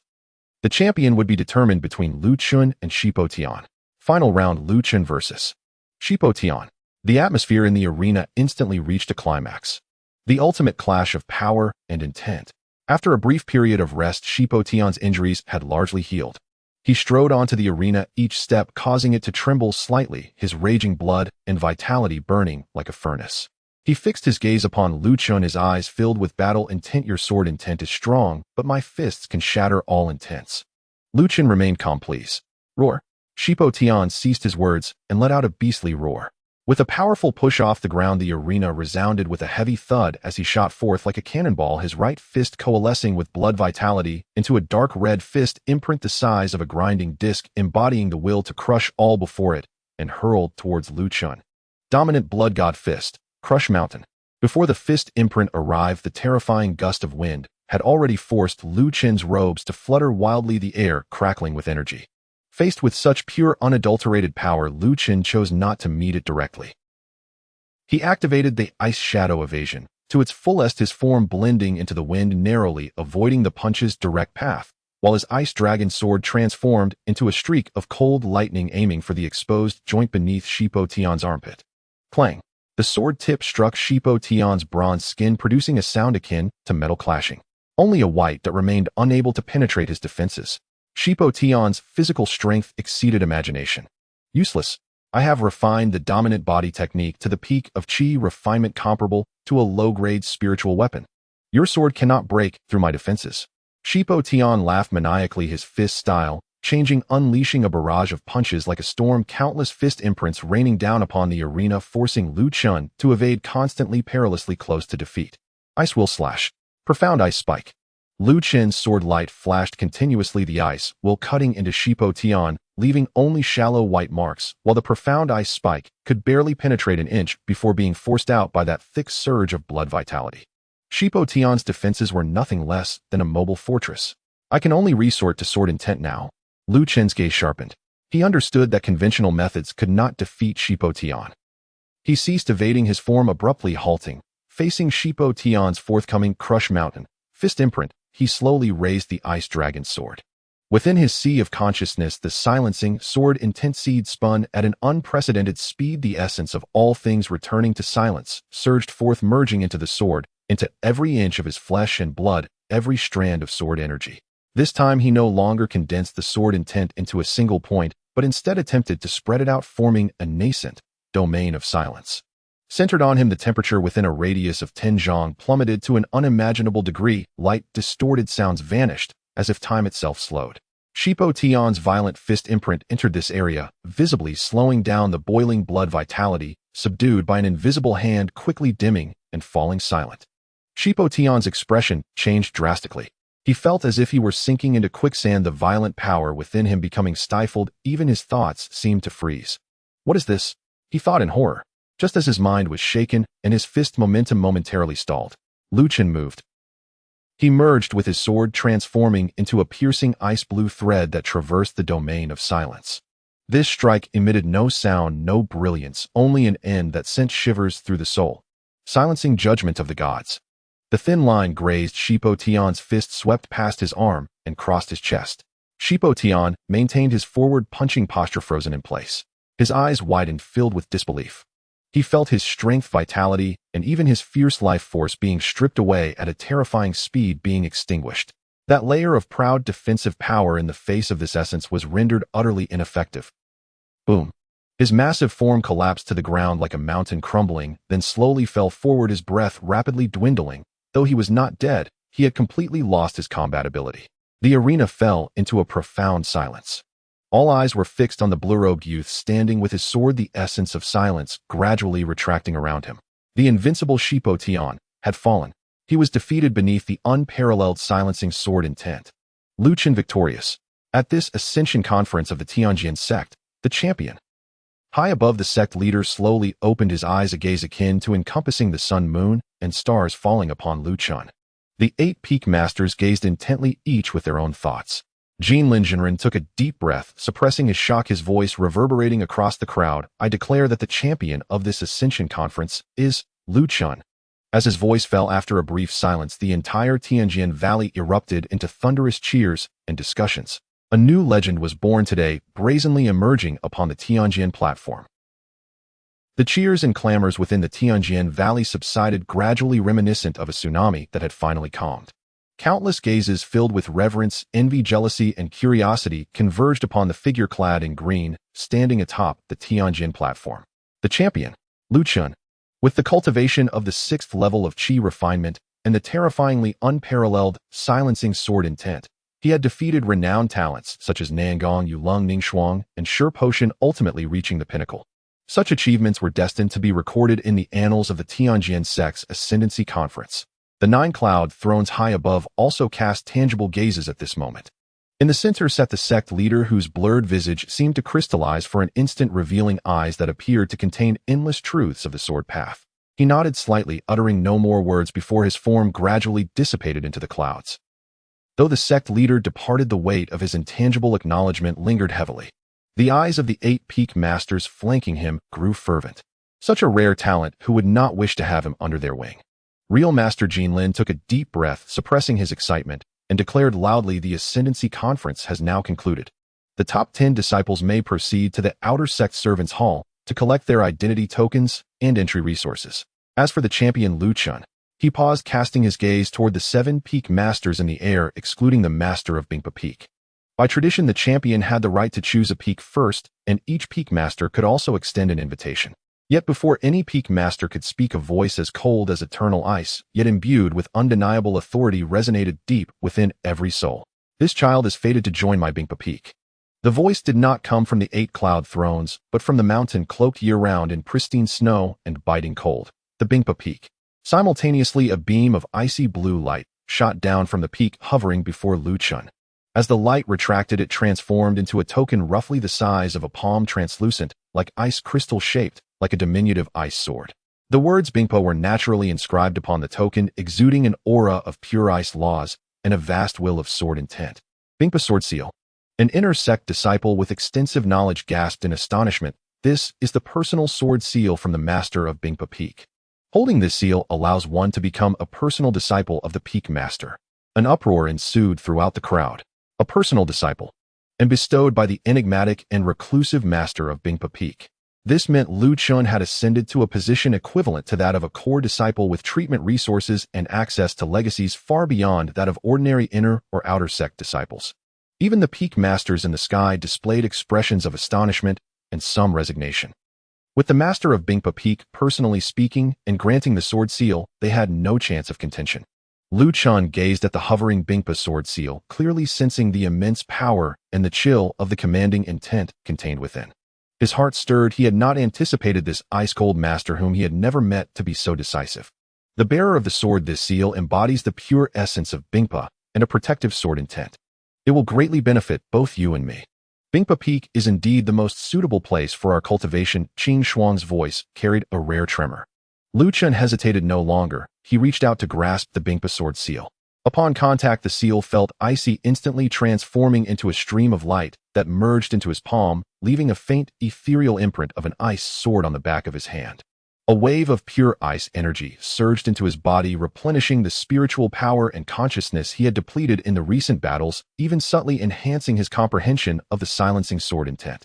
He bowed toward the direction of Bingpa Peak, saying, "Disciple Luchun, thank you, Peak Master." The cold female voice offered no further reply, as if she had never appeared. Seeing this, real Master Qinglan sighed deeply and announced, "In that case, Luchun shall join Bingpa Peak as a personal disciple. The remaining disciples will be assigned to various peaks according to their rankings and preferences." As the conference concluded, the crowd gradually dispersed, but discussions surrounding Luchun had only just begun. Guided by the attendant, Luchun first went to the outer sect servants' hall to collect the additional rewards for being the champion. 10,000 low-grade spirit stones, a bottle of foundation establishment pills beneficial for breakthrough, and an opportunity to select techniques from the lower levels of the scripture pavilion. Then, amidst the envious and complex gazes, he stepped onto the teleportation array leading to Bingpa Peak. As the light flashed, the scenery before him opened up brilliantly. A far more intense and purer chill than that of Tianjian Valley surged toward him, and the air was thick with the essence of ice spirits, making him acutely aware of the exhilaration of the Bingpa sword energy within him. Looking around, Bingpa Peak was entirely shrouded in silver. The snow blanketed the mountains, and crystalline icicles hung like sharp swords from the sheer cliffs. Some peculiar ice-based plants thrived against the wind and snow, glowing with blue and white hues. At the peak, a magnificent palace entirely constructed from ancient ice stood majestically, resembling the abode of an ice deity. It was the Bingpa Palace, the place of the peak master's secluded cultivation.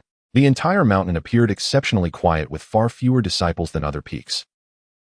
The guiding attendant brought Luchun to an independent courtyard halfway up the mountain, respectfully stating, "Senior Brother Lu, this is your residence." Listening to Snow Pavilion.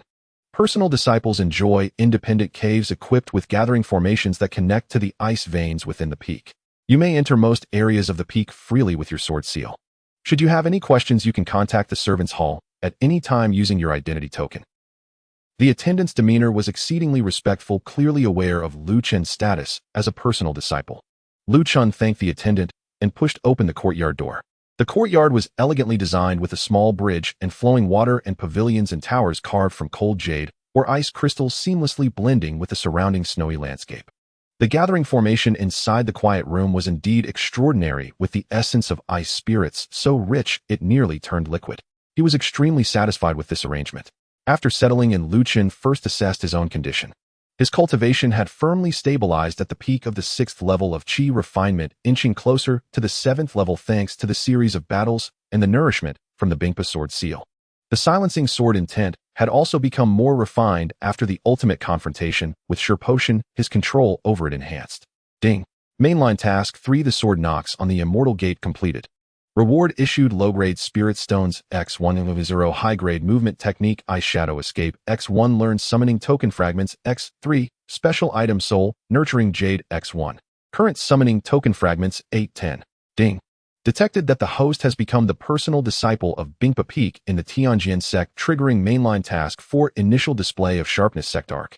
Task requirement: within 1 year raise your cultivation to the 9th level of Qi refinement and rank among the top 10 inner sect disciples in the sect competition. Task reward: medium grade spirit stones, X100 earth grade low grade sword technique, tying Bingpa divine light sword fragment, X1 summoning token fragments, X5 special item 10,000 year ice essence, X1. A new task was issued with clear objectives and abundant rewards. An Earth-grade sword technique. Though it was merely a fragment, its power far surpassed that of high-grade techniques. The 10,000-year ice essence was a treasure for refining sword bodies and nurturing sword spirits. A year Qi refinement 9th level top 10 intersect. Luchun's gaze hardened with resolve. Time was pressing, but he was filled with confidence. He retrieved the warm soul, nurturing jade, and wore it on his person, immediately feeling a refreshing sensation in his consciousness. The slight fatigue from using sword intent was swept away, and his thoughts became clearer and sharper. This item significantly aided in nurturing sword intent and enhancing comprehension. Afterward, he decided to visit the transmission pavilion of Bingpa Peak. As a personal disciple, he had the privilege to access most foundational and even core sword path texts within the peak. The transmission pavilion was located on the side of the Bingpa Palace, also constructed from ancient ice, exuding an ancient and solemn air. The guardian of the pavilion was an elder with a profound aura and drooping eyelids. Luchun could not perceive his exact cultivation, but he was at least at the golden core level. Upon presenting the sword seal on the back of his hand, the elder lifted his eyes, slightly a glint of intrigue flashing through his murky gaze before waving him inside. The pavilion housed an immense collection categorized meticulously. Luchun headed straight toward the section on sword intent elucidation and the intricate understanding of ice-based sword techniques. He eagerly delved into the texts, validating his insights against the materials. The sword intent is the blade of the heart, the manifestation of the path. The pinnacle of ice is not merely cold, it lies in stillness and silence, in returning to the void. I observe the northern abyssal ice silent for 10,000 years, yet within it lies a spark of life waiting for spring to awaken. These texts left by the predecessors of Bingpa Peak offered depth and breadth far beyond what he could access in the outside world. Many previously ambiguous insights became crystal clear at this moment. His understanding of silencing sword intent no longer remained confined to pure destruction and conclusion, but began to touch upon the deeper mysteries of new life hidden within deathly stillness. 3 days passed swiftly in the transmission pavilion. Afterward, Luchun left feeling immensely satisfied, having gained profoundly and solidified his foundation in the sword path. Returning to the listening to snow pavilion, he commenced closed-door cultivation to break through to the 7th level of Qi refinement. With the rich ice spirit energy within the peak and high-quality techniques coupled with the soul-nurturing jade, enhancing his comprehension, he faced no bottlenecks. 5 days later, the chill in the quiet room surged dramatically, and Luchun's aura soared, successfully breaking through to the 7th level of Qi refinement. After exiting his seclusion, he did not rest, but began to practice the complete text of the system-rewarded ice shadow escape. With his prior foundation and current cultivation, the training proved to be significantly more efficient, and he quickly advanced it to the minor accomplishment stage, rendering his movement technique more mysterious and unpredictable. One day, while practicing sword techniques in the courtyard, infusing his newly understood sword path insights into the ice will slash and profound ice stab, a cold female voice suddenly sounded from outside the courtyard. Is junior brother Lu present? Luchun sheathed his sword and looked over only to see a woman dressed in the attire of an inner sect disciple of Bingpa Peak standing at the courtyard gate. She was tall and graceful with a stunning countenance and a chilling demeanor. It was Lung Mingxuang. Senior sister Lung. Luchun was somewhat surprised and approached to open the courtyard door. What brings you here? Lung Mingxuang regarded Luchun, her beautiful eyes reflecting a hint of complexity. Once a rival on the arena, he had now become a personal disciple to be looked up to. She quickly reined in her emotions, maintaining her cold tone on the command of the Peak Master. I bring you this. She handed over an ice jade box. Luchun accepted it and opened it, revealing 3 round pills the size of Longan, exuding a remarkable chill and immense spiritual power. This is the true essence Bingpa pill. Luchun recognized the item. It was a 4th-grade pill, highly beneficial for Foundation establishment practitioners, significantly purifying spiritual power and aiding in breaking through barriers. For those in the Qi refinement phase, it was an unparalleled sacred medicine. 1 pill was worth a fortune, and the Peak Master had gifted him 3 at once. The Peak Master stated that since you have entered Bingpa Peak, you should focus on the sword path and establish your foundation as soon as possible without being disturbed by external matters. This pill will help you solidify your foundation and accelerate your cultivation. Lung Mingxuang conveyed the Peak Master's intent. Luchun felt warmth in his heart. This mysterious Peak Master, though unseen, had already provided him with tremendous support. He solemnly accepted. Thank you for the generous gift from the Peak Master. I appreciate your efforts, senior sister. Lung Mingxuang nodded, seemingly hesitating for a moment before adding, 3 months from now, the Xianbing secret realm within the sect will open. This secret realm is jointly managed by our Bingpa Peak and Shuiying Peak, containing many ice-based heavenly materials and insights left by senior sword cultivators. Only inner sect disciples and above may enter. You should prepare early. With that, she turned and left, her figure quickly vanishing into the wind and snow. The Xianbing secret realm. Luchun's eyes sparkled. This was undoubtedly an excellent opportunity to rapidly enhance his strength and seek fortune. He looked at the true essence Bingpa pills in his hand, and the Bingpa sword seal on the back of his hand, feeling the heavy expectations and responsibilities on his shoulders. As a personal disciple of Bingpa Peak, he would tread this path further than anyone else. Clutching the ice chi sword, Luchun's eyes brimmed with fighting spirit. The next goal was to leverage the pills and the secret realm to break through to the 9th level of chi refinement before the sect competition. Translation. On the ice spirit peak within the listening snow pavilion, Luchun returned to his quiet chamber after bidding farewell to Lung Ningxue. His gaze fell upon a jade icebox where 3 true Yuan ice spirit pills lay quietly, exuding an enticing cold light and waves of spiritual energy. The generosity of the peak master is not to be wasted, he murmured to himself before taking out one of the pills and swallowing it without hesitation. As the pill melted in his mouth, a surge of pure chilling medicinal power exploded within him, rushing through his limbs like a flood breaking through a dam. The force was far more ferocious than Luchun had anticipated. Had he not already condensed the nascent form of his sword heart and tempered his meridians through the intent of the silent sword in numerous battles, he likely would have suffered damage to his meridians from this overwhelming power. He immediately activated the Taichu Ice Spirit technique, guiding this torrent of energy to circulate through specific meridians. The extreme cold nearly froze his blood, but the accompanying spiritual power rapidly became more refined and solid. His previously somewhat unstable foundation at the 7th level of chi refinement became exceptionally stable under this force, even seemingly advancing towards the mid-7th level. What a domineering medicinal power, truly worthy of a 4th-tier spirit pill. Luchun felt a chill run through him as he devoted himself to refining it.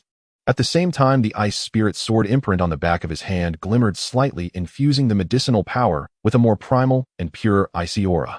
This not only accelerated the refining process, but also deepened his comprehension of the principles of ice. The Qing Shuang in his sea of consciousness materialized on its own, hovering beside him and absorbing the released pure ice energy, its sword body sparkling with a more lustrous sheen. 5 days later, all the medicinal power of the first true Yuan ice spirit pill was completely absorbed. Luchun's cultivation stabilized at the mid-7th level of chi refinement, and the purity of his spiritual power had increased more than double. After a short rest to acclimate to his surging power, he consumed the second pill. This time the refining process was much smoother. The overwhelming medicinal power transformed into pure cultivation, steadily pushing him towards the latter phase of the 7th level, then the peak, until he touched the barrier of the 8th level. Break. With a thought, Luchun combined his long-accumulated spiritual power with sword intent, forming an invisible sword that collided fiercely against the solid barrier. Boom. A thunderous sound echoed in his mind as the barrier shattered. More natural spiritual energy surged into his body, quickly transforming into pure ice spirit power. His aura suddenly soared, officially stepping into the 8th level of chi refinement. However, remnants of the medicinal power still lingered. With renewed vigor, Luchun continued to operate his technique, solidifying his realm until he completely absorbed the power of the second pill, firmly establishing himself at the early 8th level, just a step away from the mid-level. He did not immediately consume the third pill. Continuous consumption required his body to adapt, and his cultivation needed time to settle. He firmly believed in the wisdom of moderation.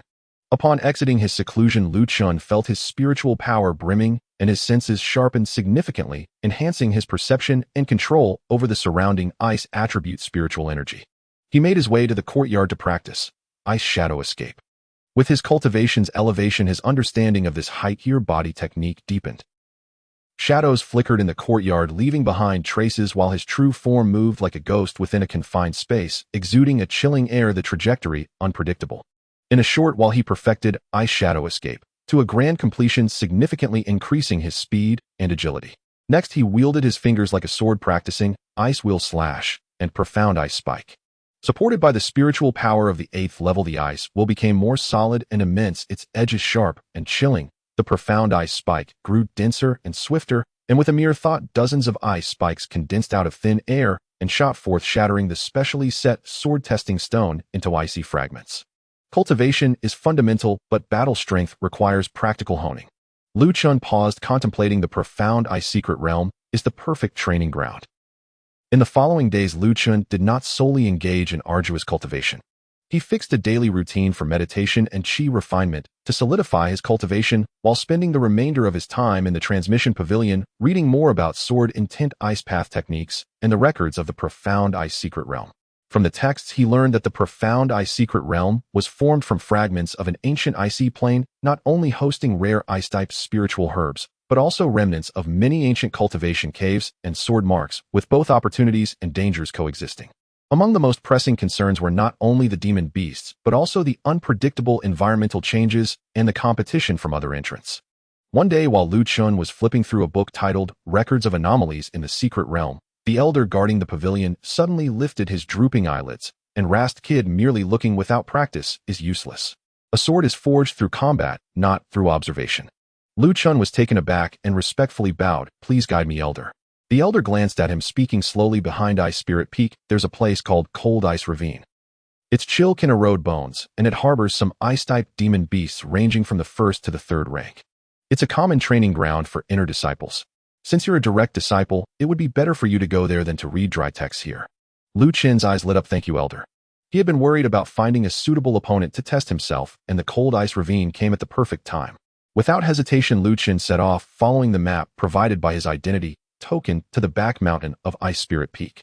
Passing through a dense forest of snow pines, a more biting cold wind rushed towards him, and the air was thick with moisture and a faint demonic aura.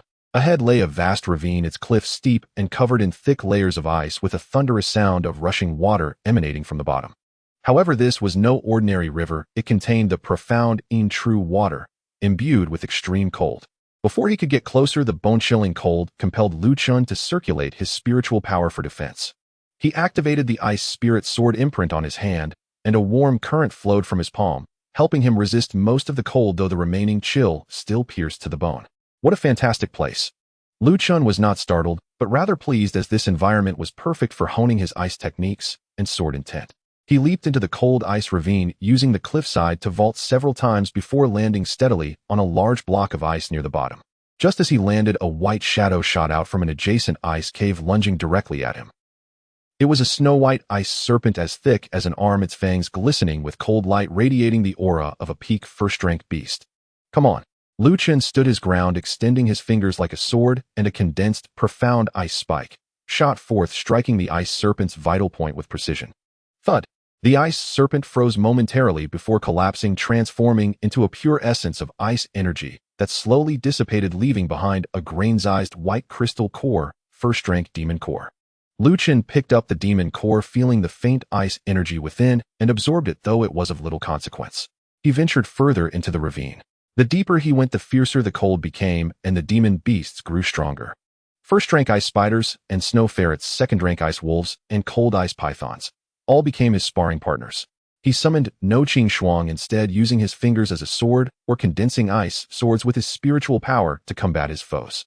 Integrating ice shadow escape into his movements, he weaved effortlessly through the demon beast's attacks, wielding ice wheel slash and profound ice spike with ease, sometimes creating multiple afterimages to confuse his enemies, other times embedding the silent sword intent into his strikes, often defeating foes with a single blow. These lower-tier demon beasts could hardly pose a threat to him. His combat skills became increasingly refined through practical experience, and his mastery over his power reached new heights. Roar! A deep roar echoed from a massive ice cave ahead, carrying a powerful pressure. Moments later, a beast emerged roughly the size of a wild bull, covered in heavy ice armor resembling a giant bear. Its eyes glowed crimson, exuding a ferocious aura equivalent to a 9th-level Qi refinement practitioner. Peak second-rank ice-armored violent bear. Luchun recognized this beast, known for its defense and strength. The ice-armored violent bear stood upright, its paw the size of a millstone, slamming down towards Luchun with a howling cold wind. The force of the strike cracked the ice beneath his feet before the paw even made contact. "Just the opponent I need to test my skills." Luchun's fighting spirit surged. This time he did not use his finger as a sword. Instead, he summoned Qing Shuang with a thought, and the sword hummed into existence in his hand. The blade shimmered with a brilliant light, its coldness reined in. Facing the descending paw, Luchun did not retreat, but advanced, executing ice shadow escape to its fullest, his form flickering like a ghost beside the ice-armored violent bear. Ice will slash. With a commanding shout, the Qing sword traced a perfect arc, the cold sword energy coalescing into a high-speed rotating ice, will its edges flashing with a chilling light slicing towards the bear's relatively vulnerable waist. Clang crack. An ear-piercing sound erupted as the ice wheel collided with the bear's heavy ice armor, ice shards flying. The armor was indeed tough, effectively blocking the direct cut of the ice wheel slash. However, Luchun's spiritual power was now immensely pure, and the silent sword intent contained a hint of destructive qualities. The ice wheel did not dissipate, instead it spun wildly like a saw slicing deeper. Roar. The ice-armored violent bear howled in pain, its other paw sweeping towards Luchun. With a quick step, Luchun evaded while his left hand formed a seal. Profound ice spike coalesce. In an instant, dozens of thick, profound ice spikes formed around the ice-armored violent bear, creating a cage that limited its escape routes, then shot inward with great force. Thud, thud, thud. Most of the profound ice spikes were deflected by the bear's armor, but a few found their mark, piercing through the cracks created by the ice wheel slash. Roar. The ice-armored violent bear let out a mournful cry, cold energy invading its wounds, causing its movements to stall. Now was the moment. Luchun's gaze sharpened, moving in sync with the sword, his being merging with the blade as a cold stream of light shot forth. The target was the ice-armored violent bear's crimson eyes. Silence. A faint, almost imperceptible aura of decay enveloped the sword tip, the essence of the silence, sword intent coalescing. Thud. The Qing sword pierced effortlessly into the bear's eye socket, the sword energy exploding and instantly shattering its brain. The enormous body crashed to the ground, shaking the ice beneath. The once formidable armor offered little protection against the focused strike of the silent sword intent. Luchun sheathed his sword and stood calmly, his breath steady. Killing the peak second-rank beast had not drained him of much energy. He expertly opened the demon beast's skull, retrieving a pigeon-egg-sized demon core that radiated a strong cold energy. A peak second-rank demon core, the energy is quite good, Luchun thought, satisfied as he stowed it away. After this battle, he gained a clearer understanding of his own strength. Ordinary 9th-level Qi refinement practitioners were no longer his match. Even facing early Foundation establishment practitioners with his various trump cards, he would not be without the means to fight back. Just as he prepared to delve deeper, his identity token vibrated. It was a message from the Steward Hall. All inner disciples and above who have obtained entry into the profound ice secret realm gather at the Ice Spirit Hall Plaza immediately. The realm will open in 1 hour. Luchun's spirit lifted, it was finally happening. He no longer delayed, activating Ice Shadow Escape, his form becoming a wisp of smoke as he swiftly departed the cold ice ravine, racing towards the Ice Spirit Hall at the peak. When he arrived at the plaza before the Ice Spirit Hall, dozens of people had already gathered. Most wore inner disciple attire, their auras not weak. The lowest among them was at the 8th level of Qi refinement, with several even at the 9th level, or peak. Upon Luchun's arrival, all eyes were drawn to him. His distinctive blue robe and the faint ice sword imprint on his hand marked him as a direct disciple. Curiosity, scrutiny, reverence, and a hint of barely perceptible jealousy, a mix of gazes converged upon him. Luchun remained composed, stepping forward to stand at the forefront of the crowd. He spotted Lung Ningxue, who stood alone in a corner, her demeanor as cold as ever. She noticed Luchun and gave a slight nod in acknowledgement.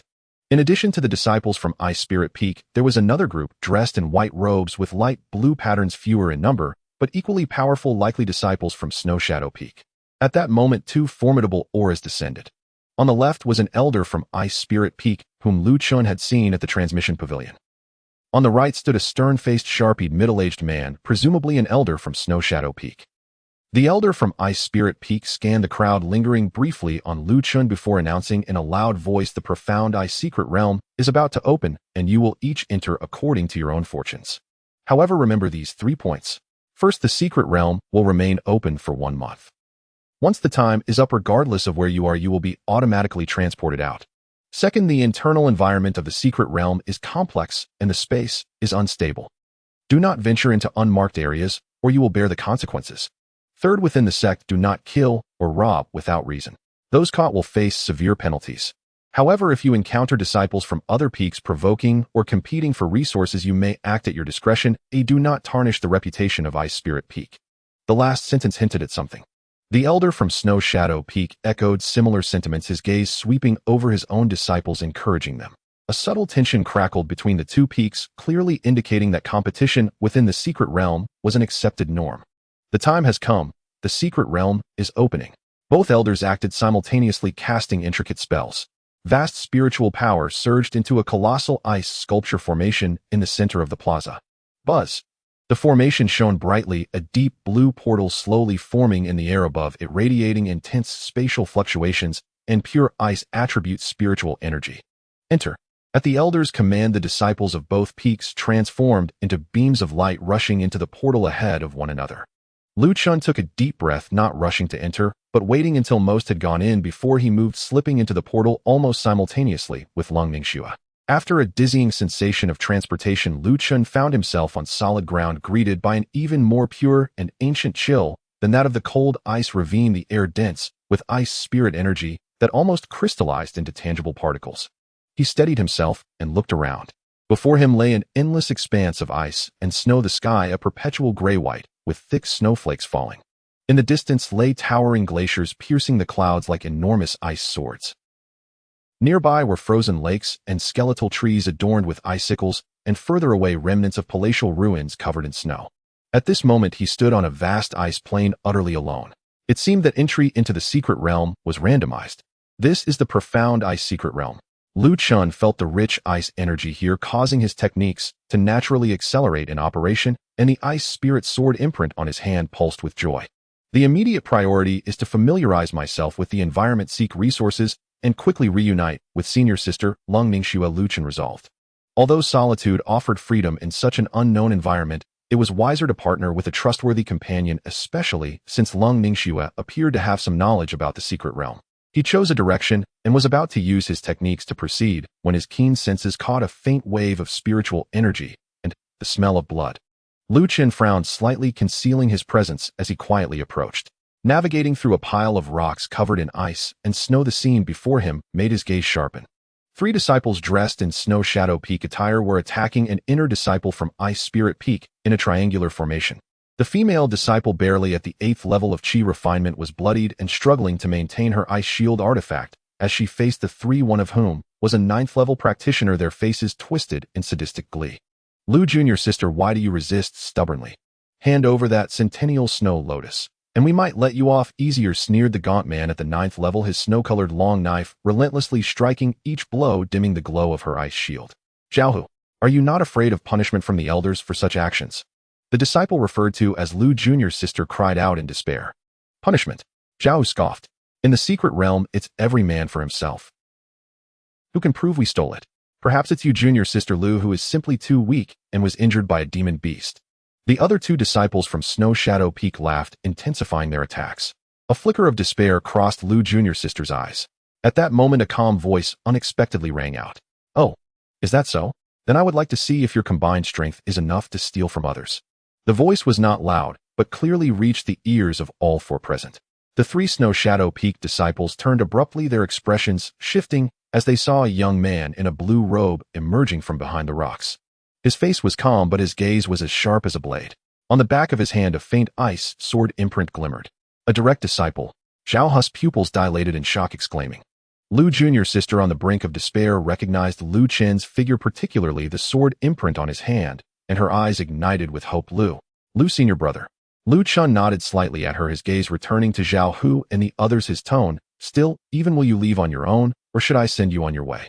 Xiao Hu's expression fluctuated. The title of direct disciple carried undeniable weight, but sensing Lu Chen's cultivation seemed to only reveal the 8th level of Qi refinement, as Lu Chun had deliberately suppressed part of his aura. Their side had 3, with him being a 9th level practitioner. Greed ultimately outweighed caution, and a fierce light flashed in his eyes. Humph. Just a lucky 8th level direct disciple. Brothers, let's take him down together and teach him that being a direct disciple doesn't make one invincible.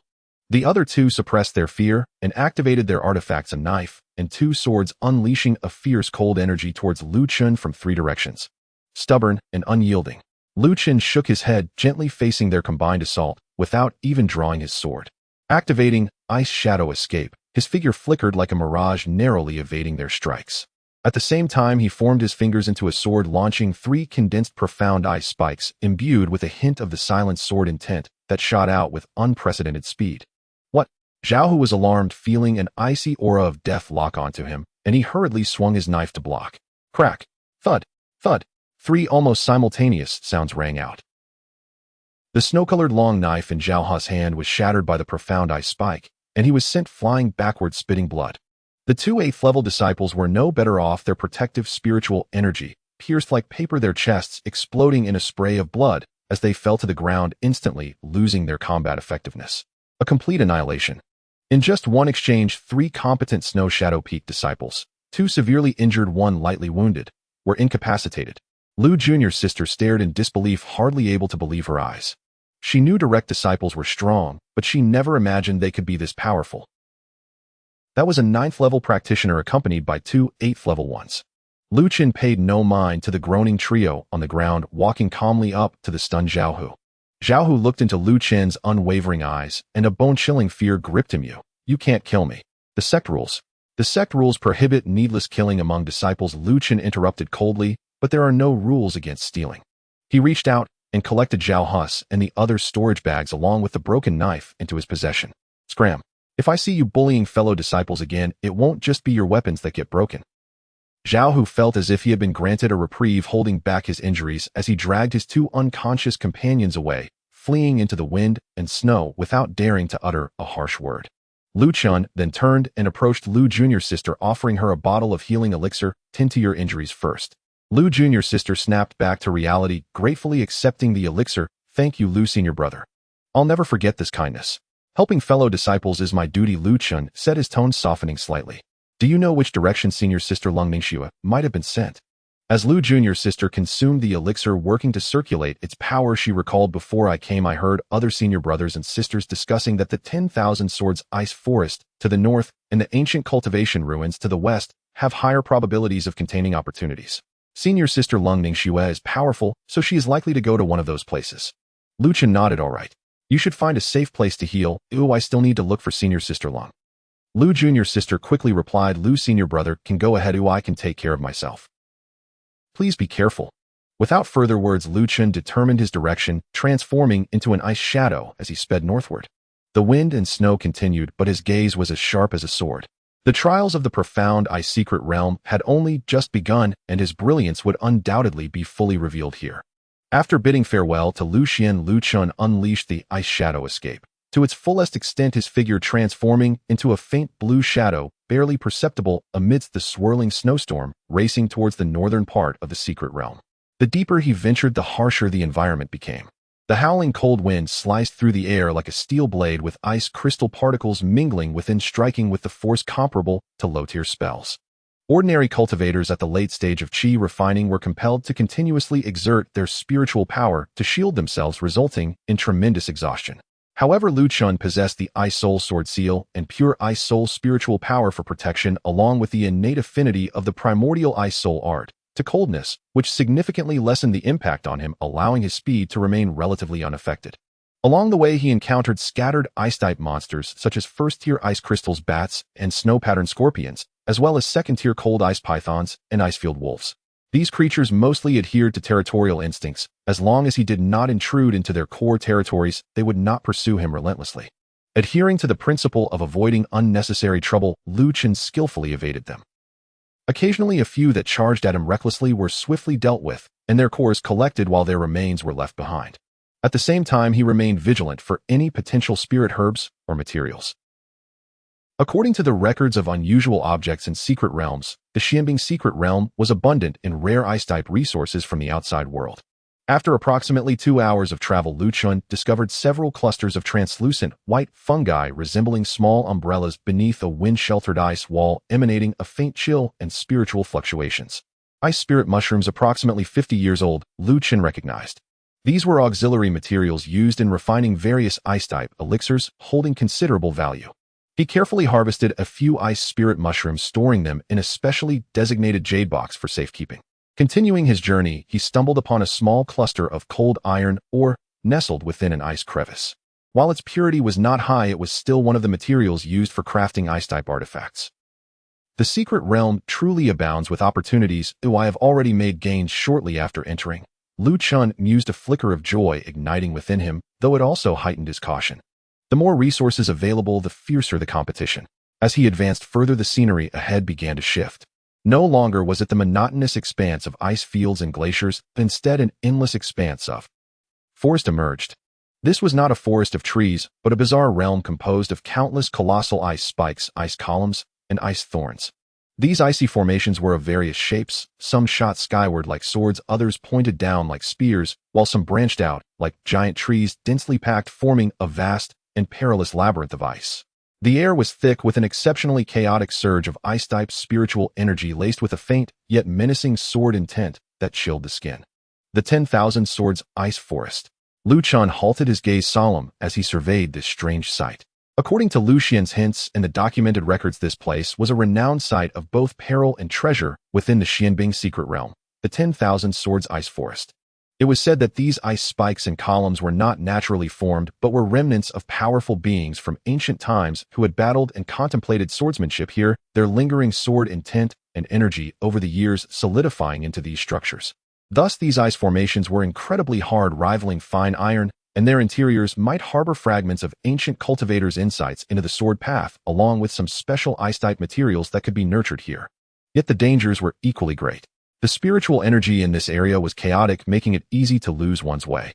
More frightening was the fact that the residual sword intent was not lifeless when stimulated by external factors, such as fluctuations of spiritual power or the intrusion of life. It could be triggered to unleash invisible sword energy attacks, making it nearly impossible to defend against. Moreover, the monsters that could survive in this realm were all formidable beings adapted to such environments. Taking a deep breath, Luchun stepped forward without a trace of hesitation, entering the 10,000 Swords Ice Forest. As soon as he entered the forest, the sensation was immediately different.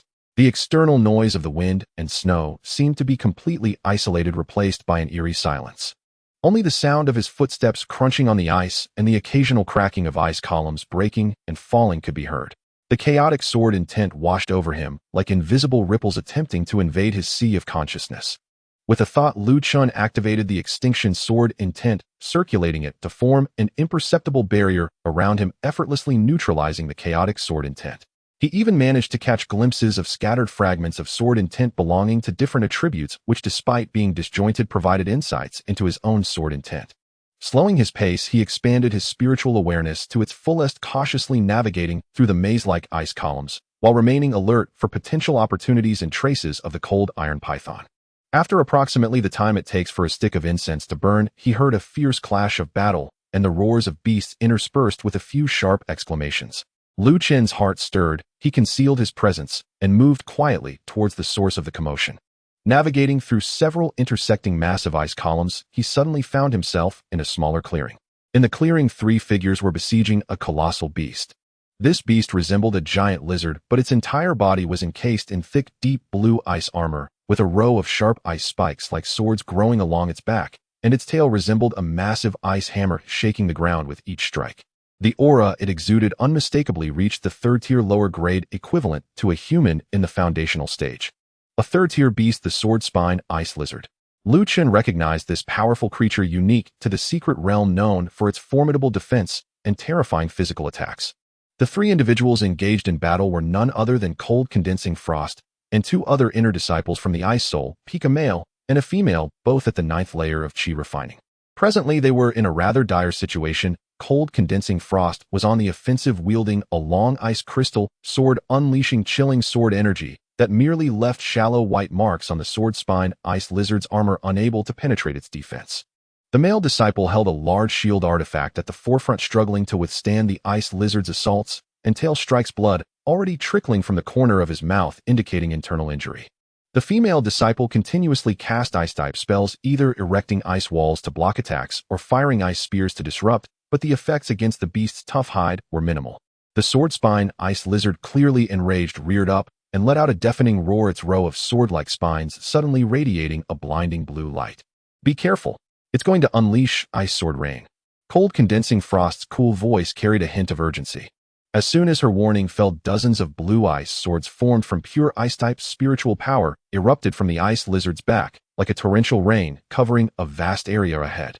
The speed was astonishing, and the power was immense. The male disciple's face changed drastically as he poured all his spiritual power into the shield, which instantly expanded and emitted a heavy golden glow. Bang, bang, bang. The sound of continuous impacts echoed like rain beating against banana leaves. The high-quality shield artifact was hammered fiercely, its surface riddled with countless dents and the male disciple was forced backward by the tremendous impact, blood spattering as it became clear he could no longer fight.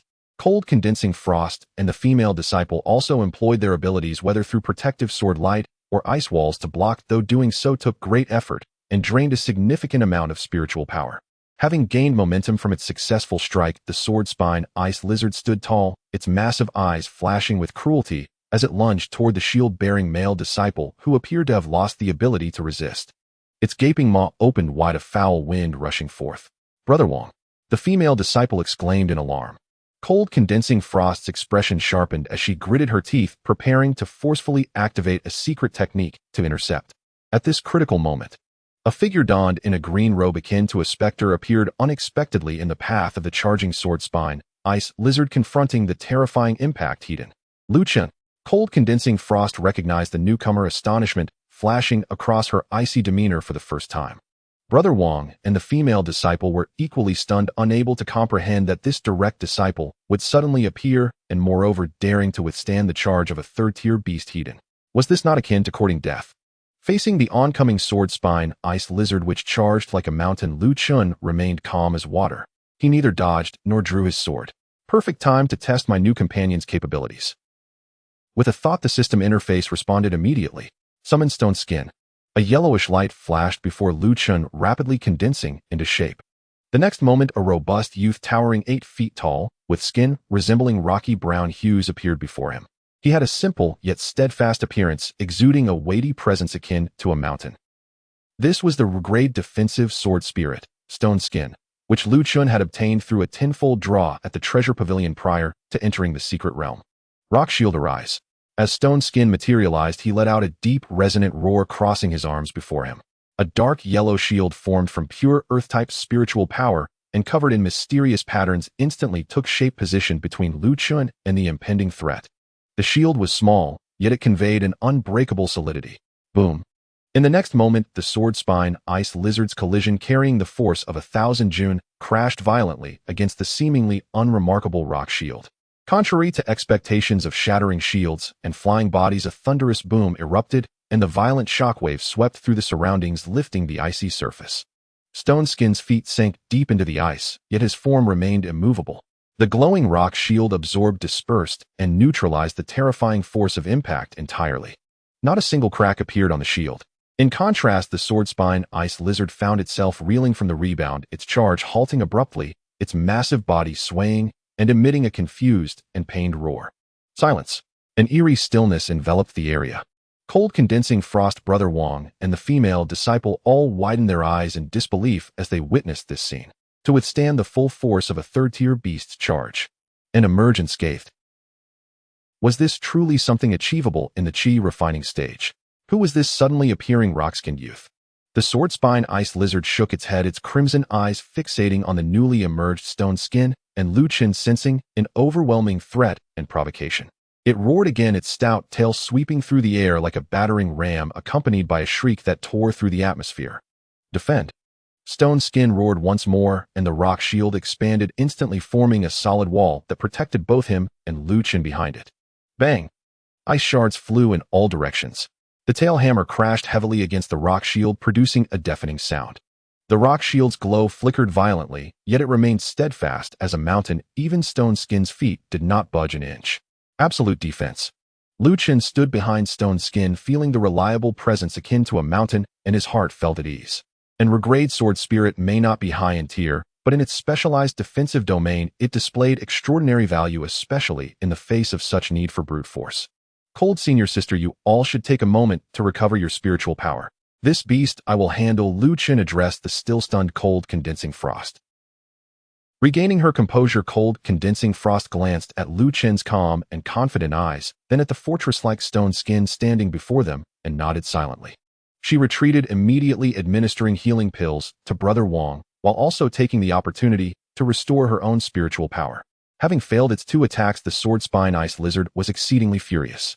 It opened its massive mouth, rapidly gathering rich ice-type spiritual power, forming a swirling blue light ball, imbued with unstable and terrifying energy. It's the ice breath. Be careful. Cold Condensing Frost, now in the midst of recovery, hurriedly warned. Luchun's gaze sharpened. He knew he could no longer defend passively. Stone Skin hold firm. The moment the command was given, Luchun moved. The ice shadow escape erupted with full force, and he merged with the wind, bypassing Stone Skin's frontal defense and darting in from the side like lightning. Drawing his Qing Shuang sword, it emitted a clear and resonant sword cry. Buzz. On the blade, azure brilliance intertwined with a faint aura of desolate stillness. Extinction sword intent fully activated. Sensing the sword intent that sent tremors through its very soul, the sword spine ice lizard instinctively felt fear and attempted to halt its breath, but it was too late. Luchun poured forth his pure spiritual power, cultivated to the 8th layer of Qi, refining into Qing Shuang, without reservation, merging man and sword into a single entity that tore through the void like a beam of icy light aimed directly at the sword spine ice lizard's relatively weak throat. Extinction, one sword. This strike was swift, accurate, brutal. It encapsulated Luchun's entire understanding of the extinction sword intent, up to this point concentrating lethal force in a single point. Thud. There was no earth-shattering explosion, only a subtle, yet painfully crisp sound of penetration. The Qing Shuang sword, like a hot knife, through butter, precisely pierced through the gap in the sword spine ice lizard's throat armor, and the extinction sword intent erupted, obliterating its inner vitality. The sword spine ice lizard's immense body froze momentarily, the energy of the ice breath it had been gathering spiraling out of control, dispersing into a flurry of ice shards. Its crimson eyes rapidly dulled, filled with disbelief, fear, and resentment, before it crashed to the ground, kicking up clouds of icy dust. The third-tier lower-grade beast, the sword spine ice lizard, was dead. The entire process from the moment Luchun struck to the demise of the ice lizard took no more than 2 or 3 breaths of time. Swift and decisive, a single strike to kill. Silence enveloped the clearing once more. Only the sound of the wind and snow brushing against the ice columns could be heard. Brother Wang and the female disciple stood agape, staring at Luchun, who stood unblemished with his sword glancing at the massive beast's corpse, their throats dry and unable to utter a word. Cold condensing frost completed her recovery and stood up, her cold eyes reflecting a complexity of emotions as she gazed at Luchun. She self-reflected. Even if she had exerted herself fully, it would have been impossible to so cleanly and decisively slay the sword spine ice lizard. The strength of this Lu disciple surpassed her wildest expectations, alongside that astonishingly resilient rock-skinned youth. Luchun sheathed his sword, and Stone Skin transformed back into a yellow light, returning to the system space. He approached the corpse of the sword spine ice lizard, skillfully breaking open its skull to extract a fist-sized deep blue beast core radiating intense cold energy and fluctuations. A third-tier beast core, worth far more than a second-tier.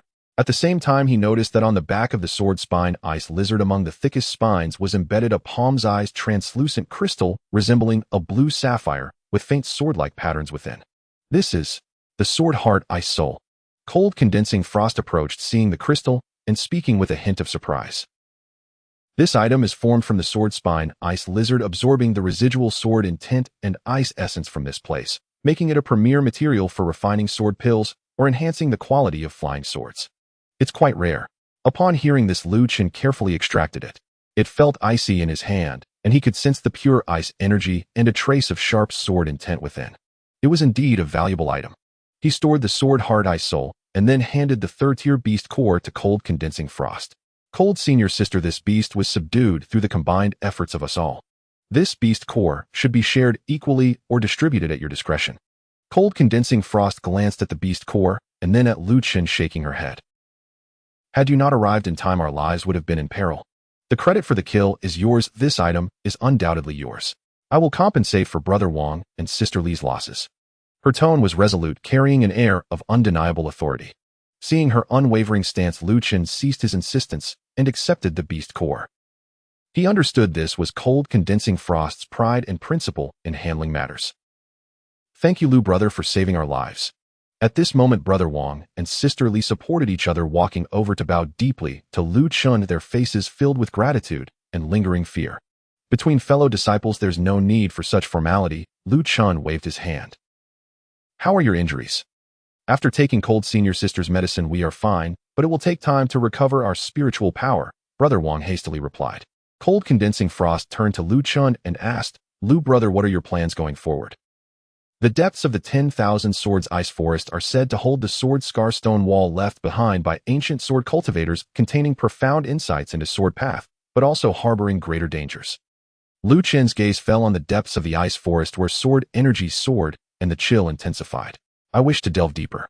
As for you, senior sister, we need to find a place to recover first before exploring further, cold condensing frost stated.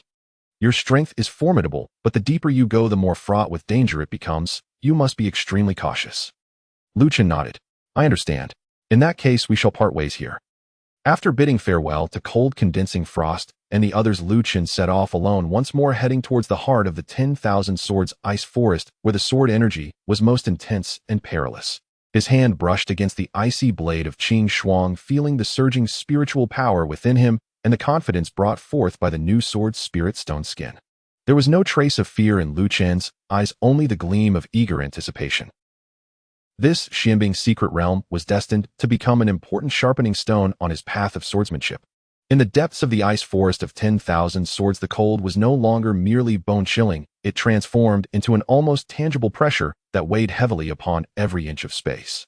The chaotic sword intent that permeated the air grew increasingly frenzied, as if countless invisible blades were darting about, slicing through the atmosphere.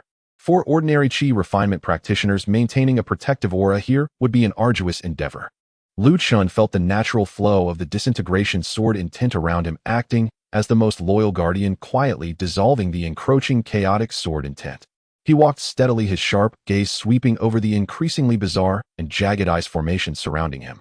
The ice spikes here were no longer mere columns or sword shapes. They had twisted, fractured, and even collided with one another, as if they had frozen a mighty duel of swordsmanship from an ancient era. After advancing a few miles, Luchun suddenly sensed something and halted his steps. To his left, several massive ice pillars intersected and collapsed, forming a natural portal. Beyond this threshold lay not a deeper forest of ice, but a relatively open valley. At the center of the valley stood an uncomplicated cave dwelling constructed entirely of profound ice. The entrance to the cave was sealed by a layer of pale blue light shimmering with radiant colors and faintly pulsating, with intricate runes emanating an ancient and resilient wave of restriction. Before the cave's entrance lay several skeletons, long frozen and covered in thick frost, some accompanied by rusted fragments of magical tools. Clearly, many explorers had once attempted to breach this place only to meet a bitter end. An ancient cultivator's cave. Luchen's eyes narrowed, stirring waves of thought within him. To have established a cave in the depths of the ice forest of 10,000 swords, its owner must have possessed extraordinary cultivation in life. It was very likely that the cave contained legacies or treasures. He approached cautiously, carefully scanning the pale blue light barrier with his consciousness. The restriction was robust, at least at the golden core level. Although time had worn it down, it was still beyond the capabilities of a Qi refinement practitioner to forcibly breach. The fallen cultivators who had perished here were a stark warning. Forcefully breaking the restriction is unwise. Luchun mused, his gaze lingering on the flickering runes. He did not possess profound knowledge of formations and restrictions, but this one seemed subtly connected to the surrounding ice elemental energy and the chaotic sword intent. Perhaps I can try using sword intent. A thought crossed his mind. His disintegration sword intent at its core was about destruction and finality, possessing strong destructive capabilities against energy structures. This restriction was, after all, a form of energy composition. With that idea in mind, he hesitated no longer. Pointing his fingers like a sword, a thread of refined pale gray disintegration sword intent shot forth, cautiously probing the pale blue light barrier like a needle. Buzz. At the moment the disintegration sword intent made contact with the barrier, it quivered violently, the runes flashing frantically, attempting to resist this incoming force imbued with destructive energy. However, the nature of the disintegration sword intent was to erode and dismantle. That pale gray essence seeped along the energy pathways of the restriction, quietly infiltrating and destabilizing its structure. Effective. Luchun felt a surge of joy within, continuing to channel his sword intent. He sensed the energy maintaining the restriction being rapidly depleted and destroyed. After about the time it takes for a stick of incense to burn, a soft pop echoed like a bubble bursting. The resilient pale blue barrier flickered several times before dispersing into countless motes of light, vanishing without a trace. The entrance to the cave lay before him, completely unobstructed. A wave of even purer, older, cold air mixed with a hint of medicinal fragrance and a sense of dustiness surged forth from within the cave. Luchun did not enter immediately. Instead, he cautiously extended his consciousness to explore the interior. The cave was not deep, consisting only of a stone chamber. Inside, the furnishings were sparse: a table, a cushion, and a skeleton seated cross-legged on the cushion. The skeleton was crystalline like jade, faintly radiating golden light, indicating that its owner had possessed formidable cultivation in life, at least at the nascent soul stage. Before the skeleton rested 3 jade boxes and a 3-foot-long azure sword embedded in the ground and covered in frost. Confirming there were no hidden dangers, Luchun stepped into the cave. First, he respectfully bowed to the skeleton, saying, "I am Luchun, who has inadvertently trespassed upon your sacred abode. I hope for your forgiveness." After paying his respects, he turned his gaze to the 3 jade boxes and the sword. He approached the first jade box and opened it. Inside was a pill the size of a dragon's eye, perfectly round and ice blue, its surface adorned with natural cloud patterns, exuding an aroma that refreshed the soul. This is the soul condensation pill. Judging by its appearance and fragrance, Luchun recognized it as a top-tier 4th-grade pill that nourished the soul and enhanced comprehension, greatly beneficial even for Golden Core practitioners, and a supreme treasure for him, crucial for foundation establishment and refining his sword heart. Suppressing the urge to consume it immediately, he carefully closed the jade box and stored it in his spatial pouch. Next, he opened the second jade box. Inside was a white token that was neither metal nor jade, warm to the touch, its front engraved with an archaic character for ice, while the back displayed a simple map pointing to an unknown area within the secret realm. What is this? Luchun picked up the token and examined it from every angle, feeling it was extraordinary, but he couldn't decipher its purpose, so he decided to store it as well. The third jade box contained a jade slip. Luchun probed it with his consciousness, and a torrent of information flooded his mind. I, Xianbing Sanren of the mid-nascent soul stage, have been trapped in this realm for 500 years, my lifespan drawing to a close. I leave behind my legacy here for the fated. In the jade slip, the ancient cultivator, who called himself Xianbing Sanren, briefly recounted his life. He was a wanderer obsessed with the sword path, injured while seeking the secrets deep within the Xianbing secret realm, ultimately achieving enlightenment in this very spot. The slip contained the entirety of his main cultivation method, the Xianbing Sword Classic, a mid-grade, earth-level technique capable of leading one directly to the nascent soul stage. Furthermore, it detailed his lifelong insights into the ice sword path and his elucidation on Xianbing sword intent. For Luchun, these insights were even more valuable than the Xianbing Sword Classic itself. While he practiced the Taichu Ice Soul technique, which did not require replacement, the insights, particularly regarding the various transformations and applications of ice sword intent, resonated with his own disintegration sword intent instantly, granting him profound revelations.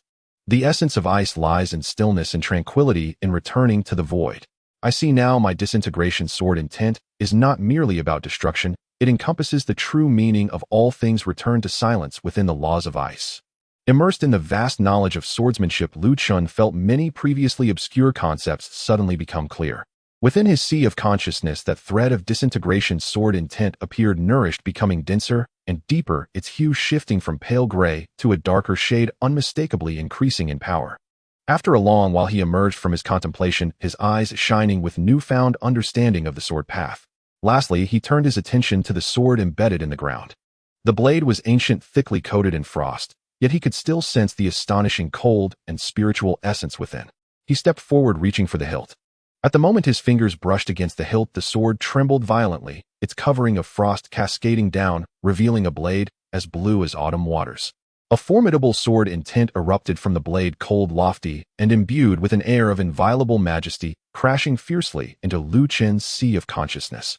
Simultaneously, the ice walls of the stone chamber cracked open, and 4 puppets made entirely of profound ice, wielding ice swords, emerged from their hiding places, their eyes glowing a sinister red, surrounding Luchun. Each puppet radiated an aura comparable to that of a perfected Qi refinement practitioner. The cave's restrictions posed yet another final trial. This sword was no mere object, it was the weapon of Xianbing Sanren in life, containing fragments of his sword's spirit and will. Only by gaining its acknowledgement could one lay claim to it. Good timing. Luchun felt no alarm, only delight. He had just gained insights and needed real combat to solidify his understanding. Facing the siege of the 4 perfected Qi refinement ice puppets and the blade's mental assault, Luchun let out a long howl, unleashing the disintegration sword intent in full force. Dark gray currents radiated from him, and the temperature in the stone chamber plummeted, embodying an absolute chill filled with death and finality. The 4 ice puppets, unflinching in their death-defying charge, swung their ice swords towards him, their sword energies crisscrossing, sealing off all routes of retreat. Ice wheel/spin. Luchun advanced rather than retreating, drawing the Qing Shuang sword and carving out a massive rotating dark gray ice wheel. This ice will not only carried a more intense cold, but also bore an essence of annihilation. Crack, crack, crack, crack, for crisp sounds rang out almost simultaneously.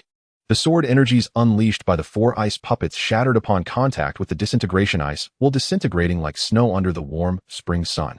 The wheel undeterred smashed into the 4 ice puppets. The hard bodies of the profound ice in the face of the disintegration sword intent were as fragile as paper. The ice puppets were cleaved in half, their severed edges smooth as mirrors rapidly spreading a color of decay, their spiritual essence annihilated in an instant, reduced to 4 piles of ordinary fragments of ice. In a single strike, he dispatched 4 perfected Qi refinement ice puppets. Meanwhile, the mental assault of the ancient sword ruthlessly crashed into Luchun's sea of consciousness. It was a cold, aloof sword intent trying to freeze his will. This mere remnant of a masterless spirit dares to be arrogant. Disintegration. Within Luchun's sea of consciousness, that deep gray disintegration sword intent suddenly expanded, transforming into a colossal gray sword spanning heaven and earth, imbued with the terrifying will to end all things and return myriad laws to the void, and it fiercely slashed toward the encroaching sword intent. Boom! An invisible collision erupted within his sea of consciousness. The aloof ice sword intent disintegrated rapidly before the disintegration sword intent, as if it had encountered its nemesis, its internal essence completely erased. Outside, the violently trembling ancient sword abruptly ceased its quake, its azure brilliance fading swiftly before settling into tranquility, and the resistance vanished without a trace. Luchun extended his hand and effortlessly withdrew the ancient sword. The blade hummed softly, as if mourning its former master, or perhaps yielding to its new one. A fine sword. Luchun caressed the cool blade, sensing its superior quality, far surpassing the Qing Shuang, at least at the level of a magical artifact corresponding to the Golden Core stage. However, the sword spirit's consciousness had been erased by the disintegration sword intent. It required nurturing anew. He named it Xianbing and stored it in his system space for cultivation. Thus, all the rewards within the cave were secured. Luchun once again bowed to the skeleton of Xianbing's Sanren, then turned decisively to leave. As he exited the cave, he found 5 figures in the valley outside, having appeared at some point without his notice. These 5 individuals wore matching attire, not the garb of Tianjian sect disciples, but black outfits embroidered with fierce wolf heads. Each exuded a robust aura, their gazes sharp. The weakest among them was at the 9th layer of Qi refinement, while the leader, a one-eyed brute, had reached the early foundation establishment stage. Clearly, they had been drawn by the disturbance from the cave's barrier being breached in the ensuing battle. Kid, hand over everything you got from that cave. They'll spare your life. The one-eyed brute greedily fixed his gaze on Luchun, particularly eyeing the spatial pouch at his waist, sneering. The 4 subordinates behind him scattered, subtly forming a siege. Luchun's gaze swept over the 5, his expression calm. He had just broken through. The elevation of his sword intent required stronger opponents for refinement. These 5 were just right. You want it. Luchun's lips curled into a cold smile. That depends on whether you have the fate to take it. Before he finished speaking, he was the first to strike. His target, the early foundation establishment one-eyed brute. Activating Ice Shadow Escape to its utmost, he left behind numerous afterimages, his real self stealthily approaching the one-eyed brute like a phantom. The Qing Shuang sword was drawn once more, enveloped in the dark gray disintegration sword intent, thrusting forward silently, yet imbued with the aura of death that froze the soul. The one-eyed brute's expression changed drastically. He hadn't anticipated that this mere Qi refinement 8th layer kid would dare to attack him first, and the threat of this strike even made him, a foundation establishment cultivator, feel a pang of dread. Seeking death. Howling wolf slash. He roared, and a massive knife akin to a door plank appeared in his hand, unleashing a frenzied yellow blade aura that cleaved fiercely toward Luchun. The force was tremendous enough to split mountains and shatter stones.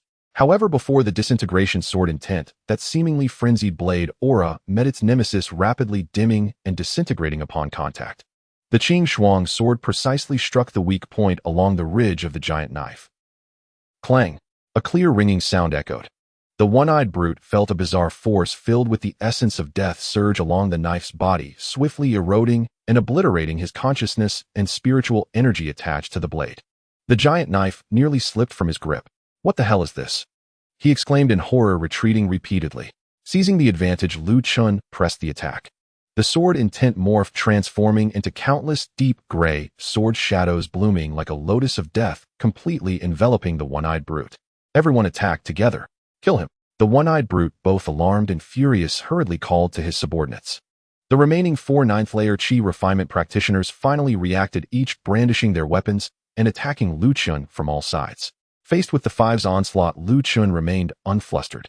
Ice Shadow escape allowed him to slip through the gaps in their attacks like a slippery fish. Every swing of the Qinglan sword carried the essence of annihilation, either dispelling their spells, eroding their magical tools' spiritual light, or leaving behind grievous wounds, exuding a decayed aura on their protective energies. His sword was no longer merely cold, it whispered of death. Qi refinement 9th layer practitioners, even slightly pierced by his sword intent, found their spiritual energies' sluggish movements slowed and flaws exposed. Thud! One practitioner wielding a spear failed to dodge and was sliced across the arm by the Qinglan sword. Instead of blood flowing from the wound, it rapidly turned gray and shriveled, spreading upwards. He screamed in terror, attempting to expel the gray aura with his spiritual energy, only to find that as soon as his energy touched it, it vanished into the void, assimilated and obliterated. In mere moments, his entire arm lost sensation, and he collapsed lifeless. The disintegration sword intent was terrifying indeed.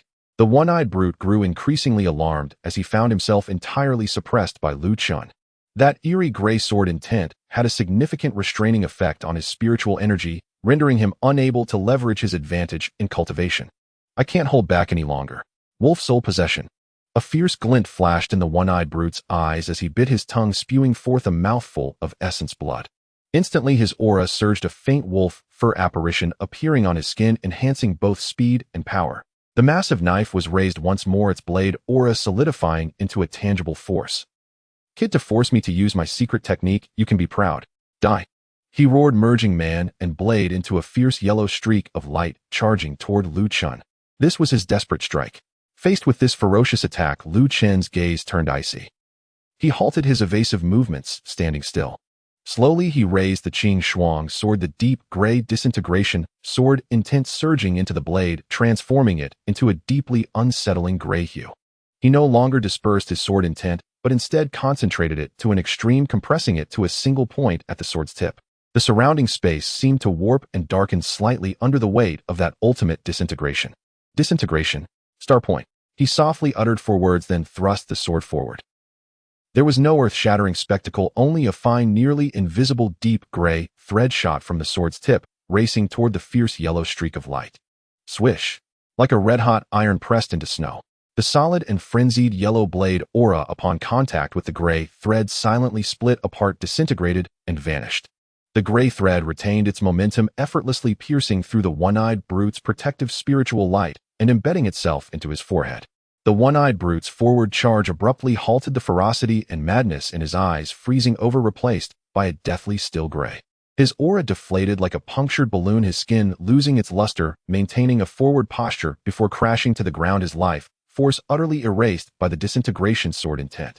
The remaining 3 9th-layer Qi refinement practitioners, witnessing their leader's bizarre and terrifying demise, were struck with terror, fleeing without a trace of the will to fight, letting out a cry as they turned to escape. Now you want to leave? It's too late. Luchun's figure flickered with ice shadow escape in effect. He seemed like a harbinger of doom. In a flash of sword light, the 3 practitioners fell one after another, each bearing the telltale gray wounds. In the blink of an eye, 5 formidable foes lay defeated. Luchun stood sheathing his sword as he breathed heavily. The continuous activation of the elevated disintegration sword intent, especially the final highly refined disintegration star point, had significantly drained his consciousness and spiritual energy. Yet excitement flickered in his eyes. This battle had thoroughly tested the power of his sword intent after its elevation. The early foundation establishment stage was now within his grasp. He quickly scoured the battlefield, collecting the spatial pouches and the massive knife from the 5. With no time to examine them closely, he sensed several powerful presences approaching rapidly from further afield, evidently drawn by the commotion of the battle. This place was no longer safe. Without hesitation, Luchun chose a direction and activated Ice Shadow Escape to its utmost, transforming into an almost invisible wisp of green smoke, swiftly vanishing deep into the ice forest of 10,000 swords. In the wake of this encounter, his confidence soared. The Xianbing secret realm would become one of the most crucial stepping stones on his path to ascendancy. Luchun moved like lightning, swiftly weaving through the jagged ice pillars and entangled sword intents, pushing the Ice Shadow Escape to its utmost limit. The few pursuers behind him, though temporarily obstructed by the complex terrain and chaotic sword aura, clung to him like a leech, evidently employing some special tracking technique. I can't keep fleeing forever, Luchun thought rapidly, his gaze sharp as it scanned the surroundings. He had to shake off his pursuers quickly, or find a favorable terrain to deal with them once and for all. As he dashed forward, he simultaneously rummaged through the storage bags he had pillaged from the one-eyed man and his companions. These loose cultivators had considerable wealth, totaling nearly 10,000 low-grade spirit stones, some common healing and energy recovery pills, and a few reasonably good magical artifacts. However, what caught Luchun's attention most was a black bone shard from the one-eyed man's storage bag. It was etched with a grotesque wolf head emanating a faintly sinister aura resonating with the cultivation methods practiced by the group. Wolfsha sect. Luchun recalled a small demonic sect active in the borderlands known for its ruthless disciples who avenged even the slightest grievance. It seemed he had stumbled into trouble. He attempted to erode the bone shard with the essence of his extinguished sword intent. The wolf head imprint flickered a few times before dimming, and the previously faint feeling of being locked onto dissipated significantly. It really is being used for tracking, Luchun snorted, coldly shattering the now useless bone shard. At that moment, however, it seemed the pursuers had sensed something, their speed suddenly increasing as they closed the distance. He had to break free quickly. Just then the white token he had obtained from the Ximbing Sanren's cave suddenly radiated a faint warmth. At the same time, the ice spirit mark on the back of his hand seemed to resonate with it, glowing softly. Luchun's heart stirred as he took out the white token. On the front, the ancient character for ice shimmered with a gentle white light, while the simplified map on the back appeared slightly clearer than before, pointing toward a direction to his left front. This token can sense something here. Without further thought, Luchun turned and dashed in the direction indicated by the token as the sounds of pursuit grew alarmingly close behind him. The closer he got, the more peculiar the shapes of the surrounding ice spikes became. No longer chaotic, they gradually formed a regular pattern resembling a meticulously carved corridor or the remnants of an ice palace. The chaotic sword intent that had filled the air began to subside, replaced by an ancient and pure aura of ice. The token grew increasingly warm, its radiance intensifying. Finally, after passing through a massive ice pillar resembling a broken gate, the scene before him opened up dramatically. It was a vast ice valley, and at its center lay not solid ice, but a tranquil dark blue cold pool. The water was deep and profound, seemingly connected to the underworld, emanating a chilling essence capable of freezing souls. In the middle of the pool stood a small ice platform upon which grew a plant about a foot tall, appearing as if sculpted from the finest blue jade. The plant had no leaves, only a single stalk, at the top of which rested a fruit the size of a fist, crystal clear, with what seemed to be ice blue sap slowly flowing within. The pure ice energy and overwhelming vitality radiating from the fruit made the spiritual energy in the entire valley leap with excitement. Just inhaling the essence wafting from it made Luchun feel his own spiritual power surge, and his mind clear for an instant. This is the ice essence jade heart fruit. Luchun's pupils contracted sharply, a storm of excitement swirling within him. According to the Mystical Relics Compendium and various ancient alchemical recipes, the ice essence jade heart fruit is a rare treasure that absorbs the essence of ice for a millennium, taking 1,000 years to cultivate. The primordial ice energy it contains is sufficient to greatly enhance the body of anyone with an ice spiritual root, and serves as a primary ingredient for numerous high-tier pills, offering unparalleled efficacy in refining the body, nourishing the soul, and breaking through major bottlenecks in cultivation. Its value far surpasses everything he had acquired before. No wonder the white token reacted. This treasure must be related to the ice essence jade heart fruit or the cold pool itself. However, treasures are always guarded. Deep within the tranquil blue waters of the cold pool, a massive shadow slowly emerged. In the next moment, the water surged, and a head the size of a small house covered in thick blue scales broke the surface. It was a giant turtle, but its head resembled that of a dragon crowned with a crystalline horn, its cold vertical eyes fixated intensely on Luchun, emanating an oppressive aura that was suffocating. A third-tier high-grade demon beast, the ice-armored dragon turtle. Its power was comparable to a human cultivator at the late Foundation establishment stage. Moreover, given its solid aura and extraordinary bloodline, it had undoubtedly cultivated here for many years, far surpassing an ordinary third-tier demon beast. At the same time, 4 figures followed closely behind, rushing into the ice valley. They were the same individuals who had been tracking Luchun, 3 at the peak of Qi refining, and 1 in the early Foundation establishment stage. The moment these 4 saw the ice essence jade heart fruit in the center of the cold pool, their eyes ignited with overwhelming greed, their breaths becoming heavy. The ice essence, jade heart fruit. What a heavenly treasure. Haha. Heaven is aiding me. Kid, thank you for showing us the way. The stout short cultivator in the early foundation establishment stage laughed maniacally, looking at Luchun as if he were a dead man. With a fierce demon beast comparable to a late foundation establishment cultivator guarding the treasure and 4 strong enemies eyeing him greedily, the situation had become critically dire. Luchun's expression turned grave as his mind raced. He couldn't confront them heat-in, whether dealing with the ice-armored dragon turtle or the 4 behind him. Facing either alone was already difficult, let alone being attacked from both sides. He had to turn the tables and seize the opportunity. Without hesitation, he suddenly darted to the side, shouting at the 4 pursuers behind him, "The treasure is right before us, and let's see who can seize it first." These words ignited a fuse. The stout cultivator, driven by greed, barked, "First take care of this annoying brat, then claim the treasure. Attack!"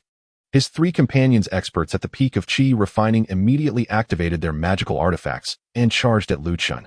The stout cultivator himself, however, hesitated, keeping a wary eye on the ice-armored dragon turtle in the cold pool. This was exactly the reaction Luchun wanted. Facing the 3 attackers, he didn't confront them directly, but instead pushed the ice shadow escape to its limits, slipping through the gaps in their assaults like a slippery eel retreating while drawing them toward the cold pool.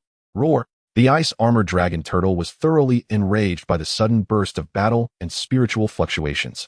It had guarded this fruit for countless years. How could it allow others to covet it? It let out a thunderous roar, its massive head rising sharply, and the water of the cold pool surged in response, transforming into several ferocious ice-blue water dragons, indiscriminately crashing toward all intruders in the valley. Not good. The stout cultivator's expression changed dramatically as he quickly summoned a small black shield to protect himself. The 3 peak Qi refining cultivators attacking Luchun, however, were terrified, abandoning their pursuit of Luchun to deploy their defenses against the water dragons. Luchun had anticipated this moment. As the ice-armored dragon turtle launched its attack, he activated the ice shadow escape, darting to the side while focusing his mind. Stone skin, rock armor protection. A flash of earthy yellow light enveloped him as the sturdy rock boy appeared once more. With arms outstretched, he conjured a solid, expansive, dark yellow spiritual energy shield, firmly shielding Luchun behind him. Boom, boom, boom.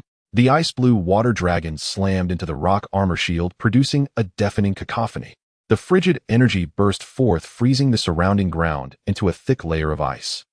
Rock Boy's feet sank into the ice, his figure swaying violently, while the rock armor shield flickered with brilliance, developing fine cracks, but ultimately holding firm against the wave of attacks.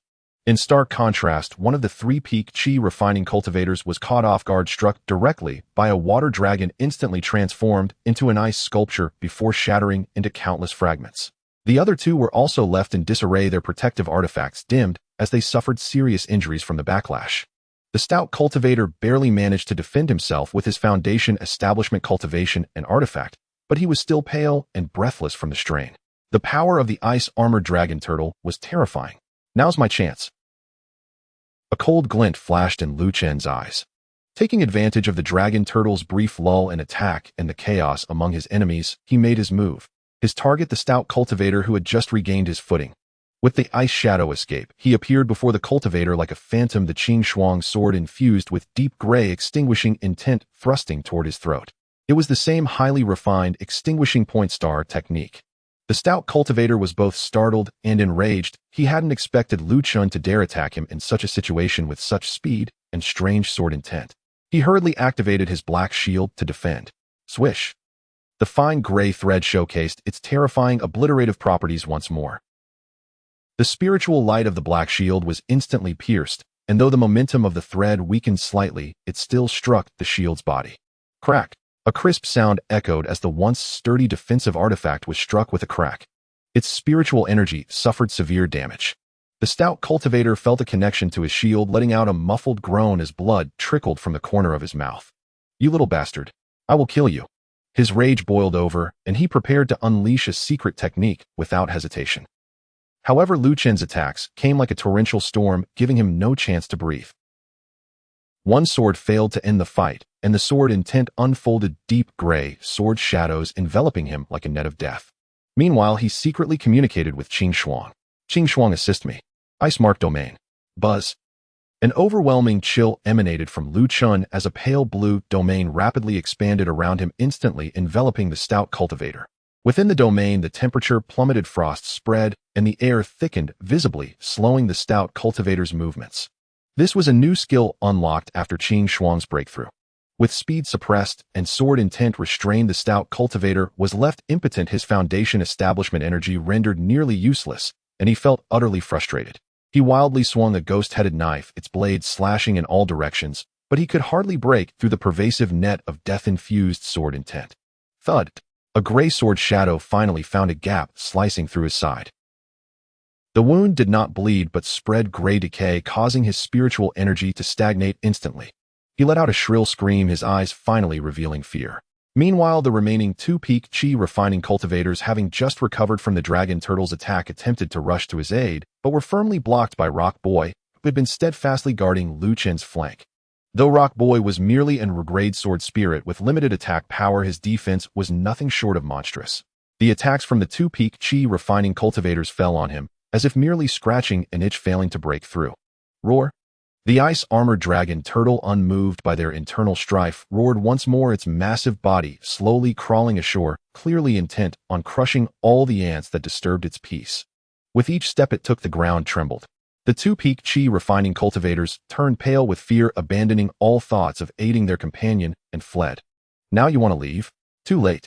Luchen's cold voice rang out. With a feint of his sword, he forced the sluggish stout cultivator back, then ghosted behind one of the fleeing cultivators, the Qing Shuang, sword striking out with no frills, the extinguishing sword intent instantly severing its life force. The remaining cultivator, sensing impending doom, pushed his speed to the limit as he charged toward the valley's exit. However, a massive ice wall suddenly rose from the valley entrance, blocking his escape. It was the ice-armored dragon turtle's handiwork. Desperately, the cultivator crashed against the ice wall, but it was immovable. Luchun paid him no mind, refocusing on the stout cultivator, now on the brink of collapse. Under the pressure of the ice-marked domain and the erosion of the extinguishing sword intent, the latter was battered, his spiritual energy in disarray. It's over. Luchen's voice was devoid of emotion as the Qing Shuang's sword transformed into a gray bolt of lightning, piercing through the stout cultivator's futile attempt to block, with his ghost-headed knife precisely striking his forehead. The stout cultivator's body stiffened, the light in his eyes quickly dimming, filled with endless unwillingness and regret as he fell back lifeless. The last remaining peak chi refining cultivator, trapped, let out a desperate wail as the approaching ice-armored dragon turtle crushed him into ice shards with a single step. In the blink of an eye, all four formidable foes lay defeated. Within the ice valley, only Luchun, Rock Boy, and the imposing ice-armored dragon turtle, radiating immense pressure as it slowly advanced, remained. Taking a deep breath, Luchun recalled Rock Boy. Facing a beast comparable to a late Foundation establishment cultivator, though Rock Boy's defense was formidable, his lack of agility could easily turn him into a target. Holding the Qing Shuang sword, Luchun faced the colossal creature alone, his gaze sharp as a blade, the extinguishing sword intent rising around him to match the overwhelming ice pressure from the turtle. The true test had only just begun. Inside the ice valley, the air seemed to solidify. On one side stood the colossal ice-armored dragon turtle, emanating an overwhelming pressure of late Foundation establishment, its cold vertical eyes fixated on the minuscule figure of Luchun, filled with rage for having its territory trespassed. On the other side, Luchun stood with his sword, his azure robe fluttering slightly in the biting cold, surrounded by a swirling aura of deep gray, sword intent resembling a gray flame, defiantly burning in dire straits, bravely contending against the vast demonic might. Roar! The ice-armored dragon turtle, having lost all patience, unleashed a roar that reverberated through the valley. It lifted its massive forelimb, crashing down with the force of a mountain like a small iceberg targeting Luchun. Before it even landed, the terrifying wind pressure had already cracked the solid ice beneath, forming spiderweb-like fissures. I cannot take it, Hedon. Luchun's gaze sharpened as he activated the ice shadow escape, his figure transforming into a distorted pale blue illusion that narrowly slipped to the side. Boom! The giant paw of the dragon turtle struck down, shaking the earth, and ice shards and debris flew in all directions like arrows, leaving a gigantic imprint in its wake. With its attack missing, the dragon turtle reacted swiftly, its tail thick as a colossal pillar swept in with astonishing speed, covering a vast area. Luchun was suspended in midair without a place to gain footing as the tail, covered in sharp ice spikes, was about to sweep him. Shimming spikes arise. He remained calm, gesturing with his left hand downward. In an instant, dozens of thick, shimming spikes erupted from the ice beneath him, forming a dense thicket of ice spikes. Bang! Crackle! The dragon turtle's massive tail crashed against the Xianbing spikes, most of them shattered instantly, but it succeeded in hindering its sweeping momentum, granting Luchun a precious moment. Using the recoil from this impact, Luchun's figure twisted in midair, activating the ice shadow escape, once more narrowly dodging the lethal range of the tail's sweep, landing behind the dragon turtle. However, the dragon turtle's defenses were almost perfect. Its body was covered in exceptionally thick azure scales that shimmered with a metallic luster, making it nearly impervious to ordinary attacks. Even its relatively vulnerable areas like the neck were well guarded. As soon as Luchun landed, without hesitation, he thrust the Qing Shuang sword forward, unleashing several sword energies, imbued with the essence of his sword intent, towards the dragon turtle's relatively softer underbelly connection. Clang, clang, clang. The sword energies struck the scales, producing the sound of metal clashing, but left only faint white marks failing to penetrate. The defensive power of those scales exceeded all expectations. What a tough shell. Luchun felt a pang of despair in his heart.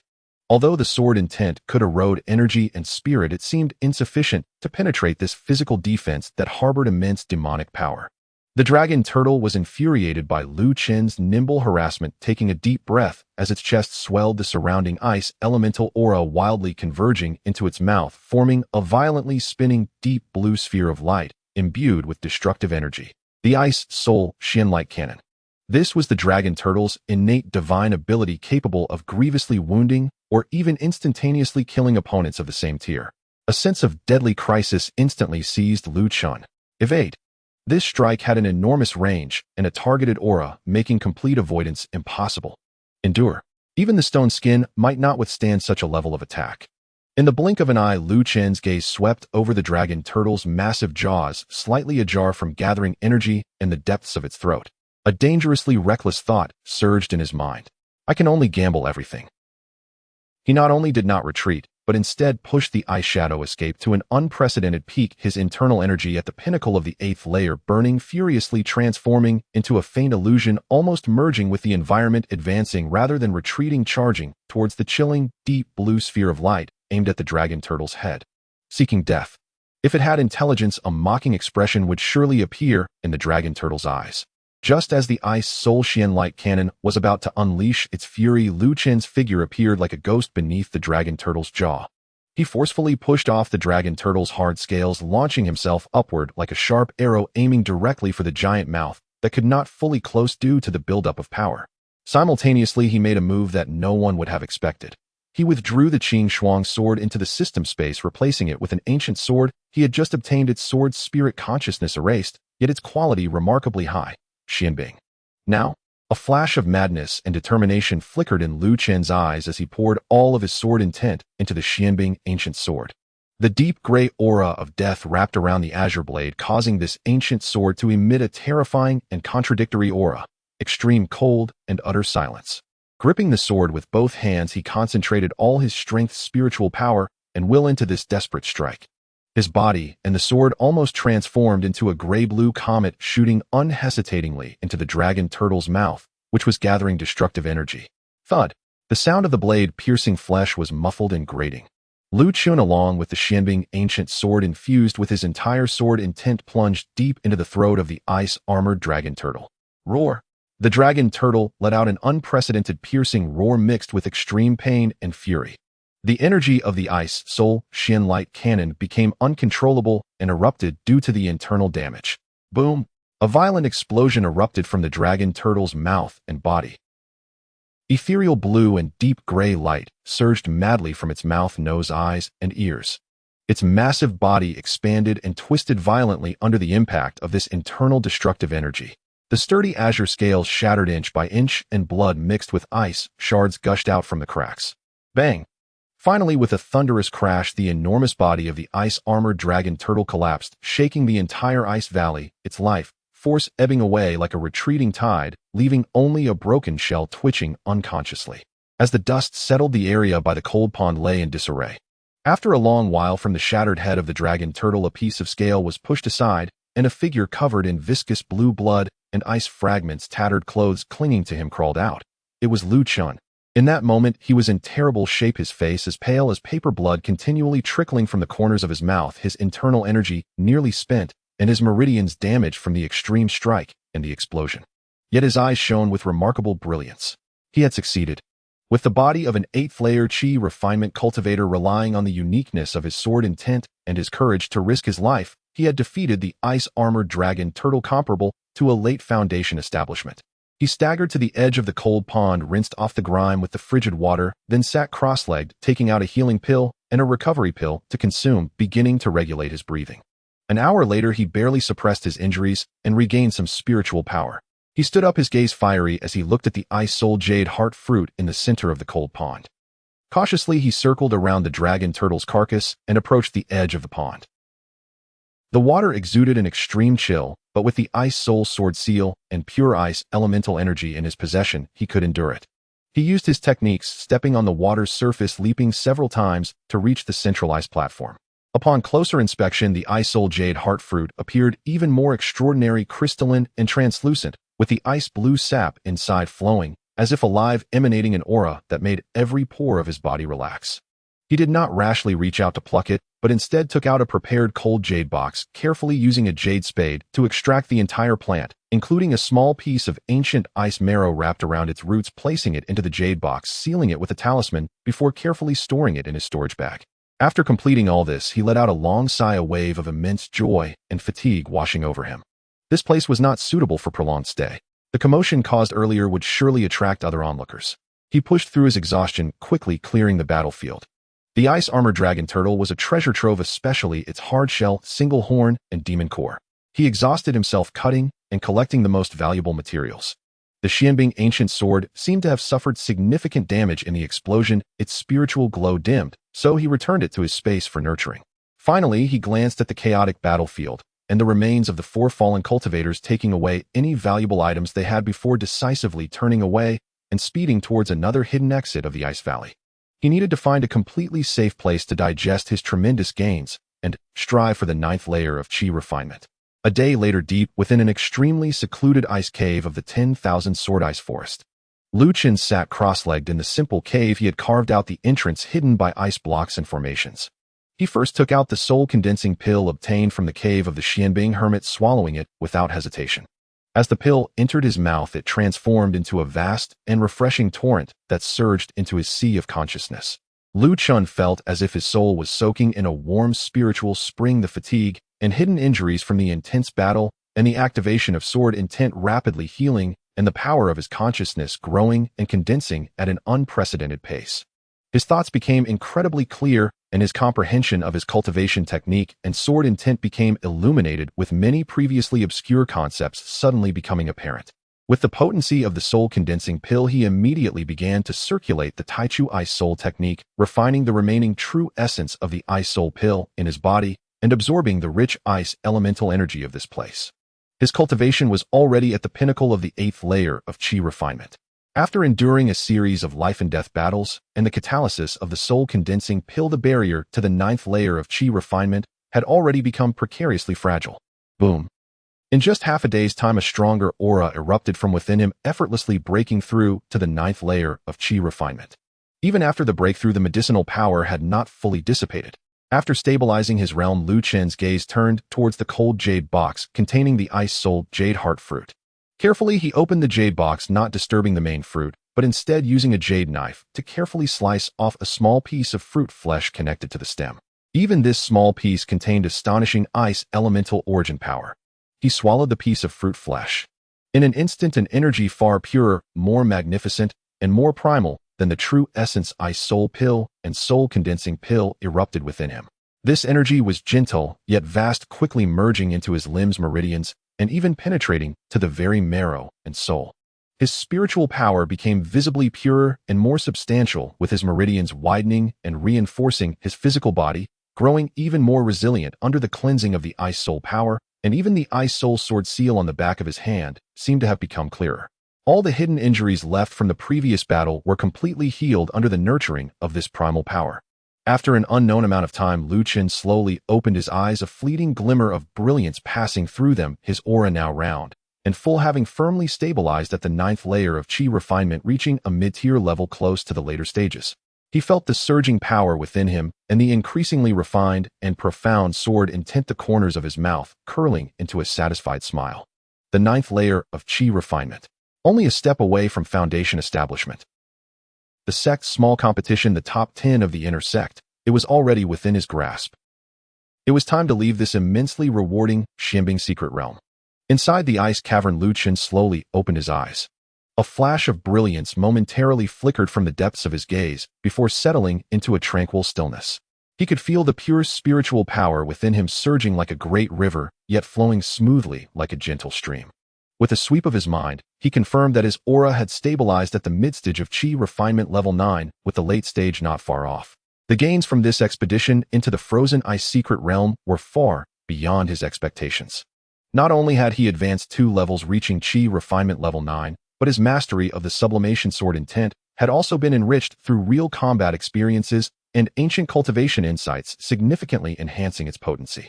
He had also acquired numerous treasures such as the Ice Marrow Jade Heart Fruit Soul Condensing Pill and the ancient sword Xian Bing, along with a reliable partner in the defensive sword Spirit Stone Skin. "It's time to go back," Luchun said as he stood up, stretching his limbs. A series of crisp sounds reminiscent of ice crystals colliding rang out from within him, a testament to his abundant spiritual energy and robust physique. He dismantled the simple concealment array at the cave's entrance. With a flicker of his form, he appeared outside the ice cavern. After orienting himself, he confirmed that he was indeed at the exit of the secret realm. Calculating the time, he estimated that there were still several days before the realm would close. With a heart full of urgency, Luchun no longer delayed. He activated the ice shadow escape technique, transforming into a faint blue apparition that almost blended with the swirling snow and icy shards as he sped towards the exit. Having advanced to Qi refinement level 9, this technique felt even more intuitive. His speed was significantly greater than before, with a remarkable reduction in spiritual energy consumption. Along the way, he encountered several disciples still exploring the secret realm, some from Bingpa Peak and others from Shuang Peak. Most of these disciples appeared rushed, either searching for resources or engaging in conflicts. Upon sensing Luchun's unmasked Qi refinement level 9 aura and the chilling sword intent emanating from him, they all wore expressions of astonishment and hastily made way, not daring to obstruct him. "Is that senior brother Luchun? He actually broke through to Qi refinement level 9. Just within a month. What an overwhelming pressure from his sword intent. I feel I wouldn't even have the courage to strike in his presence." Vague whispers carried on the wind, filled with awe and disbelief. Luchun paid no heed to their gazes, maintaining his speed. His perspective had shifted significantly. These ordinary inner sect disciples hardly caught his attention. His goal was the upcoming small competition among the sect's inner disciples, aiming for the top 10 and to pursue a broader path. Days later, the shimmering barrier of the secret realm's exit came into view. A number of disciples had gathered there, most wearing expressions of joy from their harvest or fatigue from their ordeals. When Luchun's figure appeared, the previously bustling exit area fell into a hushed silence as all eyes involuntarily focused on him. With a calm demeanor that concealed hidden sharpness, an unfathomable aura of cultivation surrounded him, and the faint outline of the ice marrow sword imprint on the back of his hand made him stand out like a crane among chickens. Luchun ignored the stares and walked directly towards the barrier. Just then a voice tinged with surprise came from beside him. "Junior brother Lu." Turning, Luchun saw Long Ningxuang approaching. Her aura was more refined than a month ago, indicating she too had gained from the secret realm, seemingly reaching the pinnacle of Qi refinement level 9. Upon seeing Luchun, a subtle ripple of acknowledgement flickered in her cool eyes, revealing her awareness of his significant progress. "Sister Long," Luchun nodded slightly in greeting. "It appears you have reaped substantial rewards this time, junior brother," she remarked, her tone still composed, but the underlying meaning was far from mere politeness. "You too, sister," Luchun replied. "Shall we head out now?" Long Ningxuang nodded. The two exchanged no further words, almost in perfect synchrony, stepping into the blue barrier. After a familiar sensation of teleportation dizziness, they found themselves standing in the plaza before the Ice Marrow Hall. The familiar biting cold of the outside world greeted them, yet the two, just returned from the extreme chill of the secret realm, felt an inexplicable sense of warmth. In the plaza, a steward was already present to register the returning disciples and preliminarily tally their gains. When the steward saw Luchun and Long Ningxuang appear together, especially sensing Luchun's Qi refinement level 9 aura, a look of undisguised shock crossed his face. "Senior brother Lu, sister Long, please register here." The steward's attitude was even more respectful than usual, tinged with a hint of flattery. As a direct disciple, Luchun's status was already esteemed, and now having soared from Qi refinement level 7 to 9, in just a month his talents and opportunities were boundless, prompting the steward to treat him with utmost deference. Luchun calmly provided his name and casually handed over a few not overly precious ice-type spiritual herbs and some low-grade demon cores harvested from the secret realm, completing the formality. He certainly wouldn't reveal his true treasures. Even so, the steward nodded repeatedly upon seeing the items Luchun presented, especially the well-aged spiritual herbs, recording them diligently. After completing the registration, Luchun and Lung Ningxuang each returned to their respective quarters. Back in Tingxue Pavilion, the familiar aura of ice spirits enveloped him, bringing a sense of peace. He first bathed and changed clothes, washing away the dust and a hint of blood, donning a clean green robe. Then he sat cross-legged on the meditation mat in the quiet room, his mind sinking into the sea of consciousness. Beep. Detected that the host has safely returned from the frozen ice secret realm, beginning to calculate exploration rewards. Exploration degree assessment extremely high. Strong enemy defeat assessment, slayed a third-tier demon beast, the ice armored dragon turtle, and killed a foundational period cultivator, as well as numerous Qi refinement great perfection cultivators. Comprehensive evaluation outstanding. Resource acquisition assessment obtained the rare treasure, Ice Marrow Jade Heart Fruit, the Ancient Cultivation Legacy, Xianbing Sword Classic, the Ancient Sword Xianbing, and the 4th-tier pill Soul Condensing Pill. Comprehensive evaluation outstanding. Comprehensive reward calculation in progress. Rewards issued: medium-grade Spirit Stones X500 Summoning Ticket X2 automatically combined into one complete summoning ticket, lower-grade Earth-level Sword Technique, Tying Ice Marrow Divine Light Sword, Fragment Volume 2 Special Item, Sword Intent Cultivation Pill, X1. Current Summoning Tickets 1. Beep. Detected that the host cultivation has advanced to Qi Refinement Level 9, Main Quest 4 Initial Emergence of Sharpness Sect, Chapter Completion Status Updated. Quest requirement: within a year raise cultivation to Qi Refinement Level 9 completed, and rank among the top 10 inner disciples in the sect's small competition in progress. Quest reward: pre-distributed medium-grade Spirit Stones X50, Summoning Ticket Fragments X2. Current Summoning Ticket Fragments 210. Looking at the generous rewards popping up on the system interface, Luchun felt quite satisfied. Medium-grade Spirit Stones were worth far more than low-grade ones, and 500 of them amounted to a significant fortune. More importantly, he had obtained a complete summoning ticket along with the second volume fragment of Tying Ice Marrow Divine Light Sword. He immediately immersed his mind in the newly acquired sword technique fragment. Unlike the first volume, which focused on foundational cultivation and the condensation of tying power, this second volume began to delve into specific killing sword techniques and how to transform the Tying Ice Marrow power into an invincible divine light for attack filled with profundity. Although it was merely a fragment, its power undoubtedly surpassed all the sword techniques he currently mastered, truly worthy of an Earth-level sword technique. Luchun marveled inwardly, committing the contents of this second volume fragment to memory and beginning to comprehend it. Next, his gaze fell upon the newly acquired Sword Intent Cultivation Pill. This pill was perfectly round, exhibiting a peculiar translucent gray hue with countless tiny sword-shaped light shadows swirling within. According to the system's description, this pill could nourish the essence of sword intent, enhancing its quality and power, making it an invaluable treasure for sword cultivators. Just in time, it will help me consolidate and elevate my sublimation sword intent. Luchun wasted no time and swallowed the pill. Upon entering his stomach, it did not transform into a surge of medicinal power, but rather into a cool and strange energy that directly fused into a sea of consciousness, enveloping the deep gray sublimation sword intent. In an instant, Luchun felt his understanding of sublimation deepen. The essence of sword intent seemed to be cleansed and nurtured, becoming more solid and pure, its color shifting to a deeper gray, further enhancing its power. Excellent. Luchun opened his eyes, feeling the increasingly terrifying fluctuations of sword intent within his sea of consciousness, his face alight with joy. Finally, his gaze landed on the complete summoning ticket. It's time to once again expand my sword spirit lineup. With a thought, Luchun chose to use the summoning ticket. The familiar mysterious vortex appeared in his sea of consciousness, stars twinkling, and finally a brilliant golden light erupted. Congratulations to the host, you have obtained an SSR level sword spirit. Wooing. Wooing SSR. Type assassin type. Attributes dark space. Core traits blurred figure dressed in dark attire, taciturn, with an extremely low presence, only appearing like a fleeting shadow when striking. Background: once a top assassin's short sword, it fell to the mortal realm after the assassin's demise, accustomed to shadows and solitude. Skills: 1. Shadow stealth merge into shadows, greatly reducing one's presence difficult to be detected by spiritual sensing. 2. Spatial flicker short distance teleportation mysterious and unpredictable. 3. Fatal strike concentrates all power at a single point for a lethal blow immense power. As the golden light faded, a shadowy figure almost blending into the surrounding environment silently appeared before Luchun. Its face was concealed in shadows, leaving only a pair of cold, emotionless eyes visible.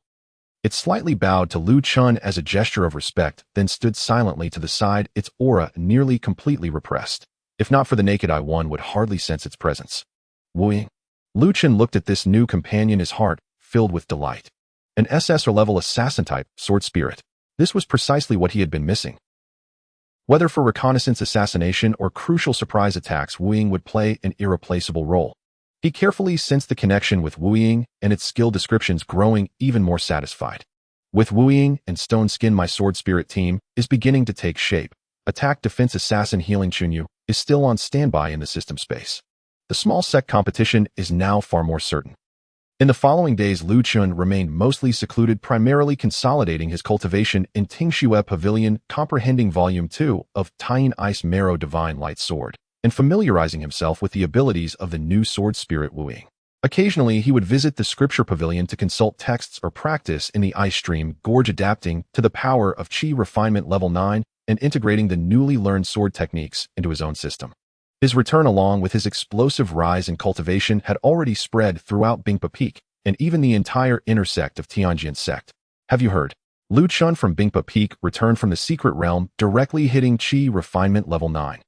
2 levels in just a month. How is that possible? Did he encounter some extraordinary opportunity? Rumor has it he slayed a third-tier demon beast. He also killed a foundational period cultivator from the Langsha sect. Is that true? Defeating a foundational period cultivator at the Qi refinement stage. That's too outrageous. It seems he will definitely secure a place among the top 10 inner disciples in the upcoming small competition. If it's just good luck. Rapid cultivation means an unstable foundation. The competition will reveal the truth. Various voices of discussion, astonishment, skepticism, and even jealousy echoed throughout Tianjin sect. Lu Chen's name truly entered the sight of many intersect talents and core disciples for the first time. One day, while Lu Chen practiced sword techniques in the courtyard, attempting to blend a hint of Tying Ice Marrow's aura into his sublimation sword intent to increase the power and unpredictability of his moves, he suddenly sensed a disturbance outside the courtyard barrier. Sheathing his sword, Luchun looked out to see a stranger from the inner sect standing outside, his demeanor arrogant and his aura unmistakably at the peak of Qi Refinement Level 9. Is junior brother Luchun present? I am Zhao Qian from Tianshu Peak. The newcomer's voice boomed, carrying a tone of condescension. Tianshu Peak is the main peak of Tianjin sect, where disciples generally possess stronger abilities than those from other peaks. Luchun's brows knitted slightly as he opened the courtyard door. What guidance does senior brother Zhao seek? Zhao Qian surveyed Luchun from head to toe, his gaze lingering for a moment on the sword imprint on the back of Luchun's hand, revealing a fleeting hint of jealousy before he raised his chin and declared, I have heard that junior brother Lu returned from the secret realm with remarkable progress and is regarded as a strong contender for the top 10 in the upcoming small competition. I, Zhao, have come to challenge you and see if you live up to the reputation. A challenge. Luchun realized from Zhao Qian's clear, provocative attitude that someone was unable to contain themselves. They wished to measure his strength before he made his mark in the small competition, or perhaps sought to suppress him entirely. A faint smile curved his lips. This was just the opportunity he needed to test the power of his new sword techniques. Since senior brother Zhao wishes to offer guidance, Luchun would be glad to oblige. Outside the Tingxue Pavilion, the wind and snow seemed to pause for a moment. Zhao Qian did not expect Luchun to agree so readily. A flicker of surprise crossed his eyes, soon replaced by a more intense battle spirit. As an elite disciple of the Tianshu Peak at the pinnacle of the 9th level of Qi refinement, he had mastered the Tianshu sword technique, with his Yao Guang sword style, renowned within the inner sect. Why would he fear a so-called upstart, who had only recently advanced due to luck? Good. Lu Shidi, you are straightforward. This place is too confined. Do you dare to go to the sparring platform? Zhao Qian's aura was imposing. What is there to fear? Luchun replied calmly, as if agreeing to a trivial matter. The two transformed into streaks of light, racing toward the sparring platform in the public area of Bingpa Peak. Their commotion had already drawn the attention of many nearby disciples. Look, it's senior brother Zhao Qian from Tianshu Peak. That person opposite him. is senior brother Luchun. Are they heading to the sparring platform? A good show is about to unfold. Senior brother Xiao is among the top 30 in the inner sect. Senior brother Lu has just returned and is already being challenged. They are testing his mettle. News spread like wildfire across Bingpa Peak and nearby mountains. Many disciples rushed toward the sparring platform. When Luchun and Zhao Qian stepped onto the massive platform constructed from hard dark ice and inscribed with protective formations, a crowd of no less than 100 had gathered below, and the number continued to grow. Among them were several elite disciples with formidable presences, and even distant figures with powerful auras seemed to be observing, indicating that some core disciples or elders were taking notice. Lung Ningxuang quietly appeared at the edge of the crowd, her cold gaze fixed on Luchun on the platform.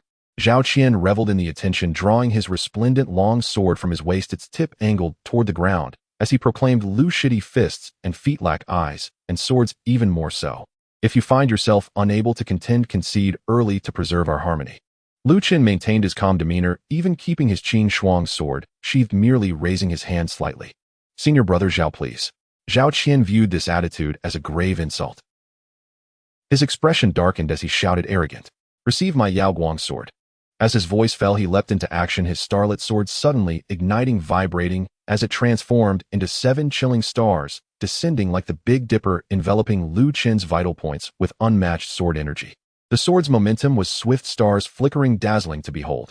This was the killing move of the Tian Shu sword technique, 7-star Yao Guang. A chorus of gasps arose from below, many awed by Zhao Qian's exquisite and rapid swordplay. Yet facing this seemingly unavoidable 7-star sword net, Luchun merely uttered a soft "oh," as if harboring a hint of disappointment. Just as the 7 chilling stars were about to strike him, Luchun moved. He did not employ any flashy footwork, simply taking a single step forward, his right hand forming a sword with his fingers casually pointing ahead. This gesture, seemingly slow, was executed with precision, landing exactly on the Yao Guang star position that contained the essence of the killing move. A trace of deep gray annihilation, sword intent, quietly exhaled from his fingertips. Pop!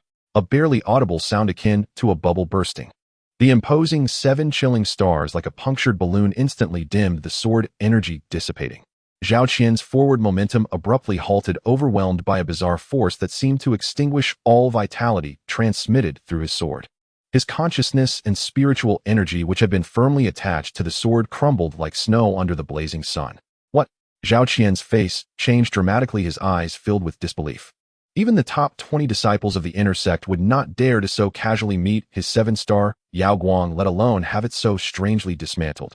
He attempted to change his stance, but it was already too late. Luchun's finger, instead of retracting, drew a line forward. A fine, nearly invisible, deep gray sword thread akin to the whisper of death silently swept across Zhao Qian's wrist. Clank! Zhao Qian's starlit long sword fell from his hand to the ground with a crisp sound. He felt as if struck by lightning, letting out a muffled groan and stumbling back 7 or 8 steps, barely steadying himself. Looking down at his wrist, there were no wounds, but his entire right arm felt icy and numb, the flow of spiritual energy sluggish, unable to draw his sword again for a time. One move. Just one move. He hadn't even drawn his sword. The top 30 disciple of the inner sect, Zhao Qian, had been utterly defeated. A deathly silence enveloped the sparring platform. The sound of a pin dropping could be heard. Everyone's eyes widened, mouths agape, as if witnessing the unbelievable. Those who had initially come with a mindset of curiosity or skepticism now wore expressions of shock and fear. A deep tremor passed through Lung Ningxuang's clear gaze.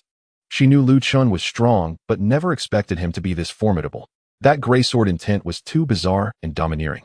Zhao Qian stood frozen, his face shifting between shades of blue and white, ultimately settling into a gray pallor. He looked at the sword that had accompanied him for years on the ground, then at Luchun, who stood with his hands behind his back, his aura as calm as ever. His lips trembled, yet he could not utter a word. Humiliation, fear, disbelief, such emotions entwined, culminating in a powerless sigh. He picked up the sword from the ground and staggered off the platform, pushing through the crowd without looking back. Once Zhao Qian's figure vanished, the crowd erupted. One move. I can't be seeing this wrong, could I? Senior brother Zhao couldn't even withstand a single attack. What kind of sword intent was that? Terrifying. I feel my spiritual energy trembling. Senior brother Lu? Is he really only at the 9th level of Qi refinement? He absolutely deserves a place in the top 10 of the inner sect. No, he could very well be in the top 5. All doubts and dismissive attitudes evaporated in that moment, replaced by profound awe. Strength was the only currency in the cultivation world. Luchun paid no heed to the commotion below, his gaze calmly sweeping over the crowd. Anyone who met his eyes instinctively lowered their heads, unwilling to make direct contact. Just as he was about to turn and leave, another voice called out, "Senior Brother Lu is indeed as remarkable as rumored. I Zhou Tong from Kaiyang Peak also wished to spar." Another robust disciple leaped onto the sparring platform, wielding a heavy sword, his aura similarly at the pinnacle of the 9th level of Qi refinement, his gaze intensely fixed on Luchun. "It's Zhou Tong from Kaiyang Peak. His strength is astonishing, and his swordplay is immensely powerful. Doesn't he realize what happened to Zhao Qian? Perhaps he thinks Lu Shidi relied on tricks and wants to suppress him with sheer force." Luchun regarded this new challenger with a slight frown. He did not wish to waste time here, but if he declined, trouble would likely ensue. "Senior Brother Zhou, please." He remained succinct. Zhou Tong let out a bellow, his muscles tensing as earthy yellow spiritual energy erupted, and he brought the heavy sword crashing down toward Luchun without any embellishment. The sword wind howled, the momentum crushing. Faced with this purely forceful attack, Luchun still did not draw his sword. This time he did not even move a finger, he merely stirred his thoughts. The strand of gray annihilation sword intent in his mind gently trembled. An invisible, formless pressure containing the essence of all things returning to the void emanated from him, rapidly expanding across the sparring platform. Buzz.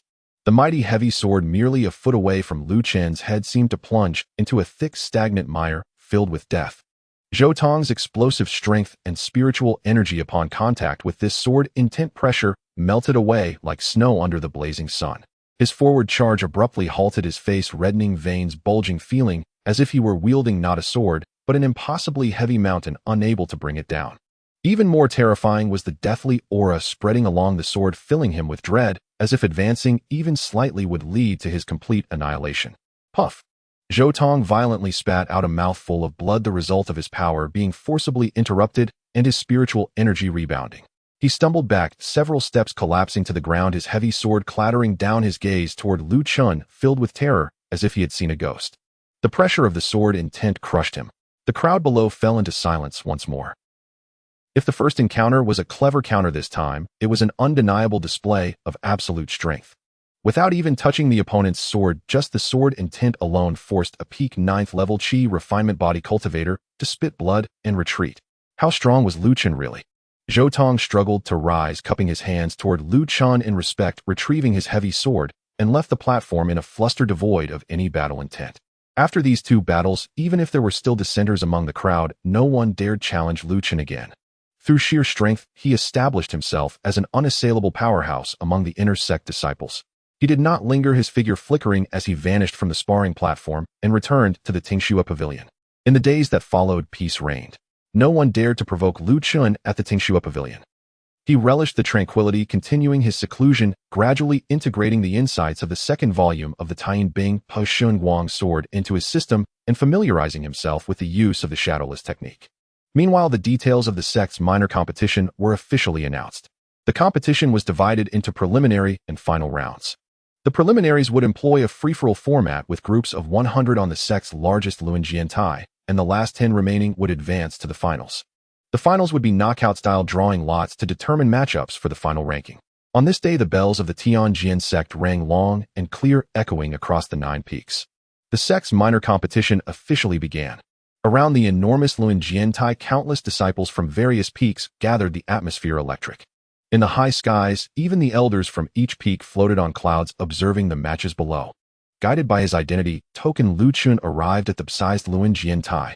On the platform stood nearly 100 intersect disciples, their cultivation ranging from the 8th to the pinnacle of the 9th level of Qi refinement. As Luchun stepped onto the platform, the previously noisy crowd fell silent. Almost all gazes were filled with apprehension, vigilance, and even a hint of fear landing on him. A person's name mirrors their shadow. Luchun's earlier 2 victories had spread like wildfire throughout the intersect.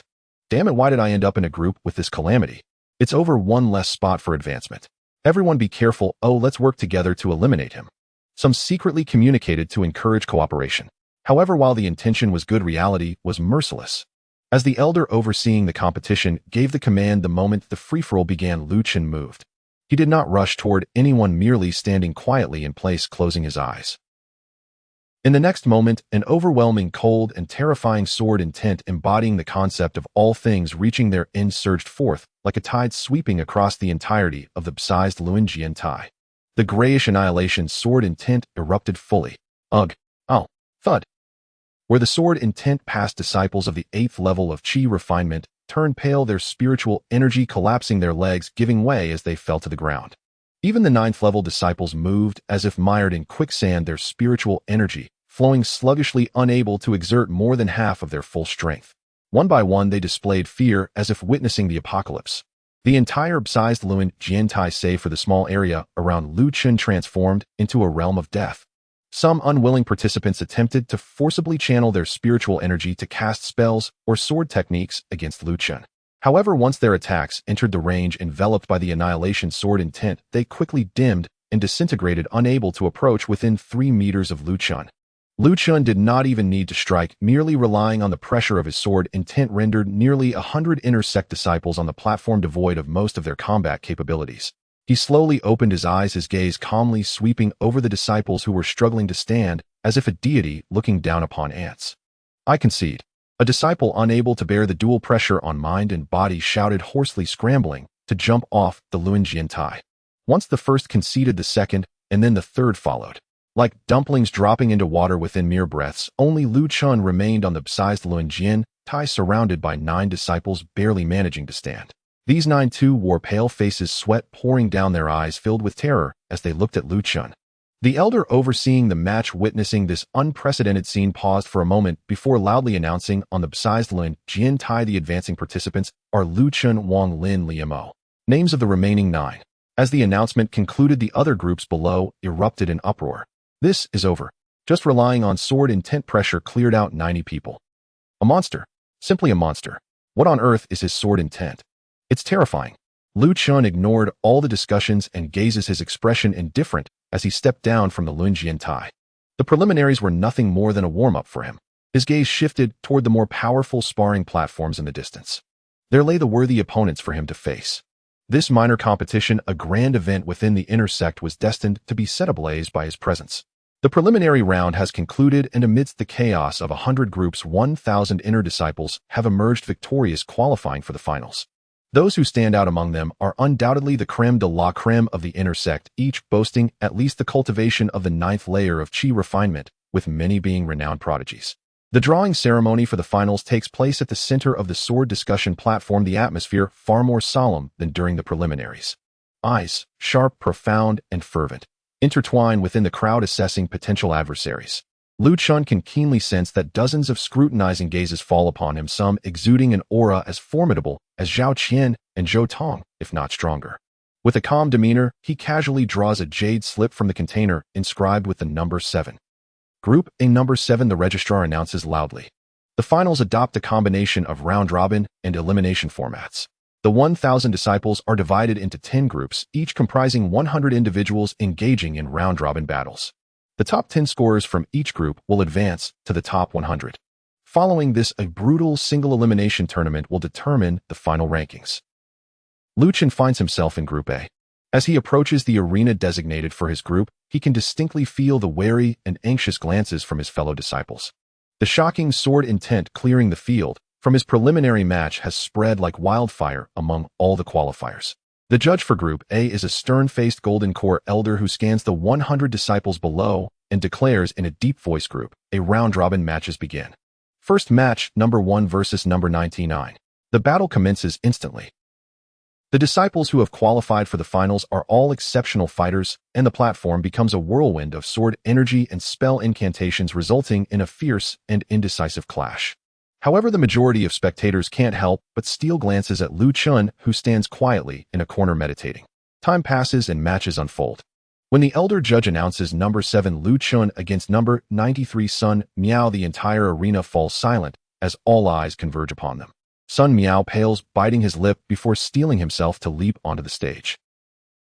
His cultivation is at the mid-9th layer of Qi refinement, primarily practicing water-based techniques. He channels his spiritual energy to its fullest, a blue aura enveloping him as he forms layers of rippling water shields, evidently resolved to defend with all his might, seeking only to avoid defeat. Luchun slowly opens his eyes and strides calmly onto the stage. Begin. The elder judge intones. Sun Miao immediately maximizes his defenses, layering water shields that glow and shimmer, appearing quite formidable. He watches Luchun, nervously bracing for the rumored terrifying impact of his sword intent. Yet Luchun does not unleash the oppressive sword intent. He doesn't even draw his sword. He simply raises his right hand, pointing at Sun Miao with his finger like a sword, and gently sweeps it. A finely condensed dark gray sword energy shoots forth in silence, as if tearing through fabric.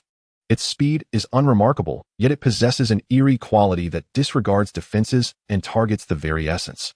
Sun Miao's seemingly robust layers of water shields react to this dark gray sword energy, as if encountering a nemesis. At the moment of contact, they quiver violently, then dim, crumble, and vanish from sight, as if the sword energy were a poison designed to dissolve spiritual power. What? Sun Miao gasps in horror. He has never witnessed such a bizarre attack. Attempting to evade, he finds that the space around him seems frozen by the deathly sword intent, rendering his movements painfully sluggish. Thud! The dark gray sword energy effortlessly pierces through the last water shield, gently tapping his chest-protecting artifact. Crack! The artifact's spiritual light dims, instantly cracking under the pressure. Sun Miao is sent flying, crashing off the stage. Though not severely injured, his internal spiritual energy is thrown into disarray, leaving him unable to continue the fight. Silence envelopes the arena. Another strike, even more effortless than in the preliminaries. That eerie gray sword energy can even obliterate spiritual power shields. Luchun wins. The elder judge casts a deep glance at Luchun before announcing the result. The subsequent matches in Group A devolve into a one-man show by Luchun. Regardless of whether his opponents excel in offense-defense speed or peculiar techniques, they all fall before him in a single move. Be it through the sword energy from his fingertip or the casually wielded ice will slash or dark ice spike, each attack is imbued with the despair-inducing sword intent of annihilation. Any form of spiritual defense is rendered utterly ineffective in the face of this annihilating sword intent, while attacks are easily dismantled. He stands as an insurmountable barrier blocking all disciples in Group A. To face him means only one outcome: instant defeat. As the round robin concludes, Luchun claims the top position in Group A with an unblemished record, advancing to the top 100 without a hint of doubt. His performance has also garnered the keen attention of other top-tier prodigies from different groups. Annihilating sword intent. It has its merits, but unfortunately his cultivation remains a hard limitation, remarks a young man clad in a golden robe, his aura sharp as a sword. He is Xiao Chun of Tianshu Peak, the top inner disciple, regarded as one of the strongest contenders for this minor competition's title, having achieved the great perfection of Qi refinement with an exceptionally high swordsmanship level. Interesting, I never expected that besides Lung Ning Shuang I Soul Peak would produce such an individual. A captivating woman in a fiery red dress chuckles lightly. She is Lu Feifei from Lihua Peak, also at the great perfection of Qi refinement, her fire manipulation skills unparalleled. Lung Ning Shuang from another group also advances with a perfect record.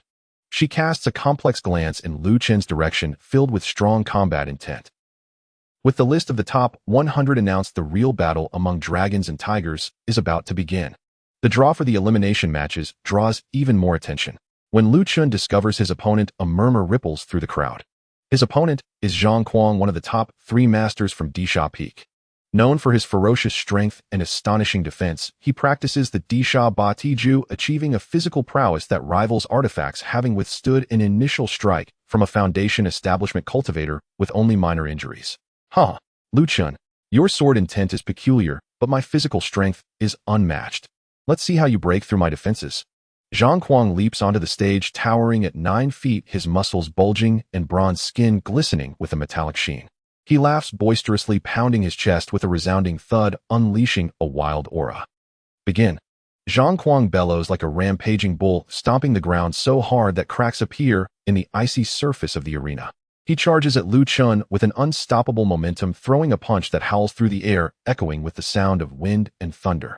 This is pure physical power, brimming with terrifying bloodlust. The crowd holds its breath. How will Luchun's invincible annihilating sword intent fare against such raw physical might?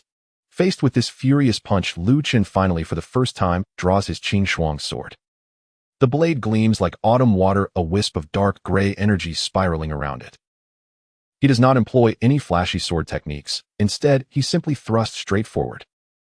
The target, the oncoming fist. Fool, you dare to clash with me, Heathen. A cruel glint flashes in Zhang Kuang's eyes. As the sword and fist are about to collide, Luchen's wrist subtly trembles, the sword tip tracing an extremely subtle and profound trajectory, not meeting the fist hidden, but like a spirit snake targeting a remarkably hidden node on Zhang Kuang's wrist, where his blood and energy circulate. Simultaneously, the dark gray sword intent coalesces to a heightened focus. Thud! A soft sound like a hot knife cutting through butter. Zhang Kuang's ferocious charge comes to an abrupt halt. He lets out a heart-wrenching scream as a tiny blood hole appears on his robust wrist.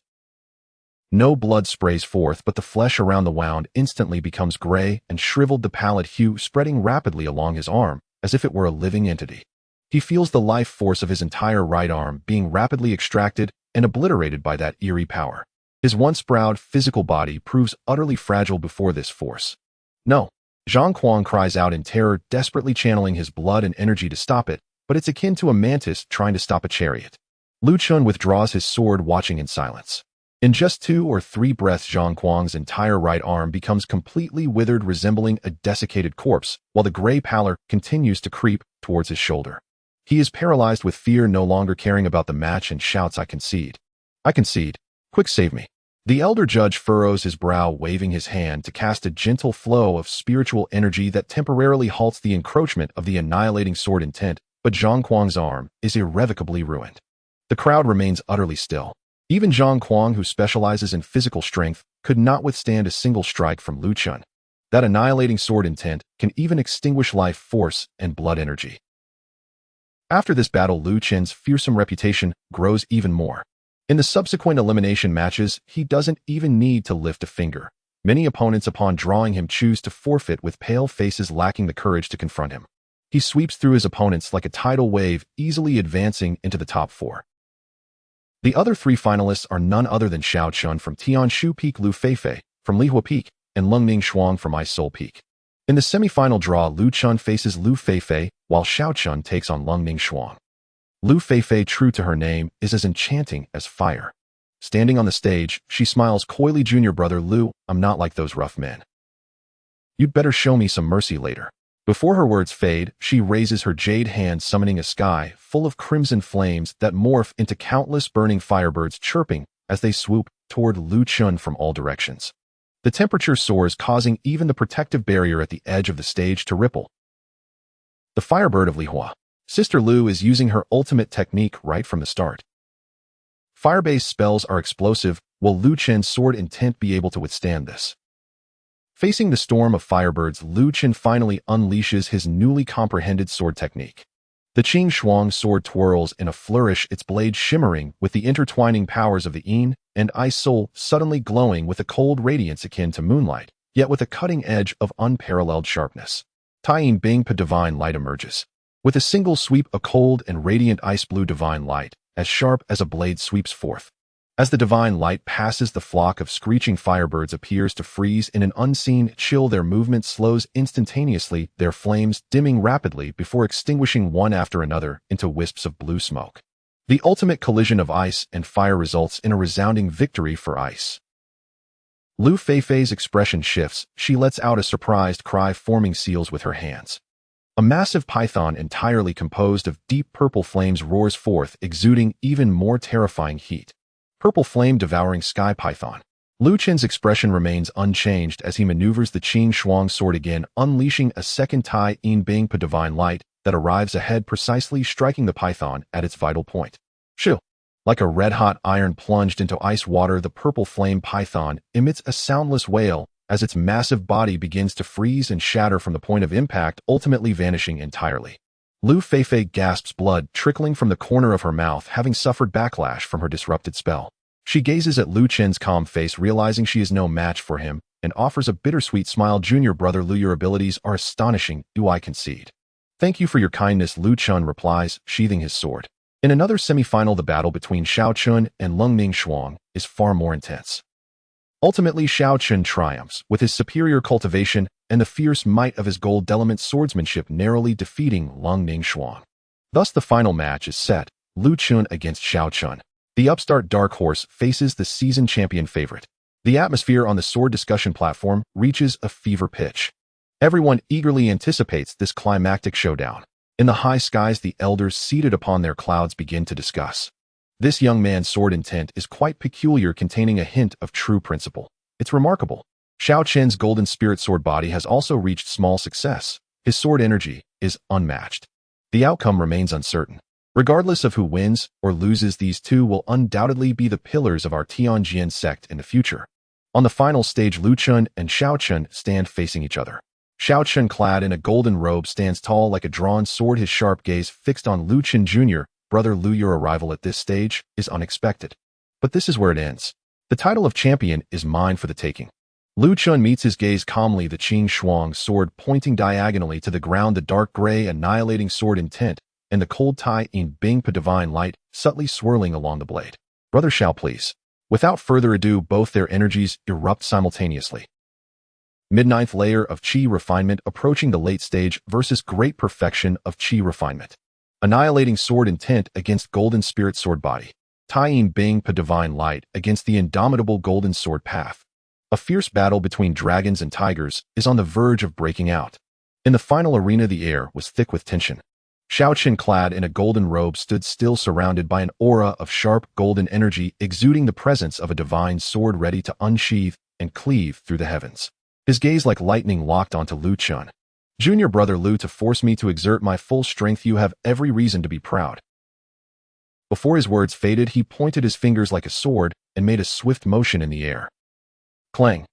A brilliant, solidified golden sword Qi surged forth, resembling a streak of lightning that tore through the sky, carrying an indomitable will to annihilate everything in its path, and instantly bridging the gap between them, aimed straight at Lu Chen's forehead.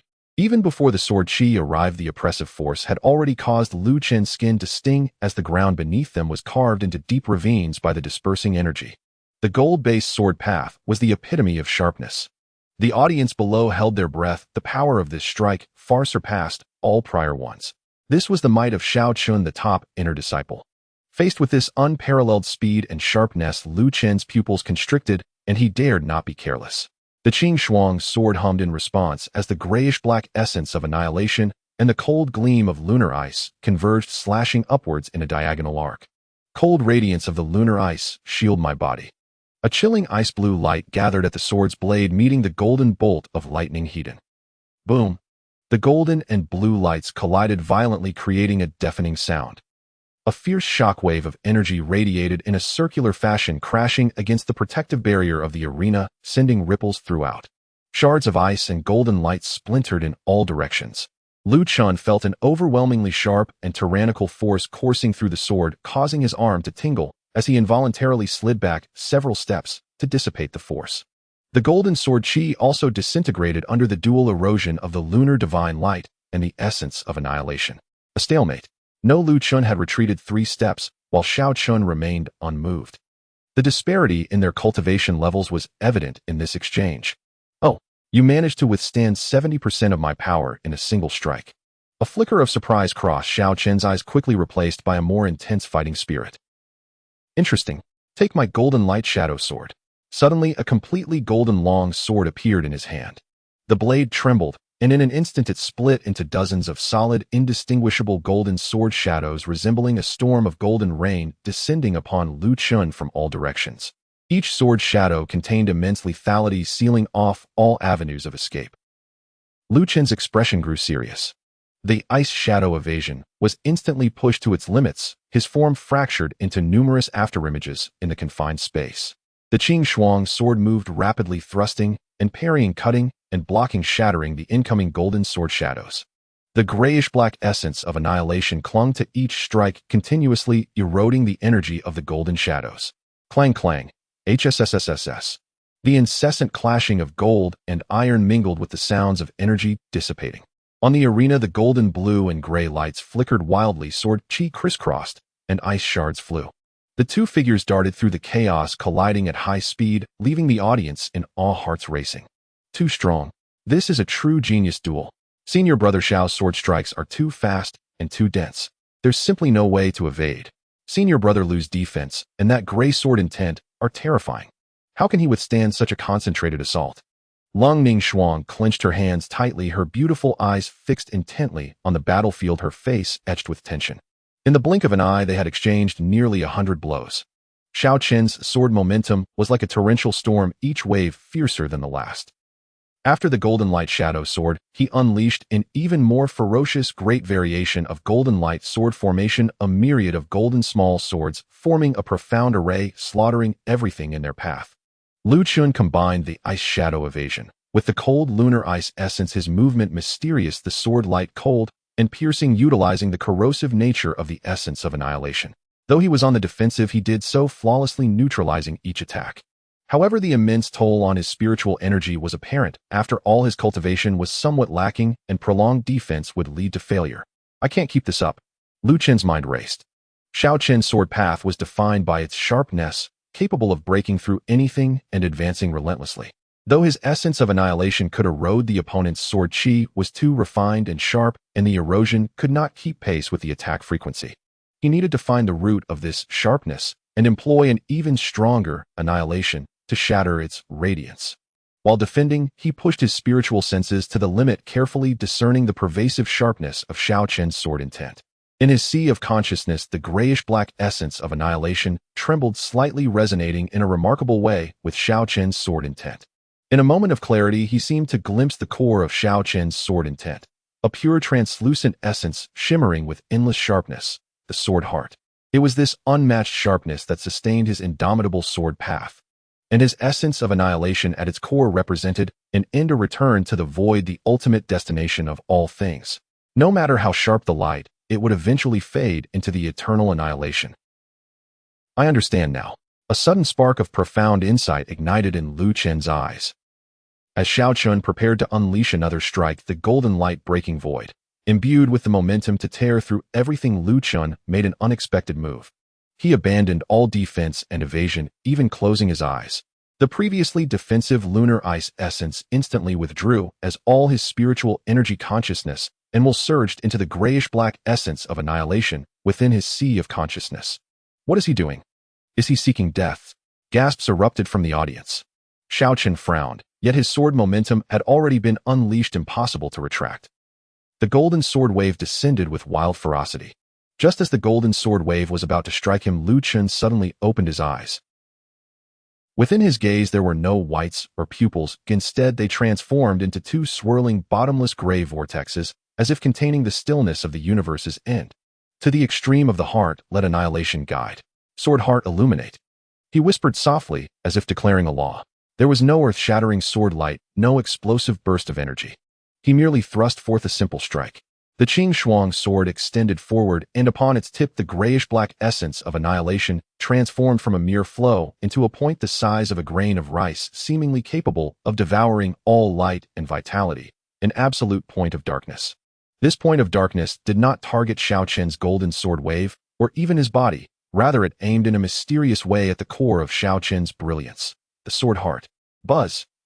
An invisible and intangible wave of annihilation aimed at the very essence surged forth from the dark point as its epicenter. Xiao Chen's unstoppable golden sword wave, upon contact with this wave, shattered silently, like a bubble in sunlight, dissipating without a trace. He felt as if his indomitable sword heart had been struck by an invisible hammer. A terrifying and desolate sense of termination surged into his sea of consciousness, assaulting his sword path. Well, pooh. Xiao Chen staggered, spitting out a mouthful of blood, as the resplendent golden light around him dimmed instantly, his golden long sword clattering to the ground. He stumbled backward, his face as pale as paper, eyes filled with disbelief and confusion.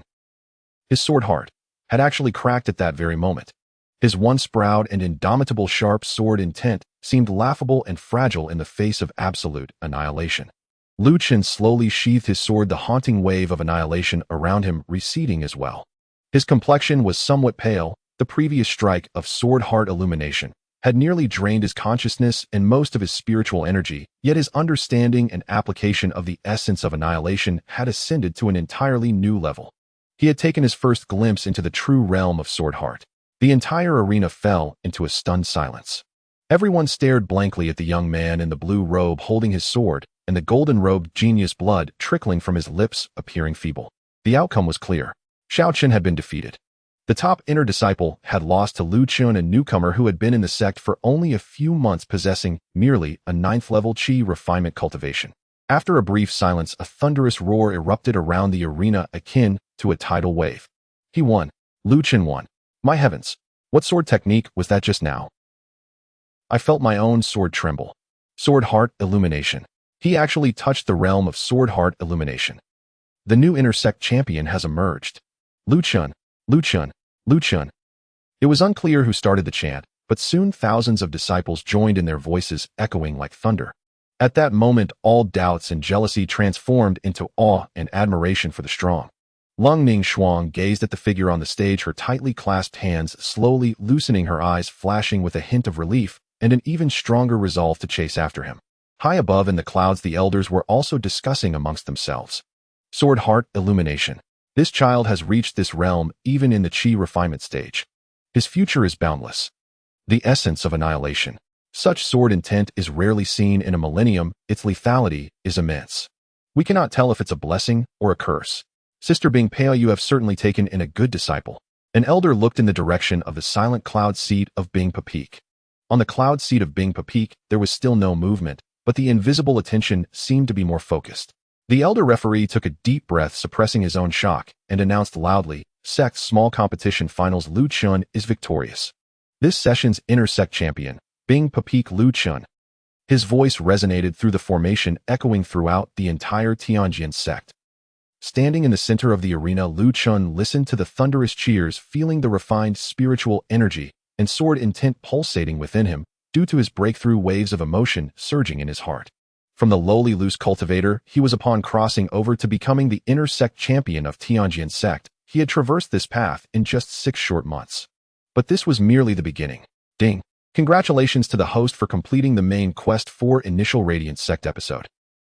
Quest requirements: within a year, raise your cultivation to the 9th level of Qi refinement completed, and rank in the top 10 inner disciples in the sect competition completed, ranked first. Quest rewards: issued medium-grade spirit stones X100, earth-grade low-level sword technique lunar ice essence sword fragment X1 volume, 3 summoning ticket fragments X5, special item 1000-year ice essence X1.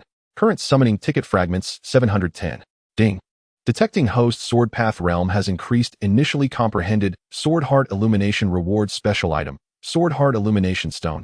X1 can assist in comprehending sword heart, enhancing sword intent quality. Abundant rewards flooded into the system space, especially the 3rd volume of the Lunar Ice Essence Sword and the Sword Heart Illumination Stone, which were crucial for his future cultivation. At the award ceremony, Luchun received the representative reward for being the champion from the Elder of the Golden Core, who presided over the competition. A top-grade spirit artifact, the Ice Silk Inner Armor, a bottle of 3rd-tier superior true essence pills, and a chance to enter the sword pool for comprehension. The sword pool was one of the fundamental pillars of the Tianjin sect, containing countless sword intents left by predecessors, a supreme opportunity for sword cultivators. Just as the ceremony was about to conclude, a voice as cold as ice echoed in Luchun's mind and everyone else's. Luchun come to the Bing Pa Hall in 3 days. It was the master of Bing Pa Peak. Everyone was astonished. Beyond the championship reward, the Peak Master personally summoned him. This was an immense honor. It also signified that Luchun had truly entered the sight of the sect's highest echelons. Luchun bowed towards the direction of the Bing Pa Hall. Disciple obeys. The small competition concluded, but the storm created by Luchun was only just beginning to sweep through the Tianjin sect. Everyone knew that a new star was rising in the Tianjin sect, and its brilliance was destined to illuminate an era. As for Luchun himself, under the watchful gaze of thousands, he returned to the listening snow pavilion. He needed time to process the gains from this small competition, solidify his understanding of the Sword Heart realm, and prepare for the upcoming visit to the Bing Pa Hall in 3 days, as well as for the broader world, Tonfong City. Inside the Tingxue Pavilion, Luchun sat cross-legged, his aura settling like still water. The glory and clamor of the recent competition had faded. He needed to swiftly transform the insights and gains from his victory into tangible strength. First, he retrieved the 3rd volume of the Taiyin Bingpa Shunguang Jian from the system, rewards a fragment of jade slip along with the Jinshin Tongming stone, a warm and smooth stone that seemed to have flickering sword shadows within. As his consciousness sank into the jade slip, a more profound and complex sword technique flooded his mind. The content of the 3rd volume delved into the nascent forms of Shunguang Huaxing and Taiyin Lingyu, as well as methods for a deeper fusion of the Taiyin Bingpa power with his own sword intent. Its intricacy far surpassed the previous 2 volumes, providing him with a clearer understanding of the prowess of Earth-level sword techniques. Xingguang huashing condensing, but not dispersing, gathering into a sword, scattering into a domain. Luchun murmured, his eyes sparkling with excitement. If he could master this, his offensive capabilities would become even more unpredictable and exponentially more powerful. Next, he grasped the Jinshin Tongming stone, and an unusual cool energy surged into a sea of consciousness, enveloping the now denser and darker hue of his Jaime sword intent. In an instant, his understanding of Jaime seemed to be scrubbed clean of dust, becoming clearer and more profound. The essence of his sword intent sent waves of joy and exhilaration through him, subtly, yet solidly enhancing its quality. This stone indeed has miraculous effects. Luchun marveled inwardly. With this item to assist him, he could stabilize and even deepen his Jinshin Tongming state, yielding great results with minimal effort. Then he assessed his other rewards. The ice silk inner armor was as thin as a cicada's wing, cool to the touch, and would automatically conform to his skin upon infusing it with spiritual energy hidden beneath his green robes. It effectively resisted physical and magical attacks from opponents below the golden core stage, making it an excellent life-saving item. The bottle of Yuan Dan was a precious resource for breaking through to the foundation establishment stage. However, the most significant gain was the opportunity to comprehend within the sword pool. The sword pool was the foundation of the Tianjian sect, with opportunities beyond measure. He needed to be thoroughly prepared before venturing there. Finally, his gaze settled on the Wanyan Bingsui he had received from the system. This object, approximately the length of an arm, was entirely white, with a flowing ice-blue liquid within, exuding an extremely pure source of ice energy and vigorous life force. Even approaching it filled him with a strong desire from the ice spirit energy in his body and the sword mark on his palm. This item might help Qingshuang advance further. Luchun thought, summoning his sword spirit. A girl in a light blue palace dress with flowing long hair appeared quietly. Qingshuang looked at the Wanyan Bingsui, and a subtle ripple passed through her cool gaze. This item contains ice-based essence which would greatly benefit me. It may even replenish the foundation I lost in the past, or perhaps touch upon a chance for evolution. King Shuang's voice remained clear, but carried a hint of imperceptible anticipation.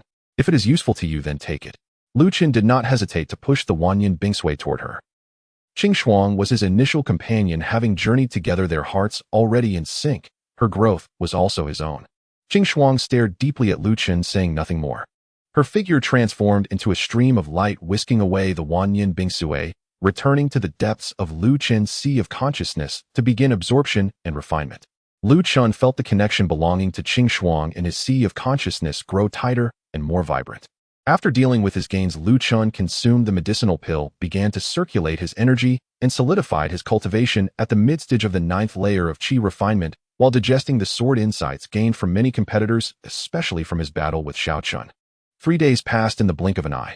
On this day, as the dawn light began to brighten, Luchun rose. He donned a clean green robe, adjusting himself to peak condition, and then left the Tingxue Pavilion, heading towards the towering and solemn Bingpa Hall atop the peak.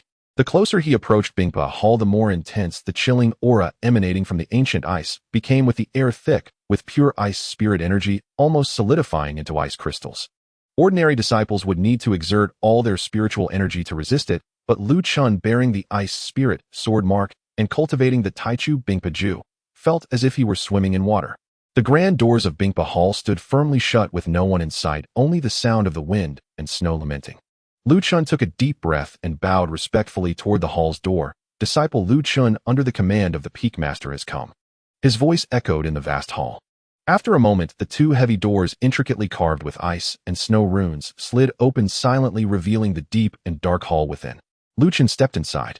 The interior of the hall was far more expansive than it appeared from outside. Massive dark ice pillars supported the towering dome, which was studded with countless softly glowing pearls resembling stars in the night sky. At the center of the hall was a gigantic cold jade platform, which was empty except for the endless chill that flowed like a living entity. And in front of the platform, a blurred figure had appeared at some unknown moment. She seemed to merge with the coldness of the entire hall, enveloped in a faint layer of ice mist obscuring her exact features. One could only vaguely discern the outline of a woman clad in a plain white long gown, her hair cascading like a waterfall. She stood there quietly, yet it felt as though she was the source of the entire Bingpa Peak's cold and laws, and overwhelming pressure emanating from her, making Luchun feel his own insignificance. This was the Peak Master of Bingpa, an entity at least at the nascent soul stage. Disciple Luchun respectfully greeting the peak master. Luchun suppressed the turmoil in his heart and bowed again. A voice as cold as eternal ancient ice resonated directly in Luchun's sea of consciousness devoid of any emotion. You are impressive. Those 3 short words constituted a high commendation. Fortuitously gaining some insights, I dare not accept the peak master's praise. Luchun replied humbly. Fortuitous. The peak master's voice seemed to carry a barely perceptible fluctuation. The Jaime sword intent is one of the ancient forbidden sword intents accessible only to those with great willpower, great opportunity, and great comprehension, let alone initially condensing a sword heart in the Qi refinement stage and glimpsing the Tongming realm. This is not mere luck, it is your destiny.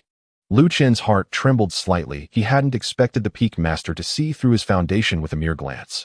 Your sword path is excessively ruthless. The intent of Jaime harms the balance of heaven and earth. However, a sword is a fierce weapon and the key lies in the wielder. The peak master continued. In the minor competition, although you displayed brilliance, you did not kill indiscriminately and understood moderation. This temperament is commendable. Thank you for your guidance, peak master. Luchun responded respectfully. Since you have entered my Bingpa peak and received the recognition of the Bingpa sword mark, it signifies a connection with me. The peak master shifted her tone. Today I bestow upon you the first 4 layers of the Xianming Zhengong heart method. This is a top-tier earth-level technique stemming from ancient times and more compatible with your Bingpa constitution and Jaime sword intent. Delve into it earnestly. A beam of ice blue light flew out from the ice mist hovering before Luchun and transforming into a token that was neither metal nor jade, inscribed with the words Xianming and a complex diagram of meridian flow. A top-tier earth-level technique. Its value far exceeded the Taichu Bingpa Ju he had previously practiced. Luchun suppressed his excitement, receiving the token with both hands. Thank you for your generous grant, peak master. The technique is merely a guide. The path lies within oneself. The peak master said lightly. Your journey to Tonfong City is imminent. There it is a mix of fish and dragons with opportunities and crises coexisting. As you are the champion, you must represent us. You need to uphold the reputation of our Tianjin sect, while also remaining true to your heart and not falling into the demonic path. I will remember the peak master's teachings. Luchun responded solemnly. Indeed, he was to go to Tonfong City. Go.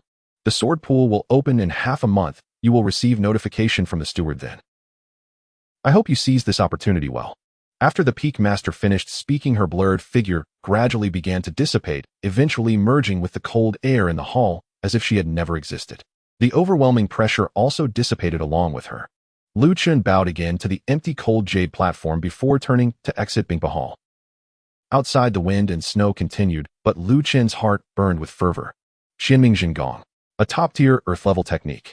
This undoubtedly resolved his subsequent cultivation path, allowing him to harmonize better with the Jaime sword intent. Its power was unimaginable. Moreover, the journey to Tonfong City signified a broader stage, promising more challenges and opportunities. Back in the Tingxue Pavilion, Luchun immediately began to comprehend the Xianming Zhengong. His consciousness sank into the token, and a far more ancient, profound, and domineering flow of technique information surged into his mind, surpassing the Taichu Bingpa Ju.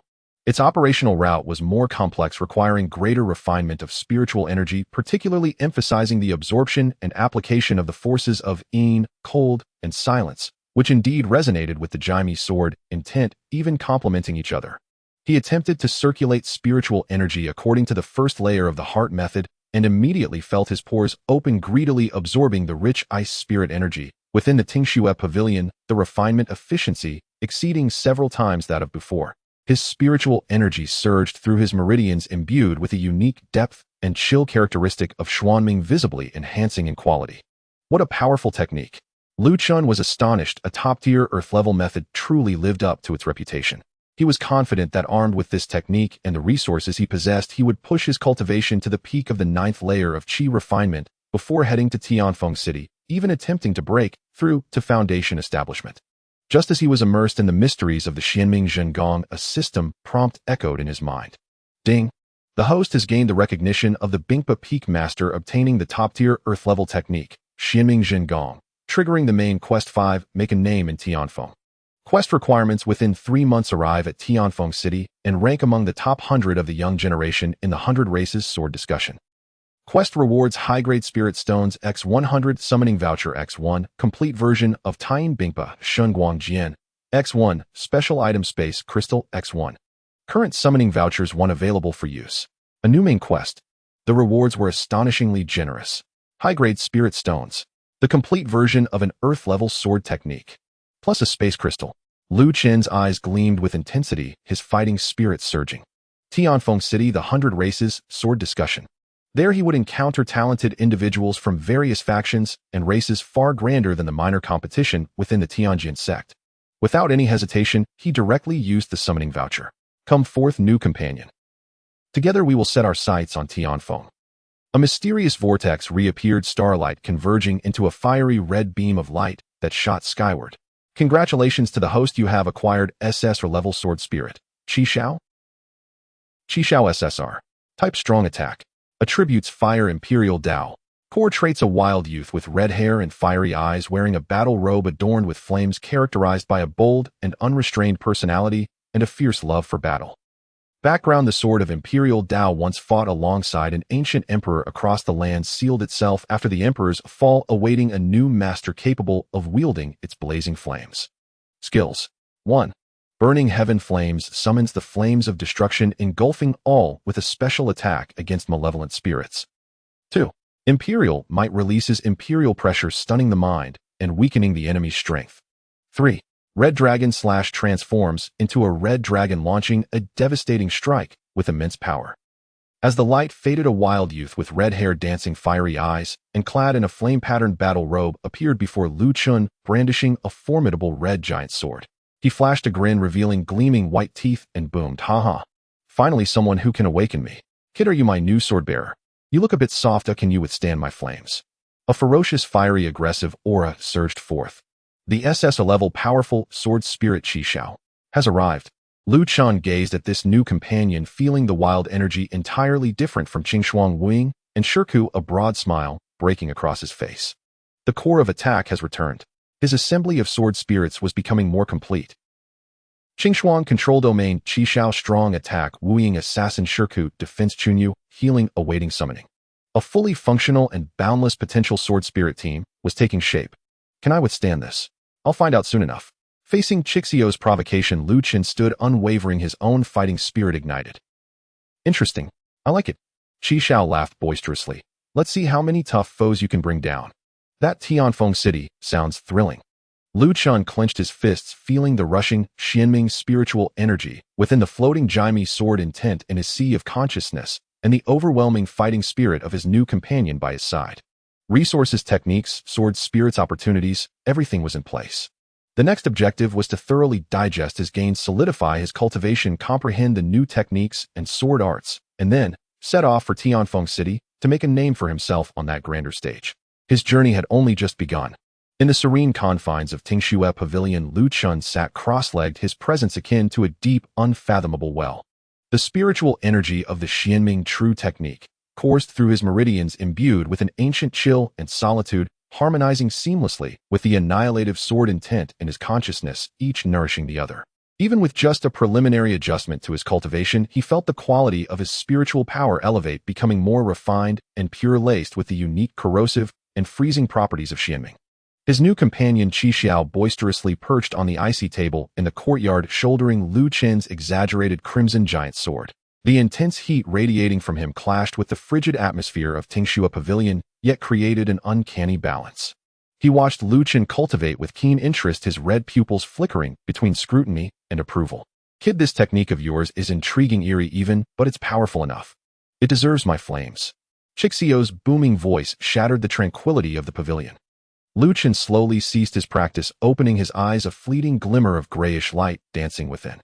He turned to Xiao, offering a faint smile. "Xiao, your flames shall one day become the sharpest spear in my hand." "Huh, now that's music to my ears." Xiao laughed heartily. "When are we heading out to slay some foes? My bones are getting rusty." Soon, Luchun replied, gazing out the window. "Once I return from the sword pool, we shall make our way to Tonfong City." In the days that followed, Luchun remained single-minded, diligently fortifying his cultivation, transitioning to the Xianming true technique, and delving into the third volume of the Taiyin Ice Soul Divine Light Sword. With the aid of the Jinshin Tongming Stone, his mastery of the annihilative sword intent grew ever more intricate, allowing him to initially weave a hint of Taiyin Ice Soul Divine Light into it, enhancing the sword intent with a chilling sharpness beyond mere stillness and annihilation. Half a month slipped by in the blink of an eye. On one particular day, a steward approached Tingshue's pavilion, respectfully presenting a jade talisman entwined with sword energy. Senior brother Lu, the sword pool, will open tomorrow at the hour of Chen. This talisman grants you access for 3 days of comprehension. It is a distinguished honor. I hope you cherish it. Thank you, Luchun replied as he accepted the talisman, feeling its grandeur and the encompassing aura of the sword path within. The next day at the hour of Chen at the back mountain of the Tianjian sect, just outside the forbidden area, a colossal peak resembling a sword hilt thrust into the ground towered before him. The mountainside was engraved with countless intricate ancient sword-shaped runes emanating an unsettling sharpness. This was one of the foundational pillars of the Tianjian sect, the Sword Peak. And at its base lay the sword pool. At the moment, a large platform at the foot of the sword peak had already gathered over a dozen individuals. Besides Luchun, the others were core disciples who ranked highly in the upcoming competition or had received special permission from various peak masters and elders to enter. Among them were Xiao Chun and Lung Ningxuang, along with several other core disciples exuding deep auras and sharp gazes clearly advanced in their foundations. As Luchun arrived, all eyes instantly converged upon him.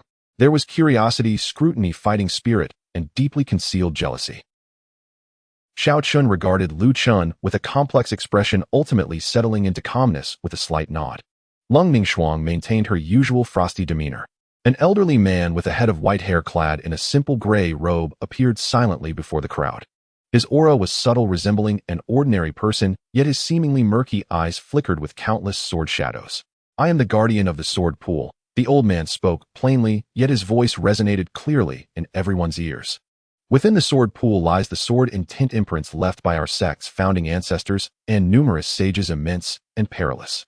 Each of you shall enter and comprehend according to your own fate, but remember 3 points. First, do not venture beyond 100 miles into the pool's heart. The sword intent there is wild and beyond your capacity to withstand. Second, while comprehending, maintain your true self, but do not allow the sword intent of others to assimilate you lest you lose your own path. Third, fighting is strictly forbidden. Violators shall have their cultivation abolished and be expelled from the sect. The final statement carried a chilling threat that made everyone's heart shudder. Present your talismans and enter the formation. The guardian waved his sleeve. In the center of the platform, a massive stone stele in the shape of a sword suddenly illuminated, radiating intense spatial fluctuations. At its base, a luminous portal appeared, allowing passage for one. The crowd, not daring to delay, pressed their jade talismans against the light gate in succession, their figures vanishing one by one. Luchun felt a flash before his eyes, and in the next moment, he found himself in a realm beyond description. The sky was a gloomy gray devoid of sun, moon, or stars. The ground was not composed of soil or stone, but an endless expanse of countless swords, some intact, some broken, some rusted, and others gleaming coldly. They pierced the earth like a graveyard of swords, or perhaps a forest of blades. The air was thick with a myriad of distinct sword intents. Some were sharp enough to pierce the heavens, others were as heavy as mountains bearing the weight of the earth, some were light as wind elusive, some burned as fiercely as flames incinerating all, some were cold enough to freeze the void, some thrived with life, nurturing all, others exuded a profound silence, bringing an end to everything. Countless sword intents interwove, collided, and resonated, forming a chaotic yet vast ocean of sword intent. Simply standing there, Luchun felt his annihilative sword intent stimulated, intensely, autonomously activating, and forming a faint grayish halo around him, quietly nullifying the chaotic sword intents that surged towards him. This is the sword pool. Luchun mused, awestruck. The richness and complexity of the sword intent here surpassed all his expectations. To comprehend in such a place, if one could endure the pressure, indeed presented an unparalleled opportunity for a sword cultivator. He surveyed his surroundings and noted that the others had also been randomly teleported, spaced far apart. Some immediately sat cross-legged, attempting to grasp the sword intents that resonated with them. Others cautiously navigated the forest of swords in search of stronger sword intent imprints. Luchun did not rush into action. He closed his eyes, fully unleashing his annihilative sword intent, keenly perceiving the ocean of sword intent around him. His annihilative sword intent acted like a drop of ice water thrown into boiling oil, triggering a violent reaction. The chaotic sword intents around him seemed to meet their natural nemesis, stirring and retreating. A temporary sword intent vacuum formed within 100 feet around Luchun, centered on him. Moi. Luchun felt a stir in his heart. The annihilative sword intent seemed to possess some special status here. He attempted to move forward. Wherever he passed, countless swords fell silent, their intents dissipating as if subjects before a sovereign. As he ventured deeper, the sword intents grew stronger, even manifesting as powerful sword intent imprints coalescing into vague spectral forms, exuding pressure comparable to that of golden core or even nascent soul cultivators. Yet these formidable sword intent imprints, upon sensing the pure annihilative aura radiating from Luchun, mostly displayed hesitation, resistance, and even a hint of fear. They did not launch any attacks. My annihilative sword intent is of a very high level. Luchun pondered. Sword intents vary in rank. His annihilative sword intent pertained to the ultimate principles of cosmic demise, its essence far surpassing many attribute-based sword intents. No longer satisfied with lingering at the edges, he began advancing towards the depths of the sword pool, toward the 100-mile boundary warned against by the Guardian. Deeper he went, the number of swords began to dwindle, yet each remaining blade radiated an increasingly terrifying and pure sword intent. Some of these sword intents even coalesced into substantial realms, emanating powers that could send shivers down one's soul. As Luchun traversed this perilous terrain, his annihilative sword intent operated at full capacity, navigating through the tumultuous sword energies like a small boat amidst raging waves, finding gaps within the violent sword intent surges to quietly nullify the encroaching forces. His understanding and application of the annihilative sword intent accelerated rapidly in this high-pressure environment. Time slipped by, and he had already surpassed the 100-mile boundary, delving into areas that ordinary disciples would never dare to tread. Ahead, the scenery shifted yet again. No longer was there an infinite forest of swords, but an open expanse of ground. In the center of this plain, 9 ancient swords of various forms, each exuding a terrifying aura capable of reaching the heavens, were plunged into the earth in a circular formation. These 9 ancient swords seemed to be the heart of the entire sword pool, suppressing all. At the center, encircled by these 9 swords, lay a pool of water measuring merely 10 feet in diameter. The water was not transparent, but displayed a chaotic hue, as if countless worlds' births and deaths, and the origins and conclusions of countless sword paths were unfolding within. The sword pool. Is this the true source of the sword pool? Luchun's spirit trembled. He could sense that the sword path's true meaning contained within that chaotic pool water far surpassed all outside influences. Suppressing the overwhelming pressure radiating from the 9 ancient swords, he cautiously stepped forward. Just as he entered the circle formed by the 9 swords, a deafening resonance erupted. Buzz! Buzz! Buzz! The 9 ancient swords simultaneously emitted a thunderous sword cry. 9 distinct yet immensely powerful sword intents shot into the sky, akin to 9 pillars of heaven locking onto the intruder, Luchun. An oppressive force powerful enough to obliterate even nascent soul cultivators descended with a thunderous roar. Luchun grunted, his face paling instantly, as the grayish annihilative sword intent surrounding him compressed to its utmost limit, barely managing to shield a 3-foot radius, as if it would shatter at any moment. He felt the threat of death. Any one of these 9 sword intents could easily extinguish him. Yet at this critical juncture, deep within his consciousness, the ancient sword Xianbing, obtained from the Xianbing swordsman, which had remained dormant along with the newly merged Qing Shuang, currently absorbing Tenthasandier ice marrow, and even the entities within his system, Qi Xiao Wuying and Shikuei, seemed to have been drawn by some force resonating weakly in unison. Especially the strand of resilient and unyielding annihilative sword intent that represented the end of all things. Under this overwhelming pressure, it not only held firm, but also transformed like tempered steel, becoming denser and purer, its grayish hue deepening. Inspired, he ceased to resist, and instead opened his heart, actively connecting his annihilative sword intent with the 9 towering sword intents and the aura of the chaotic pool water at the center. Boom! A sound akin to the creation of worlds erupted in Luchun's consciousness. He saw it. The birth and annihilation of the universe, the rise and fall of civilizations, countless sword cultivators traversing the world, breaking through the void, and ultimately, he witnessed everything returning to nothingness, the dissolution of all laws. In this moment, his annihilative sword intent fervently absorbed these insights like receiving much-needed rain after a long drought. The original sword intent visibly expanded and sublimated. Its color transformed into a profound black dotted with flickers of starlight, symbolizing a fragment of the source of annihilation. Simultaneously, the 9 overwhelming sword intents targeting him, upon sensing the pure annihilation essence within his sword intent, gradually withdrew their hostility, and the soaring light beams began to calm. It seemed they were observing, confirming. Ultimately, the 9 swords trembled slightly, releasing a sound akin to a sigh, their tips lowering slightly, as if expressing a degree of acknowledgement. A myriad of swords paying homage. No, this was a myriad of swords retreating. Even the ancient sword intents at the core of the sword pool yielded to his extreme annihilation. Luchun slowly opened his eyes, revealing a deep obsidian gaze that seemed capable of drawing in souls.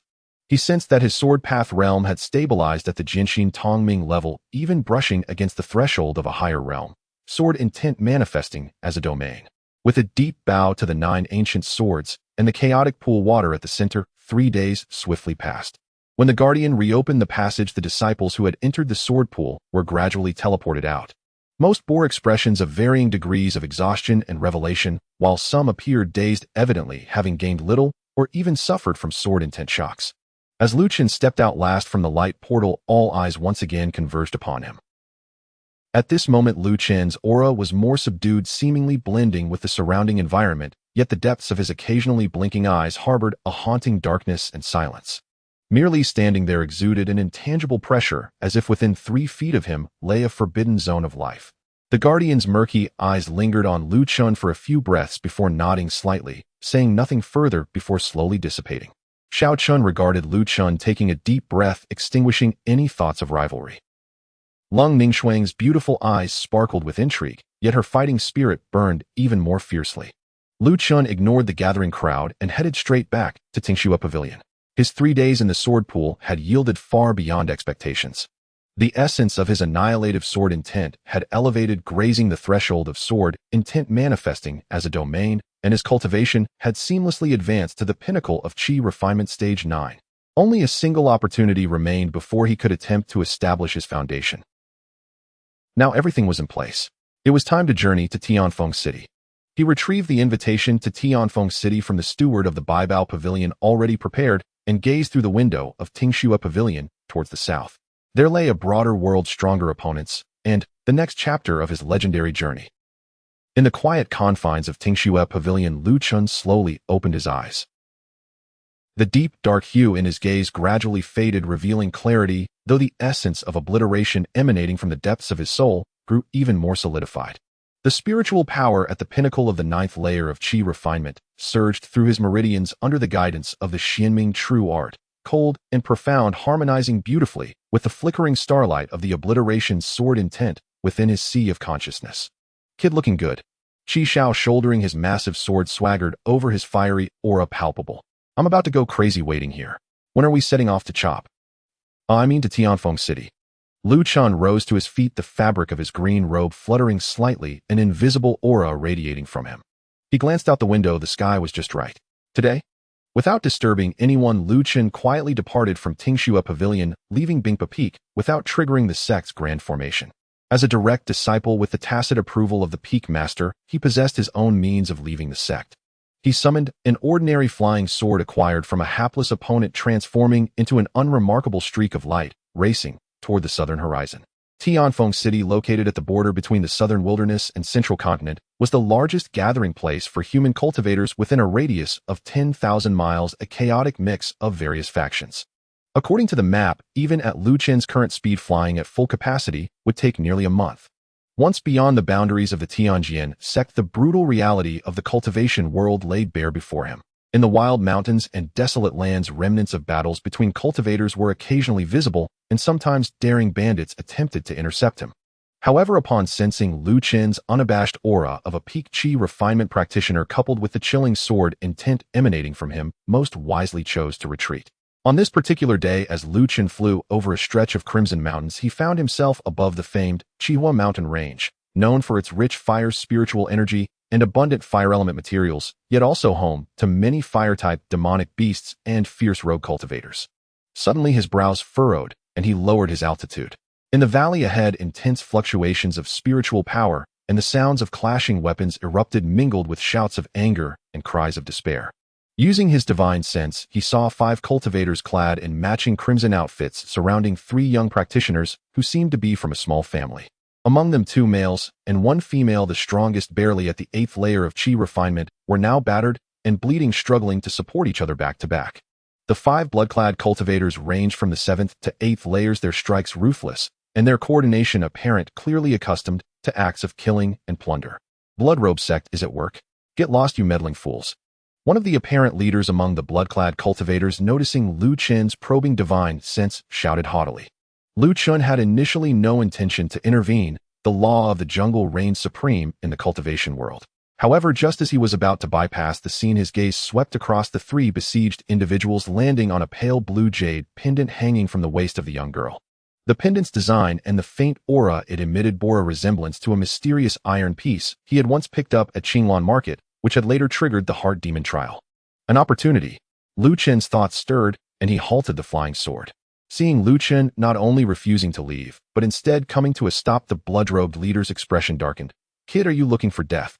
He signaled, and a seventh-layer blood-robed cultivator immediately broke away from the skirmish, brandishing a blood-colored flying fork that flew towards Luchun with a trail of foul wind. Luchun barely glanced at the fork, merely casting a fleeting look at the cultivator. Buzz. An intangible, yet substantial obliteration sword intent pressed down upon the blood-robed cultivator, spreading like mercury and enveloping him in an instant. The smirk on the cultivator's face froze as boundless fear filled his eyes.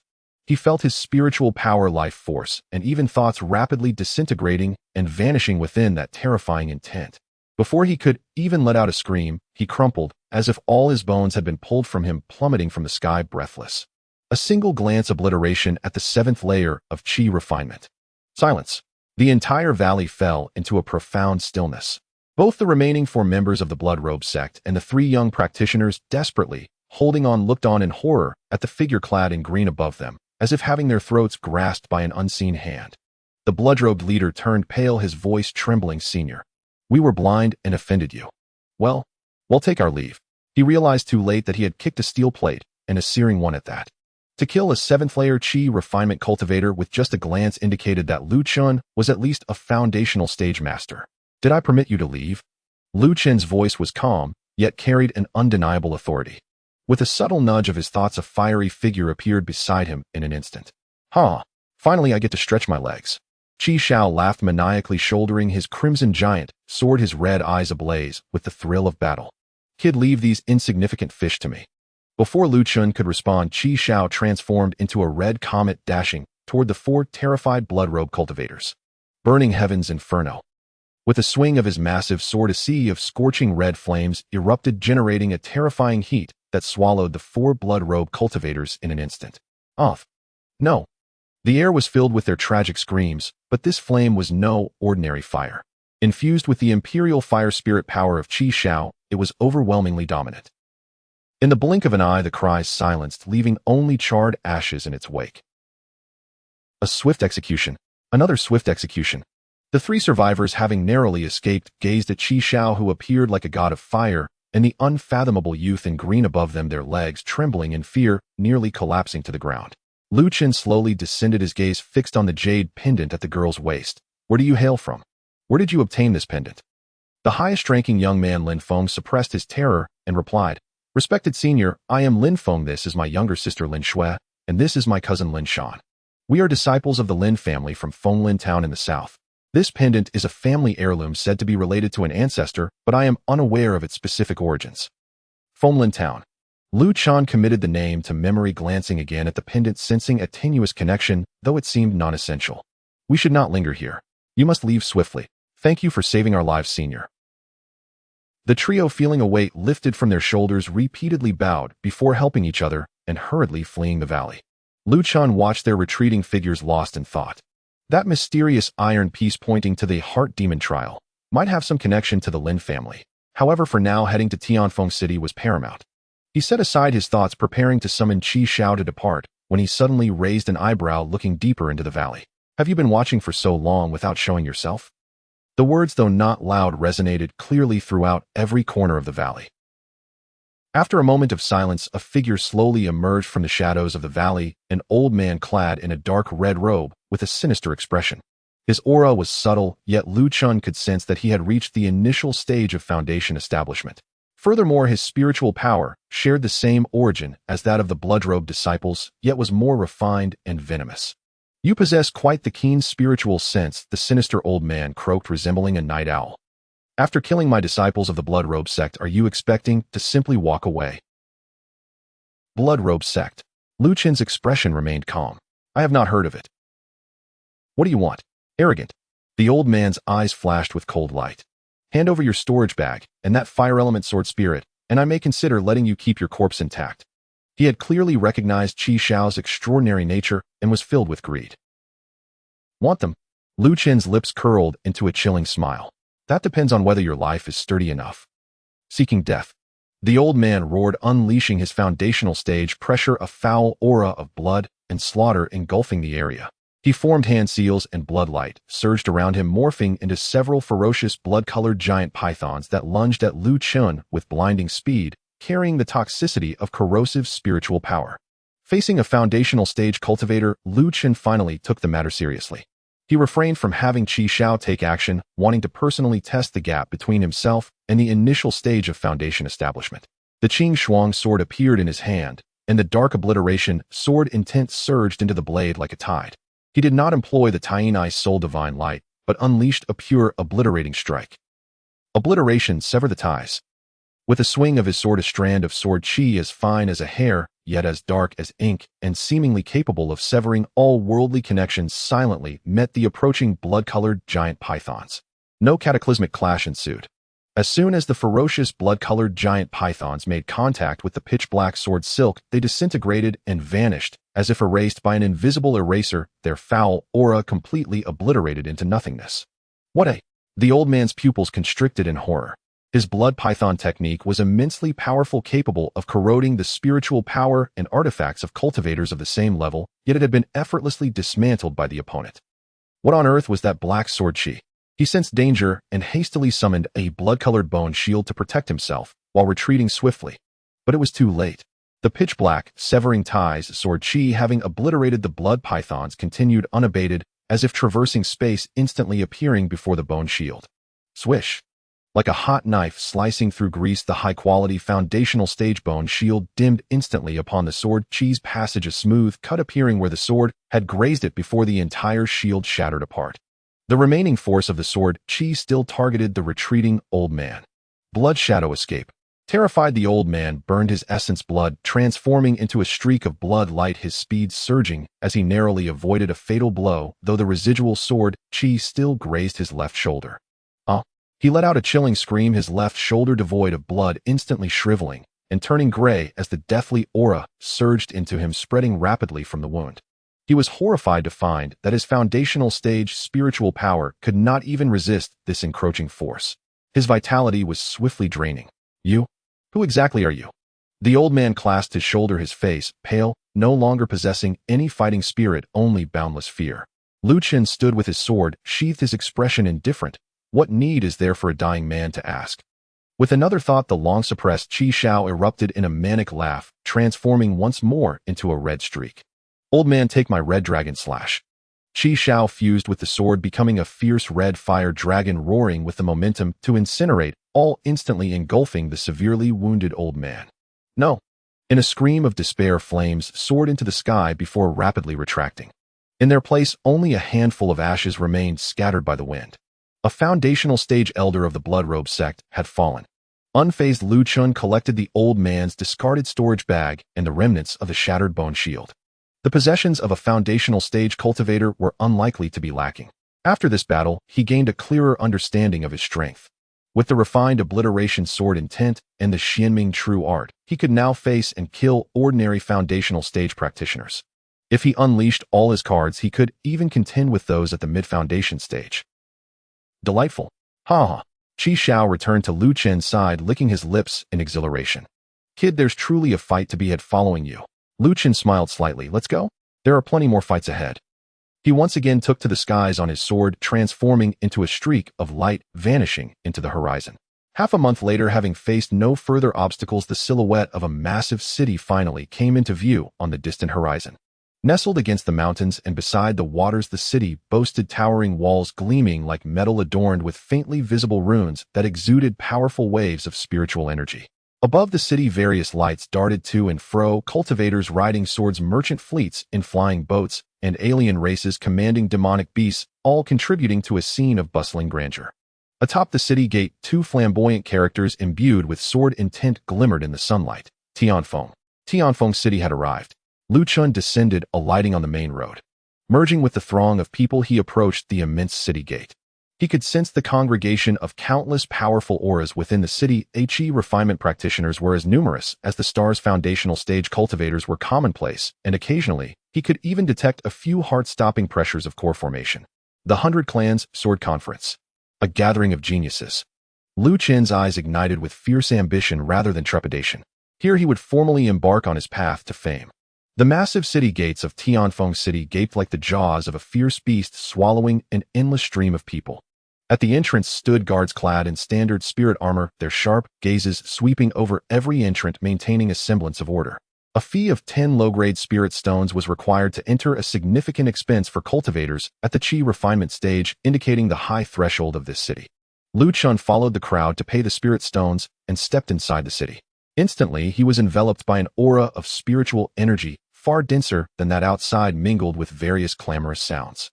The wide street, broad enough to accommodate 10 horse-drawn carriages side by side, was paved with some kind of blue stone. Tall buildings lined both sides with shops stacked in a row selling elixirs, magical artifacts, talismans, martial arts manuals, and materials from spirit herbs and exotic beasts, creating a dazzling spectacle that left one breathless. Occasionally, cultivators soared overhead on their flying devices, leaving trails of light in their wake. On the streets, pedestrians jostled each other. Besides the majority of human cultivators, there were also members of the Xiangui tribe, armored and exuding a steady aura, the Muling tribe with pointed ears and agile figures, and occasionally a ghostly cultivator draped in a black robe emanating a chilling presence. Various peculiar attires and strange energies intertwined, painting a vivid picture of the fantastical world of cultivation. Wow, this place is lively. I like it. Xiao's voice resonated in Luchun's mind, filled with excitement. As a sword spirit, he usually remained hidden in the system space or Luchun's consciousness to avoid drawing attention unless necessary. Luchun's expression remained calm, though waves stirred within. The prosperity and chaos of Tonfong City far exceeded the markets under the jurisdiction of the Tianjin sect. Here strength was the only passport. He first needed to find a place to settle. Walking along the main street, his gaze swept over the signs of In's Yingzhan Tower, Byway Residence, Lingqi Inn, each name more grandiose than the last, yet the prices were staggering, often reaching dozens or even hundreds of low-grade spirit stones per day. As he walked, a commotion erupted ahead, accompanied by fluctuations of spiritual energy. Why should we? This Luyan residence was clearly the first one we set our sights on. The deposit has already been paid. A somewhat familiar female voice shouted in anger. Luchun raised his eyes to see a confrontation in front of an unnamed Luyan residence. Two groups faced each other. One was the Lin family trio, Lin Feng, Lin Shui, and Lin Shan, whom he had saved a fortnight ago in the Qihua mountain range. The other group consisted of 3 young men dressed in brocade robes, their expressions haughty, who, judging by the cloud patterns on their attire, they appeared to be disciples of a local sect known as Luyan Pavilion. The leader's cultivation was at the 9th level of Qi refinement, while the other 2 were at the 8th level. The innkeeper, a plump middle-aged cultivator, stood nervously in the middle, rubbing his hands. First set eyes. Paid a deposit. The leading disciple of Luyan Pavilion scoffed, pointing at a small bag of spirit stones on the counter. Is this little amount even a deposit? This Luyan residence is elegant and rich in spiritual energy. How could you country bumpkins be worthy to stay here? If you know what's good for you, scram quickly, otherwise don't blame me for being rude.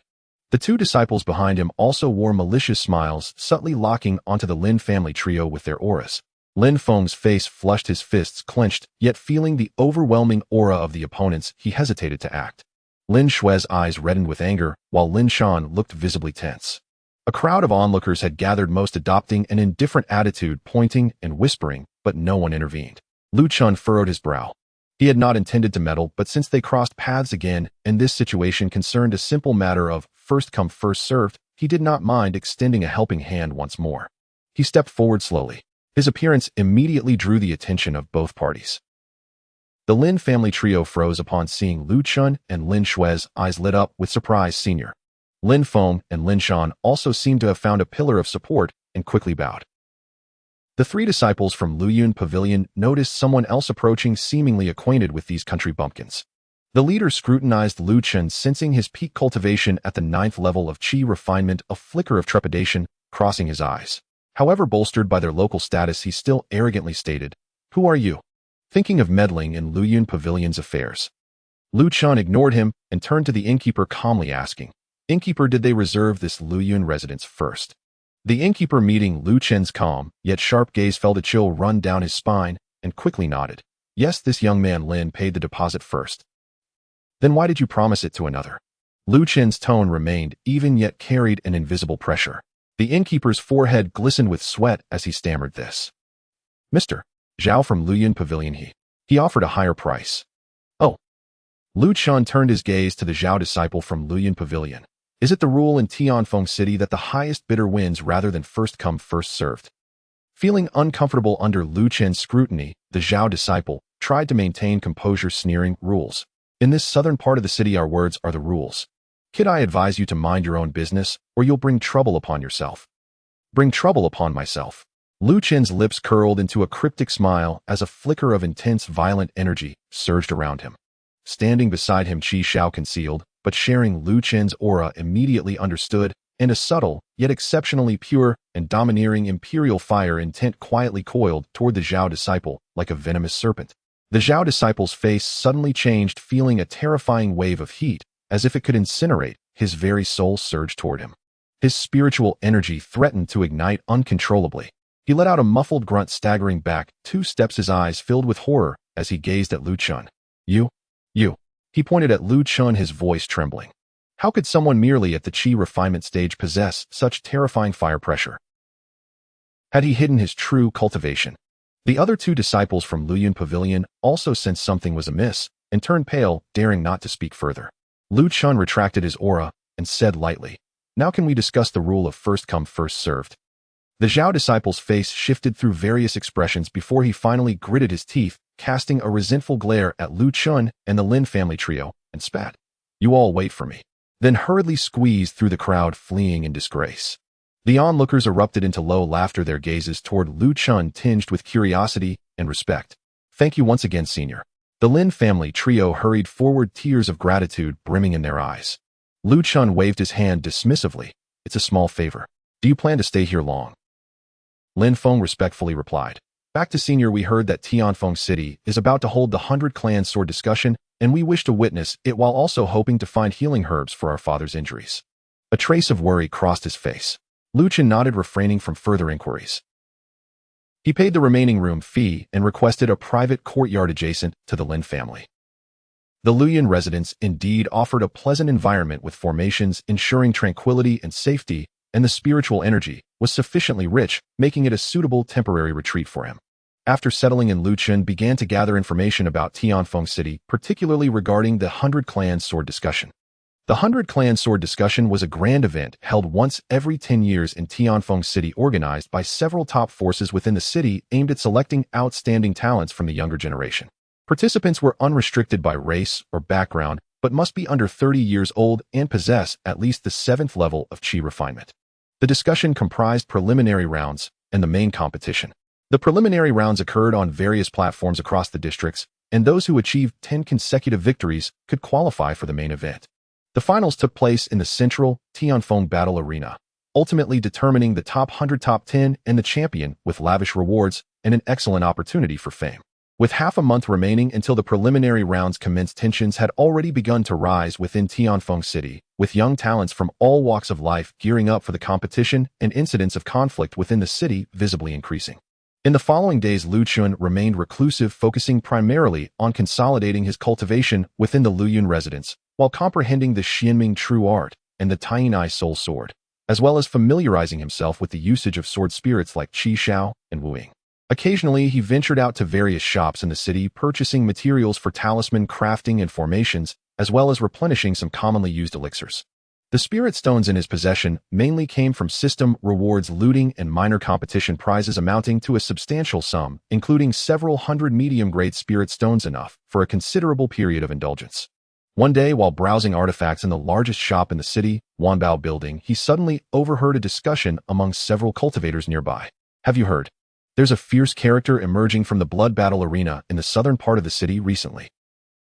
Oh, who is it? A guy named Yanjun who wields fire spells with unparalleled ferocity. He's already won 9 consecutive matches. One more victory, and he'll qualify for the 100 Clan sword discussion. Yanjun. I've never heard of this figure. Is he a rogue cultivator? Seems like it. His methods are ruthless, not typical of someone from a sect. Lu Chen's heart stirred. Blood Battle Arena. It sounded like a place to rapidly gain combat experience and notoriety. He had just arrived and needed a fight to establish his reputation and to give Xiao some excitement as well. After inquiring about the Blood Battle Arena's location, Luchun headed directly there. The Blood Battle Arena was situated in the southern district of Tonfong City, a place rife with chaos and disorder. The arena itself was a massive circular structure built of obsidian, with no protective barriers, only a simple caution line encircling it. At present, the arena was surrounded by layers of spectators, the noise deafening. On the platform, a robust man clad in crimson leather armor, his hair standing like flames, was laughing maniacally as he hurled an opponent off the stage. The opponent lay unconscious, his chest charred and severely injured. Ninth one. Who's next? The red-haired giant, evidently the Yin Jun, everyone was talking about, brandished his fiery fist, emanating a wild aura, clearly at the peak of Qi refinement at the 9th level, with fiery spirit energy that was exceptionally pure and domineering. The crowd buzzed with whispers, and for a moment no one dared to step onto the stage. Yin Jun's strikes were too brutal, leading to either death or serious injury. Is there no one left? A bunch of waste. Yin Jun's arrogance grew. At that moment, a figure in a blue robe silently slipped through the crowd and ascended the stage. It was Luchun. His appearance brought an unexpected silence to the raucous scene. The crowd stared at the young, composed figure in blue, astonished. Who is this kid? Never seen him before. Peak of Qi refinement at the 9th level. His aura isn't weak, but he looks too delicate to withstand Yin Jun's flames. Probably a disciple from some sect sent to train. Doesn't know the sky is high and the earth is thick. Yin Jun assessed Luchun, grinning widely to reveal his white teeth. Kid, have you grown your hair yet? You dare come here to die? Luchun's expression remained calm. Even without drawing a weapon, he simply said, make your move, I'm in a hurry. Arrogance. Utterly unfathomable arrogance. The crowd gasped in shock. Yin Jun was furious, flames burning hotter around him. Seeking death. Yin Jun bellowed, his flames surging as he transformed into a humanoid fireball, launching a devastating punch toward Luchun. The air warped as the scorching wind passed. In the face of this savage attack, Luchun remained unmoved. It was not until that fiery fist was about to strike him that he slowly raised his right hand, bringing his index and middle fingers together, gently tapping the fiery fist. A profound dark black sword intent of annihilation quietly swirled at his fingertips. There was no earth-shattering collision, no explosive roar of energy. In the incredulous gazes of everyone present, Yin Jun's ferocious fire punch upon contact with Luchun's fingertip seemed to plunge into an abyss of absolute zero. All flames, all heat, all fluctuations of spirit energy instantly solidified, dimmed, and ultimately completely vanished, disappearing without a trace. As if that fire capable of melting gold and stone was merely a wisp of inconsequential smoke. Yin Jun's forward momentum halted abruptly. He remained frozen in his punching posture, the manic grin on his face replaced by boundless shock and confusion. He felt his fist along with the spirit energy in his entire arm utterly erased by an incomprehensible force in that fleeting moment. Silence. A deathly silence. Everyone's eyes widened, mouths agape, as if witnessing the most unbelievable scene in the world. A peak Qi refinement cultivator renowned for his fire spells had unleashed a full-strength strike only to be extinguished by the opponent with 2 fingers. What kind of divine ability was this? What kind of power was this? Luchun slowly withdrew his fingers, looking at the dazed Yin Jun, and calmly stated, "You lost." Yin Jun snapped back to reality, staring at his intact, yet spiritless arm, which now felt as mundane as a mortal's. A bone-chilling terror surged from his feet, right up to his mind. He gazed at Luchun with fear, as though looking at a demonic god from the depths of the underworld. I concede." His voice was dry and hoarse, no longer brimming with arrogance. He staggered off the stage, pushing through the crowd in a panic, fleeing in disgrace. As soon as Yin Jun's figure disappeared, the crowd erupted with thunderous discussions. One-hit kill. Another one-hit kill. My heavens, what kind of method was that? 2 fingers extinguishing Yin Jun's fire. Who exactly is this blue-robed youth? A master. Absolutely a master. This 100-clan sword discussion is going to be exciting. Luchun ignored all the chatter, instead focusing on the registrar at the edge of the platform. The registrar was already stunned, wide-eyed, and when Luchun looked at him, he quickly reverently handed over a token engraved with the character Victory. Senior, you have won 1 match and need to achieve 9 consecutive victories to qualify for the preliminary rounds. Luchun accepted the token and did not leave the stage. Instead, he scanned the crowd below, his voice clear as it resonated throughout the venue. Next. What he sought was not merely a victory, but to achieve 10 consecutive wins at the fastest speed possible. To make a name for himself in Tonfong City. Soon the second challenger leaped onto the stage, a muscular figure wielding dual axes. The battle, or rather the crushing, began anew. Luchen's voice, though not loud, resonated clearly throughout the chaotic blood battle arena, carrying an undeniable calm and confidence. Next, after a brief silence, the crowd erupted with an even louder cheer. Reckless. Too reckless. Having just defeated the notorious Flame Lord, in a mere instant he did not take a break, but immediately called out for his next opponent. "He'll challenge you." A tall, lanky cultivator resembling a bamboo pole leaped onto the stage. He wielded a pair of black judge's pens exuding a cold aura and moved with an eerie grace. He was known as Ghost Shadow, a somewhat famous assassin-type cultivator from the southern city, with a cultivation level at the 9th layer of Qi refinement. The match begins. The referee's voice barely faded. Ghost Shadow's figure flickered, transforming into 3 indistinguishable phantoms, silently darting towards Luchun from different angles, targeting his vital points. The speed was so great that only afterimages were left behind. The audience held their breath. Ghost Shadow's movements and attack angles were incredibly cunning, nearly impossible to defend against. Yet Luchun remained standing in place, his gaze fixed, not moving an inch. He casually lifted his left hand, fingers spread, and gently grasped the empty air before him. Buzz. An invisible yet palpable sword intent domain imbued with an aura of absolute silence expanded suddenly from his center. The area was small, covering only a radius of 3 zhang, but within this zone it felt as if it had transformed into a forbidden domain of life. The 3 phantoms, upon entering this realm, appeared to sink into a viscous quagmire, their speed drastically reduced. More terrifyingly, the spiritual power and concealed aura they bore began to dissolve and disintegrate under the erosion of this deathly stillness, much like snow melting under sunlight. 2 of the phantoms violently fluctuated and shattered in an instant, leaving only the original form visible, his face a mask of horror and disbelief. The judge's pen in his hand was merely an inch from Luchen's throat, yet it could advance no further. Luchen's right hand, fingers poised like a sword, made a casual swipe. A thin dark sword chi sliced through the air. Poof! Ghost Shadow was struck as if by a heavy blow, flying backward and crashing out of the arena. Although he was not in danger of death, his spiritual power had been temporarily sealed by the deathly sword intent, rendering him akin to a cripple for a short while. Second match, Luchun wins. The referee's voice trembled slightly. So fast. Another instant kill. Not even a corner of the opponent's clothing was touched. The crowd erupted into a frenzy. If the first win was a fluke and the second a display of overwhelming strength, then this third match showcased absolute dominance. What was that eerie gray dark domain that made it impossible for cultivators of the same tier to approach? Is there anyone else? Luchen's gaze swept over the audience once more. This time the crowd fell into a brief silence. The consecutive defeat of 3 9th-layer Qi refinement experts with such nonchalance had made many realize the vast disparity. This young man in the azure robe was no ordinary 9th-layer Qi refinement cultivator. Showy tricks. Let me diamond break your evil arts.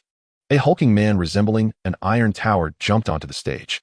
Standing nearly 10 feet tall, his skin glimmered with a bronze metallic sheen.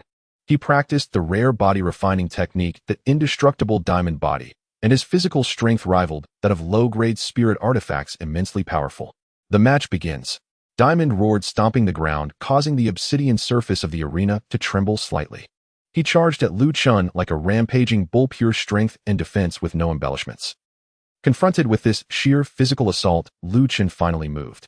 Instead of meeting the attack with the deathly sword intent, he executed the ice shadow escape, sliding sideways like a specter while forming a hand seal with his left hand. Ice binding. In an instant, a frigid aura surged across the arena, and countless thick chains of dark ice materialized out of thin air, coiling around Diamond's legs and body like ethereal serpents. Crack, crack. Despite Diamond's immense strength, the chains were exceedingly resilient and imbued with formidable freezing power, instantly limiting his speed. Break it for me. Diamond bellowed, his muscles straining as he attempted to shatter the chains. Just as his old strength faded and his new strength had yet to manifest, Luchen's eyes gleamed coldly, and the Qing Shuang sword was finally unsheathed. On the blade, the chilling aura of the Taiyin Ice Soul light intertwined with the dark, deathly sword intent. Taiyin Death Slash. A crescent-shaped sword chi, its edge shimmering with a ghostly blue light, yet its center a deep, dark void, slashed through the air and struck Diamond's glimmering chest. Clang. A deafening sound of metal clashing echoed through the arena. Diamond's robust chest, comparable to a spirit artifact, was cut open by this strike, leaving a deep wound. The edges of the wound were coated with ghostly blue frost, while the center turned into a lifeless gray, his immense vitality swiftly being extinguished. Poof! Diamond spat out a mouthful of blood mixed with internal fragments, staring in disbelief at the wound on his chest. How could his seemingly impenetrable defense be breached? His massive body crashed to the ground like a mountain, losing all combatability. Third match, Luchun wins. Silence. The crowd stared at the fallen Diamond, then back at the standing Luchun, his aura steady, feeling their throats dry. Even a body-refining cultivator could not withstand his sword. His offensive power was simply terrifying. The subsequent battles transformed into a showcase for Luchun. In the fourth match against a cultivator skilled in illusions, Luchun's deathly sword intent directly shook the opponent's mind, dispelling the illusions with a single finger. In the fifth match against a goo cultivator who controlled numerous poisonous insects, the blazing flames of the Xiao consumed the arena, reducing all the insects to ashes. In the sixth match against a swift swordsman with lethal sword techniques, Luchun did not even use the deathly sword intent. With basic moves of the Tainai Soul Sword, he sent the opponent's weapon flying with 3 strokes. In the seventh match, in the eighth match, in the ninth match, regardless of the opponent's schools of thought or methods, none could withstand more than 3 moves against Luchun. The dark, deathly sword intent and the cold, sharp Taiyin divine light became the nightmare of all adversaries. He was like an unfathomable abyss with no limits in sight. 10 consecutive victories. In less than an hour, Luchun achieved an undeniable dominance, completing a 10-match win streak at the Blood Battle Arena, earning a qualification for the 100 Clan Sword Conference. As he accepted the bronze sword token, symbolizing his qualification from the referee, the entire Blood Battle Arena erupted in deafening cheers. Strong individuals, no matter where they were, would always earn respect. Luchun, Luchun, Luchun. The roar was like a tsunami, and many remembered this mysterious and powerful young man in azure. Luchun's expression remained calm, not swayed in the slightest by this fleeting fame. He put away the bronze sword token and was about to leave the arena when he caught sight of the Lin siblings in the crowd, their faces filled with anxiety, especially Lin Shui, whose eyes brimmed with tears. His heart stirred, and he leaped off the stage, walking toward the 3 of them. "What has you so alarmed?" Upon seeing Luchun, Lin Fang grasped him like a lifeline, urgently saying, "Senior, it's bad. Just now someone from the Flowing Cloud Pavilion found our residence and forcibly took away Lin Shan. They said we offended young Master Xiao and demanded 5,000 low-grade spirit stones for his release, or else they would cripple Lin Shan's cultivation." With a choked voice, Lin Shui pleaded, "Senior, please save my brother Lin Shan. We genuinely cannot gather that many spirit stones." Luchun's expression instantly turned cold. The Flowing Cloud Pavilion. That Xiao disciple. He did not expect them to be so vengeful and resort to such despicable means. "Lead the way." Luchun's tone was icy. Lin Fang and Lin Shui rejoiced, quickly guiding the way ahead. The surrounding crowd, eager for excitement, followed suit, especially drawn by the recent Tenwin champion Luchun facing off against the local tyrant, the Flowing Cloud Pavilion. Before long, they arrived at a relatively chaotic area in the southern city, in front of a courtyard with a sign reading, Flowing Cloud Pavilion Southern Branch. 2 disciples of the Flowing Cloud Pavilion, both at the 7th layer of Qi refinement, stood guard at the entrance, haughty expressions on their faces. "Stop! Who goes there?" The guards blocked their path. Luchun, uninterested in idle chatter, released a hint of foundational spiritual pressure, simulating the aura of the sinister old man combined with the chilling, deathly sword intent. The 2 guards turned pale as if targeted by a primal beast, their legs buckling as they nearly collapsed, daring not to obstruct him. Luchun strode directly into the courtyard. Inside, several disciples of the Flowing Cloud Pavilion were drinking and reveling, with the Xiao disciple among them. Lin Shan, bound and tossed in a corner, bore bruises and injuries, clearly having suffered some mistreatment. When Xiao saw Luchun burst in, he was initially startled, but quickly regained his composure and shouted harshly, "You have some nerve to barge into my Flowing Cloud Pavilion branch." Luchun's gaze swept over the corner where Lin Shan lay, finally landing on the Xiao disciple, his voice piercingly cold. "Release him." "Release him? Fine." The Xiao disciple, emboldened by his own territory, attempted to remain calm. "Produce 5,000 spirit stones, or hand over your fire-type sword spirit." Greed flashed in his eyes once more. "Stubborn and foolish." Luchun uttered 4 words softly. In the next moment, his figure vanished like a specter, reappearing in front of the Xiao disciple. Slap! A resounding slap struck the Xiao disciple's face, sending him spinning through the air, blood and teeth mixing as he crashed into the wall, falling unconscious. So fast. Too fast. The other disciples of the Flowing Cloud Pavilion could not even react. By the time they regained their senses and attempted to act, a terrifying, intense pressure laden with imperial majesty erupted from Luchun like a volcanic explosion. The pressure of Qi Xiao unreserved. Thud. Thud. Except for 2 8th-layer disciples of Qi refinement, who barely managed to stand, the rest of the 7th-layer disciples were directly knocked to their knees by this pressure, their faces pale, trembling uncontrollably, unable to lift their heads. The 2 8th-layer disciples were equally horrified, gazing at Luchun as if he were a demonic god, too frightened to make a move. Luchun ignored them and walked over to the corner, effortlessly tearing apart the ropes binding Lin Shan. "Senior," Lin Shan exclaimed, tears of gratitude welling in his eyes. "Let's go." Luchun led the Lin family trio, moving as if through an unguarded realm, exiting the Flowing Cloud Pavilion branch with ease. Throughout the ordeal, no one dared to obstruct them. Only after Luchun and the others disappeared did the disciples of the Flowing Cloud Pavilion collapse to the ground, their faces filled with fear and dread. The news spread rapidly. Newly crowned 10-match winner, Luchun, single-handedly stormed into the Flowing Cloud Pavilion's southern branch to rescue a friend, knocking out a core disciple named Xiao with a single slap, with no one daring to impede his might. The name Luchun, alongside the glory of his 10 consecutive victories and his audacious invasion of the Flowing Cloud Pavilion, spread like a whirlwind throughout the southern district of Tonfong City. Everyone realized that a fierce dragon had crossed the river for the 100 Clans Sword Conference. However, Luchun knew this was just the beginning. The Flowing Cloud Pavilion would not let this matter rest easily. Greater turmoil awaited. Yet he felt no fear. His sword was ready to drink deeply of the blood of all who dared to challenge him. Returning the Lin family to their residence, Luchun instructed them to refrain from going out in the coming days before retreating to his own courtyard. He sat cross-legged, preparing to check the system rewards for his 10 consecutive victories, when suddenly his brow furrowed, glancing toward the shadows along the courtyard wall. "After watching for so long, aren't you going to reveal yourself?"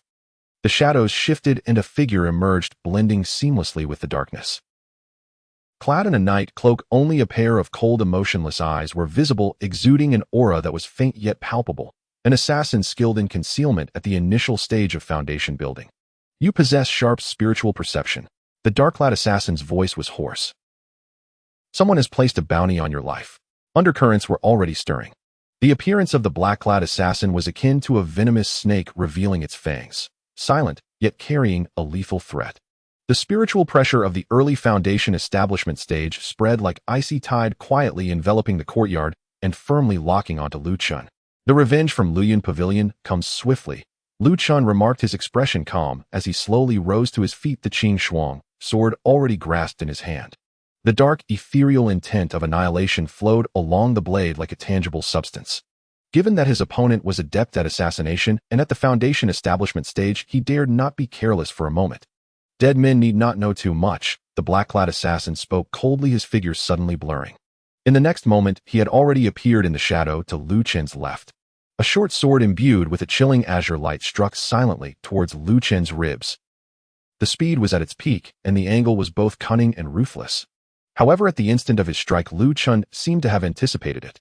Activating the ice shadow escape, his figure floated backward as if weightless. Simultaneously, the Qing Shuang's sword traced an intricate trajectory, the tip precisely targeting the side of the short sword. Clang! A soft sound rang out as the short sword was deflected, but the azure cold radiance, like a living creature, attempted to creep up the sword, carrying a powerful corrosive and freezing force. "Child's play," Luchun snorted coldly. The dark intent of annihilation erupted, crushing and obliterating the azure cold radiance that clung like a festering sore. A flicker of surprise flashed in the eyes of the black-clad assassin. His corrosion bone technique was extremely insidious, particularly effective against protective spiritual energy, yet it had been so easily dispelled by the opponent. The assassin moved again, darting through the shadows of the courtyard like a specter. Each appearance was accompanied by a deadly strike. The short sword danced, creating numerous afterimages and piercing sounds, the assault akin to a violent storm. Luchun combined the ice shadow escape with the intent of annihilation, his movements mysterious, the sword light like a curtain. No longer merely on the defensive, the Qing Shuang sword struck with precision, thrusting, slashing every stroke imbued with the true essence of annihilation, neutralizing the omnipresent assassination techniques, even occasionally countering, forcing the black-clad assassin to retreat from the onslaught. Tying ice, soul divine light shield. Luchun focused his thoughts. A cool azure divine light burst forth from the sword, transforming into a flowing aura enveloping his entire being. This not only significantly enhanced his defenses, but also dispersed much of the surrounding shadows, attempting to conceal the assassin's form, restricting his movements. Not bad. But the gap between foundation establishment and chi refinement is not something mere sword intent can bridge. The black-clad assassin, frustrated from his inability to land a hit, shouted fiercely. A surge of black energy erupted around him, the azure light on his short sword intensifying, condensing into an incredibly refined blue thread, as if it had crossed space, instantaneously piercing toward Luchun's brow. Soul-piercing strike. This was his killing move, consolidating his lifetime of cultivation and venomous energy, specifically targeting the soul. Once struck, the soul would be annihilated. Facing this lethal blow, Luchun's pupils contracted slightly, sensing the imminent threat. He no longer held back. The profound black starry intent of annihilation surged wildly within his consciousness. Annihilation galaxy. He gripped the sword with both hands and thrust forward fiercely. On the tip of the Qing Shuang sword, the dark essence suddenly expanded, transforming into a miniature ending darkness of the universe, dotted with twinkling stars, radiating the ultimate aura of annihilation that consumed all light, life, and existence. The blue thread collided violently with the dark universe. There was no deafening roar, no explosion. Only a chilling sound of annihilation echoed. The blue thread, consolidating all the black-clad assassin's power, was mercilessly pulled apart upon contact with the dark universe, ultimately vanishing without even a ripple. No, impossible. The black-clad assassin screamed in terror, feeling his consciousness, spiritual energy, and even his connection to the short sword being devoured by that overwhelming force of annihilation. He attempted to retreat, but found himself trapped in an invisible mire, his movements becoming painfully slow. Luchun's complexion paled. This annihilation galaxy took a tremendous toll on his consciousness and spiritual energy, yet his gaze remained sharp as a blade. Slash. The Qing Shuang sword, carrying the residual power of that miniature dark universe, swept through the black-clad assassin's neck like the first light of dawn breaking through eternal darkness. The assassin's movements came to a complete halt, his wide eyes filled with endless fear and disbelief. In the next moment, his head and body separated, the wound not gushing blood, but instead emanating a complete grayness and silence, as if he had been dead for eons. The corpse collapsed, swiftly turning to ash. Even the short sword lost its spirit and shattered. An early Foundation establishment assassin had fallen. A notification chimed in his mind, but Luchun had no time to examine it. He suppressed the churning blood and exhausted consciousness, casting a cold gaze toward the courtyard's entrance. Almost simultaneously with the fall of the black-clad assassin, several powerful auras erupted outside Luchun residence, surrounding the entire courtyard. You little bastard. You dare kill my Luchun pavilion's guest elder. Today I shall extract your soul. A voice filled with malice and fury rang out, and the previously unconscious Xiao disciple, accompanied by a grim-faced elder who exuded the aura of the mid-Foundation establishment stage, charged in with a dozen elite disciples from Luchun Pavilion, radiating murderous intent. The elder Xiao Qinshan was the head of the Luchun Pavilion's South City branch, and the Xiao disciple's uncle. Second uncle. It was him. He injured my nephew and even dared to kill our guest elder. The Xiao disciple pointed at Luchun, his face twisted in rage. Xiao Qianshan's eyes narrowed as he surveyed the pile of ash on the ground, then glanced at Luchun, whose face was slightly pale, but whose gaze remained calm. He was somewhat astonished. A mere 9th layer of chi refinement had managed to kill a guest elder of the early Foundation establishment stage. This person must not be allowed to live. Form up. Capture him. Xiao Qinshan ordered without hesitation. The dozen elite disciples of Luchun Pavilion, at least at the 8th layer of chi refinement, and some at the 9th layer, immediately spread out, executing profound footwork as their magical artifacts glimmered. Streams of spiritual power coalesced in the air into a massive net adorned with swirling cloud symbols descending upon Luchun. This was the combative formation of Luchun Pavilion, the Luchun Binding Formation. Once ensnared, one's spiritual power would be greatly hindered, like a lamb to the slaughter. Faced with this formation and the combined assault of the mid-Foundation establishment, cultivator Luchun felt unprecedented pressure. However, rather than fear, his eyes ignited with fierce battle intent. Qi Xiao, Wu Ying, Shifu. His thoughts raced, and 3 beams of light instantly emerged from within him or from the system space. Finally, it's my turn to unleash carnage.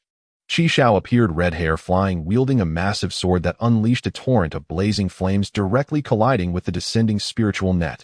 Sizzle. The flames clashed violently with the cloud net, emitting ear-piercing, sizzling sounds. The spiritual net trembled violently, being single-handedly stopped by Xiao. Simultaneously, Wu's figure appeared like a specter behind one of the ninth-layer Qi refinement disciples, controlling the formation, the short sword striking like a venomous snake, swiftly severing the throat. The disciple clutched his bleeding neck, collapsing in disbelief. Shifu, the steadfast guardian, stood in front of Luchun, arms crossed, a heavy rock-armored shield materializing to firmly block a powerful gust of wind from Zhao Qianshan's probing strike. The three sword spirits emerged together, offense and defense intertwined. They instantly shattered the encirclement of Luchun Pavilion. Sword spirits. And three of them.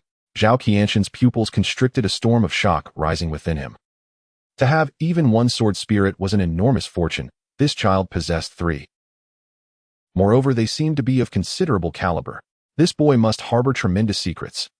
There must be a great treasure upon him. Attack with all you have regardless of the consequences. Zhao Qianshan's eyes glinted with greed and murderous intent. He no longer held back, unleashing his full strength as a mid-foundation establishment cultivator. A long sword flowing with cloud energy appeared in his hand, its light expanding into a colossal sword of cloud, slashing towards Luchun with the weight of repression. Facing this full-force strike from a mid-foundation establishment cultivator, Luchun took a deep breath, channeling the recently restored slivers of spiritual energy and sword intent to their peak. The Qing Shuang sword crossed with the returning Xiao giant sword in front of him, the dark intent of annihilation merging with the crimson flames of destruction. Annihilation. Flame of heaven. A terrifying sword waved, dark on the edges and crimson in the center, radiating a dual essence of annihilation and finality, surged upwards, meeting the cloud's sword. Boom. The two terrifying energies collided midair, erupting with an earth-shattering roar. The formation of Luchun Pavilion flickered violently, nearly collapsing. The violent shockwave shattered the courtyard walls, sending several nearby Luchun Pavilion disciples flying, coughing up blood and severely injured. Amidst the swirling dust, a figure staggered backward. It was Luchun. Blood trickled from the corner of his mouth, and his internal energy surged, having taken the full brunt of a mid-foundation establishment strike. Even with the combined strength of the two sword spirits, he had suffered significant backlash. Zhao Qianshan also staggered, a look of terror on his face. He had never expected that his full power strike would be blocked by a Qi refinement cultivator. Though the opponent was clearly injured, this level of combat power was unheard of. Just as his mind was reeling, an unexpected turn occurred. A sword light, nearly merging with the shadows, appeared silently at the position of his heart. It was Wu Ying. Zhao Qianshan, being a mid-foundation establishment cultivator, reacted swiftly, activating his protective spiritual light to its utmost, twisting his body to evade. Thud. Though the short sword was mostly blocked by the protective spiritual light, it still pierced into his shoulder, causing blood to spurt. A cold, shadowy energy instantly infiltrated his body.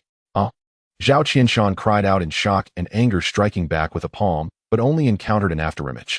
Seizing the opportunity, Xiao surged forward, engulfing him in flames. Shifu steadfastly shielded Luchun, bracing against the dissipating energy shockwaves. Luchun, enduring his injuries, gazed coldly, raising the Qing Shuang sword once more, the dark intent of annihilation fervently gathering, locking onto Zhao Qianshan, who was struggling in the sea of flames and entangled by Wu Ying. It's over. Just as he was about to deliver the final blow, a powerful voice echoed from the distant sky. Stop. An overwhelming pressure, far surpassing that of the Foundation establishment stage, descended like a collapsing sky, enveloping the entire Luchun residence. Everyone, Luchun, the sword spirits, and the disciples of Luchun Pavilion, felt as if the air was heavy, their spiritual energy becoming exceedingly sluggish. The pressure of a golden core cultivator. A streak of light shot from the horizon, swiftly manifesting as a middle-aged man dressed in the attire of the Tianqing City enforcement team, his expression solemn, hovering in the air. His gaze pierced through the chaotic battlefield below, lingering for a moment on Luchun and the three sword spirits, a flash of surprise crossing his eyes. In Tianqing City, large-scale private fights among cultivators below the golden core stage are strictly prohibited. Do you disregard city regulations? The middle-aged golden core cultivator's voice was icy, carrying an undeniable authority.